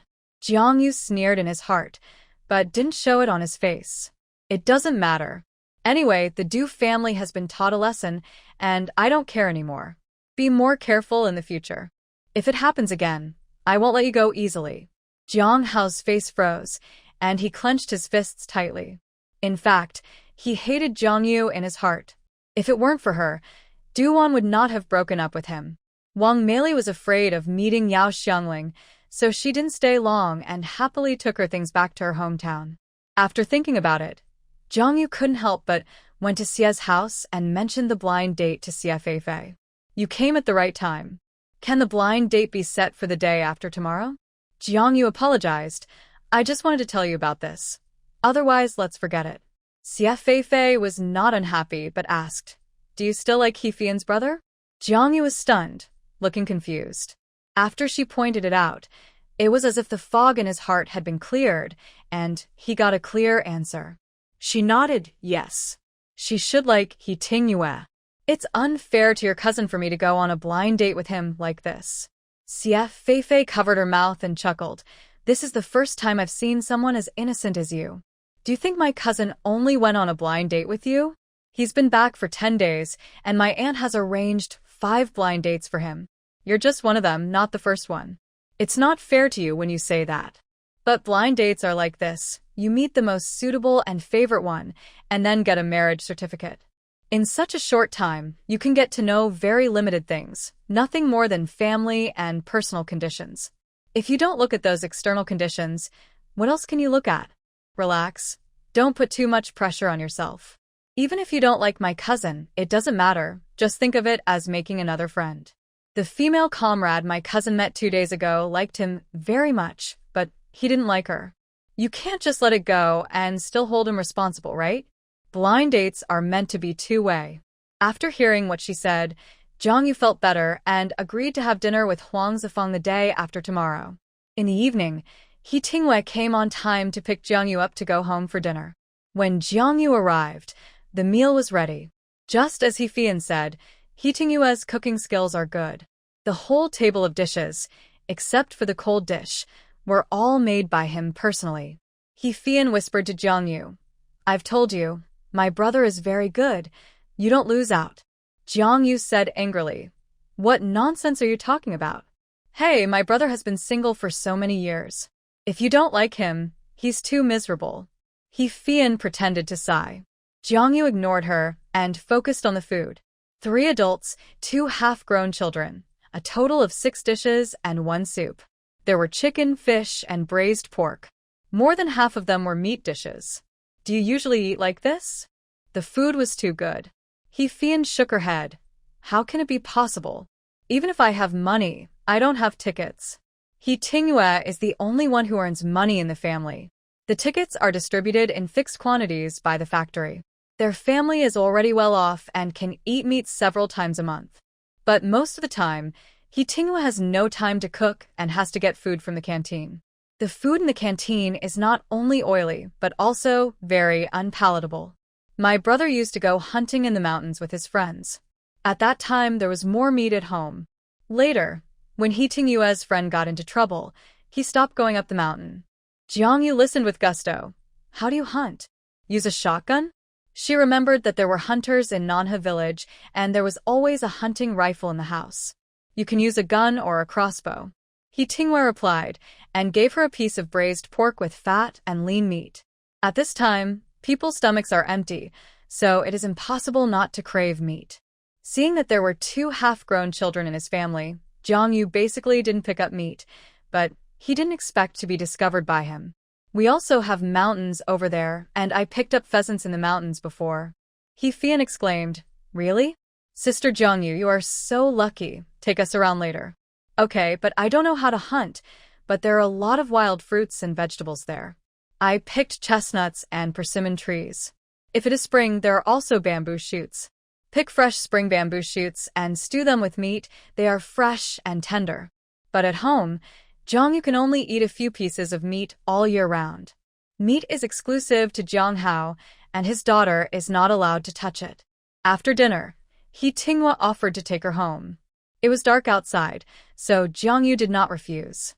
But she was a little full, and Jiangyu wanted to take a walk outside. Hee Tinghwa pushed his bicycle to accompany her, and they walked all the way downstairs. Thank you for taking me home. I'll go upstairs first, and you go back, and be careful. Hee Tinghwa looked at her and handed her the flashlight. You take it. Jiangyu held the flashlight that still had the warmth of his palm, and her 5 fingers tightened a little. Then what are you going to do? Hee Tinghwa said, It's okay, you go up first. Jiangyu hesitated for a moment and finally handed the flashlight back to him. Or you can take me upstairs. Hee Tinghwa lowered his eyes, glanced and nodded. Let's go. The only sounds on the dark and narrow staircase were their footsteps and their barely perceptible breathing. When they reached the door, it was time to say goodbye again. Jiangyu took out the key to open the door. In a trance, she heard the man behind her ask, Jiangyu. Huh? She turned around subconsciously. Do I still have a chance? The two were very close, so close that Jiangyu could almost feel his hot body temperature. She was dazed and gave an answer without thinking. Only after the man left did she realize what she had said. Let's wait and see. Yes is yes, no is no. Let's see what the answer is. Jiangyu leaned against the door. The slightly cool night blew away the heat on her face. She suddenly ran to the window, tiptoed to look down, and just saw the man riding away on a bicycle. Jiangyu pursed her lips and unconsciously raised the corners of her lips. Everyone has left, and you're still watching. Yao Xiangling walked out of the house wearing a coat. Jiangyu was startled. Aunt, you haven't slept yet. How can I sleep when you haven't come home? Yao Xiangling said angrily. Even though she knew that Hee Tinghwa was a gentleman and would not do anything out of line, she was still worried about him. At the same time, the He family members couldn't sleep after dinner. Hee Fian was waiting for Hee Tinghwa to come back, wanting to see if the two had made any progress. He Jingdong and He Lilan, on the other hand, had something on their minds. They didn't like Jiangyu, but felt more of a sense of crisis. Unlike Hee Fian, they were adopted children and were sensible when they came to the He family. Their father died, their mother left, and their grandparents followed their uncle in abusing them. Later, Hee Tinghwa took their father's suicide note, adopted him, and changed their surnames according to their father's wishes. Those days of abuse were deeply remembered by them, as if they were engraved in their bones and could not be erased. They were afraid that their new sister-in-law would dislike them and send them away again. Brother, will my brother not want us anymore? He Jingdong pursed his lips. I don't know, it shouldn't be. He Lilan murmured, what if my sister-in-law doesn't like us? He Jingdong said, then please her. We will be better, eat less, and do more work. Don't worry, I will protect you. He Lilan pouted. This is what we did in our hometown, and grandparents would still beat us. Stop talking, brother is back. He heard the footsteps of Hee Tinghwa. Hee Fian also heard it and ran out at the first time. Brother, how is it? What do you mean by how it is? He Fian tilted her head to look at him. You and Sister Jiangyu. Did Sister Jiangyu agree to go out with you? He Tingwe, no. He Fian's face suddenly fell. She didn't see such a good opportunity. What's the matter with you? He Tingwe ignored her. In fact, he was in a good mood. Jiangyu didn't agree, but she didn't refuse. In fact, judging from her attitude, he felt that he was not without a chance. Don't mind my business, go to bed. He Tingwe pushed her head. But He Fian stretched out her hand towards him. I'll treat her to a movie some other day. Give her the money. If it were in the past, she would definitely not dare to ask him for money so confidently. He Tingwe took out a big unity without hesitation and handed it over, and took out another meat ticket. After the movie, go to the state-owned restaurant for dinner. He Fian began to envy him. He valued men over girls. I know. But the next day, she ran to ask Jiangyu if she was free. But she heard her say, maybe not tomorrow. I have an appointment with Xie Feifei's cousin for a blind date. He Fian. She widened her eyes. Xie Feifei's cousin is back? Yes, the blind date has already started. Jiangyu nodded. He Fian was stunned. Isn't he only dating you? No, I think I'm the third one. Jiangyu counted on his fingers. Do you mind? He Fian asked. Jiangyu blinked. What do you mind? He Fian muttered. He has met so many people, and it's your turn now. Jiangyu couldn't help laughing. Didn't I meet a lot of people too? He's here with me, and he's not the first one. Blind dates are like this. How can you know if you have a liking for each other without meeting, and you don't know if you are suitable for each other without knowing each other? It can only be said that it's the same. He Fian bit her lip, thinking that if she and Huang Zifang were successful in the blind date, then He Tingwe would have no chance at all. It would be a pity to see the sister-in-law who is about to be in his hands run away like this. How about I go with you tomorrow? Jiangyu was surprised. You will accompany me to the blind date? Yes, I have met more people than you and my knowledge is broader than yours. I will stay by your side and give you a reference. He Fian patted her chest, looking very confident. Jiangyu hesitated. Will this not be too bad? And He Fian's experience doesn't seem to have any merits. How could that be? I'm not disturbing your blind date. He Fian was holding back her energy and trying to find a way to ruin this blind date. Seeing her insistence, Jiangyu had no choice but to nod in agreement. The next day, He Fian showed up at the door of the state-owned restaurant on time. Blind dates usually involve a meal, and if it works out, they can continue dating, but if it doesn't, they will go their separate ways. When Jiangyu arrived, Huang Zifang hadn't come yet. He Fian said, Jiangyu, I'm suddenly thirsty. Can you buy me a bottle of Arctic Ocean soda? Jiangyu said in embarrassment, how about buying it after dinner? But I want to drink it now. Anyway, no one's here yet. Can you buy it for me first? Please. He Fian is well versed in the art of acting like a spoiled child, so Jiangyu couldn't resist and had to go out to buy it for her. Unexpectedly, there was no Arctic Ocean soda for sale nearby, so she had to run farther to buy it. Little did she know that at this moment in the state-owned restaurant, He Fian and Huang Zifang had already started a blind date. He Fian? I remember the person I went on a blind date with today seemed to be called Jiangyu. He Fian felt a little guilty, but for the sake of her eldest brother's happiness, she tried her best. Jiangyu already has a partner. You are late. But in order not to stand you up and make you go in vain, I came here specially for a blind date with you. Huang Zifang was a little surprised, but he didn't have much opinion. Anyway, as long as it was a blind date, it was the same to him. Seeing that he was about to order food, He Fian stopped him. Comrade Huang, no need to order food. I don't like you. Huang Zifang. After so many blind dates, it was the first time he heard a female comrade say this to him in person. He was a little surprised and felt a little ridiculous. He laughed meaningfully. Comrade He Fian, can I ask, is there anything you don't like about me? He thought he had a good appearance and a great job. She didn't even know the basic conditions, and she rejected him like this, which didn't look like she was here for a blind date. In fact, He Fian had to admit that he had good conditions. His handsome appearance alone was actually quite touching to her. But she had to control herself. When you came in just now, you came in with your left foot first, and I didn't like it. Huang Zifang. It was even more ridiculous. He was almost so angry that he laughed, but before he could say anything, he heard someone calling him. Boss. A man ran in from outside the door and whispered in Huang Zifang's ear. Huang Zifang frowned. I'm sorry, comrade He Fian. I have a temporary mission today and time is tight, so I may not be able to continue the blind date with you. But I have a good impression of you and hope to have a chance to get to know you better in the future. After saying these words, he got up and left. He Fian was stunned. Who wanted to get to know him better? Huang Zifang had just left when Jiang Yu came back.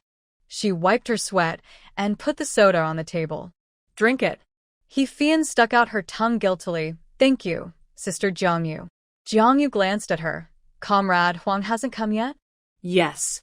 He Fian took a breath and lied without changing her expression. He hasn't even sat down or said a few words, but he said he had a mission and left. Ah? Jiang Yu didn't feel disappointed, but just a little surprised. It seems that they are not destined to be together. Let him go if he wants to. He Fian swallowed the soda in her mouth and said with a smile, Sister Jiang Yu, one is gone. I will introduce you to another one. Jiang Yu raised her eyebrows. You want to introduce me to someone? Yes, this person is here. I will leave first. He Fian waved at her and stood up with the soda. When Jiang Yu turned around, she saw He Tingyue and matchmaker Yao standing at the door. She missed a beat in her heart and stared at them as they walked in. Matchmaker Yao smiled with her teeth showing. Jiang Yu, this person, I don't need to introduce him anymore, right? You two can chat today. If you ask me, there is no one in the whole North City who is more suitable for you than Section Chief He. Jiang Yu's face felt a little hot, and he turned away embarrassedly. Grandma Yao, why is it so sudden? Matchmaker Yao smiled and patted her shoulder. Fate often comes suddenly, and excellent gay men have to be snatched away. She was actually very surprised. She saw He Tingyue waiting at her door early in the morning, saying that he wanted her to arrange a marriage. She was originally wondering which girl was so lucky to be able to win He Tingyue's heart.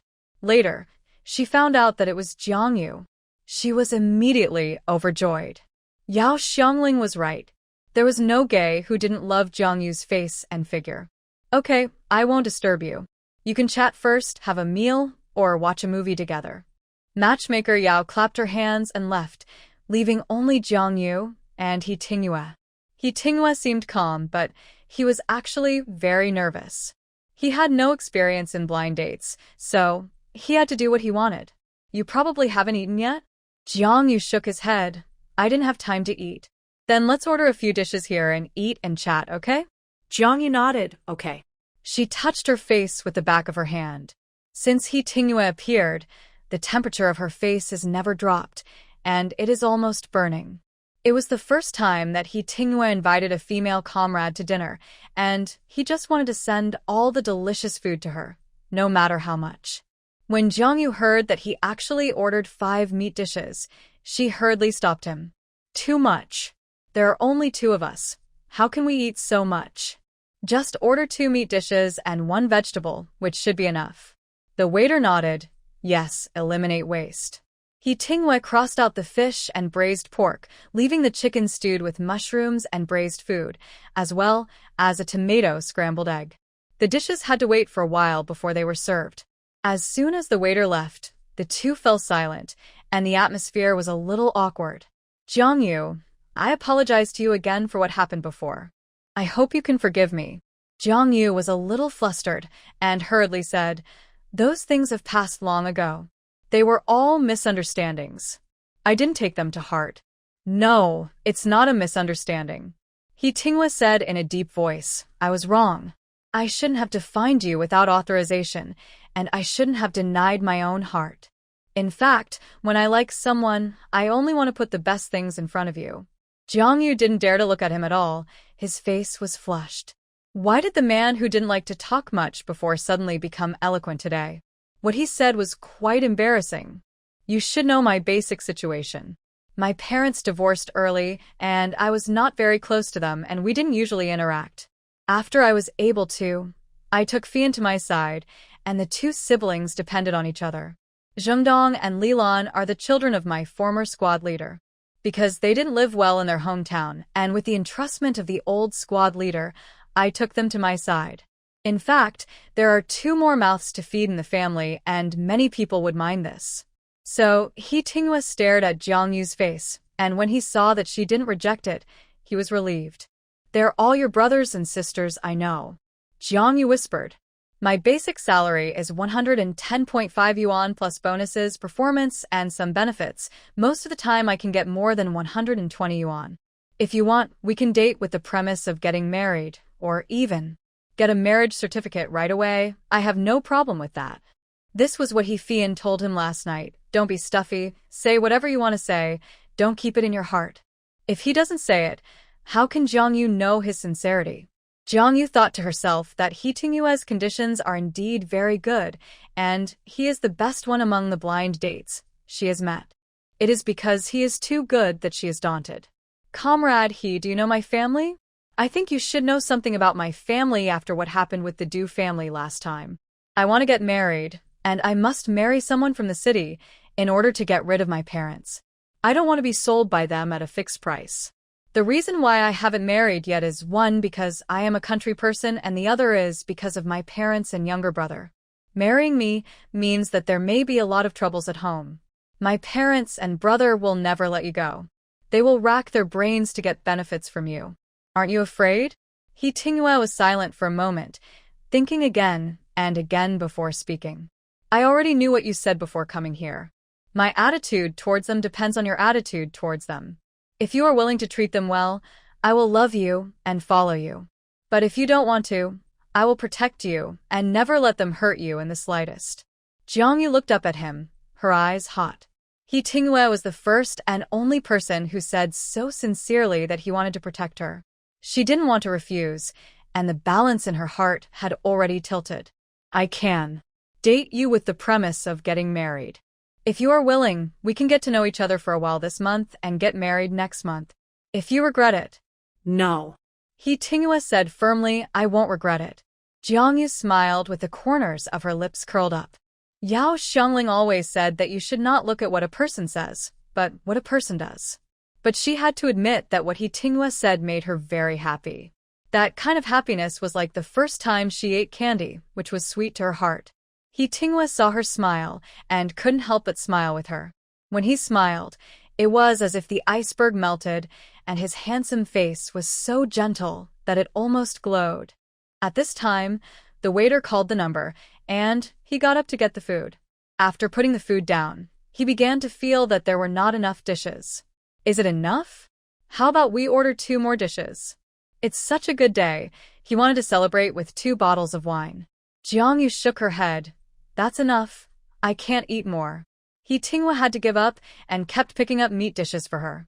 Even for the scrambled eggs with tomatoes, he only picked up eggs for her. It seemed that he wanted to put the best in front of her. Enough, I'm full here. You can eat too. Jiang Yu paused, suppressed her shyness, and picked up a piece of meat for him. He Tinghua never thought that there would be a female comrade whose unintentional little movements could make his heart surge. The blood in his body seemed to be boiling, and he was filled with joy from the inside. In the past 27 years, even if he made meritorious contributions and got promoted, he had never felt as happy as today. He couldn't help but wonder if Jiang Yu had bewitched him. Eat. Why are you looking at me? Jiang Yu felt like her face was about to explode.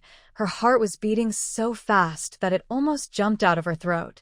She didn't have a big appetite, so she was full after eating a small bowl of rice. He Tinghua ordered 2 more white steamed buns and finished the rest of the dishes. Jiang Yu watched him eat. Her eyes seemed to be filled with stars, so bright that they were intimidating. I don't think the food in state-owned restaurants is as delicious as yours. He Tinghua paused after wiping his mouth, and a glimmer of light appeared in his deep phoenix eyes, and his joy could not be concealed at all. If you like it, I will cook for you every day in the future. Jiang Yu smiled shyly.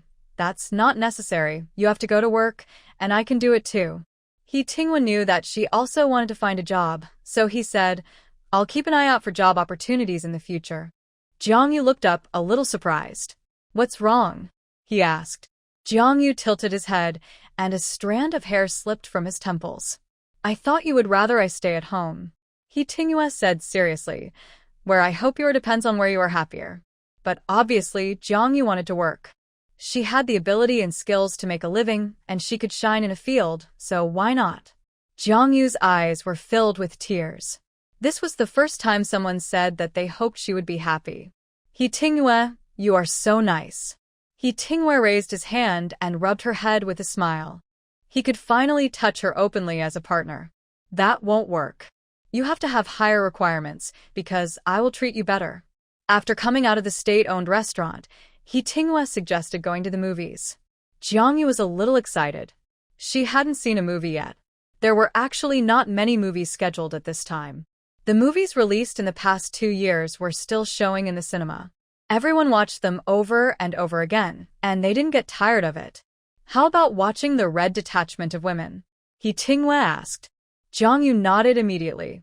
She had heard of this movie a long time ago, and everyone said it was good. Hee Tinghua bought the tickets, which cost 25 cents each, which was not cheap. Xiao Yu, you keep the tickets, I'll go over there to buy something. Okay. Jiang Yu collected the movie tickets and waited there. She looked a little dazed, and she still felt like she was dreaming. Oh, isn't this Jiang Yu? You also have money to watch a movie? Jiang Yu came back to her senses and turned to see Duan Yuzhen. The man next to her was more familiar. It was Yan Wenxuan. Jiang Yu's eyes showed contempt. I didn't expect that comrade Duan also has the habit of being a trash can. Duan Yuzhen's face changed slightly, but Yan Wenxuan kept his composure and patted the back of her hand. We are well matched. Why can't we be together? Comrade Jiang, don't look down on others just because you're a little bit pretty. Who are you going to the movies with today? With your boyfriend? Yes, with my boyfriend. Jiang Yu nodded frankly. Duan Yuzhen's face changed slightly. She didn't expect Jiang Yu to find a partner so quickly. She sneered. Where is your partner? You don't dare to bring him out, do you? Well, you are a country boy. How can you find a good partner? Duan Yuzhen was also anxious. She had lost her job, and coupled with what happened with He Fian last time, her family was increasingly dissatisfied with her. Lin Donghua was throwing things in front of her every day, and they wanted to kick her out. She really couldn't stand it anymore, so she tried all kinds of methods and ended up with Yan Wenxuan by accident. But before she and Yan Wenxuan started dating, she had already inquired clearly to make sure that he and Zhang Xia had broken up. And they were dating without telling Zhang Xia. Otherwise, if it got out that she had snatched her best friend's boyfriend, how bad would her reputation be? Wenxuan, go buy the tickets. I want to watch The Red Detachment of Women. Yan Wenxuan's face was full of tenderness, and he smiled and nodded. But when he touched his pocket, his face became uglier and uglier. Oh no, Yuzhen. I seem to have lost my money. Jiang Yu. She suspected that Yan Wenxuan had cheated He Fian's money in the same way before. Duan Yuzhen didn't want to lose face in front of Jiang Yu, so she immediately said, I have some here, go buy it. But she didn't bring any change, only a big Unity banknote, and she just gritted her teeth and stuffed it into Yan Wenxuan's pocket. After Yan Wenxuan bought the movie ticket, he naturally put the rest of the money into his pocket. Duan Yuzhen was very proud, so she didn't have the nerve to ask him for it back. The movie is about to start, let's go in first. Jiang Yu, why hasn't your boyfriend come yet? He didn't stand you up, did he? Duan Yuzhen asked deliberately. Jiang Yu smiled. How could that be? He's here now. Duan Yuzhen looked in the direction she pointed, and her face changed immediately. Yan Wenxuan's soft flesh on his arm was pinched hard by her, and he cried out in pain. Yuzhen, what's wrong? Duan Yuzhen showed an extremely ugly smile. It's okay, let's go in. Although she said to go in, her feet didn't move. She just stood there, watching Hee Tinghua walk to Jiang Yu. I bought you soda and some snacks. Jiang Yu looked carefully and found that the snacks he mentioned were actually egg cakes and peach cakes. It's just a movie, why buy these? It's such a waste. She glared. And he must be very anxious. His forehead was sweating. Hee Tinghua smiled. How can it be a waste to give it to you? Take it home if you can't finish it, otherwise it will be so boring to watch a movie without even a snack. Duan Yuzhen. She looked at Yan Wenxuan's empty hands and instantly felt that she was outdone by Jiang Yu. Jongyu took out a handkerchief and handed it to him to wipe his sweat, wanting to take the things in his hand and share some of the burden with him. This handkerchief was made of the cloth he sent, pure cotton cloth, with edges sewn around, and she also embroidered a pattern in the middle, and she always carried it with her.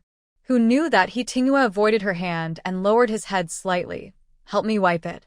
Jongyu was a little embarrassed, and she bit the bullet and wiped the sweat from his forehead. Duan Yuzhen's eyes almost popped out. Okay, let's go in quickly. The movie is about to start. Jongyu urged. Seeing Duan Yuzhen and Yan Wenshuan still there, Jongyu had an idea and started to introduce. Comrade Duan Yuzhen, weren't you curious about my boyfriend just now? Now you see, he is my boyfriend. As soon as these words came out, Duan Yuzhen's face became even uglier. But Jongyu didn't wait for them to speak, and followed He Tingwen. Her face seemed to glow, and she couldn't hide her excitement. I have to say, she felt very happy just now. He Tinghua led her to her seat and helped to open the soda for her. Happy? Jongyu's little face flushed, and she pursed her lips. Happy? I am very happy to see her angry. Am I very bad? He Tinghua stuffed the soda into her hand and gave her a piece of peach cake. Not at all very cute. Jongyu's face turned redder, and her eyes were fixed on the movie screen that had not yet started. He Tinghua. Yeah. You are different. He Tinghua raised his eyebrows. What's different? Jongyu's eyebrows were knitted together a little. A little glib. He Tinghua chuckled. It was the first time in his life that someone used the word glib to describe him. Fei Yan said that male comrades who can't speak are not liked by female comrades. He didn't think he was very good at speaking. He just said what he thought. He just thought Jongyu was cute, especially cute. Jongyu couldn't help laughing. Fortunately, the movie started, otherwise she didn't know how much she would blush. The movie The Red Detachment of Women is really famous. Especially the protagonist Wu Qionghua's strong character and unshakable character image. Jongyu's heart was surging. She was immersed in the movie and didn't realize that the man next to her was looking at her. From the beginning to the end of the movie, Jongyu seemed very excited. Until she walked out of the cinema, she couldn't help but recall the plot. The movie is so good. This is my first time watching a movie with you. I don't think I will forget this day in my life. He Tinghua smiled tenderly. This was not his first time watching a movie, but it was his first time watching a movie with Jongyu. He felt that he would never forget this day in his life. Where else do you want to go? Time passed so quickly that He Tinghua wished every second could be split in half. Jongyu shook her head. Let's go back. I haven't told my aunt yet. She was very happy today and couldn't wait to share the good news with her aunt. He Tinghua didn't force her anymore. He helped her onto the back seat of the bicycle and sent her home. It was still daytime, and there were many people. It was not convenient for him to go upstairs, so he just sent her downstairs. They had only confirmed their relationship today, and they had spent quite a while together today. However, he was reluctant to leave now that they were parting. Then I'll go up? He Tinghua nodded. Go ahead. He stood downstairs, watching her figure disappear at the stairs, but he did not leave. Instead, he waited for Jongyu to go upstairs, stood in front of the window, tiptoed and waved to him, and then rode away on his bicycle. In the house where no one could see, Jongyu no longer suppressed her excitement and screamed and jumped up. Her aunt hadn't gotten off work yet, but Jongyu had no patience to wait at home and couldn't wait to go to the street office to find her, wanting to share the news with her. However, he met Zhuang Yihang at the door of the street office. The moment he saw Jongyu, he subconsciously thought that she was looking for him and smiled and trotted over. Comrade Jongyu, I was just thinking about looking for you. Jongyu was puzzled. What do you want to find me for? Zhuang Yihang stabilized his emotions. His mother said that you can't be too nice to female comrades, otherwise she'll easily take advantage of you. You have to be close and distant to control her. My mother actually has a good impression of you. If you regret it, I can reluctantly give you another chance. Jongyu could understand every word, but when put together, she felt a little confused. What chance? Zhuang Yihang was very pleased with himself and straightened his chest. He had wanted to find Jongyu for a while, but he had been holding back because his mother had said that Jiang Yu would be marrying above her station if she married him, and she would definitely come to him. He didn't believe it before, but now he saw that it was true. You probably haven't found a partner in the city yet, have you? Well, it's not that easy for a country girl like you to marry a city person. It just so happens that I think you're a good match for me. As long as you listen to my mother, I can reluctantly date you. Jiang Yu. Then should I thank you? Zhuang Yihang smiled. That's not necessary, although your status is indeed not worthy of me. But I'll make do with it. Jiang Yu sneered. What's my status, and what's yours? Aren't we both proletarians and successors of socialism? Could it be that you're the prince of feudal society and you need a royal relative to be your match? These few words were enough to make Zhuang Yihang panic. Don't talk nonsense, how can I be? Jiang Yu raised her chin, then explained to me, what do you mean my status is not worthy of you? Zhuang Yihang stuttered. I said you are a countryman. What's wrong with me being a countryman? So you look down on us country people, right? My family has been poor peasants for generations, and our class background is very good. How can you look down on us self-reliant proletarians? Your thinking is very problematic. Zhuang Yihang was confused by Jiang Yu, and his brain could hardly keep up with her thinking. He obviously didn't mean that.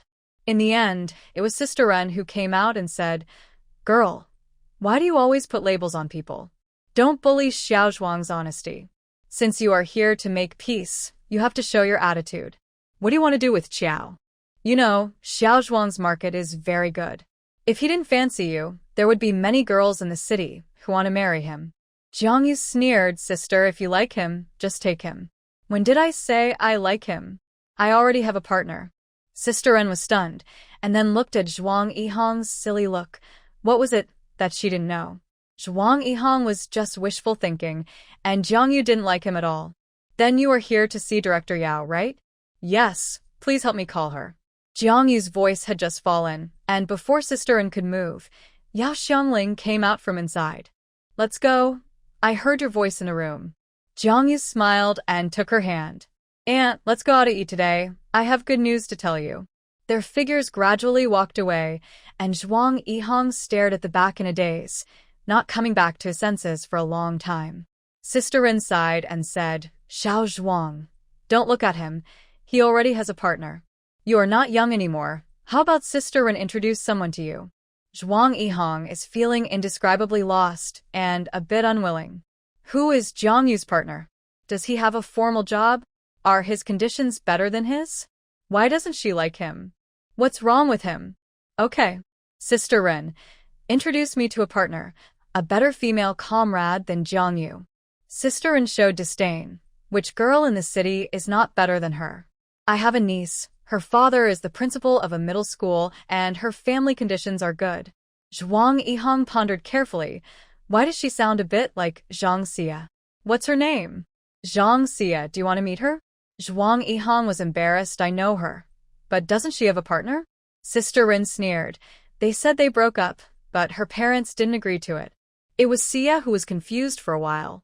Hearing that it was the man who broke up, Zhang Xia cried at home for many days and has not come out of it yet. Zhang Xia's mother and Sister Ren are sisters.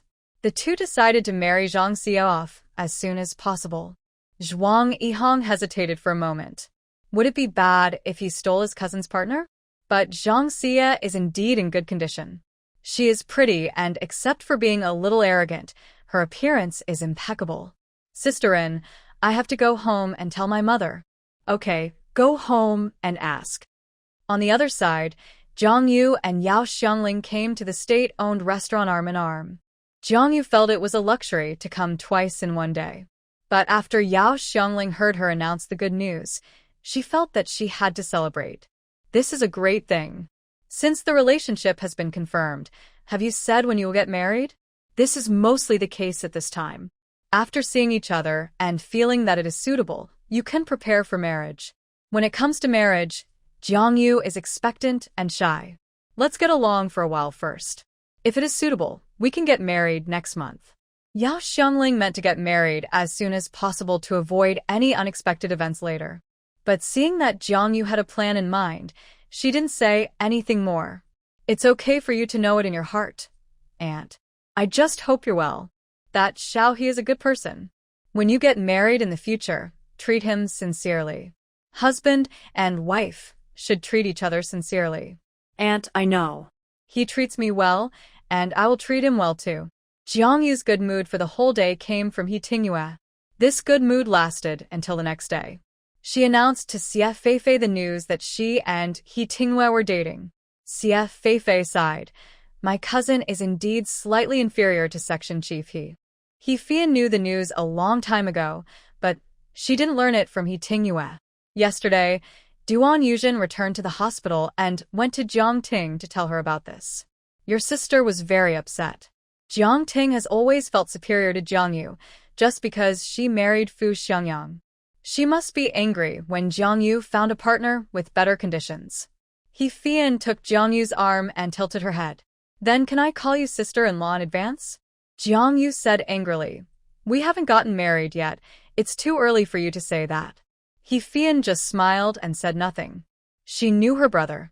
He would either not have any interest in the relationship or, once he confirmed the object, he would not change his mind. Instead, Xie Feifei turned her head and stared at her, with an ambiguous look in her eyes. My cousin didn't meet you yesterday, right? Jiang Yu nodded. I heard that he went out on a mission. Xie Feifei said. He did go out on a mission, but he left a message to my parents, saying that he had pushed away all the female comrades behind him, and he already had someone he liked. Jiang Yu looked puzzled, while Xie Feifei stared at He Fian without blinking. My cousin said that he liked comrade He Fian. He Fian. He only said 2 sentences. How could he like her? She raised her hands and made a gesture of surrender. I did talk to him, but it was less than 10 sentences in total. Xie Feifei doesn't care about the process. She only cares about the result. At least there is finally a female comrade who can enter Huang Zifang's eyes. Fian, what about you? How do you feel about my cousin? He Fian hesitated for a moment. Should I tell the truth? Of course. He Fian. He looks good and has good conditions, but I don't have much feeling for him. It's just very strange, not moved. Xie Feifei sighed in disappointment. Knowing that feelings are like this, there is no way to force it. This is Jiang Yu's last few days in the city, because her letter of introduction expired and she had to go back to the countryside. Fortunately, she has solved the problem of her partner, so it's not a complete loss. You've lived here for so long, I really don't want to ask you to go back. Jiang Yu smiled and said, Aunt, I will come to see you often. Yao Xiangling nodded. Anyway, you are getting married soon, and I can see you every day when I want to. He Tinghua sent a lot of things back these days, but Jiang Yu didn't want to take them. Leave them all to Aunt. Yao Xiangling said angrily. Aunt, what do you need from this little thing? You have been in the city for so long. How can you go home empty-handed? He Tinghua is your backer, and his name is useful. You have to go back in glory, so that your parents will be afraid and dare not plan to sell you again. Especially Jiang Hao, that kid, he must have bad ideas in his mind. Jiang Yu felt warm in her heart. During this time in the city, she gained a lot, not just He Tingyue. She made friends and became closer to her aunt. Aunt, thank you. Yao Xiangling waved her hands. Don't say these, go down quickly.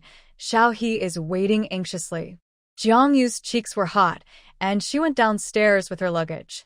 When she came, her luggage was light, and she didn't even have 2 pieces of clothes. When she left, the bag was bulging and could hardly fit in. Aunt, then I'll go back first, and I'll come back to see you tomorrow. Go, if you don't leave. Xiao He will become a husband-waiting rock. Old Mrs. Zhao stretched her head and took a look. Old Yao, does Jiang Yu have a partner? Yao Xiangling had never gotten along with her, and her attitude was very impolite. Yes. Stop staring at my house all day. Old Mrs. Zhao had a nephew from the countryside who had come to her house many times to beg for money. The man in his 30s was lazy and couldn't find a wife. Since Jiang Yu came here, old Mrs. Zhao has been staring at him all day, trying to match Jiang Yu with her nephew. After being retorted by old Mrs. Yao, old Mrs. Zhao was embarrassed. Who is staring at him all day? I'm just asking. After saying that, she closed the door in displeasure. At this time, Jongyu had already walked downstairs. Hee Tinghwa took her luggage and tied it to the back seat. Jongyu was stunned. Where should she sit? Hee Tinghwa remained calm and patted the bar in front of him. I've prepared something to cushion you. Sit here. Jongyu's eyes widened slightly. It's not that she felt uncomfortable sitting there. But if that was the case, wouldn't it be almost the same as sitting in his arms? Hee Tinghwa got on the bicycle first, his eyes deepened a little. Shall you get on? Jongyu was a little embarrassed. Will it be inappropriate? Hee Tinghwa said, we are a couple and we'll get married soon. What's wrong with this? Many people on the street sit like this. If he hadn't seen others sitting like this, he wouldn't have thought of it. Sitting in the back is not good at all. He can't even see Jongyu's face. Seeing that he insisted, Jongyu sat on it. The bar was too high, and she had to be held by Hee Tinghwa to sit on it, with her feet hanging in the air. There was something cushioned underneath, so it wasn't too uncomfortable, but she didn't feel safe. If you can't sit steadily, you can hug me. Jongyu was originally sitting sideways, and if she hugged his waist, she had to bury her face in his arms. She glared at him. Sit steadily. Let's go. A trace of disappointment flashed across Hee Tinghwa's eyes, but he was already very satisfied to be so close to her. Except for these few days, their feelings have quickly heated up, but they have been very abiding and have not crossed the line. Except for holding hands, they have not done anything out of line. When Jongyu talked about it with Xie Feifei kept shaking her head and said that Hee Tinghwa was really serious. She and Lin Chang'an had kissed a long time ago. Jongyu couldn't help but look up and saw the smooth jawline of Hee Tinghwa. Beyond the firm jaw was his lips. His lips were a little thin, with a very natural lip color. I don't know what it would feel like to kiss him. Jongyu, realizing what she was thinking, lowered her head in panic. How could she think of such a shameful thing? Unknowingly, they arrived at the station. Hee Tinghwa took out money to buy tickets, and Jongyu hurriedly said, I'll do it myself. But he didn't stop her. He had already bought 2 tickets. Jongyu frowned. I have money. Hee Tinghwa said, if we were married, would you still be so clear about it? But we're not married yet.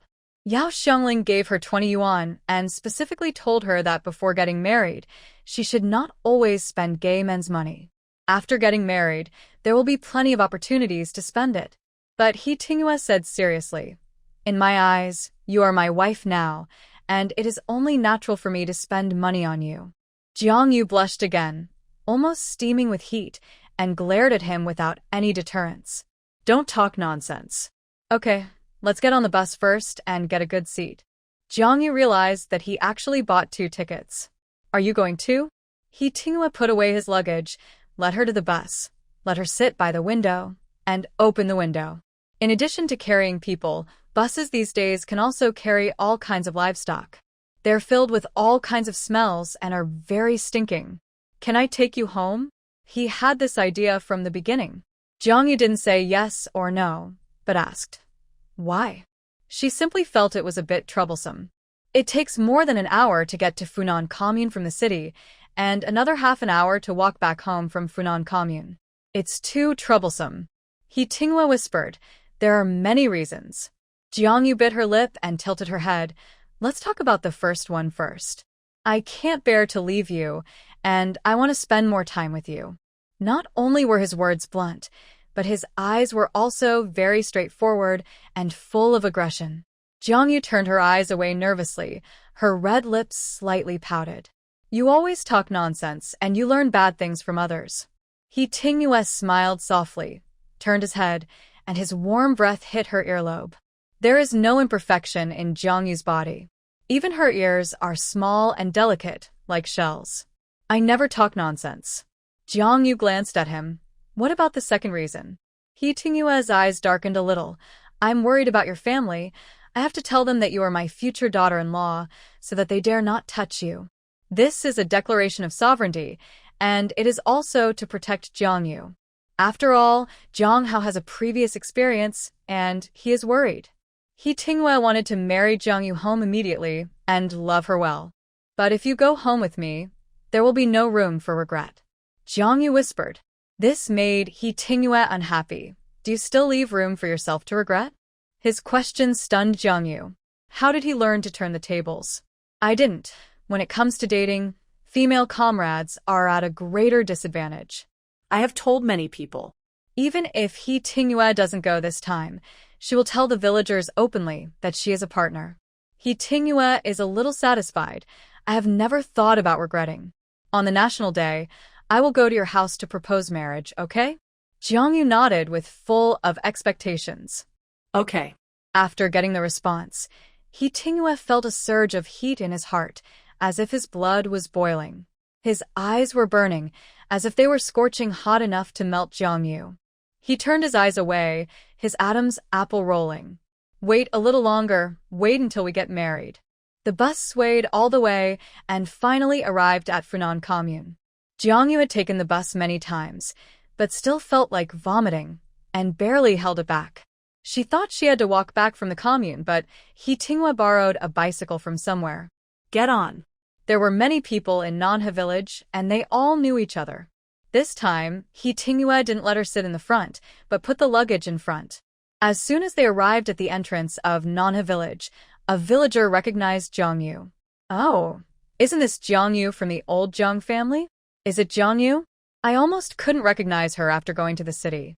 He Tingyue stopped the bicycle and turned around. Jiangyu nodded and got off the bicycle. Let's walk back. Otherwise, I guess people will greet me along the way, and it would be too troublesome to stop and walk. Auntie Du, I'm Jiangyu, I'm back today. This Auntie Du is Wang Yunshan's mother. Jiangyu doesn't like her, but she never shows it on her face, for fear of causing trouble to Wang Yunshan. Auntie Du's eyes were rolling around, sometimes looking at Jiangyu, sometimes looking at He Tingyue.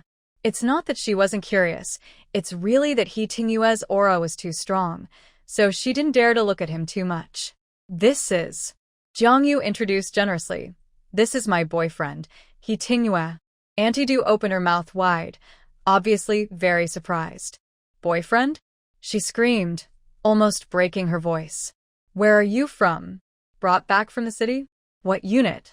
With He Tingyue's appearance and demeanor, she didn't believe that he was not from the city. Jiangyu looked up at He Tingyue and let him speak for himself.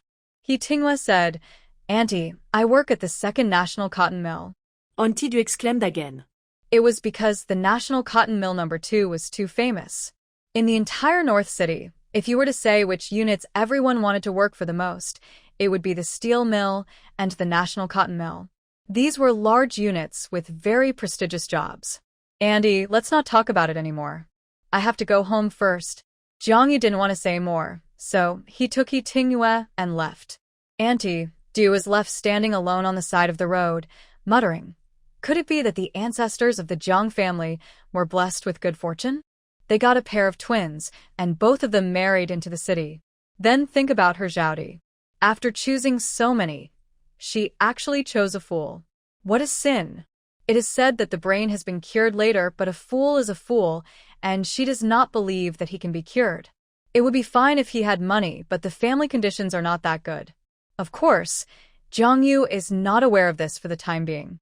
The way home is obviously very short, but today it seems particularly long. After walking a few steps, she has to reintroduce He Tingyue's identity. She wants to put a label on him to save her the trouble of talking too much. Do you regret it? My mouth is almost dry. Jiangyu said this, but the corners of her lips could not help but curl up. He Tingyue smiled, no regrets, I enjoy it. He had a feeling of being vindicated, and he was happy every time Jiangyu introduced someone. This trip was not in vain. When she returned to the Jiang family, Wang Meili was in a state of shock, unable to recover. It was Jiang's uncle Jiang Yonghua who reminded her. The third brother's Jiangyu brought his girlfriend home. Bring her in quickly. Wang Meili finally reacted, and a wave of ecstasy swept over her. Her Jiangyu was capable, and brought her girlfriend back from the city. Jiangyu did not lie, she really brought her girlfriend back. Hey. Come in quickly, be careful of the steps, and walk slowly. Jiangyu asked, Mom, where is my dad? Wang Meili then remembered that Jiang Yonghua was not at home, and hurriedly shouted, Jiangyi, Help your aunt go to the field to call your third uncle back. Jiang Yi is the youngest son of Jiang Yonghua. He is the same age as Jiang Hao, but has a completely opposite personality. He is skinny and dull. He didn't respond and ran straight to the field. Jiang Yu glanced at his back. Jiang Yi has always been like this, not talkative. The two siblings didn't have much contact. She didn't have a good relationship with any of the brothers and sisters of the Jiang family. She had conflicts with others and had too little contact with Jiang Yi. What are you looking at? He Tinghua asked. Jiang Yu shook his head. Let's go into the house. Wang Meili's face was flushed. Jiang Yu's move not only surprised her, but also made her look very proud. She never thought in her life that she would have the blessing to marry both daughters to the city. Not long after, Jiang Xian came back. Sister. She ran away, wishing she could run at the speed of a 100-meter sprint. Jiang Yu hadn't seen her for a long time and missed her very much, so he caught Jiang Xian. Have you been okay during this period? Jiang Xian nodded. Okay, mom didn't beat me. Perhaps because Jiang Yu and Jiang Ting were not at home, Wang Meili was more friendly to her only daughter. As a result, Jiang Xian not only did not get beaten during this period, but also ate the peach cakes and peanuts that Wang Meili brought back from the city. That's all you ask for. Jiang Yu nodded her head and smiled. Sleep with elder sister at night. Elder sister brought you some good things. Jiang Xian stayed beside her and turned to look at He Tinghua. Is this my brother-in-law? The word brother-in-law made He Tinghua feel comfortable, and he wanted to give her a big red envelope on the spot. But before coming, Jiang Yu had explained that he was not allowed to show off his wealth and he didn't need to bring anything to the door. Just think of it as sending her home, having a cup of tea and leaving, and there was no need to be enthusiastic about her parents. If possible, Jiang Yu even hoped that he would be a little more aloof. He Tinghua couldn't hold it back. He laughed and patted Jiang Xian's head. Next time, your brother-in-law will bring you a gift. Jiang Xian shouted crisply. Thank you, brother-in-law. Jiang Yu said angrily, little flatterer.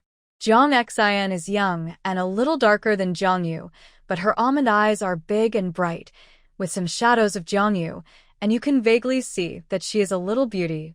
Facing Jiang Xian, who is like little Jiang Yu, this child is sweet-mouthed, and He Tinghua really can't give a cold face.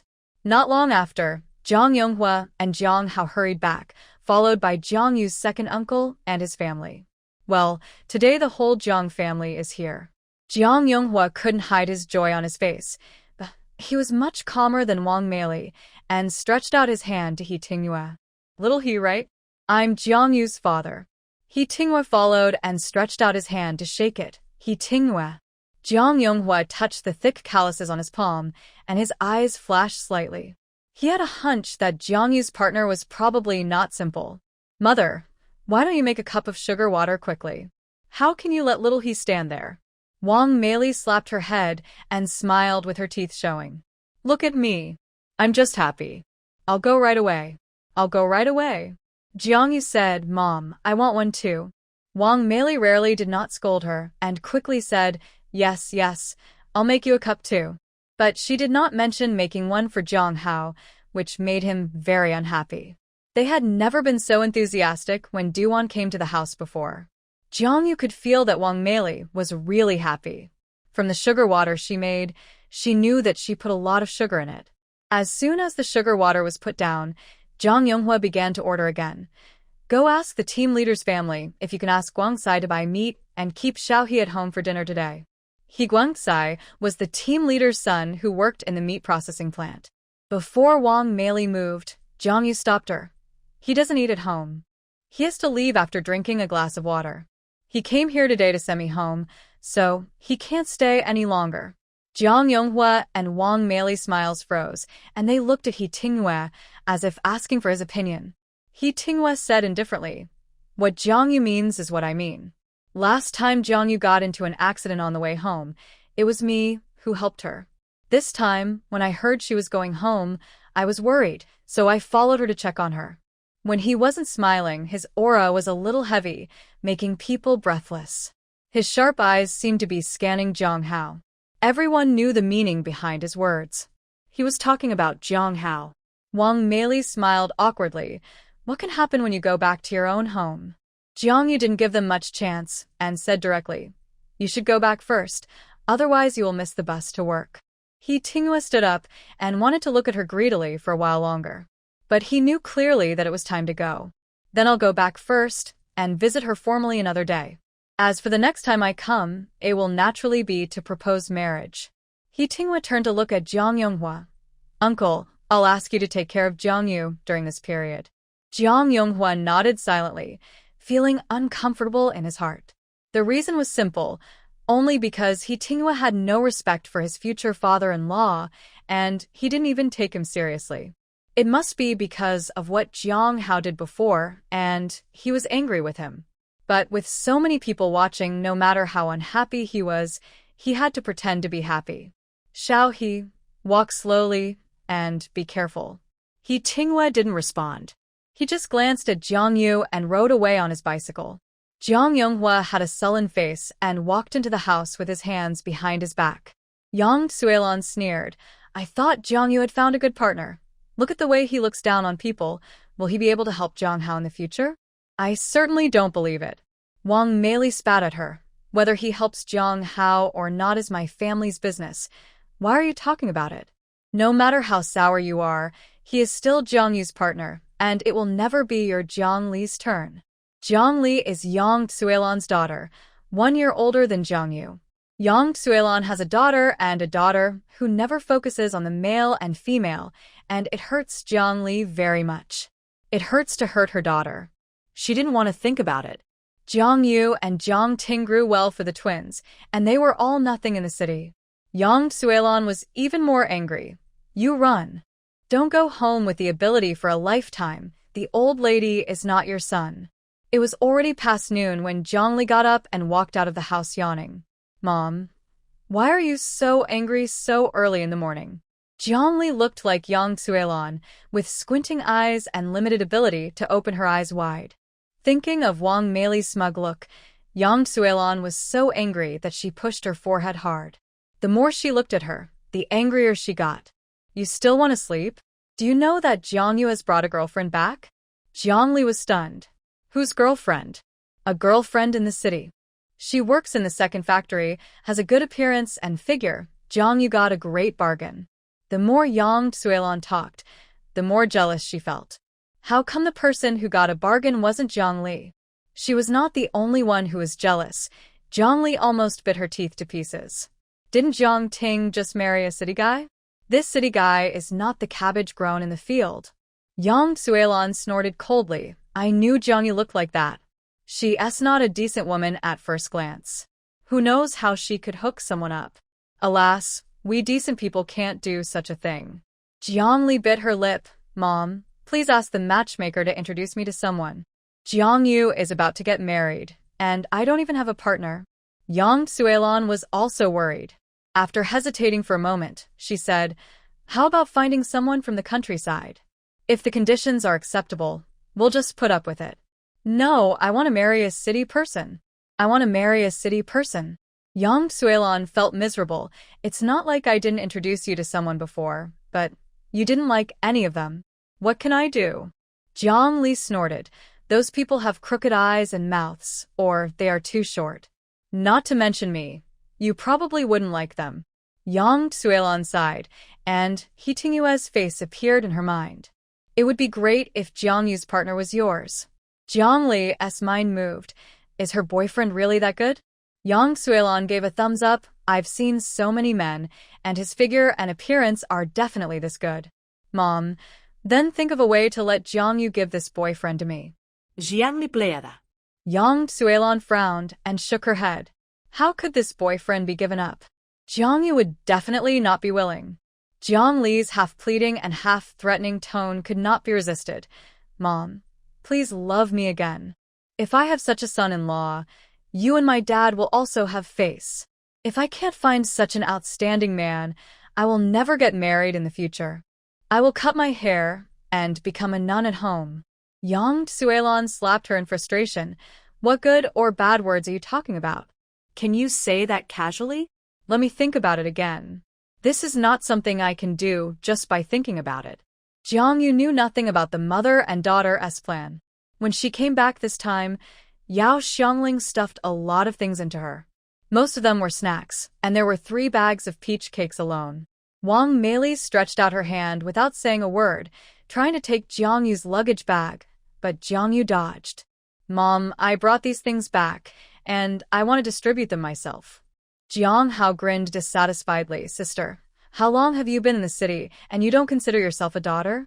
Mom has always been the one in charge at home, so of course these things should be distributed to Mom. Jiang Yu sneered. If Mom were to distribute them, would there be a share for Jiang Xian and me? In our era, it was good enough for a little girl to not have a bite to eat, and you still want to eat such a good thing as peach cake. Hand it over quickly. These are all your brother's. Jiang Hao raised his chin high, feeling very proud. Jiang Yu never resisted them hysterically, because that would make them want to suppress her even more until she was tamed. She pushed the luggage bag out silently, then take it. Wang Meili hurriedly took her luggage bag, but the next moment, she heard Jiang Yu's cold voice. If you take it now, don't expect me to get it for you after I get married. Wang Meili paused, and her first reaction was naturally furious. She was used to treating Jiang Yu with a bad attitude, and she couldn't think of He Tingyue for a while, so she slapped him subconsciously. I gave you face, didn't I? Jiang Yu didn't dodge or evade, just looked at her steadily, waiting for the slap to fall. But the moment Wang Meili was about to hit her, she was stopped by Jiang Yonghua. Jiang Yu just came back. Why are you making a fuss? Let her deal with the things she brought back herself. Jiang Yonghua rarely speaks at home, but once he speaks, his words are final and will not tolerate rebuttal. He glanced at Jiang Yu calmly and scolded her. We are all family, so let's not say a word. Even if you get married, we are still your parents who raised you. Could it be that even your parents will not recognize you after you get married? Jiang Yu has always been soft-hearted, so naturally she would not be rude when Jiang Yonghua showed his attitude, and she walked down the stairs. She took out one of the 3 packs of peach cakes, half of the white rabbit milk candy, and half of the peanuts. Dad, what are you talking about? No matter who I marry, you will always be my dad, and the same goes for my mom. Wang Meili's expression eased a little, and she said angrily, It's because you spoke too harshly. I was just angry, but I didn't have to fight with you. Jiang Yonghua was not optimistic, because Jiang Yu did not mention Jiang Hao at all, which showed that he was cold to this brother and did not consider him as a family member. He only had Jiang Hao as a son, and he was counting on him to break pots for him in the future. If Jiang Yu did not help Jiang Hao, what hope could he have in the future? However, these words were not suitable to be said now, and he had to work it out slowly. Jiang Yu brought all the remaining things into the house, pulled Jiang Xian in, and let her eat alone openly. This made old lady Yi curse. Look at her. She doesn't look like a sister at all. She treats Jiang Hao like this now, and you still expect her to help her brother in the future? What a sin! What a sin! Jiang Yonghua was extremely impatient. Mom, say less.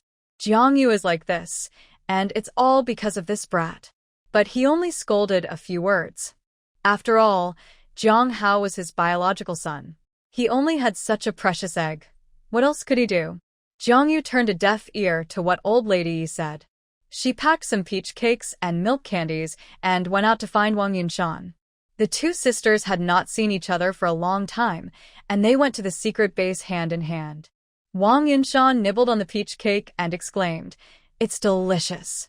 This is the first time I've eaten something so delicious. Then you eat it secretly, and I'll only give it to you. Jiang Yu stuffed all the remaining milk candies into her pocket. Wang Yunshan sighed deeply. Johnny Greku, I'm engaged. Jiang Yu paused and stared at her for a long time. When did it happen? Why didn't you tell me? Your parents arranged it for you? Who is it? Which family? Where is he from?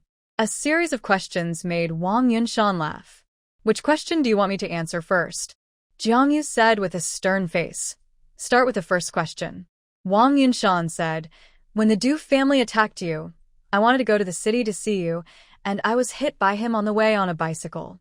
Jiang Yu was surprised and said, You didn't fall in love with him at first sight, did you? Not really, I just think he is quite suitable. I originally thought that instead of waiting for my parents to sell me out, it would be better to find a man myself. What's his name? Jiang Yu asked. Wang Yunshan's lips curled up with a smile. Lin Qinghui, from Yunjiao village. He used to be a soldier, but later retired due to injury and has been at home ever since. His parents only have him as a son, and their home is quite quiet. Jiang Yu suddenly sat up straight. Don't mention it.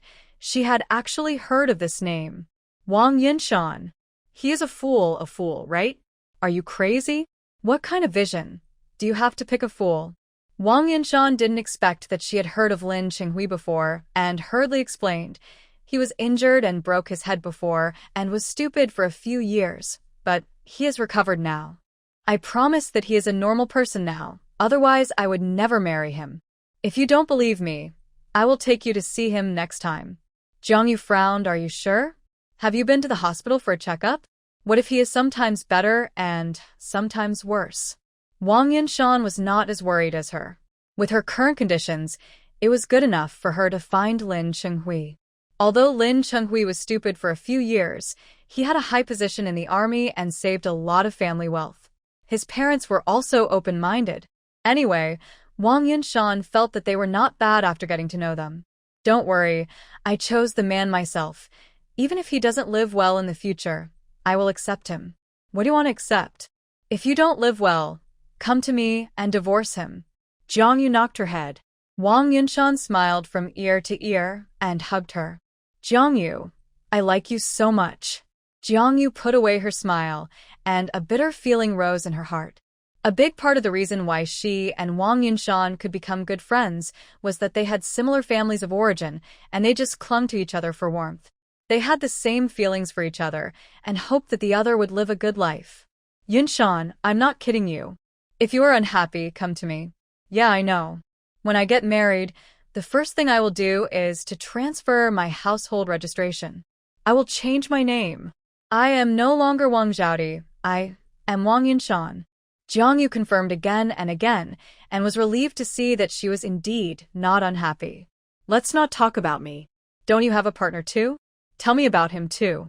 When are you going to get married? Jiang Yu said. He said he would come to propose during the National Day. Wang Yunshan said, then I will be before you. My wedding date is at the end of the month, on the 28th, 2 days before the Mid-Autumn Festival.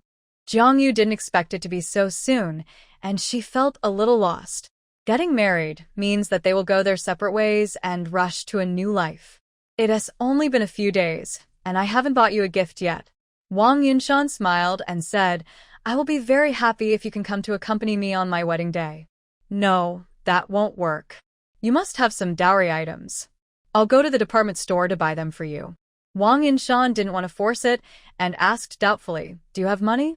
Yes, my family gave me compensation for the last incident with the Du family, and my aunt also gave me money, which I'm still saving.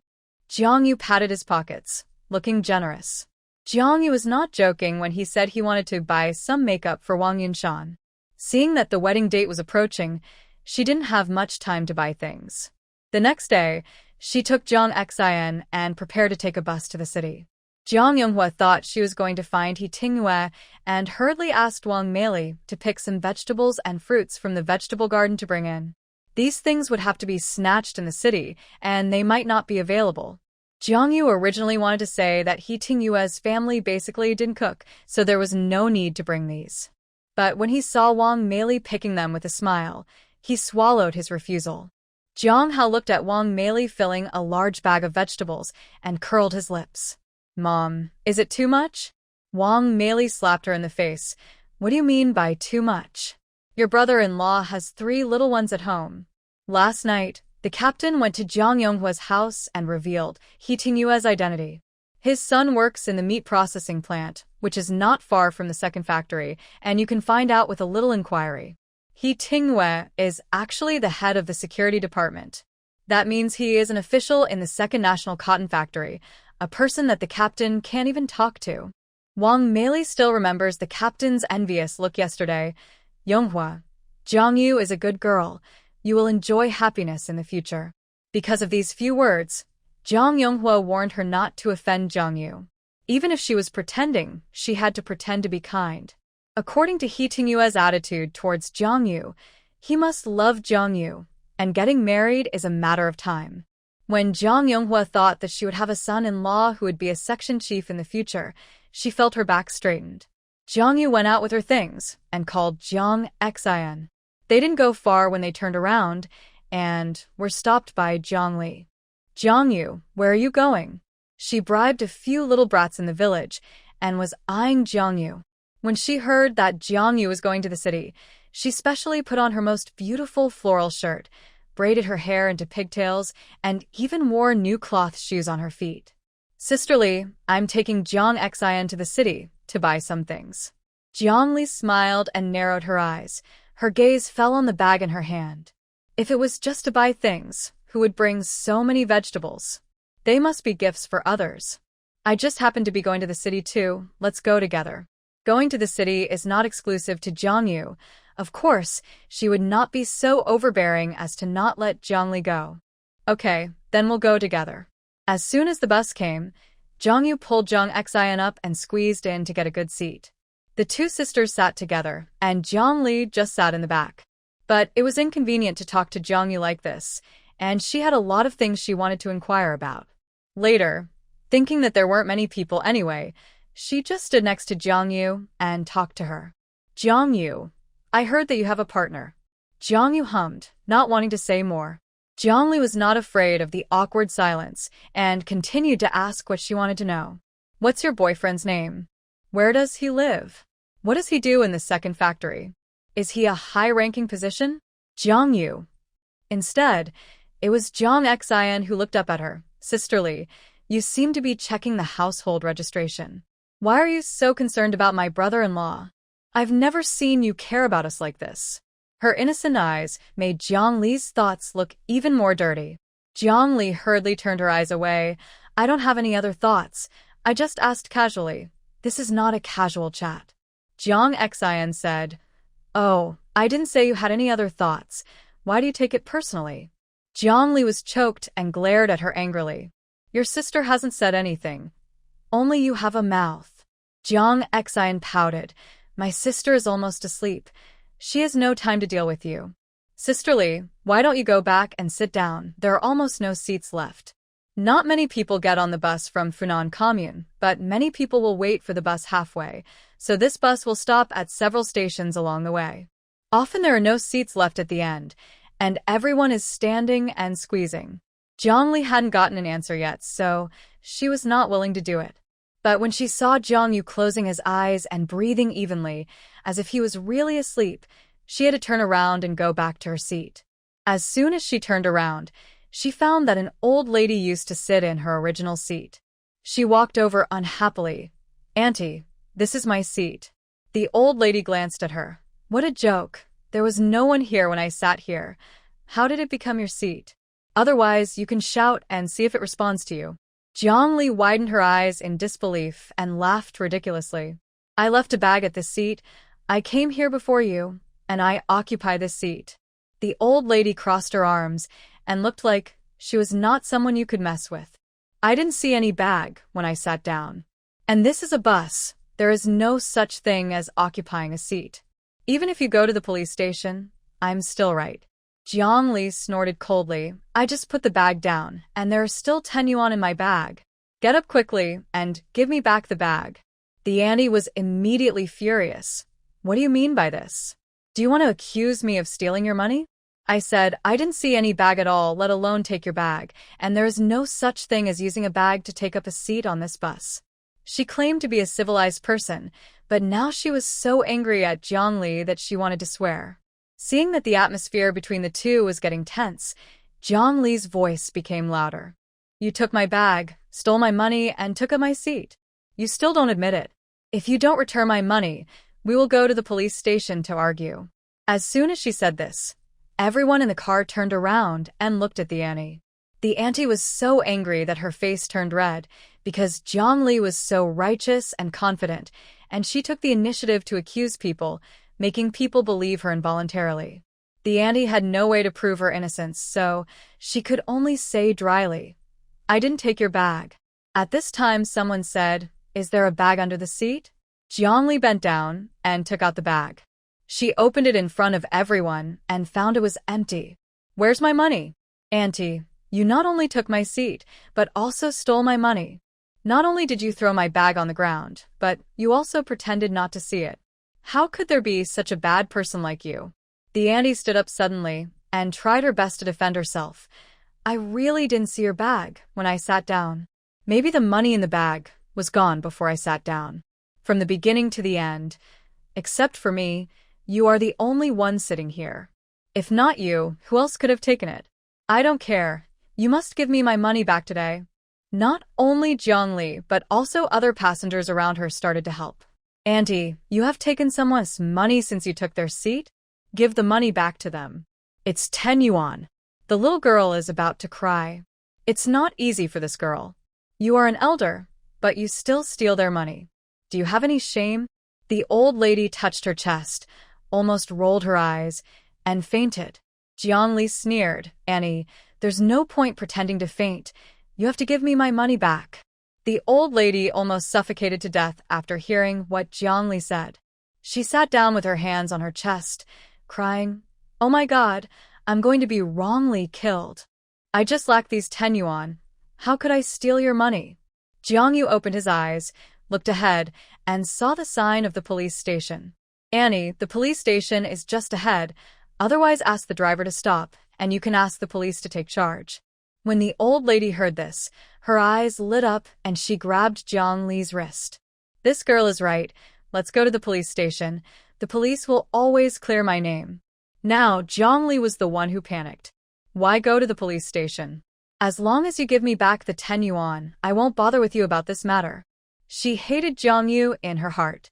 Why did he ace in on the matter for no reason? The old lady gritted her teeth and said, It's not up to you to make a fuss now. I am the one who should make a fuss. I didn't take your money at all. If I don't go to the police station, I will be wrongly killed by you. Master, stop the car. There are passengers going to the police station here. Let them off. Jiang Yu shouted. Seeing that they were getting closer to the police station, Jiang Li hurriedly shouted, I don't care. I don't want the 10 yuan anymore. Is that okay? The old lady smiled coldly. I just said, you don't care, but I have to make a fuss with you. I clearly didn't take your money, but you are still accusing me here. Jiang Li stepped back in fear, but the old lady didn't let go and held her wrist tightly. In the end, she could only beg for mercy. I admit that there was no money in the bag. Is that okay? I cheated people. There was no money in the bag. The old lady was sitting in a double seat, and there was a man sitting next to her, with his eyes closed the whole time. Only now did he speak out. When the old lady sat down, the bag had already fallen to the ground. She really didn't see it. Someone next to her immediately spat. Why didn't you say it just now? It's hindsight. The man said embarrassedly, It's none of my business. I was asleep. The driver stopped the car, stood up, and shouted, Are you done yet? Are you going to the police station or not? Go. No. Annie, I've admitted it. Why should I go to the police station? Jiang Li was about to cry. The old lady snorted coldly. Then tell everyone in detail. Whose fault is it this time? Jiang Li's face was burning, and she lowered her head. My fault. I deceived everyone. The old lady squinted slightly, then tell me, did you want to blackmail me for money? Yes, I wanted to blackmail you. For $10. Jiang Li wanted to bury her face in the ground. She was so ashamed. She only had 2 cents on her, which was the fare to go into the city. Seeing that the old lady was well-dressed and must have money, she wanted to extort money from her. Who knew that the old lady had such a bad temper and would rather go to the police station than pay money to settle the matter. There were many passengers in the car, and the wind direction changed quickly. It's a good thing I was still speaking up for you just now. You are such a mean girl. You even cheated the elderly. The world is going downhill and morality is declining. The young people nowadays are really worse than we were in our time. Not only are they lazy and greedy, but they are also mean. Jiang Li was so ashamed and angry at what they said. She was almost drowned by her words. She bit her lip tightly and threw all the remaining money on her to the old lady. Have you said enough? I'll pay the money, okay? Finally, she saw the car stop, but she didn't see which station it was at, so she covered her face and ran down.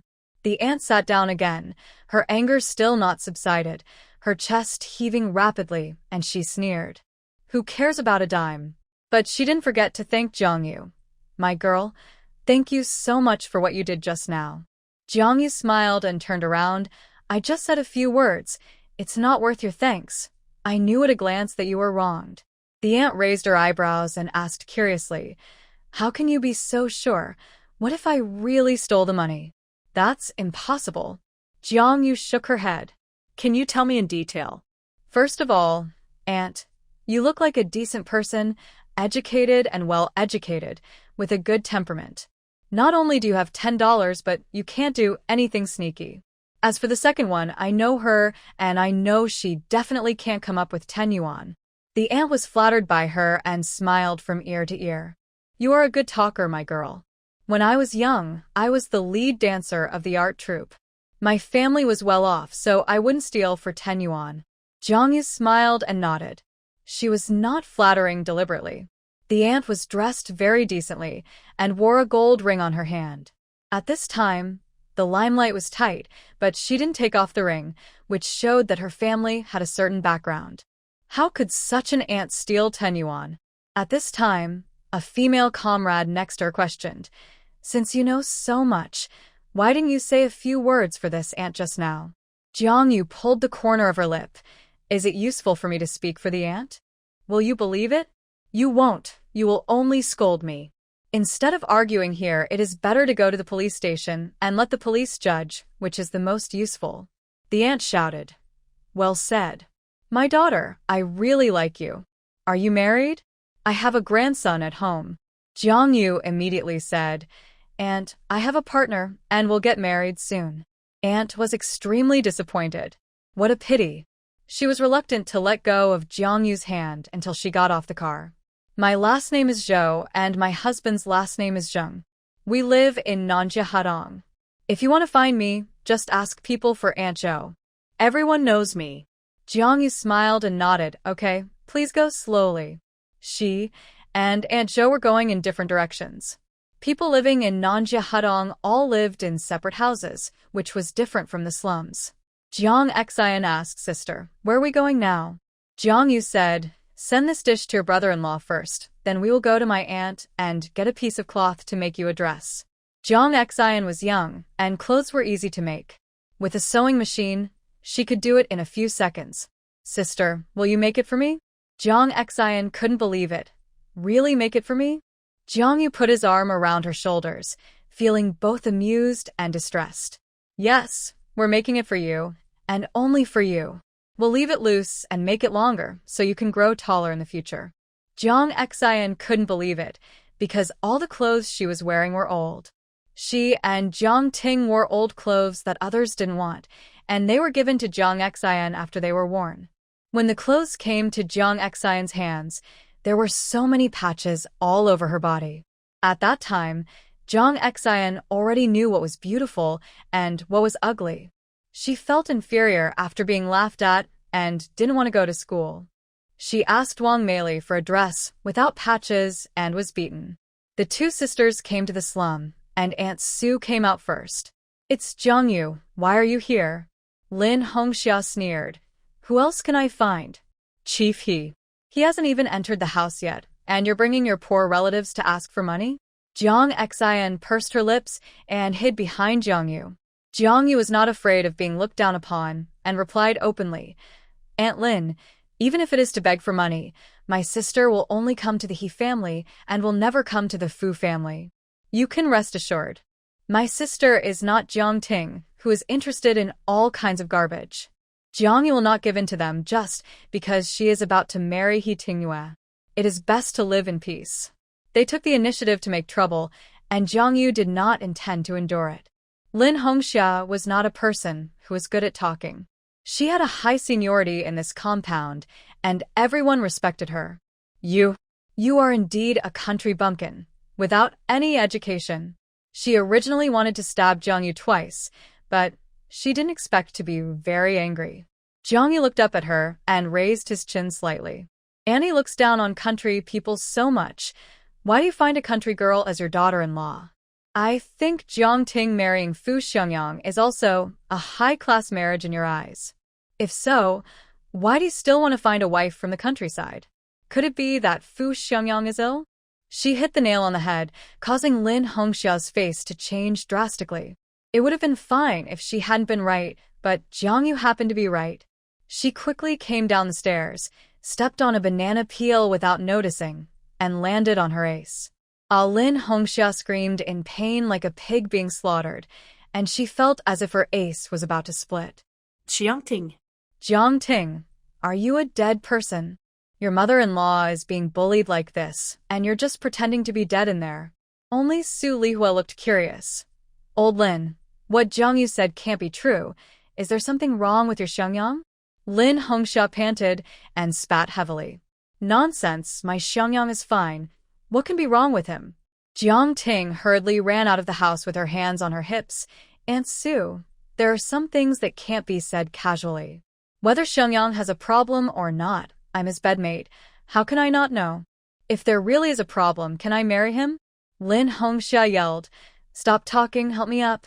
Jiang Ting then went forward to help Lin Hongxia up, but she was not strong enough and had no foothold, so not only did she fail to help her up, but she also pulled her down. Jiang Ting just sat on Lin Hongxia. Jiang Ting finally got up from her and tried to help her again. As a result, she was slapped in the face by Lin Hongxia. Get out. Go call someone to help me, send me to the hospital. Jiang Yu retracted his gaze, turned his head and met He Fian, who ran out of the house. He Fian's face lit up. Sister Jiang Yu, why are you here? Jiang Yu curled the corners of his lips. I came to the city to buy some things and brought you some vegetables, by the way. Although I was bored in the car for a while, it still looks fresh because it was picked freshly. He Fian ignored Lin Hongxia's affairs and pulled them both into the house. My brother is at work, not at home. Jiang Yu said angrily. I'm here to deliver something, not to look for him. He Fian looked at her mischievously. So heartless, if my brother heard it, he would be heartbroken. Jiang Xian blinked. Why is brother-in-law sad? He Fian was speechless. It was not good to talk about this with a child. Your sister Jiang Yu's younger sister, right? You are so pretty, like you were carved out of the same mold as your elder sister. She will definitely be a beauty in the future. Jiang Xian immediately forgot what she had just said and smiled shyly. Thank you, sister. You are also very beautiful. He Fian exclaimed. Your little mouth is so sweet. What did you eat to grow up? Jiang Xian whispered. I don't praise people easily. Sister is really pretty, prettier than my second sister. Jiang Ting's expression reflects her heart. What Jiang Xian disliked was not her appearance, but her temperament. He Fian pulled him to sit down. Wait here, sister will get you something to eat. No, my elder sister still has to go shopping. We'll leave soon. Although Jiang Xian is young, she is sensible. She took Lin Hongxia's words to heart. If she came to the house and asked for food and things, it would be like begging. She had to make Jiang Yu proud and not be greedy. Only in this way can her elder sister hold her head high in her husband's family. He Fian also saw what she was thinking and felt a little complicated. At Jiang Xian's age, she was not so sensible and considerate. But being sensible and considerate always comes at a price. Your sister is really pitiful. Jiang Yu laughed. Yes, that's why I love her the most in the family. Jiang Xian is not an ungrateful person. She knows who is good to her. Okay, I really have something to do, so I won't delay here. Ask your eldest brother to cook these dishes. Otherwise, they will be unripe and not tasty. He Fian sent them out, but was blocked by Jiang Ting at the door. Are you leaving just like that? Jiang Ting asked harshly. Jiang Yu was puzzled. What else? Do you want to invite me to your house to beg for money? Jiang Ting was furious. My mother-in-law fell down because of you, and now she is in the hospital. You have to be responsible. Jiang Yu laughed. Your mother-in-law fell down by herself. I didn't touch her. There are so many eyes watching in the compound, and you still want to blame me. Are you crazy? If it weren't for what you said, how could my mother-in-law fall down? You must be responsible, otherwise you can't leave today. Jiang Ting opened her hand and blocked Jiang Yu. He Fian was not polite to her and pushed her directly. Get up. If you block my door somewhere else, I won't say anything to you, but you are blocking my door here. Are you okay? Jiang Ting, since you helped me last time, leave quickly. Don't force me to not give you face. Jiang Ting felt hurt. Fei Yan, you also said that I helped you last time. How do you treat your savior like this? He Fian sneered. The person who saved me was my eldest brother, and the one who helped to call for help was Jiang Yu. At most, you mentioned Duan Yuzhen casually. How can you be considered a savior? Okay, you say it is a favor, then let's repay it. During this period of time, first it was malted milk, then brown sugar, peach cake, and so on. How many things has your family borrowed from my family? Did I ask you to pay them back? Jiang Ting, had you got some shame? Is your mouth made of gold? Just a few words can be worth so much money. You come to us in different ways all day long to ask us for things. It seems that this matter is not going to be resolved. If you want to kill me tomorrow, do I have to go up and kill you? Su Lihua clicked her tongue and shook her head. Jiang Ting, how can you be so shameless? You still have the nerve to ask for things from others. Even the nosy grandma couldn't help but stick her head out. Jiang Ting, I didn't expect you to be so greedy. I thought you were a simple and honest person. Jiang Ting was embarrassed, but she couldn't deny it. Lin Hongxia asked her to borrow those things. Although she said she borrowed them, she had made up her mind not to return them from the beginning. The first time she borrowed was brown sugar, but she didn't return it later. The He family didn't say anything, which encouraged Lin Hongxia's thoughts and urged her to come again. Time and time again, He Fian has endured to the extreme. It was not until He Tinghua shouted for the last time that she didn't get angry with Jiang Ting, just as if she was sending away a beggar. He Fian pushed Jiang Yu, let's go. You still have to buy things, don't delay. Jiang Yu nodded. I'm sorry to trouble you, I'll leave first. She took Jiang Xian's hand and went to the department store first. Originally, she wanted to buy a thermos, but it required industrial coupons, which she didn't have. Even buying a pillowcase required cloth coupons, which really stumped Jiang Yu. Sister, why don't you make a dress for Sister Zhaodi? She's sure she'll like it. Jiang Yu still had a lot of fabrics on hand. If she worked harder in the next few days, she should be able to make some clothes. But if she wanted to make something, she had to make a cotton padded jacket to show it off. But she didn't have any cotton. Last time she said she wanted to make a cotton padded jacket for her great aunt, but she still hadn't bought any cotton. Let's go find my great aunt first. You stay here with her for a while I go out to buy some things. Jiang Xian asked, what to buy? Where to buy it? Can we find things that the department store doesn't have elsewhere? Jiang Yu didn't tell her in detail. She just wanted to go to the black market. Last time, He Tinghua mentioned that there was a black market behind Daxing Hudong, and she wanted to see if there was any cotton for sale. She went to the street office to find Yao Xiangling as usual and left Jiang Xian here temporarily. Yao Xiangling didn't ask her what she wanted to do, but just said, go ahead, I'll take Jiang Xian out for noodles later. If you can't come back in time, just eat outside by yourself. Okay, thank you, Aunt. Jiang Yu was a little nervous. It was her first time to go to the black market, like a child who did something bad for the first time. At the entrance of the alley, she met the yellow-haired guy who bullied He Fian last time. Hey. Sister. Do you still remember me? Why are you here? Jiang Yu glanced at him. Why did you come up to me to get close to me? How can it be getting close to me? We didn't know each other until we fought. Duan Yuzhen and He Fian both reconciled privately. He was detained in the police station for a few days and then released. The yellow-haired man chuckled, Sister, my name is Liuzi. Where are you going? He was not giving face to Jiang Yu, but he knew that He Tinghua's status was not low. Instead of offending him, it is better to give him face. I want to go to the black market. How can I get there? Jiang Yu asked in a low voice. Liuzi's smile faded a little, and his expression was a little complicated. You are a young female comrade. What are you going to the black market for? The person walking over there is at least an aunt, and she looks safe. Jiang Yu said, I want to buy some cotton. Liuzi shook his head. Cotton is not only a scarce commodity in the supply and marketing cooperatives, but also in the black market. It will be a wasted trip if you go there, so don't bother. Jiang Yu could not hide his disappointment. I want to get an industrial voucher. Can it be exchanged there? Liu Zi still waved his hand. Why are you going to bother with this? Just ask your man directly. Don't lie to me. When I saw your man's skills last time, I knew he must be no ordinary man. Jiang Yu blushed as she kept saying your man. Don't talk nonsense. He and I haven't married yet. Liu Zi was shocked. Not married yet? I really can't tell. He treats you like a calf. If you really want industrial coupons, then wait here for a while. I'll go over and ask for you. But do you have money with you? Jiang Yu nodded. Yes, if you can help me change it, I'll remember your favor. Okay, wait. Liu Zi was very familiar with the area. He turned into the alley and went into the black market. Jiang Yu didn't have to wait for long before Liu Zi brought her the industrial coupons. This is not cheap. 5 yuan apiece. Do you want to buy it? Jiang Yu gritted his teeth and took out 5 yuan and handed it over. Buy. The thermos in the department store is only 6.5 yuan each, and this industrial voucher is 5 yuan, which is really not cheap. Jiang Yu was anxious and had to buy it.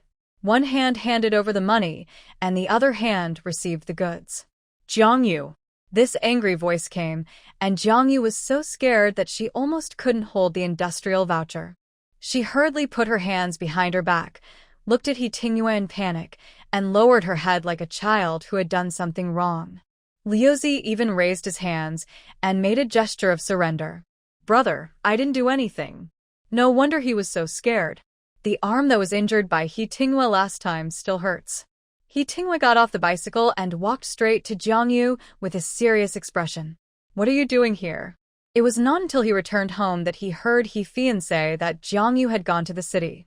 When he went to the street office to inquire, Yao Xiangling said that she left Jiang Xian and left, and no one knew where she went. He originally wanted to go out for a walk to see if he could meet Jiang Yu. As a result, he met her and saw their transaction scene. Jiang Yu bit her lip and said, I want to get an industrial voucher and ask him to help me exchange it. Hearing this, He Tingyue became even angrier. Why don't you come to me? Jiang Yu shrank her neck, looking guilty. If she really said what was in her heart, he would definitely be even angrier. But she felt that she was not wrong. After all, they were not married yet. He Tingyue glanced at Liu Zi and got on the bicycle. Get on. Jiang Yu thanked Liu Zi again and turned around to get on the bicycle. After leaving Daxin Hudong, he asked, What do you want the industrial voucher for? Jiang Yu said, A good friend of mine is getting married, and I want to buy her a thermos. He Tingyue was still a little unhappy, but he still took her to buy the thermos first. Then he avoided the crowd and took her to the park. Jiang Yu saw him take out a stack of money and bills from his pocket. Here. Jiang Yu stared, and her innocent look made He Tingyue laugh. Here. He grabbed Jiang Yu's hand and stuffed the money into her. It was a thick stack, and there were hundreds of dollars in the money alone. Jiang Yu curled her fingers nervously, feeling that the money was really hot. So much money, I don't want it. I just want to buy a thermos, and there's nothing else to buy. He Tingyue frowned and looked at her steadily, making Jiang Yu's scalp numb. Comrade Jiang Yu, you don't want to marry me at all, do you? His accusing eyes seemed to want to write the words abandoning after seducing on his face. Jiang Yu's cheeks were hot, and she quickly defended herself. I don't, but haven't we gotten married yet? My great-aunt said that you can't ask a man for things before you get married. What my great-aunt said is very true, but you have to learn to analyze specific issues specifically. Some men will mind this, but I won't. I will be very happy if you are willing to use my money, because that means you are willing to marry me and treat me as your own. Otherwise, He Tingyue's eyes deepened a little. You don't want to spend my money. Do you just want to play with my feelings and don't want to get married at all?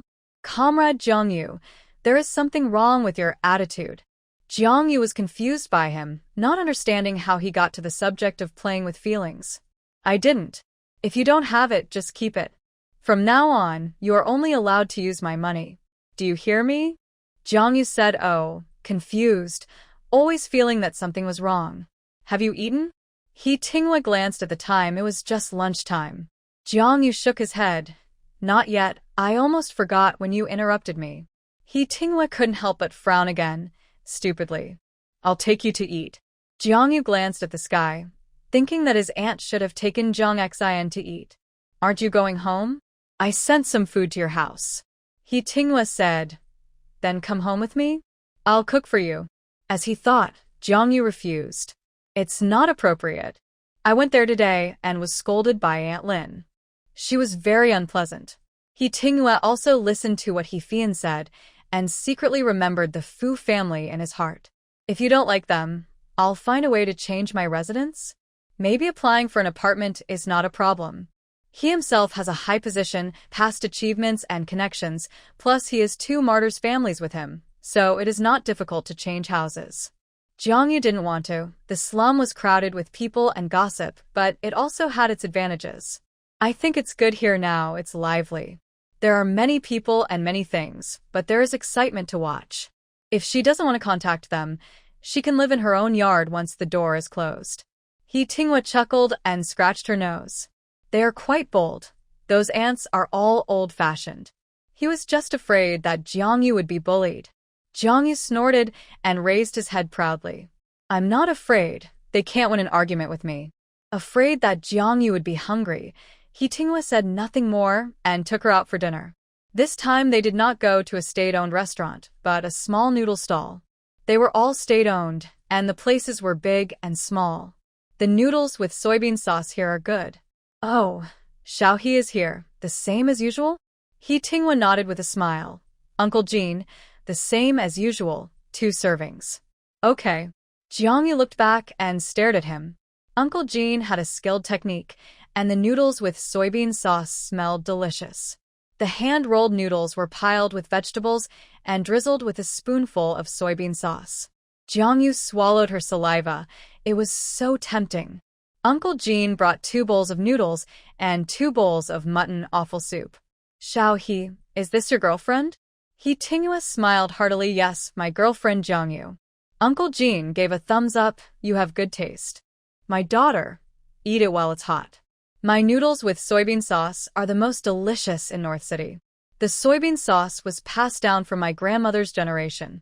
Later, with the public-private partnership, these local shops became state-owned. If he didn't have the skill, he would have to go to sweep the streets. He Tinghua mixed the noodles for her and watched her take a bite. Is it delicious? Jiang Yu nodded heavily. Delicious. Then eat more. This mutton offal soup is not bad either. It's the signature dish of Grandpa Jean. In the summer, this mutton offal soup is not popular. People prefer to eat something to cool down. But in winter, this mutton offal soup is in short supply. Jiang Yu ate a mouthful of noodles and a mouthful of soup. She couldn't eat any more and her stomach was about to bulge. She didn't have a big appetite and the portion given by Grandpa Jean was too full. There was still 1/3 left, and she couldn't eat any more. Can't eat any more? He Tinghua saw her embarrassment. Jiang Yu smiled embarrassedly. Too much. After drinking the soup again, she was full in a short while. He Tinghua picked up her bowl and pushed the remaining noodles into his own bowl. Can you drink the soup? Jiang Yu came back to her senses and shook her head. I can't drink it either. He didn't care. He took her soup bowl and finished the rest in a few gulps. This was a habit she developed in the army. Eating was like fighting a war, as fast as a whirlwind.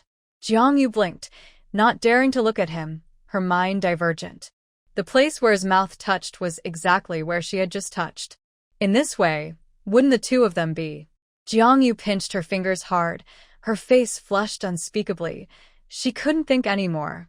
While she was in a daze, He Tinghua had finished his food. What are you thinking about? Do you want to go back to your aunt's house? I'll take you there.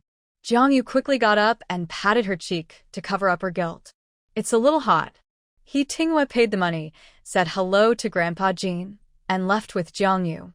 Looking at their good-looking couple, Grandpa Jean shook his head. His wife said a while ago that she wanted to introduce her niece to He Tinghua, but it didn't work. He Tinghua sent Jiang Yu back to Yao Xiangling's house, and Jung Xian had already followed back here. She saw their figures from upstairs and ran down.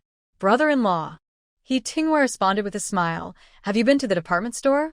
Take you to buy clothes? Jung Xian hurriedly shook her head and refused. Thank you, brother-in-law. My aunt bought me one. It's so beautiful. But she was still very happy in her heart. The fact that He Tinghua could say this showed that he valued Jiang Yu and loved her as much as he loved her. Did your aunt buy you clothes? Jiang Yu asked. Jiang Xian nodded. I originally said that I didn't need to use it, but my aunt said that the clothes you made for me would be taken away by my mother in the next moment. But if it was given by my aunt, my mother would not dare to touch it. When Jiang Yu was a child, Yao Xiangling bought her new clothes, but Wang Meili gave them to her niece from her mother's side. Later, Jiang Yu went to the city and complained to Yao Xiangling. Yao Xiangling was still hot-tempered at that time, so she immediately took Jiang Yu to Wang Meili's mother's house, took the clothes back, and made a scene. She also warned Wang Meili so that she would never dare to give Jiang Yu's things away again. Yao Xiangling taught Jiang Yu since she was a child that she could tolerate trivial matters that were insignificant, but she must never tolerate them when it came to her own interests. If you take a step back, others will only get more aggressive. You have to make a scene when you need to because you are not the one who loses face anyway. This is why Jiang Yu would curse back without hesitation when Lin Hongxia provoked her. If she endured it today, she would only have more trouble when she entered the He family in the future. I've bought everything I want to buy, and it's not good to trouble my aunt anymore. Let's go home first. Jiang Xian nodded, then let's go upstairs and tell my aunt. Okay. Hearing that they were about to leave, Yao Xiangling did not keep them for long. She only asked one question. When will the proposal be made? Has the time been set? Jiang Yu hummed. It is said that it will be during the National Day. My aunt will not come. She will be waiting for my wedding in the city. Yao Xiangling nodded. Only then did she feel a sense of loss that her daughter had grown up. She was not even her own daughter, yet she was reluctant to let her go. Okay, I will send you off when you get married. She would definitely be there on the day Jiang Yu entered the He family. Jiang Yu took Jiang Xian out, and old lady Zhao from next door came out again. This time, she stared at Jiang Xian. Jiang Yu, how old is your sister? She is almost old enough to get married, right? Jiang Yu's face changed slightly, and he angrily scolded. Grandma Zhao, my sister is only 10 years old. You are old, so your mind is confused, right? Old Mrs. Zhao was a little embarrassed at first, but her words aroused her anger. In the countryside, girls can get married in their teens, and girls are not worth much. It's not uncommon for them to be sold to others as child brides. Why are you in such a hurry? Jiang Yu blocked Jiang Xian behind him and looked at her coldly. Grandma Zhao, I know you are worthless, but there is no need to emphasize it repeatedly. You make a very clear point. You must have been a child bride, so you know so much. Jiang Xian made a face at old Mrs. Zhao. Old woman, shameless. Old Mrs. Zhao was so angry that her face was ferocious. You are uneducated. I will tear your mouth off. She had just taken 2 steps when Yao Xiangling pushed Jiang Yu and Jiang Xian's sisters away and poured a basin of water on old Mrs. Zhao. Please drink my foot-washing water. No need to thank me. Old Mrs. Zhao's face changed drastically, and the water that accidentally entered her mouth was swallowed by her with a gurgle. Ugh. She held the door frame and retched. Yao Xiangling ignored her and pushed Jiang Yu. Go back quickly, don't delay. Jiang Yu looked back at her. Aunt, what about her? What's wrong with her? Can she eat me? Call her a witch, and next time, I will treat her to foot-washing water. Jiang Yu took Jiang Xian downstairs. Unexpectedly, He Tinghua was still waiting here. I'll take you to the bus. Jiang Yu looked at him sweating profusely and felt a little distressed. The autumn heat in North City is still strong. Why are you waiting here? I should have taken you up with me. He Tinghua curled the corners of his lips and felt that it was worth it. It's not a good influence, come up? Jiang Yu glanced at the back seat. Originally, she wanted to take Jiang Xian to sit in the back. As a result, He Tinghua grabbed her arm and motioned her to sit in the front. The seats in the back are not big, it's crowded. Jiang Yu pursed her lips and sat on it despite her shyness. Hold on tight, brother-in-law. He Tinghua stepped on the pedal, and Jiang Yu leaned back by inertia and crashed into his arms. Through 2 layers of clothes, the heat continued to come, and she suddenly felt that the weather was a little hot.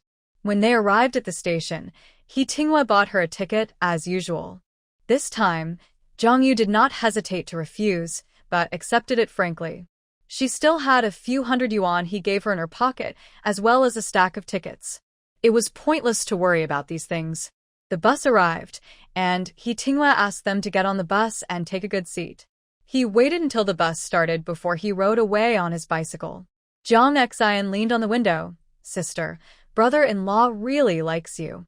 Jiang Yu said angrily, You're so young. How can you know this? You're just talking nonsense. Jiang Xian wrinkled her nose. I'm not talking nonsense. You can feel when you like someone, and your brother-in-law treats you well, which means he likes you.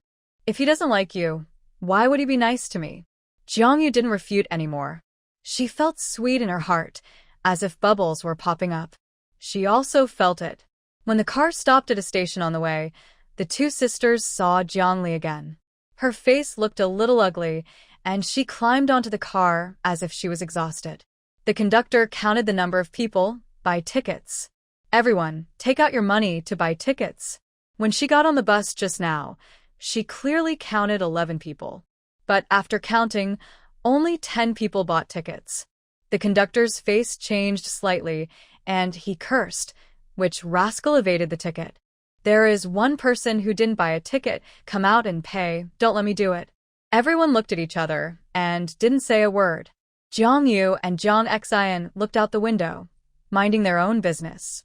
Seeing that no one admitted it, the conductor had to yell, Take out all the tickets. I want to check the tickets. When buying a ticket, the conductor will give them a stub to prevent people from evading the fare. She started checking from the front, looking at them one by one. Jiang Yu glanced at Jiang Li, who was holding a ticket in her hand, with a guilty look on her face. Suddenly, Uncle, where is your ticket?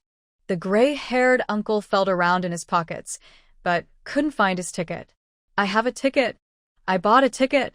I got on the bus in the city, not halfway. The conductor didn't start scolding immediately. She had some impression that the uncle didn't just get on the bus. She looked around the car, but she couldn't remember the faces of the 11 people who had just got on the bus. Finally, her eyes fell on Jiang Li. Take out the ticket. She remembered Jiang Li because Jiang Li's face was pale, as if she had lost half her life. Jiang Li felt a little guilty and handed over the ticket in her hand.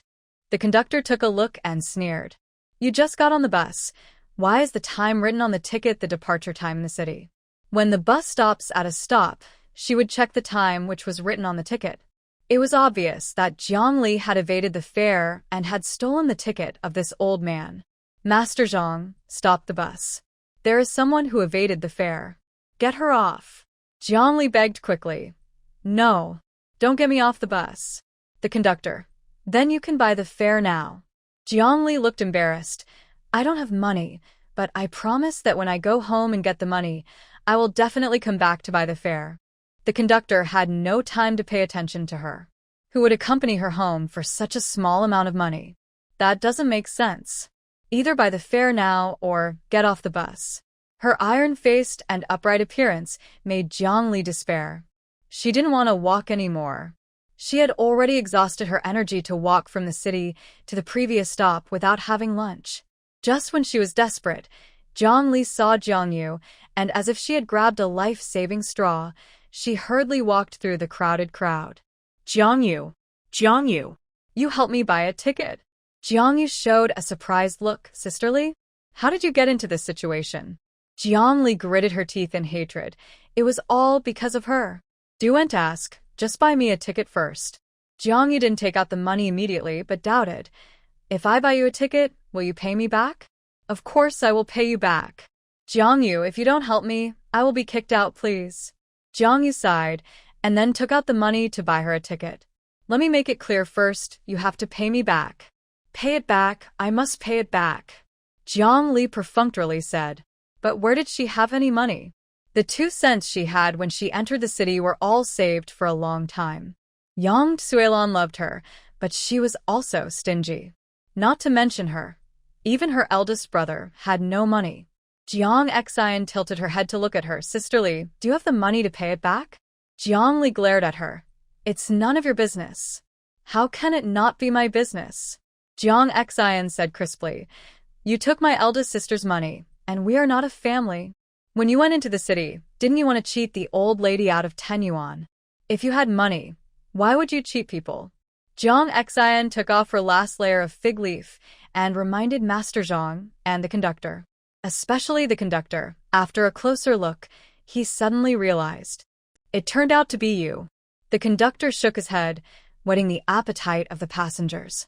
Tell me in detail, what exactly did she do?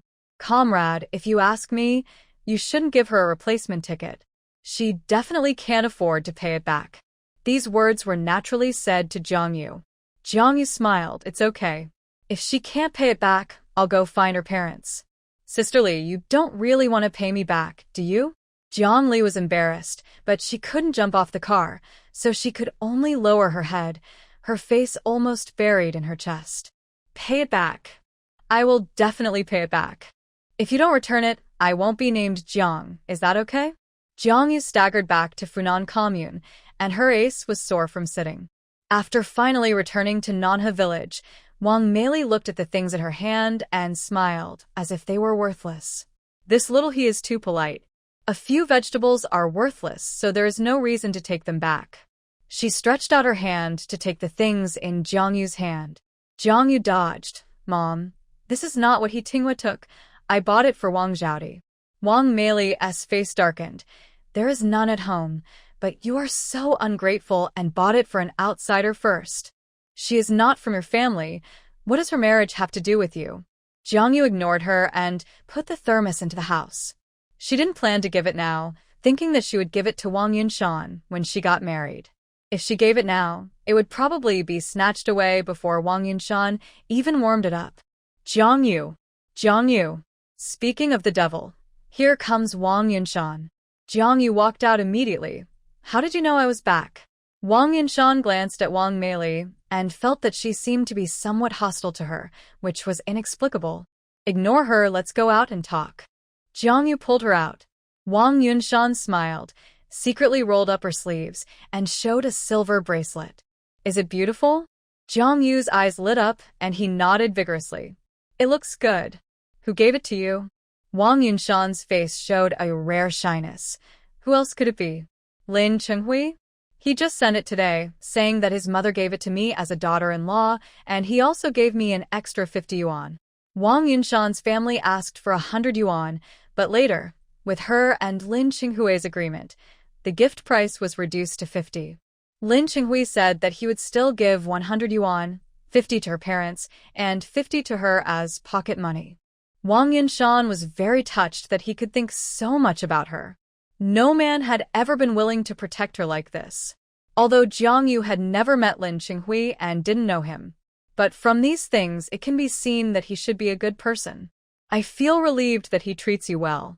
Wang Yunshan put away her smile and changed the subject. I just passed by your aunt's family and heard her and Jiang Li scolding you. How did you offend them? Zhang Yu snorted and laughed. How could I offend them? I found a good partner, which is an offense to them. She even suspected that Jiang Li went to the city today just for He Tinghua, but she had no evidence. No more talking, I'll go home first. You wait for marriage and prepare to be the most beautiful bride in 2 days. Wang Yunshan also began to look forward to this marriage, and even her back was full of joy. Zhang Yu did not go home directly, but went to find Zhang Li. Before he stepped into the door, he heard Yang Tsuelan scolding Zhang Yi, as ugly as it could be. It's strange to say, Yang Tsuelan has 2 sons and 1 daughter. The first 2, Zhang Tong and Zhang Li, are very much loved by her, but this Zhang Yi, it's just that he is not his own child. Zhang Yu paused at the door, and in a blink of an eye, he saw Zhang Yi running out from inside, almost bumping into her. I don't know how Yang Tsuelan beat him, but his head was broken. Zhang Yu's heart jumped. This is a beating to death. Seeing Yang Tsuelan chasing out, Zhang Yu stepped forward and stood in front of Zhang Yi. Aunt! She shouted so loudly that Yang Tsuelan was really shocked. Yang Tsuelan said sarcastically, It's incredible. She is worthy of marrying a city cadre. She dares to yell at her elders. Zhang Yi looked back at Zhang Yi. The blood on his forehead slowly flowed down, which looked very creepy. She quickly took out a handkerchief to hold it for him. This won't work. Go find Grandpa Zhang to get medicine. Old man Zhang was a barefoot doctor in their village and later went to the commune health center. He should have gone home by now. Jiang Yu pulled Jiang Yi to leave, but then heard Yang Suilan scolding. What medicine? Just a cheap life. Jiang Yu frowned. Isn't he your child? He is a cheap life. Then what are you? She really didn't understand. They were both born by Yang Suilan. What was the difference? Why did she treat them differently? Yang Suilan choked and avoided her gaze. She didn't know if it was Jiang Yi's illusion, but she always felt that Yang Suilan looked a little guilty. But given Jiang Ye's situation, she was in no mood to argue with Yang Suilan. Come on, I'll take you to find Grandpa Zhang. Jiang Yi lowered his head. No, it will be fine in a few days. Just like Yang Suilan said, his worthless life was not worth the medicine. He had also wondered why she treated them differently even though they were both born by Yang Suilan. Not only was he not as favored as Jiang Tong and Jiang Li, he was also the punching bag in the family. Something like today would never happen to the two of them. But this question will never be answered. There is no solution. Jiang Yu was in a complicated mood. Why are you so stupid? She wants to beat you, and you let her beat you? Can't you hide? Jiang Ye similet bitterli. Nanha village is so small. Where can you hide? Jiang Yu pursed his lips and said no more, then pulled him to find old man Zhang. Children in the village are often beaten, but there are not many who are as old as Jiang Yi and still get beaten. There are even fewer who are beaten like this. They are all their own children. At most they would be beaten a few times on the fleshy buttocks, who would beat them to death. Grandpa Zhang, is Jiang Yi going to be okay? Old man Zhang shook his head. He probably doesn't have a concussion. It's just a skin injury. It looks a bit scary. More than just scary, it looked like a bloody head. Jiang Yu asked how much it would cost after letting old man Zhang bandage the wound. Old man Zhang waved his hand. It's not expensive. Take him away. Be careful these days. Don't touch water. Jiang Yu didn't say anything, but still left $1 on his table. Watching Jiang Yu walking in front, Jiang Ye's thoughts were confused. He had dreamed of this scene countless times, that someone would stand up and protect him once. But he didn't expect that this person would be Jiang Yu. It would be great if she was his biological sister. Next time she hits you, you just hide, don't stand there stupidly and let her hit you. Jiang Yi hummed and drooped his eyelids again. Jiang Yu thought, Jiang Tong and Jiang Li both look like Yang Suilan, with small eyes like a slit. This Jiang Yi is different. His eyes are a bit like peach blossom eyes and a bit like almond eyes, very beautiful. It doesn't look like Yang Suilan's. Jiang Yu suddenly stopped and turned back to look at Jiang Yi. His appearance not only doesn't look like Yang Suilan, but also doesn't look like Jiang Yonghua. Sister Jiang Yu, why are you looking at me like that? Jiang Yu pursed her lips and shook her head. Nothing. I remember you went to high school before. Did you graduate? No, I studied for a year and my mother didn't let me go. Jiang Yi replied with a lonely look. Jiang Yi was slightly startled and remembered something. Speaking of Jiang Yi going to high school, it was also news in Nanha village. Jiang Tong studied in junior high school for a total of 6 years and repeated a grade again and again. Because his scores were too low, no high school was willing to recruit him. But Jiang Tong insisted on studying, and Yang Suilan spoiled him, so she let him go. Jiang Yi was different. He had good grades since he was a child and was admitted to high school with a first place. But Yang Suilan didn't let him study, saying that the family couldn't afford it. Jiang Yu couldn't help thinking that old lady Yu was partial to the youngest, but she was not as extreme as Yang Suilan. Could it be that he was really not Yang Suilan's son? When this idea came out, Jiang Yu was shocked. Jiang Yi kept silent. In fact, he knew that Jiang Yu would get married soon. She could protect him for a while, but not for a lifetime. He went to apply medicine today. When he returned home, Yang Suilan would beat him, as usual. Could he stay away from home for the rest of his life? Jiang Yi looked at the sunset in the distant sky, and there was only endless loneliness in his heart. It would be great if he could stay away from home for the rest of his life. Jiang Yi, let us go find the team leader. The team leader's wife was the director of women's affairs. She was best at managing these family matters. Everyone beats their children at home, but no one beats them like Yang Suilan. Sister Jiangyu, don't worry about me. He didn't want to go. No one could take care of his business. At this moment, Jiangyu's heart suddenly tightened, as if someone had grabbed his heart tightly. If I hadn't seen it today, I wouldn't have cared. She took Jiang Ye's hand and went straight to the team leader's house. When they got here, they happened to be having dinner. Since knowing He Tingyue's identity, the team leader has been more polite to Jiang Yu. He stood up and asked her to sit down and eat. Uncle Yofu, I won't sit down. If I hadn't really had something to do, I wouldn't have come to disturb you at this time. I'm here to see my aunt. He Yofu's wife Lu Junmei and Wang Meili were married from the same village, and their relationship has been bad since before they got married. But she envied Wang Meili for giving birth to twins, and Jiang Yu had eaten a lot of snacks from her when she was a child. She saw Jiang Yu standing at the door at a glance, with gauze on his forehead, and there was not a single piece of good skin exposed. There were either bruises or broken skin, and some were red and swollen from being beaten with a stick. Isn't this Jiang Yu? Did you fight with someone? Jiang Yu said helplessly. Aunt, don't you know what kind of person Jiang Yu is? He has always been dull and doesn't like to talk. He keeps things to himself. How could he fight with others? This was all caused by my aunt. When Lu Junmei heard her words, she was startled at first, but soon calmed down. It was no secret in Nanha village that Yang Suilon was not good to Jiang Yi. But because Jiang Yi himself had a weak presence, no one paid attention to him. Other children would howl so hard that the whole village would shake when they were beaten. But Jiang Yi was different. No matter how much pain he felt, he just gritted his teeth and said nothing. It's not unreasonable that the crying child gets candy. Lu Junmei sighed. I knew your mother would beat and scold you, but I didn't know she was so heavy-handed. You kid, why didn't you come to your aunt earlier? There's no reason for me not to help you. Let's go to your house now. Yofu, stop eating, go talk to Jiang Yonghua.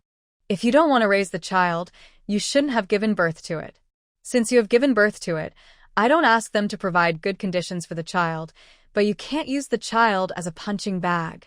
He Yofu sighed, okay, then I'll go. With that, Lu Junmei followed Jiang Yu and Jiang Yi to find Yang Suilon. I don't know if it was Jiang Yu's illusion, but along the way, Lu Junmei looked at Jiang Yi many times. It seemed that she was looking at him, trying to confirm something, and she whispered a few words in her mouth, but Jiang Yu didn't hear clearly. When they just arrived at the place, they saw Jiang Ye's figure, and Yang Suilon's hands were faster than her mouth. She didn't care that she was holding a hatchet, and just threw it over. You still know how to come back. You didn't even chop the firewood, and just ran away. Lu Junmei screamed. Get out of the way. Jiang Ye's eyes froze for a moment. He slightly turned sideways, and his arm was hit by the back of the knife. Bianchi. Jiang Yu just reacted. The hatchet was already in front of him. Although the back of the knife was not sharp, it hit very hard. Jiang Yi groaned, and his lips turned pale with pain. Now even He Yofu was not calm. He pushed Lu Junmei aside and walked in, shouting angrily, Yang Suilon, what do you want to do? Do you want to kill someone? Now it was dark. Yang Suilon didn't really see clearly that there were other people. She just thought it was Jiang Yi who came back. He Yofu shouted, and called out Jiang Yonghua as well. Brother Fu, why are you here at this time? Come in quickly. Let's have a drink, brothers. He Yofu was so angry that his round belly shook twice. If you don't want to raise this child, you shouldn't have given birth to him in the first place. If you give birth to him, not only will he be treated like a cow and a horse in your family, but he will also be your punching bag. He Yofu picked up the hatchet on the ground angrily. Jiang Yonghua, what is this? This is a hatchet. If this thing hits you on the head, you will not be able to die even if you have 9 lives. My wife was walking in front, and Yang Suilon threw the hatchet over, without saying a word. What is she trying to do? Do you want to kill someone? Yang Suilon was scared and tried to defend herself. No, I didn't see Sister Lu. I thought it was only Jiang Yi. The old lady Wang's family next door came out and joined in. Yofu, why are you so serious? Suilon didn't mean it, isn't it okay? Lu Junmei spat over and sprayed old lady Wang's face with saliva. Wait until something happens to me before you talk. Is it too late? I'm lying on the ground. What else is there to say? Can she compensate me with her life? Aunt Wang, you are so generous. Go back and use your family's money to help us villagers. Don't talk without any pain. You are annoying at your age. Old Mrs. Wang muttered, but Suelon didn't want to beat you. It was her child. Who doesn't beat their children? Lu Junmei sneered. Do you beat your child with a hatchet? Do you beat your child so hard that his head is broken and bloody? Since everyone is here, come and have a look, see what Yang Suelon has done to Jiang Yi. It was dark now, and it was too far to see clearly, so everyone came forward. The first thing they saw was the wound on his forehead, and then Jiang Yu opened his clothes. The various new and old wounds on his body overlapped, and it looked very scary. Jiang Yu turned his face away reluctantly. If I hadn't happened to come here today, I wouldn't have known that Jiang Yi was beaten so badly.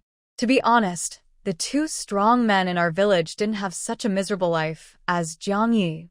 There was such a big cut on his head, and his head was full of blood, but my aunt-in-law pretended not to see it and still ordered him to work. Erqiang is an orphan. He lost his parents at a young age, and he grew up on relief food. Some people thought that Jiang Yu was making a fuss and said dissatisfiedly, "Who doesn't beat their children? It's not worth it for you to call the team leader over." Lu Junmei looked over fiercely. "Uncle, does your family beat your children like this? Then bring your child here. If he doesn't have injuries like Jiang Yi, you can beat him in front of me, just like Jiang Yi did." The man said embarrassedly, "My child is well behaved and didn't make any mistakes. Why does he need to be beaten?" "Okay." Lu Junmei sneered. "Then let's figure out why Yang Suelon beat Jiang Yi to death." "Yang Suelon, you speak first. I'll give you a chance." Yang Suelon looked at Jiang Yonghua in panic, looking at a loss. It's not the first time she has beaten Jiang Yi, and no one has stood up for her before. This. What's there to say? The child I beat wasn't someone else's, it was my own child, so why can't I beat him? Why do you come out and meddle in other people's business? No one spoke, but many people actually agreed with Yang Suelon in their hearts. Beating children happens in every family. Does it mean that they all deserve criticism? Jiang Yi stood up and stood side by side with Jiang Yi, and they actually looked somewhat similar. Lu Junmei looked at this scene, and the things that had been buried in her heart for many years surfaced again. She couldn't help but feel a jolt in her heart, and quickly looked away. Jiang Yu spoke slowly. "Uncles and aunts, don't make a mistake. If it's really just because of the beating of the child today, Uncle Youfu and Aunt Youfu are not here just for nothing, so they come to our house specially." Old Lady Wang drooped her mouth. "If it's not because of this, then what is it for?"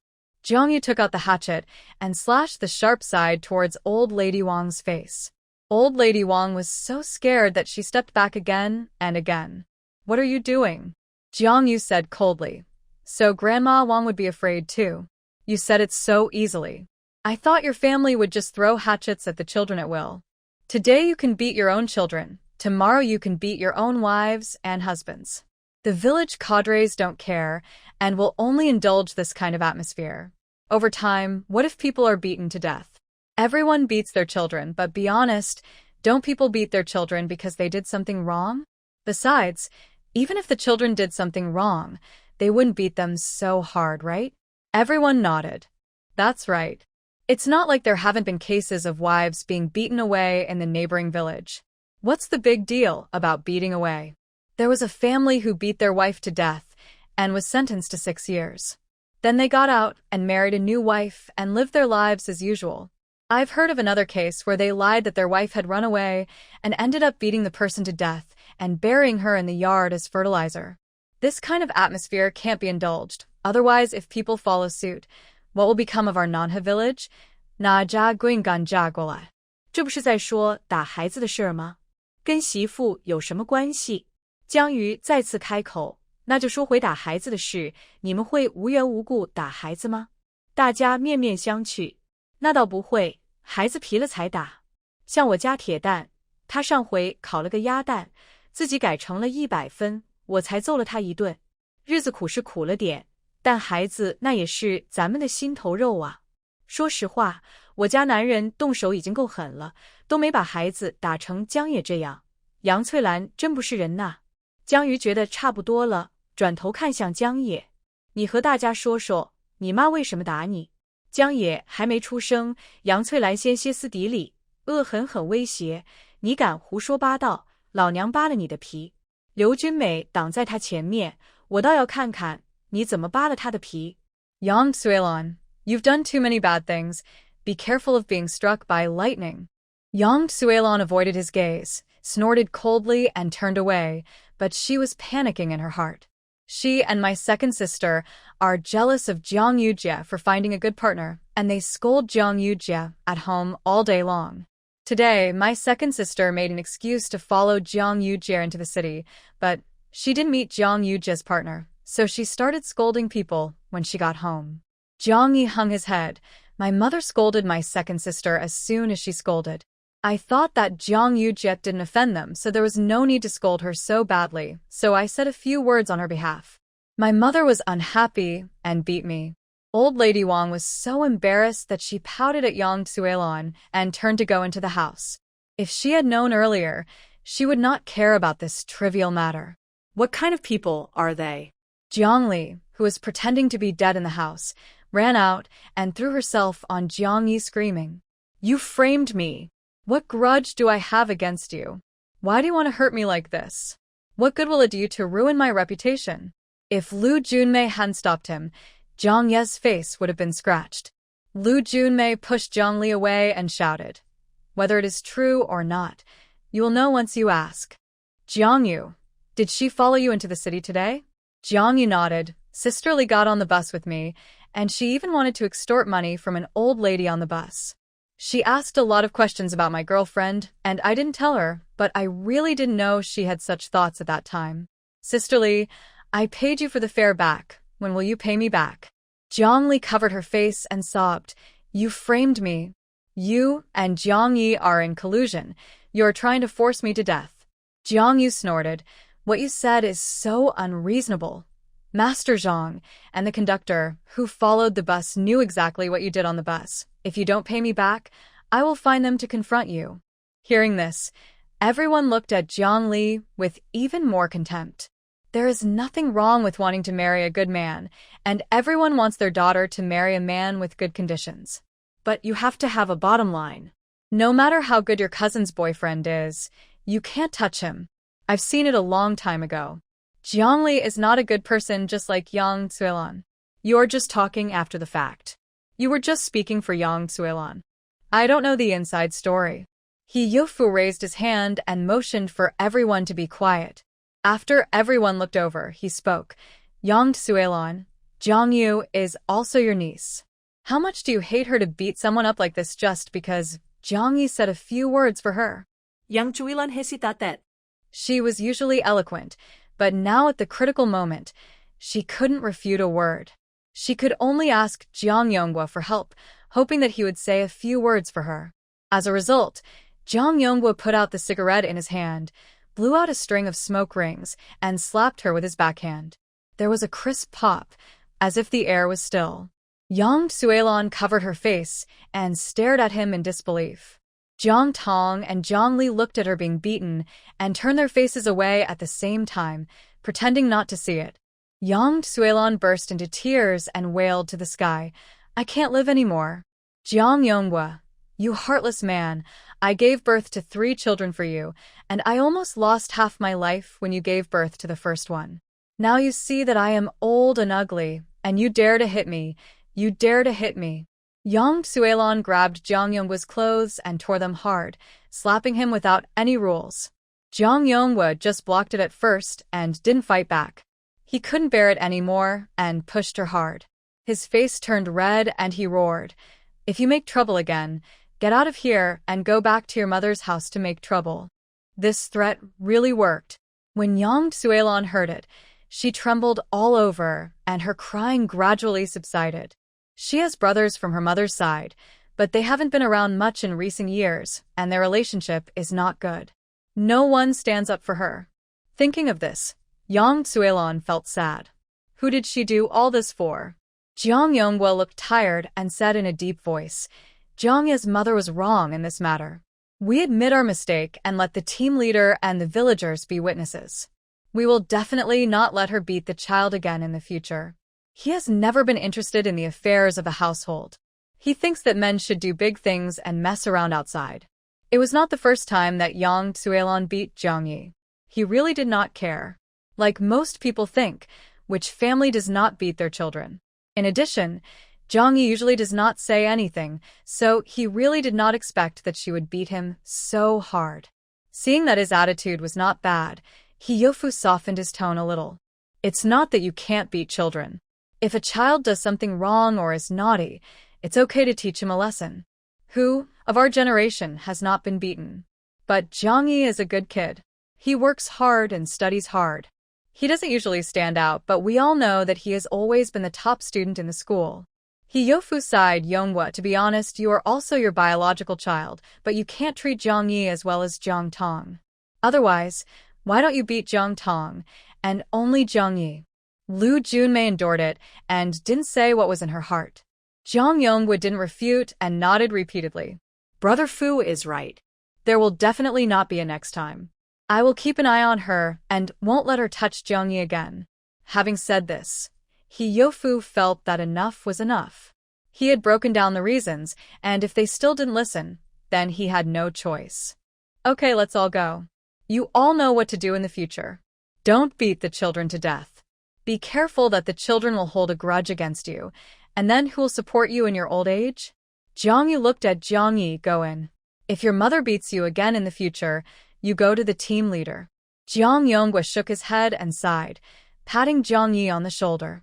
Go in and eat. I'm sorry for putting you through this. Facing his words, Jiang Yi was indifferent. Yang Tsuelon's violence was inseparable from Jiang Yonghua's indifference. He would not forgive them because of a few soft words. Hiyofu waved his hand. Go back and stop watching the fun.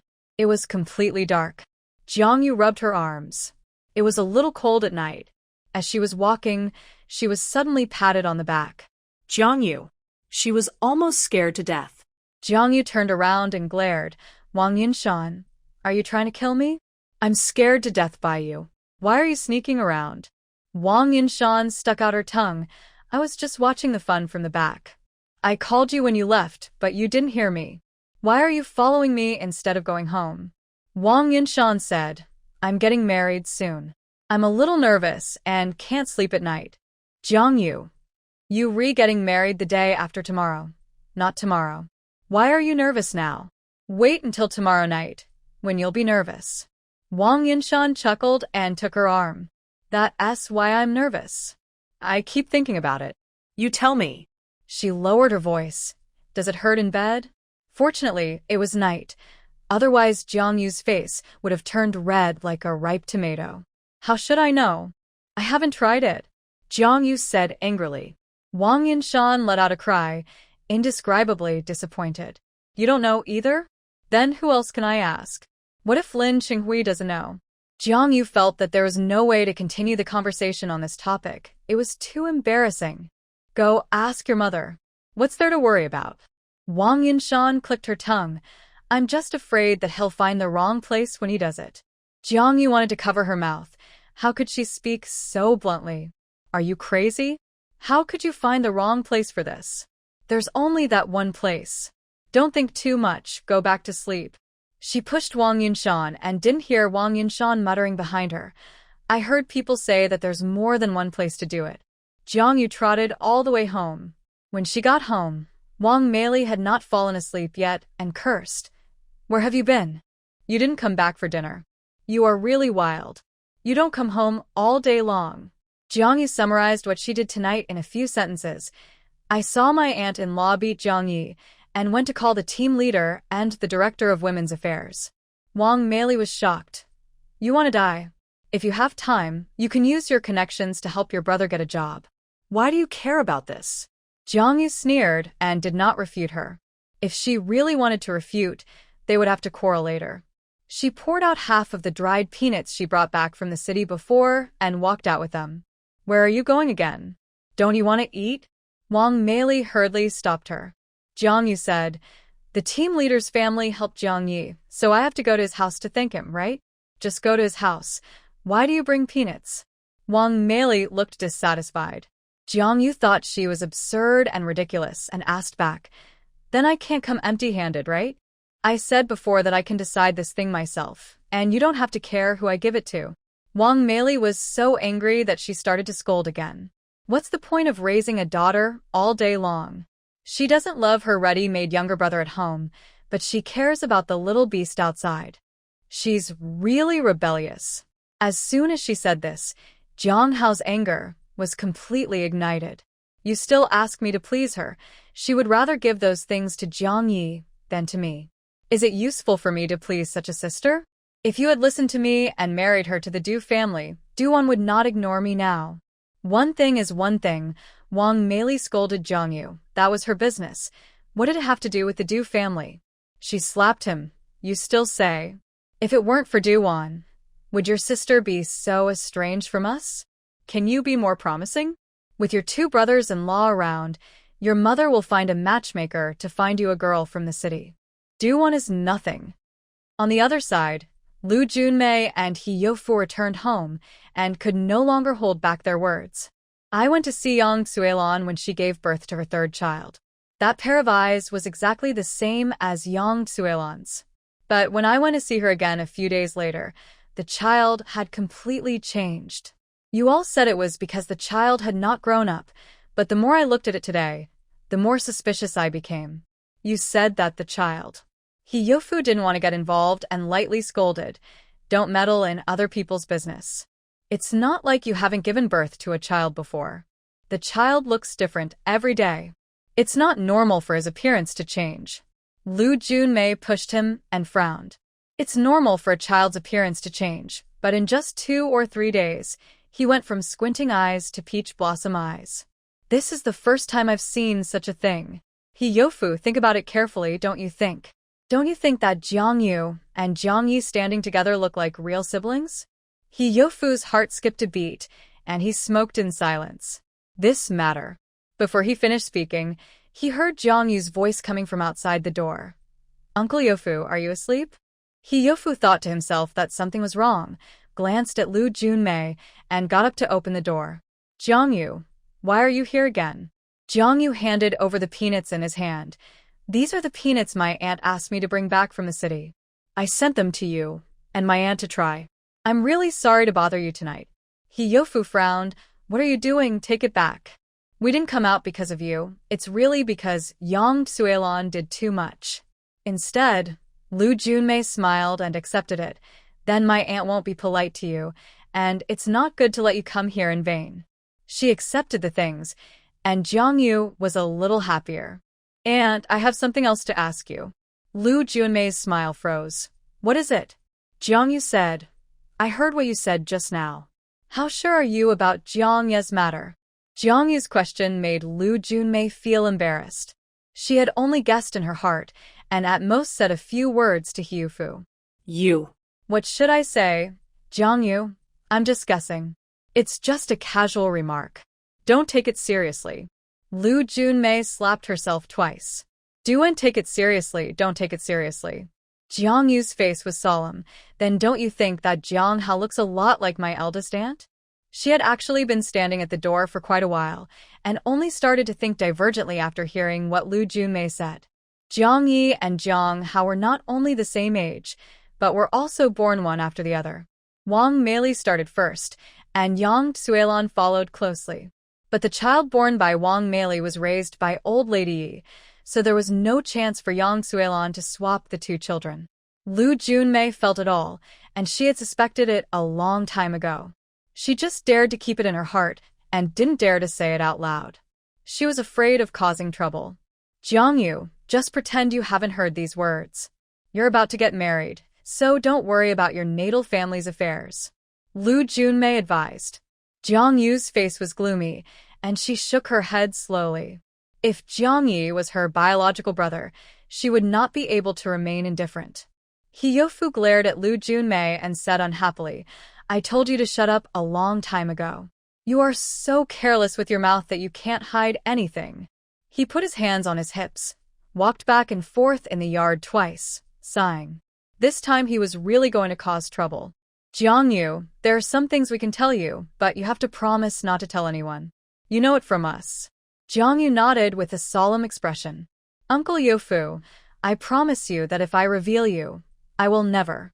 Okay, it's not that serious. Your aunt, and I just want to live a stable life and don't want to cause trouble. Especially, it also involves the matter of the witch. Close the door, let's go into the house and talk. Jiang Yu quickly closed the door and followed them into the house. These things were discovered by Lu Junmei. Back then, a few days before Wang Meili gave birth, old lady Yi looked particularly melancholy. When others asked her what she was worried about, she didn't say. Others didn't notice, but I saw that your grandmother had contact with Mrs. Zhang from Yunjiao village. Mrs. Zhang was a famous fortune teller in the area. Later, when the situation was turbulent, she was arrested and criticized.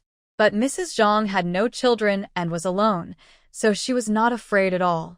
After being criticized, she continued to run her old business, but she did it secretly. Lu Junmei sighed and said, I was too curious at the time and couldn't help but ask around. Then I found out that your grandmother actually went to Mrs. Zhang for fortune-telling. Whose fortune? Jiang Yu asked. Lu Junmei, she wanted to tell the baby in your mother's belly. She wanted to know whether the baby was a boy or a girl. Because Wang Meili gave birth to twins as her first child, but both were girls, old lady Yi was very unhappy. She was anxious to get pregnant with a second child, and the pregnancy was not very good. It was probably because of this that old lady Yi found Mrs. Zhang. Mrs. Zhang fooled around, saying that Wang Meili's baby must be a boy, but he was an evil star sent from the sky and would bring disaster to all relatives. With him at home, the Jiang family would definitely not be at peace. Jiang Yu smiled coldly and took over the conversation. It just so happened that my mother really gave birth to a son. My grandmother must have believed Mrs. Zhang's words. It just so happened that Yang Tsuelon also gave birth to a son. She knew that if she took the child to the third room to raise, with my grandmother around, the child would definitely not have a bad life, and she and my mother didn't have a good relationship. The two of them decided to swap the child? Lu Junmei shook her head. I asked someone about the matter between your grandmother and Mrs. Zhang, and it's almost certain, because after your mother gave birth to the child, she brought a lot of things to thank Mrs. Zhang. But the matter of swapping the child is purely my own guess, because I have no evidence. It just so happened that she was there on the day Yang Tsuelon gave birth, and she helped with the delivery. After the child was born, she was the first to hold the child, and she said at the time that the child's eyes and nose looked very much like Yang Tsuelon. Yang Tsuelon had squinty eyes and a bulbous nose, and so did the child. 2 days later, when she delivered eggs to the door and held the child again, she found that the child had peach blossom eyes and a very straight nose.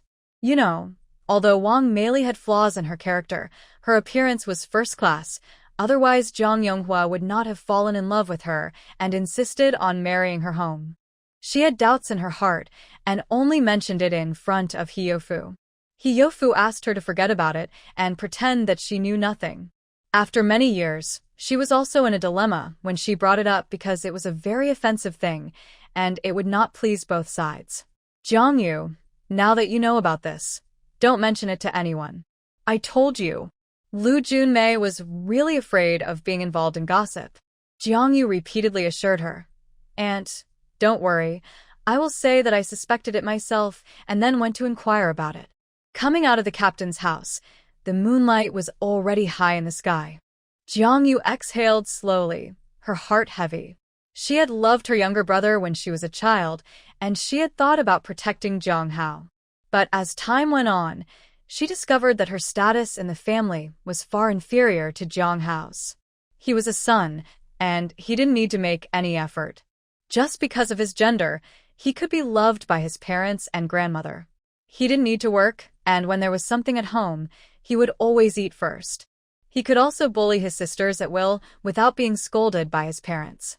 But she couldn't resist, and if she hurt her brother, she would be punished. Jiang Hao lived well at home, but what about Jiang Yi? She had no doubt that Yang Tsuelon must know Jiang Yi's true identity, otherwise she wouldn't have beaten and scolded Jiang Yi. That night, Jiang Yu tossed and turned in bed with 1,000 thoughts in her mind. Sister, can't you sleep? Is it because brother Jiang Yi was beaten that you can't sleep? Jiang Xian was also woken up.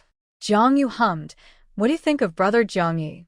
Jiang Xian was silent for a moment, then said, very pitiful. She felt that Jiang Yi was more pitiful than herself. At least Wang Meili and Zhang Yonghua rarely fought and would never beat the children so badly. He's very good. Jiang Xian added. Jiang Yu turned around. Why do you say that? Before, Gooden from Grandma Wang's family stole my things, and brother Jiang Yu protected me. My brother never protects me, and he would even bully me. Jiang Xian didn't like Jiang Hao. She really didn't like him. Jiang Yu patted her head and said no more. Go to bed. After talking with Jiang Xian, she felt a little relieved. She could completely ignore her natal family's affairs. As Lu Junmei said, she was going to get married anyway. But in the matter of Jiang Yi, she not only had to take care of it, but also had to clear his name. She would take care of this matter. After thinking it through, Jiang Yu fell into a deep sleep. The next day, she was awakened by Jiang Ting's voice. What time is it? Why is she still sleeping? Wang Meili scolded softly. Speak softly. Don't disturb your elder sister. Mom, you are too partial. I never slept in at home before, and you would scold me if I slept 1 minute longer. Jiang Ting was jealous and crazy. Why was Jiang Yu better than her in every way? Wang Meili was too lazy to pay attention to her. If it were in the past, she would definitely not let Jiang Yu sleep in until now. But it's different now. Jiang Yu has made progress. Why did you go back to your parents' house for no reason? Jiang Ting was very dissatisfied with her attitude. Obviously, when she just got married to Fu Xiangyang, Wang Meili and Zhang Yongwu treated her very well. My mother-in-law stayed in the hospital for a few days because of Jiang Yu. I went to take care of her for a while and was scolded by my mother-in-law for a long time. The first thing Lin Hongxia did after being discharged from the hospital was to drive Jiang Ting back to her parents' home and let her ask Jiang Yu for compensation. Wang Meili was stunned. Because of your elder sister? What did your elder sister do? Jiang Yu walked out of the house with her hands braided. Because last time I brought Jiang Xian to deliver vegetables to He Tingyue, her mother-in-law scolded me for asking for money, and I talked back. Her mother-in-law was unhappy and threw it. After hearing this, how could Wang Meili still help Jiang Ting? It serves her right. Throw her to death, this old hag. Mom, that's my mother-in-law. Jiang Ting shouted, obviously very dissatisfied. Wang Meili glared at her. She's your mother-in-law. What about me? I am still your mother. She is your elder sister. Jiang Xian is your younger sister, and you don't help your sister when she is being insulted like this? Do you have any conscience? Jiang Ting now knows that Wang Meili's heart has become biased. There is no place for her in this family. I asked you to marry to the city so that you can help the family, but look at what you have done. It's useless, and you still want to borrow money from your parents' home to support your husband's family. I think you are the one who is begging for money.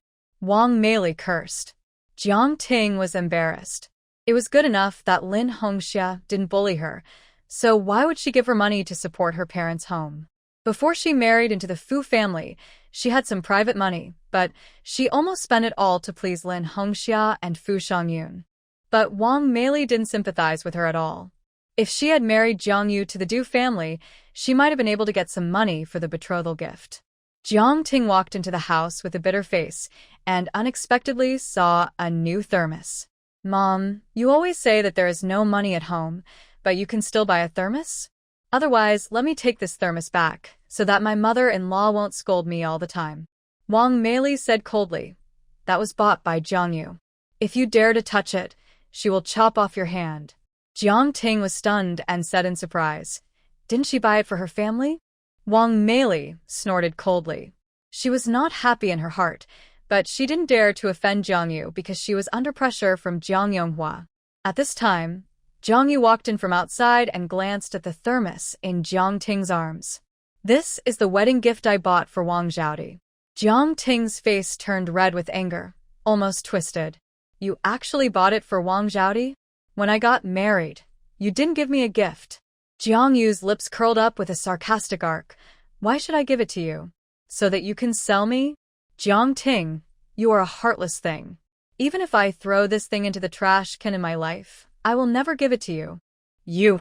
Jiang Ting was furious. Mom, look at her. What are you saying? Jiang Yonghua knocked on the table and interrupted in a deep voice.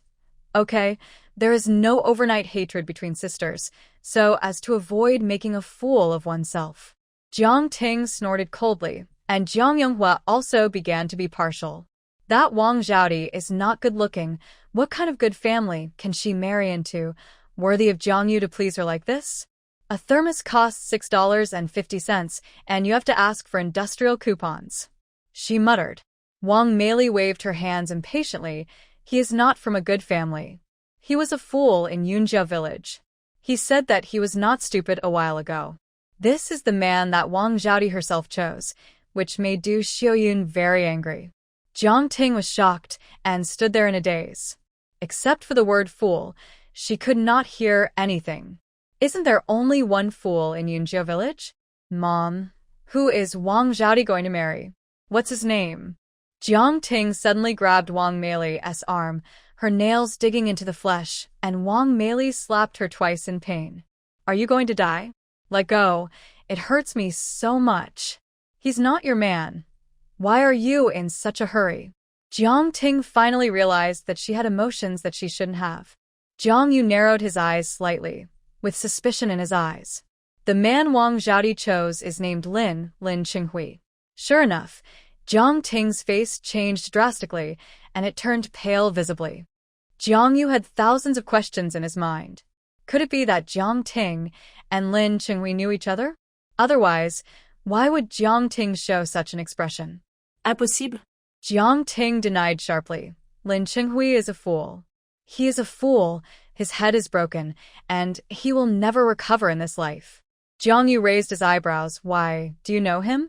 No. Jiang Ting denied it without a second thought. But the more she denied, the more suspicious Jiang Yu became. Lin Qinghui had been stupid before, and even if he had contact with Jiang Ting, it must not have been much, and there would be no wrongdoing. But Jiang Ting looked as if she was very familiar with Lin Qinghui. Since you don't know him, why do you conclude that he can't recover? Wang Zhaodi is not stupid. If that man was a fool, she would definitely not marry him. Jiang Ting shook her head firmly. No, I'm sure he is a fool, and he will be a fool all his life. Because in her previous life, the fool she married was Lin Qinghui. Until his death, that man was a fool who needed others to help him wipe his saliva. Because of his stupidity, the burden of the family fell on her. She aged prematurely, suffered a lot, and gave birth to a child with all her life, but the child was not filial. Thinking of the hard days in her previous life, Jiang Ting fell into depression, and the haze in her heart lingered. Jiang Yu still couldn't figure out what kind of intersection Jiang Ting and Lin Qinghui had. We'll know tomorrow whether he is a fool or not. Tomorrow is the day Wang Yunshan and Lin Qinghui get married. Jiang Ting's teeth are almost broken. Even though she doesn't like Lin Qinghui, she still has possessiveness. After all, that man lived with her for decades in her previous life, and they also gave birth to children together. Jiang Yu smiled coldly. Wait until tomorrow. Don't show this expression. Jiang Ting quickly restrained her expression. I don't understand what you are saying. If you don't understand, just look in the mirror. Your expression just now is as if Wang Zhaodi has stolen your man. What have you been with Lin Qinghui? Jiang Yu asked sharply. It was as if he had stepped on Jiang Ting's sore spot, making her become sharp. You are talking nonsense. I have only been with one person in my life, and that is Fu Xiangyang. Jiang Yu, don't slander me. The three words this life were intriguing, and Jiang Yu couldn't help but ponder. Could it be that she had a previous life? As soon as this thought came out, Jiang Yu felt a chill down her spine. Previous life? Jiang Ting's sudden change in recent times, her insistence on marrying Fu Xiangyang, and her loss of control when she mentioned Lin Qinghui. Could it be because Jiang Ting had experienced things in her previous life? Jiang Yu didn't insist on getting the answer from Jiang Ting. She looked at her steadily, turned around, and walked out of the house. Her thoughts were a little confused now, and those ideas were too outrageous and unbelievable. How could someone live two lives? But she couldn't help but think of the dream she had had before. It was like condensing her life into a movie and playing it in her mind. She could clearly feel that the Jiangyu in the dream and the pain after marrying Fu Xiangyang. She was not happy, but she could not leave the quagmire of the Fu family. After waking up, matchmaker Yao came to the door and proposed marriage to Fu Xiangyang, which was exactly the same as the beginning of the dream. The only variable was her and Jiang Ting.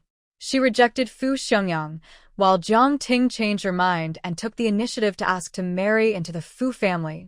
Could that dream be her previous life?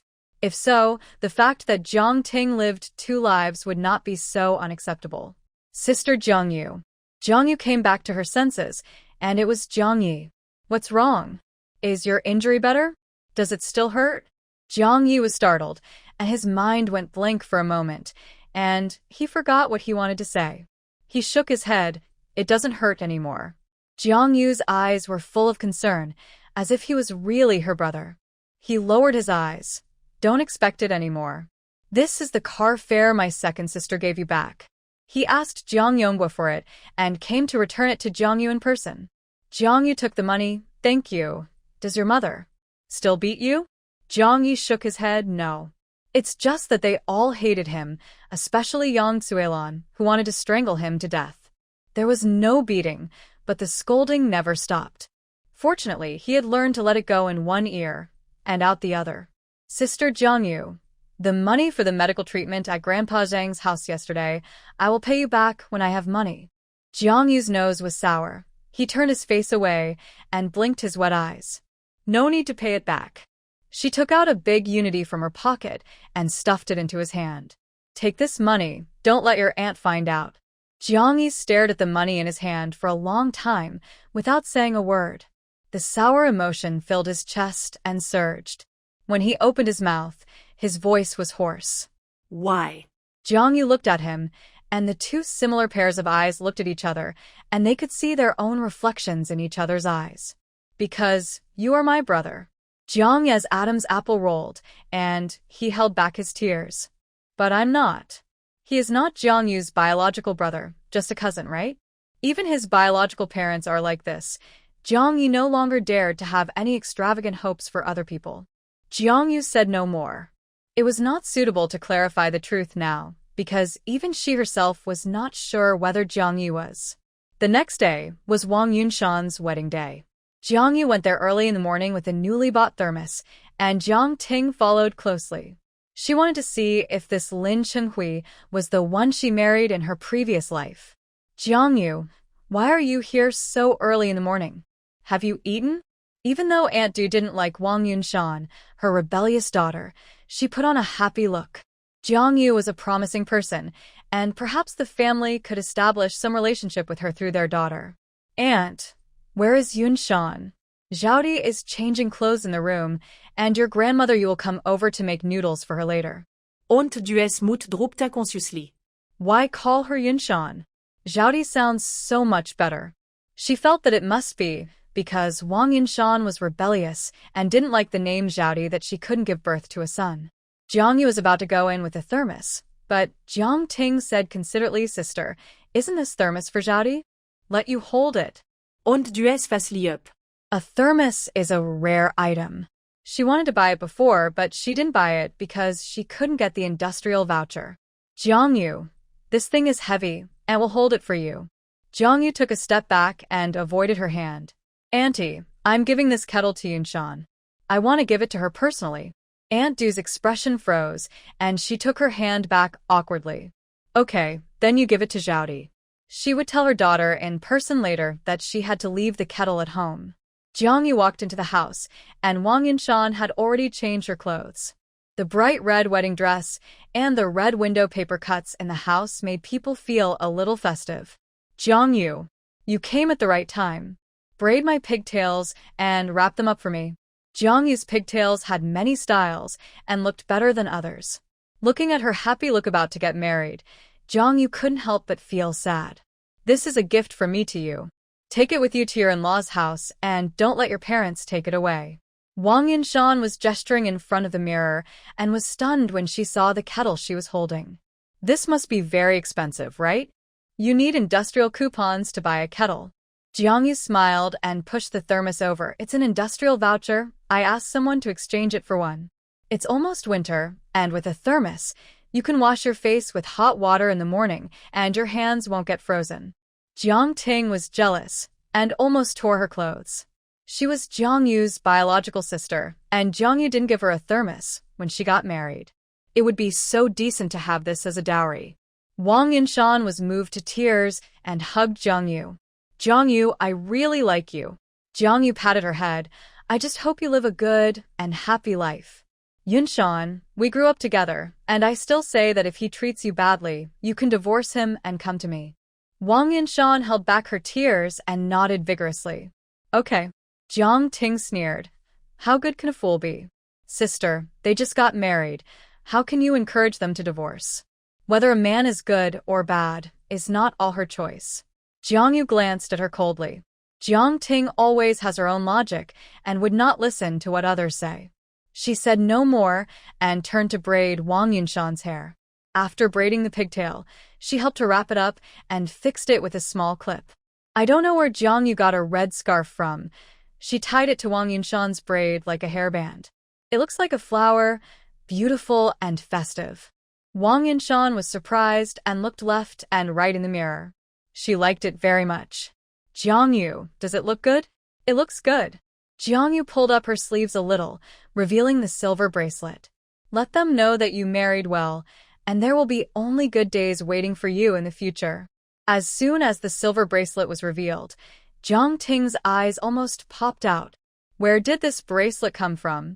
She asked sharply. Wang Yinshan's smile froze, and she looked at her in confusion.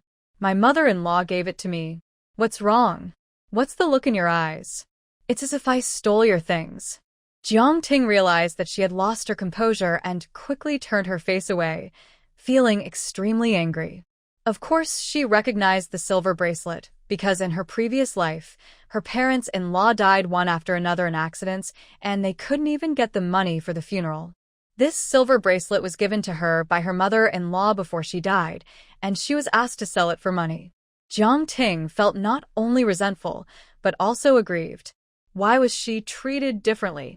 Jiang Ting's resentment was completely incomprehensible in Wang Yinshan's eyes. But it was not the first time she had done this, and Wang Yinshan simply ignored her. Not long after, Grandma Yu came over. She was He Yofu's mother. She was kind and had great prestige in Nanha village. When the villagers got their daughters married, they all looked for her to comb their hair and twist their faces. Jiang Yu had already combed her hair, so Grandma Yu took a wooden comb and symbolically combed her head twice, muttering something.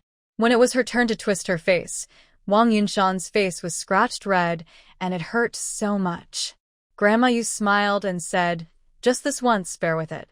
After scrubbing her face, she put on makeup and lip balm. Wang Yinshan looked at herself in the mirror and found herself really different. The auspicious time is almost here, and the bride-picking party will probably be here soon. You should take a rest first, and it's best not to drink water. Otherwise, it will be inconvenient later. Grandma Yu reminded her. Wang Yinshan stuffed her with a red envelope. Thank you, Grandma Yu. It was impossible to expect her mother to give it. Jiang Ting watched this scene coldly. She was sure that Wang Yinshan must have been deceived. Lin Chenghui was a fool, and he was famous in the surrounding area. How could he recover overnight? She wanted to see what Wang Yinshan would do when she saw the groom who was grinning and drooling.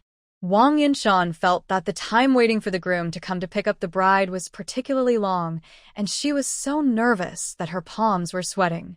After a while, her sister walked in. Second sister. This is Wang Yinshan's younger sister, named Pundi. She is the last child born to Aunt Du. She was injured in childbirth and could never give birth again. From the beginning, the Wang family kept Pundi to marry her in. I heard that you got a thermos. As soon as Wang Pundi entered the house, her eyes were glued to the thermos. Wang Yinshan directly cut off her thoughts. Don't even think about it. This is the dowry that Jiang Yu gave me. I won't give it to you. Wang Pundi looked at her with dissatisfaction and condemnation. There is nothing at home. Why do you take it to your in-laws? You haven't even married yet. Why are you starting to be so unfaithful? Wang Yunshan sneered. You and I have never been from the same country, so there is no such thing as turning your elbow outward. She took the thermos away, not for her husband's family, nor for her own family, but purely for Jiang Yu's feelings and herself. I will marry a daughter-in-law in the future, to continue the Wang family's incense. You have to keep this thermos to save my face. Wang Pundi said as a matter of course. Her status in this family has always been higher than her two sisters. Wang Yunshan glared at her, and her words were cold and ruthless. What does the Wang family's incense have to do with me? Apart from the surname Wang, what do I wear, and where that was given to me by the Wang family? What do I want to save your face for? Because I even have a name that was given to me by my younger brother, because I don't even have the qualifications to be in the family tree, and because my parents can't even have my name engraved on their tombstone 100 years later? Wang Yunshan's voice was deafening. These were the resentment and unwillingness that she had hidden in her heart for a long time. But this was not the Wang family's fault. It was the world's fault. She was unwilling, but helpless, unable to resist, and could only escape. But if she escaped from Nanha village and married Lin Qinghui, wouldn't it be another cage of oppression? Wang Yunshan was still confused, but she still chose to get married. Wang Pundi was shocked and said in a low voice, Everyone is like this. It's not just our family. If you don't want to give it, then don't give it. Why are you so fierce? Jiang Yu patted Wang Yunshan's shoulder and let her lean on him. Don't think too much. Today is your big day, and a new life will begin soon. Wang Yunshan turned her face away and wiped away the tears that slipped from the corners of her eyes. I'm just a little scared. Don't be afraid. Just live a good life. As soon as Jiang Yu finished speaking, he heard a bustle outside. The groom is here to pick up the bride. All the children in the village come here to ask for candy, and if they are lucky, they can get a red envelope of 5 cents. There are not so many rules in the village, and married women no longer wear headscarves. Look, the first one to come in is him. Jiang Yu squinted his eyes and looked outside. What he saw was amazing. Why was he Tinghua here? It seemed that he was Lin Qinghui's good friend, and came together to pick up the bride. Wang Yunshan didn't have many friends, so she only called Jiang Yu, and no one stopped her at the door. Not to mention her family, who had been looking forward to her getting married, so that they would have one less mouth to feed. Lin Qinghui walked straight in, strode forward, his eyes fixed on Wang Yunshan's figure. Jiang Ting's face was as pale as paper, staring at him in disbelief. He didn't look away and didn't see her at all. Or maybe he could only see Wang Yunshan, and even Jiang Yu didn't catch his eye. Jiang Yu looked at him secretly. He looked like a very decent man. Not to mention the fiery eyes. Apart from anything else, Jiang Yu was only sure that he loved Wang Yunshan very much. I'll carry you out? Wang Yunshan laughed openly and hooked her arms around his neck. Let's go. Okay, wife. Jiang Yu was going to Yunjiao village. She walked behind the bride and groom. Passing by Jiang Ting, she paused and glanced at her. Do you see it clearly now? He's not a fool, let alone how normal he is. Jiang Ting shook her head in despair. Impossible. How is this possible? Jiang Yu shook her head and walked out. As soon as she stepped out, she heard a lot of people discussing. Didn't they say that Wang Zhaodi married a fool? She doesn't look stupid. Not only is she not stupid, the conditions are not bad. There are 15 bicycles, which gives enough face. I heard that the betrothal gifts are not small. The Wang family has indeed made a good relative this time. When He Tinghua saw Jiang Yu coming out of the house, a trace of surprise flashed across his face, and he quickly reacted. Your friend is marrying Huizi? Jiang Yu pursed her lips and smiled. I just found out too. Wang Yunshan had just sat firmly on the bicycle and looked back. Jiang Yu, do you know him? Jiang Yu nodded. This is my girlfriend, and Aunt Du also met her last time. Many people in Nanha village have met He Tinghua, but they have only met once and are not familiar with each other. After she introduced him like this, everyone remembered him. Aunt Du couldn't stop smiling. Since she called him to come and pick up the bride, they must have a good relationship. It is said that He Tingyue's status is not low. With the relationship with Lin Chenghui, wouldn't they be closer? How can we say it's fate? This Huizi and my Zhaodi are a perfect match. Lin Chenghui turned his head to look at her and said indifferently, Mom, from now on my wife will not be called Zhaodi, her name will be Wang Yunshan, and when the household registration is moved here, I will take her to change her name. Wang Yunshan. Everyone remember it. Wang Yunshan smiled brightly and patted her chest. My name is Wang Yunshan, the name Jiangyu gave me. I am not Zhaodi. Auntie Du cursed inwardly, but had to smile. Okay, I won't call you Zhaodi anymore. Jiang Ting stood in the corner, staring at the man. Lin Chenghui looked the same as she remembered. The only difference was that the man she had was a soulless man. Unlike the one in front of her, who could make noises and laugh, but whose eyes were full of another woman. She obviously had a new choice and married Fu Xiangyang as she wished. His conditions were 1,000 times better than Lin Chenghui. But why now? She still felt jealous. Jealous of Wang Yunshan, who could be placed in Lin Chenghui's heart. Jiangyu glanced at her, got up to check Wang Yunshan's dowry, and sure enough, he didn't see the thermos. Auntie, I forgot to take out the thermos that I gave to Yunshan. Where did you put it? I'll go get it. Auntie Du rubbed her hands awkwardly. We have prepared all the dowry that should be prepared for her. Wang Pundi followed. The thermos was left at home by my second sister. Oh. Jiangyu raised his eyebrows. Yunshan, don't you want a thermos? Wang Yunshan shouted immediately. Yes. How can I not want something you gave me? Jiangyu smiled at Wang Pundi. It seems that you have misunderstood your second sister's meaning. Take the things out. Wang Pundi looked at Aunt Du, at a loss. Aunt Du sneered. The dowry is prepared by our family. We give whatever we say. She really didn't take it. This kind of shameless person is not the first time that Jiangyu has seen. In order not to miss the auspicious time, Jiangyu went straight into the house to search. Since Yunshan's family has prepared a dowry for her, I will keep this thermos for myself and not give it to her. Jiangyu was about to leave with the thermos, and Wang Pundi was also a reckless person. She didn't care that so many people were watching, and she directly grabbed it. This is my thermos. Why do you take it away? Before his hand touched Jiangyu, it was grabbed by He Tingyue. I don't hit children. He pushed Wang Pundi away effortlessly. Jiangyu found it ridiculous and couldn't help laughing. When did the things I bought become yours? Are you a robber? Wang Pundi stiffened her neck. You gave it to my second sister, so it belongs to me.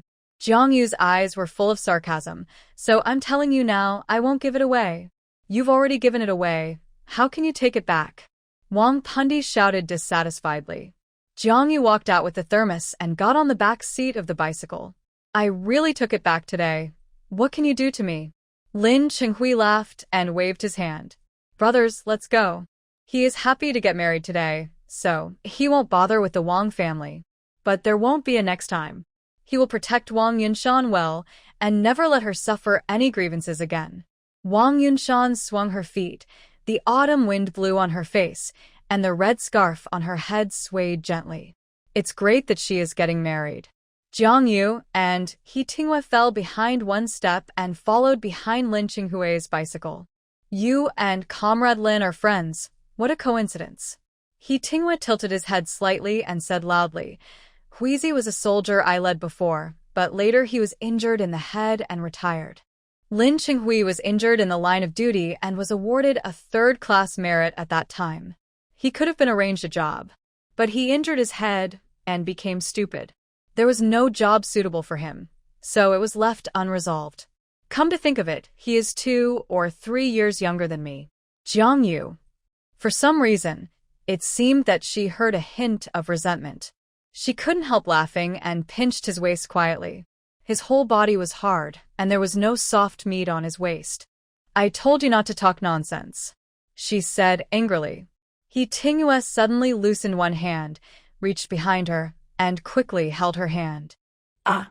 Jiangyu seemed to be burned, and immediately pulled her hand away. We are outside. She was embarrassed and annoyed, but she couldn't speak loudly. She covered her chest, and her heart seemed to jump out. Then can we hold hands in the house? He heard from Lin Qinghui that he and Wang Yunshan had kissed before they got engaged. He felt sad, as he hadn't even held Jiang Yu's hand. Jiang Yu said angrily, "Not in the house either. Aren't we getting married soon? In a few days, it will be his turn to come to the house to propose marriage." Thinking about it now, she is still a little nervous. He Tinghua sighed, "It's still a long way off. It will take a while to propose marriage, prepare for the wedding, and choose a date for the wedding banquet during the National Day holiday." He wanted to take Jiang Yu home now. Jiang Yu smiled with the corners of her lips and ignored him. Before they knew it, they arrived at Yunjiao village. It was not close to Nanhe village, and it took more than half an hour to get there by bike. When the bride entered the house, firecrackers were set off, and the scene was lively and festive. Jiang Yu followed He Tingyue into the house and met Lin Qinghui's parents. According to He Tingyue, the two were no more than 50 years old, but with gray hair and old faces, they looked like they were in their 60s or 70s. Without him saying anything, Jiang Yu could also guess that the two must have been worried about Lin Qinghui. "Uncle Lin, this is my girlfriend, Jiang Yu," He Tingyue introduced with a smile. Father Lin's face wrinkled with smile, and he looked very happy. "Good. Not bad. You should hurry up too. Huizi is getting married." Standing next to him, Mother Lin held Jiang Yu's hand with tears in her eyes. "My daughter, Xiaohe is a good man. Over the years, the family has relied on He Tingyue's support, and she has been able to get through it." Jiang Yu smiled and nodded, "And I know." She talked with Lin's father and mother for a while and had a good impression of them. She felt that they were all kind people. When the meal started, Jiang Yu wanted to serve food to Wang Yunshan, but was stopped by Lin's mother.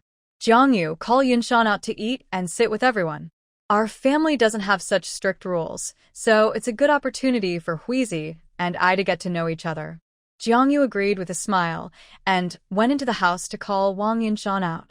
Wang Yunshan was not shy either and stood beside Lin Qinghui openly, toasting with him to recognize people. Jiang Yu and He Tingyue were also teased and turned around with their wine glasses. She held boiled water in her hand and did not drink.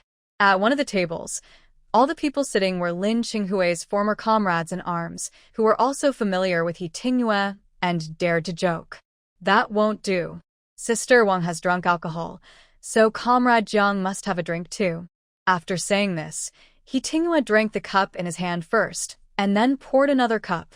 "It's hers, I'll help her drink it." Then, amid the jeers of the crowd, he drank it all in one gulp. "Boss, you're dating someone. How come you're like a peacock with its tail spread out? Even Huizi is not as coquettish as you." He Tingyue kicked him. "Sit down and eat your meal." Jiang Yu blushed. Fortunately, the toast session was over. Her face was almost smoking. "Don't drink anymore. Eat something first, otherwise it's not good for your stomach," she whispered beside He Tingyue. He Tingyue hummed, "No more, I have to take you home." He and Jiang Yu were not at the same table. Men drank and smoked, and they sat around the same table spontaneously so as not to smoke others. Someone poured him a glass of wine, but was stopped by He Tingyue. "No more. Boss, Huizi is getting married, and you only drink these 2 glasses?" He Tingyue glanced over, and a hint of pride appeared on his usually calm face. "Your sister-in-law said that it is bad for the stomach, and you can't drink it." Lin Qinghui was speechless. Why did he remember that He Tingyue was not like this before? "Can you be a little more promising?" He Tingyue sneered, "If you are promising, don't listen to your wife?" Lin Qinghui touched his nose. That was not possible. When Jiang Yu heard their words, the toes in her small leather shoes curled up and her cheeks started to burn again. Jiang Yu stayed in Yunjiao village until dusk and left after dinner. Generally, dinner is not served at banquets, and Lin's father and mother only kept relatively close relatives and friends. When she went back in the evening, it was naturally He Tingyue who sent her back. He was staying at a friend's house tonight, and there was no car going back to Funan Commune. Jiang Yu was a little full, so she didn't take a bicycle but walked with him for a while. Finally, she had the opportunity to chat privately, and she told him about Jiang Yi. "I've thought about it for a long time, but I still don't know what to do, so I wanted to ask you for advice. Originally, if she hadn't seen He Tinghua today, she would have gone to find him. He Tinghua laughed, and he was very happy. Jiang Yu was puzzled. What are you laughing at? He Tinghua raised his hand and put it on her head. I'm glad that you thought of me the first time you encountered something. Jiang Yu was embarrassed by his burning gaze and turned away. You have more ways than me. Xiao Yu, do you believe me? Jiang Yu glared at him. If I didn't believe you, why would I tell you all these things? He Tinghua paused and said seriously. In that case, I suggest you call the police directly. Call the police? Jiang Yu hesitated, wondering if it would cause too much trouble. I promised Uncle Yofu that I would not tell him and his aunt. He Tinghua said, Huizi has recovered, and the higher-ups have arranged for him to be assigned to the commune police station. He will take office tomorrow. If you trust him, leave this matter to him. I will ask them to keep it confidential and not tell anyone about Hiofu. Jiang Yu was stunned for a moment. He's going to take up the position at the police station? He Tinghua nodded. Yes, Du Tianxiong was dealt with before, and the position was vacant. At the beginning, he retired due to injury and won the third-class merit, so the organization was going to arrange a job for him. Originally, the matter was put on hold due to health reasons. If he recovers now, but he is not given the chance, wouldn't it be disheartening? Jiang Yu was sincerely happy for Wang Yunshan. Okay, I'll report the case tomorrow. Thinking that a problem could be solved, she felt relieved and laughed. He Tinghua. Huh. Thank you. He Tinghua couldn't help but laugh. If you are happy, I will be happy too. But if you don't say thank you to me, I will be even happier. Jiang Yu felt as sweet as if she had eaten honey. Okay, I won't say it next time. By the way, do you have a way to buy cotton? I said last time that I would make cotton clothes for you, and I also want to make some for my aunt, but cotton is in short supply, and I can't buy it. He Tinghua really has a way. If you had said it earlier, we could have bought it today. Many people in Yunjiao village secretly reclaimed wasteland in the back mountain to grow cotton. They have been growing it for several years, and there is extra cotton every year. The thing that their village lacks the least is cotton. I'll talk to Huizi tomorrow and see how much he can receive. Okay. The more the better. I have money to buy it. I'm spending my own money this time. I agreed last time that I would make clothes for you. After walking for a while, Jiang Yu's legs were sore, so they got on the bicycle. Jiang Yu sat in front and held a flashlight for him, and they soon returned home. Go back soon. See you tomorrow. He Tinghua stood in front of the door, his voice low and hoarse. Tell your parents that I'll come to propose on National Day. Jiang Yu nodded. Will your family come? Or just you? My parents won't come, so Fian and I will come, okay? He Tinghua asked for her opinion. Of course, I didn't talk to Fian properly last time I saw her. Jiang Yu didn't care whether his parents could come or not, and she knew that he didn't have a close relationship with his parents. It was getting late, and she was afraid that it would be unsafe for He Tinghua to go back, so she urged him. Go back quickly, be careful on the road. He Tinghua hesitated for a moment, a little reluctant to leave. But considering that this was at her doorstep, he had to give up. Then you should go to bed early. Jiang Yu nodded and watched him ride away on his bicycle before going into the house. When she turned around, she saw Jiang Ting in the dark, staring at her. Jiang Yu was startled. Jiang Ting, are you sick? Why are you standing here instead of sleeping at night? Jiang Ting said faintly. Jiang Yu, you must be very proud now, right? Take medicine if you're sick. Don't go crazy here. Jiang Yu was too lazy to pay attention to her. Jiang Ting suddenly grabbed her hand with a sinister look. You must be very proud, because you are about to marry He Tinghua, right? But I tell you clearly, you won't be proud for long. Because Jiang Yu can't have children. In her previous life, Jiang Yu and Fu Xiangyang were childless for many years after they got married. She can't have children at all. Which man is willing to marry a woman who can't have children? He Tinghua can endure it for 1 or 2 years, but can he endure it for a lifetime? Jiang Ting is sure that Jiang Yu's good days will soon be over. Jiang Yu once again confirmed that Jiang Ting is a lunatic. Sympathy flashed in her eyes. She didn't know what Jiang Ting had experienced in her previous life that made her character so twisted. Whatever you say, I still say that since you are married to Fu Xiangyang, just live your own life well and don't mind other people's affairs. Jiang Yu pushed her hand away and turned to the kitchen to boil water for a bath. The next day, when Jiang Yu woke up, Jiang Ting had returned to the city. Jiang Yu calculated the time, hurried out, and met He Tinghue at the public society. There were 2 large bags of things tied to the back of his bicycle. Jiang Yu pressed them, and they should be cotton. Did you receive them so soon? She was very surprised. He Tinghue nodded. There are a lot in Yunjiao village. We can't engage in speculation now. Every household in Yunjiao village has surplus cotton. Except for exchanging some with their own family members, they dare not sell it at all. Let's not talk about it anymore. Let's go to the police station first. Huizi should have arrived. Okay. Sure enough, when the 2 of them arrived, Lin Qinghui had already come to report. He Tinghue told him about the matter in general. Lin Qinghui didn't expect that the first case after taking office would be Jiang Yu's family affair. Are you sure you want to call the police? They are your aunt and grandmother, and the final result may not necessarily make them go through labor reform. Jiang Yu shook his head. I didn't want them to go through labor reform in the first place, but if the police don't show up, they won't admit it. Yang Xuelan and old lady Yi have lived in the village for so many years and don't have much experience. They are most afraid of officials. Once they put on their uniforms and stand in front of them, their legs will tremble, and they can trick them into telling lies in a few seconds. But if Jiang Yu shows up, this matter may not be resolved until next year. Okay. Lin Qinghui nodded in agreement. For this matter, let's start with Mrs. Zhang. Let's go find her first. Lin Qinghui asked 2 police officers to go with him, while Jiang Yu and He Tinghue did not show up. With their involvement, things progressed quickly. Mrs. Zhang was not tight-lipped, and she answered almost everything they asked. She even knew everything about the child exchange between old lady Yi and Yang Xuelan. This was because old lady Yi mentioned it when she came to thank her later. He Tinghue and Jiang Yu returned to Nanhe village to wait for news. Not long after, Lin Qinghui came, bringing Mrs. Zhang with him. The police came to the door and scared Jiang Yonghua and Wang Meili.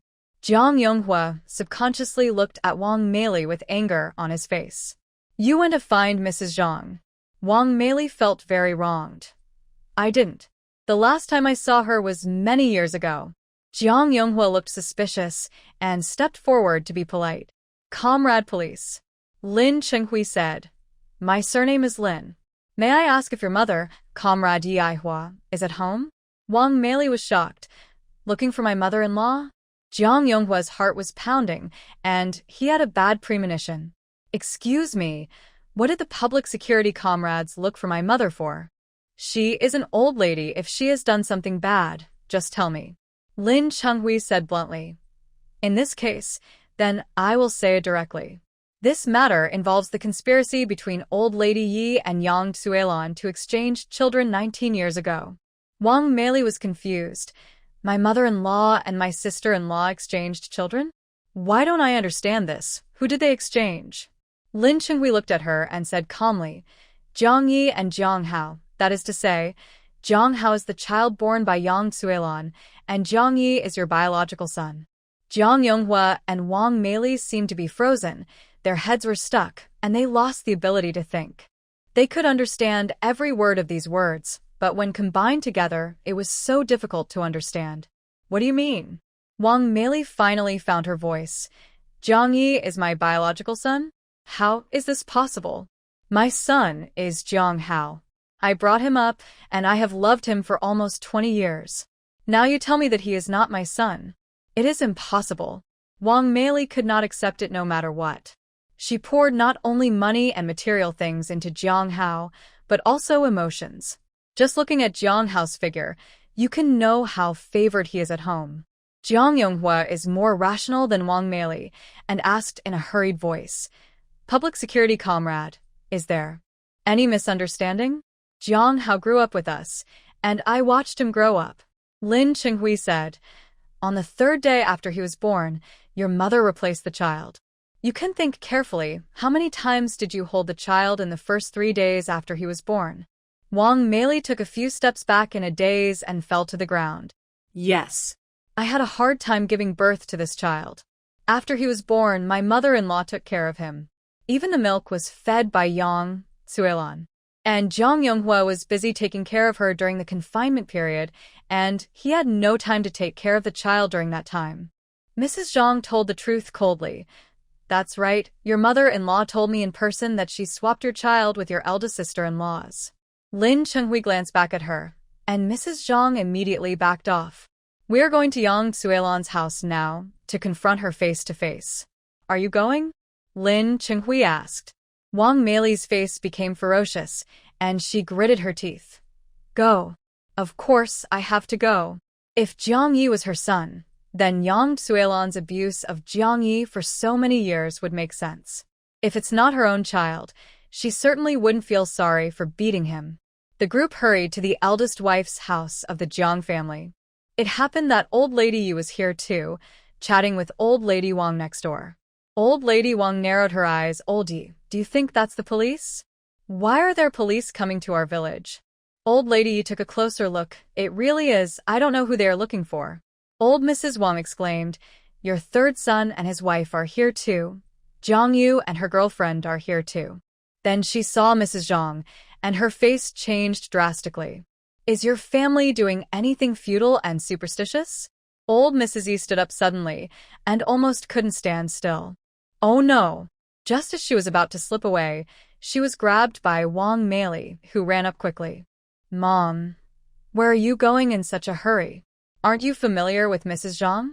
Don't you want to chat with her? Looking at Wang Meili's cannibalistic look, Old Lady Yi panicked. I don't know what you are talking about. I don't know that old woman Zhang. Lin Qinghui stepped forward and said, whether you know her or not is not up to you alone. He winked at the younger brother behind him and asked them to call Yang Tsuelan.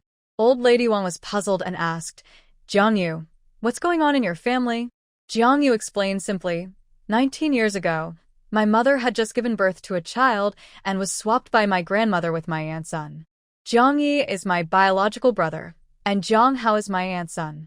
The villagers who came to watch the excitement were shocked and in an uproar. He Youfu and Lu Junmei, who had just run over, were even more complicated. They didn't expect Jiang Yu to call the police directly and make a big deal out of it. Fortunately, they were hidden behind the scenes, and no one knew that they were the first to discover the matter. No wonder Yang Tsuelan treated Jiang Yi so badly. It turns out that he is not her biological son at all. I've always thought that Jiang Yi and Yang Tsuelan don't look alike at all. He stands out too much among Yang Tsuelan's 3 children. That's right. Jiang Hao is different. His squinting eyes are exactly the same as Yang Tsuelan's. The villagers were discussing heatedly, and they were more puzzled. They were both sons, so what was there to exchange? Soon, Yang Tsuelan was brought out. As Jiang Yu expected, the moment she saw the police, her legs went limp, and she was dragged out by 2 police officers. As soon as she came out, she lay on the ground and begged for mercy. I don't want to go to labor camp. Don't arrest me to go to labor camp. It's none of my business. It was my mother-in-law who instigated the child exchange. She said that as long as I exchange Jiang Hao, I will have endless blessings in the future. She also said that Jiang Yi was a demon star sent from the sky and would bring bad luck to the family, and he must not be allowed to survive. I have raised Jiang Yi to adulthood, so I have done my best. Wang Meili shouted, You're bullshitting. She gritted her teeth fiercely, rushed towards Yang Tsuelan, pressed her on her body, and slapped her. Your son is enjoying the good life in my house, but you are abusing my son. What do you mean by doing your best? Jiang Yi was beaten all over by you, and his head was broken. This is also called doing your best. When she thought that the child she had loved for so many years was actually Yang Tsuelan's child, she couldn't help but break down and cry loudly. What sin did she commit to make her suffer such a thing? Jiang Hao, the 2 parties who came late, didn't believe it and cried with tears and snot all over his face. Mom, how could I not be your son? I am your son. I will only be your son. I grew up by your side since I was a child. Do and leave me. Jiang Hao couldn't accept returning to the first room. The first room had nothing, and there was a jiang tong on top of it. But it was different in the 3rd room. He had 2 older sisters, both married in the city, and would help him, their younger brother, no matter what in the future.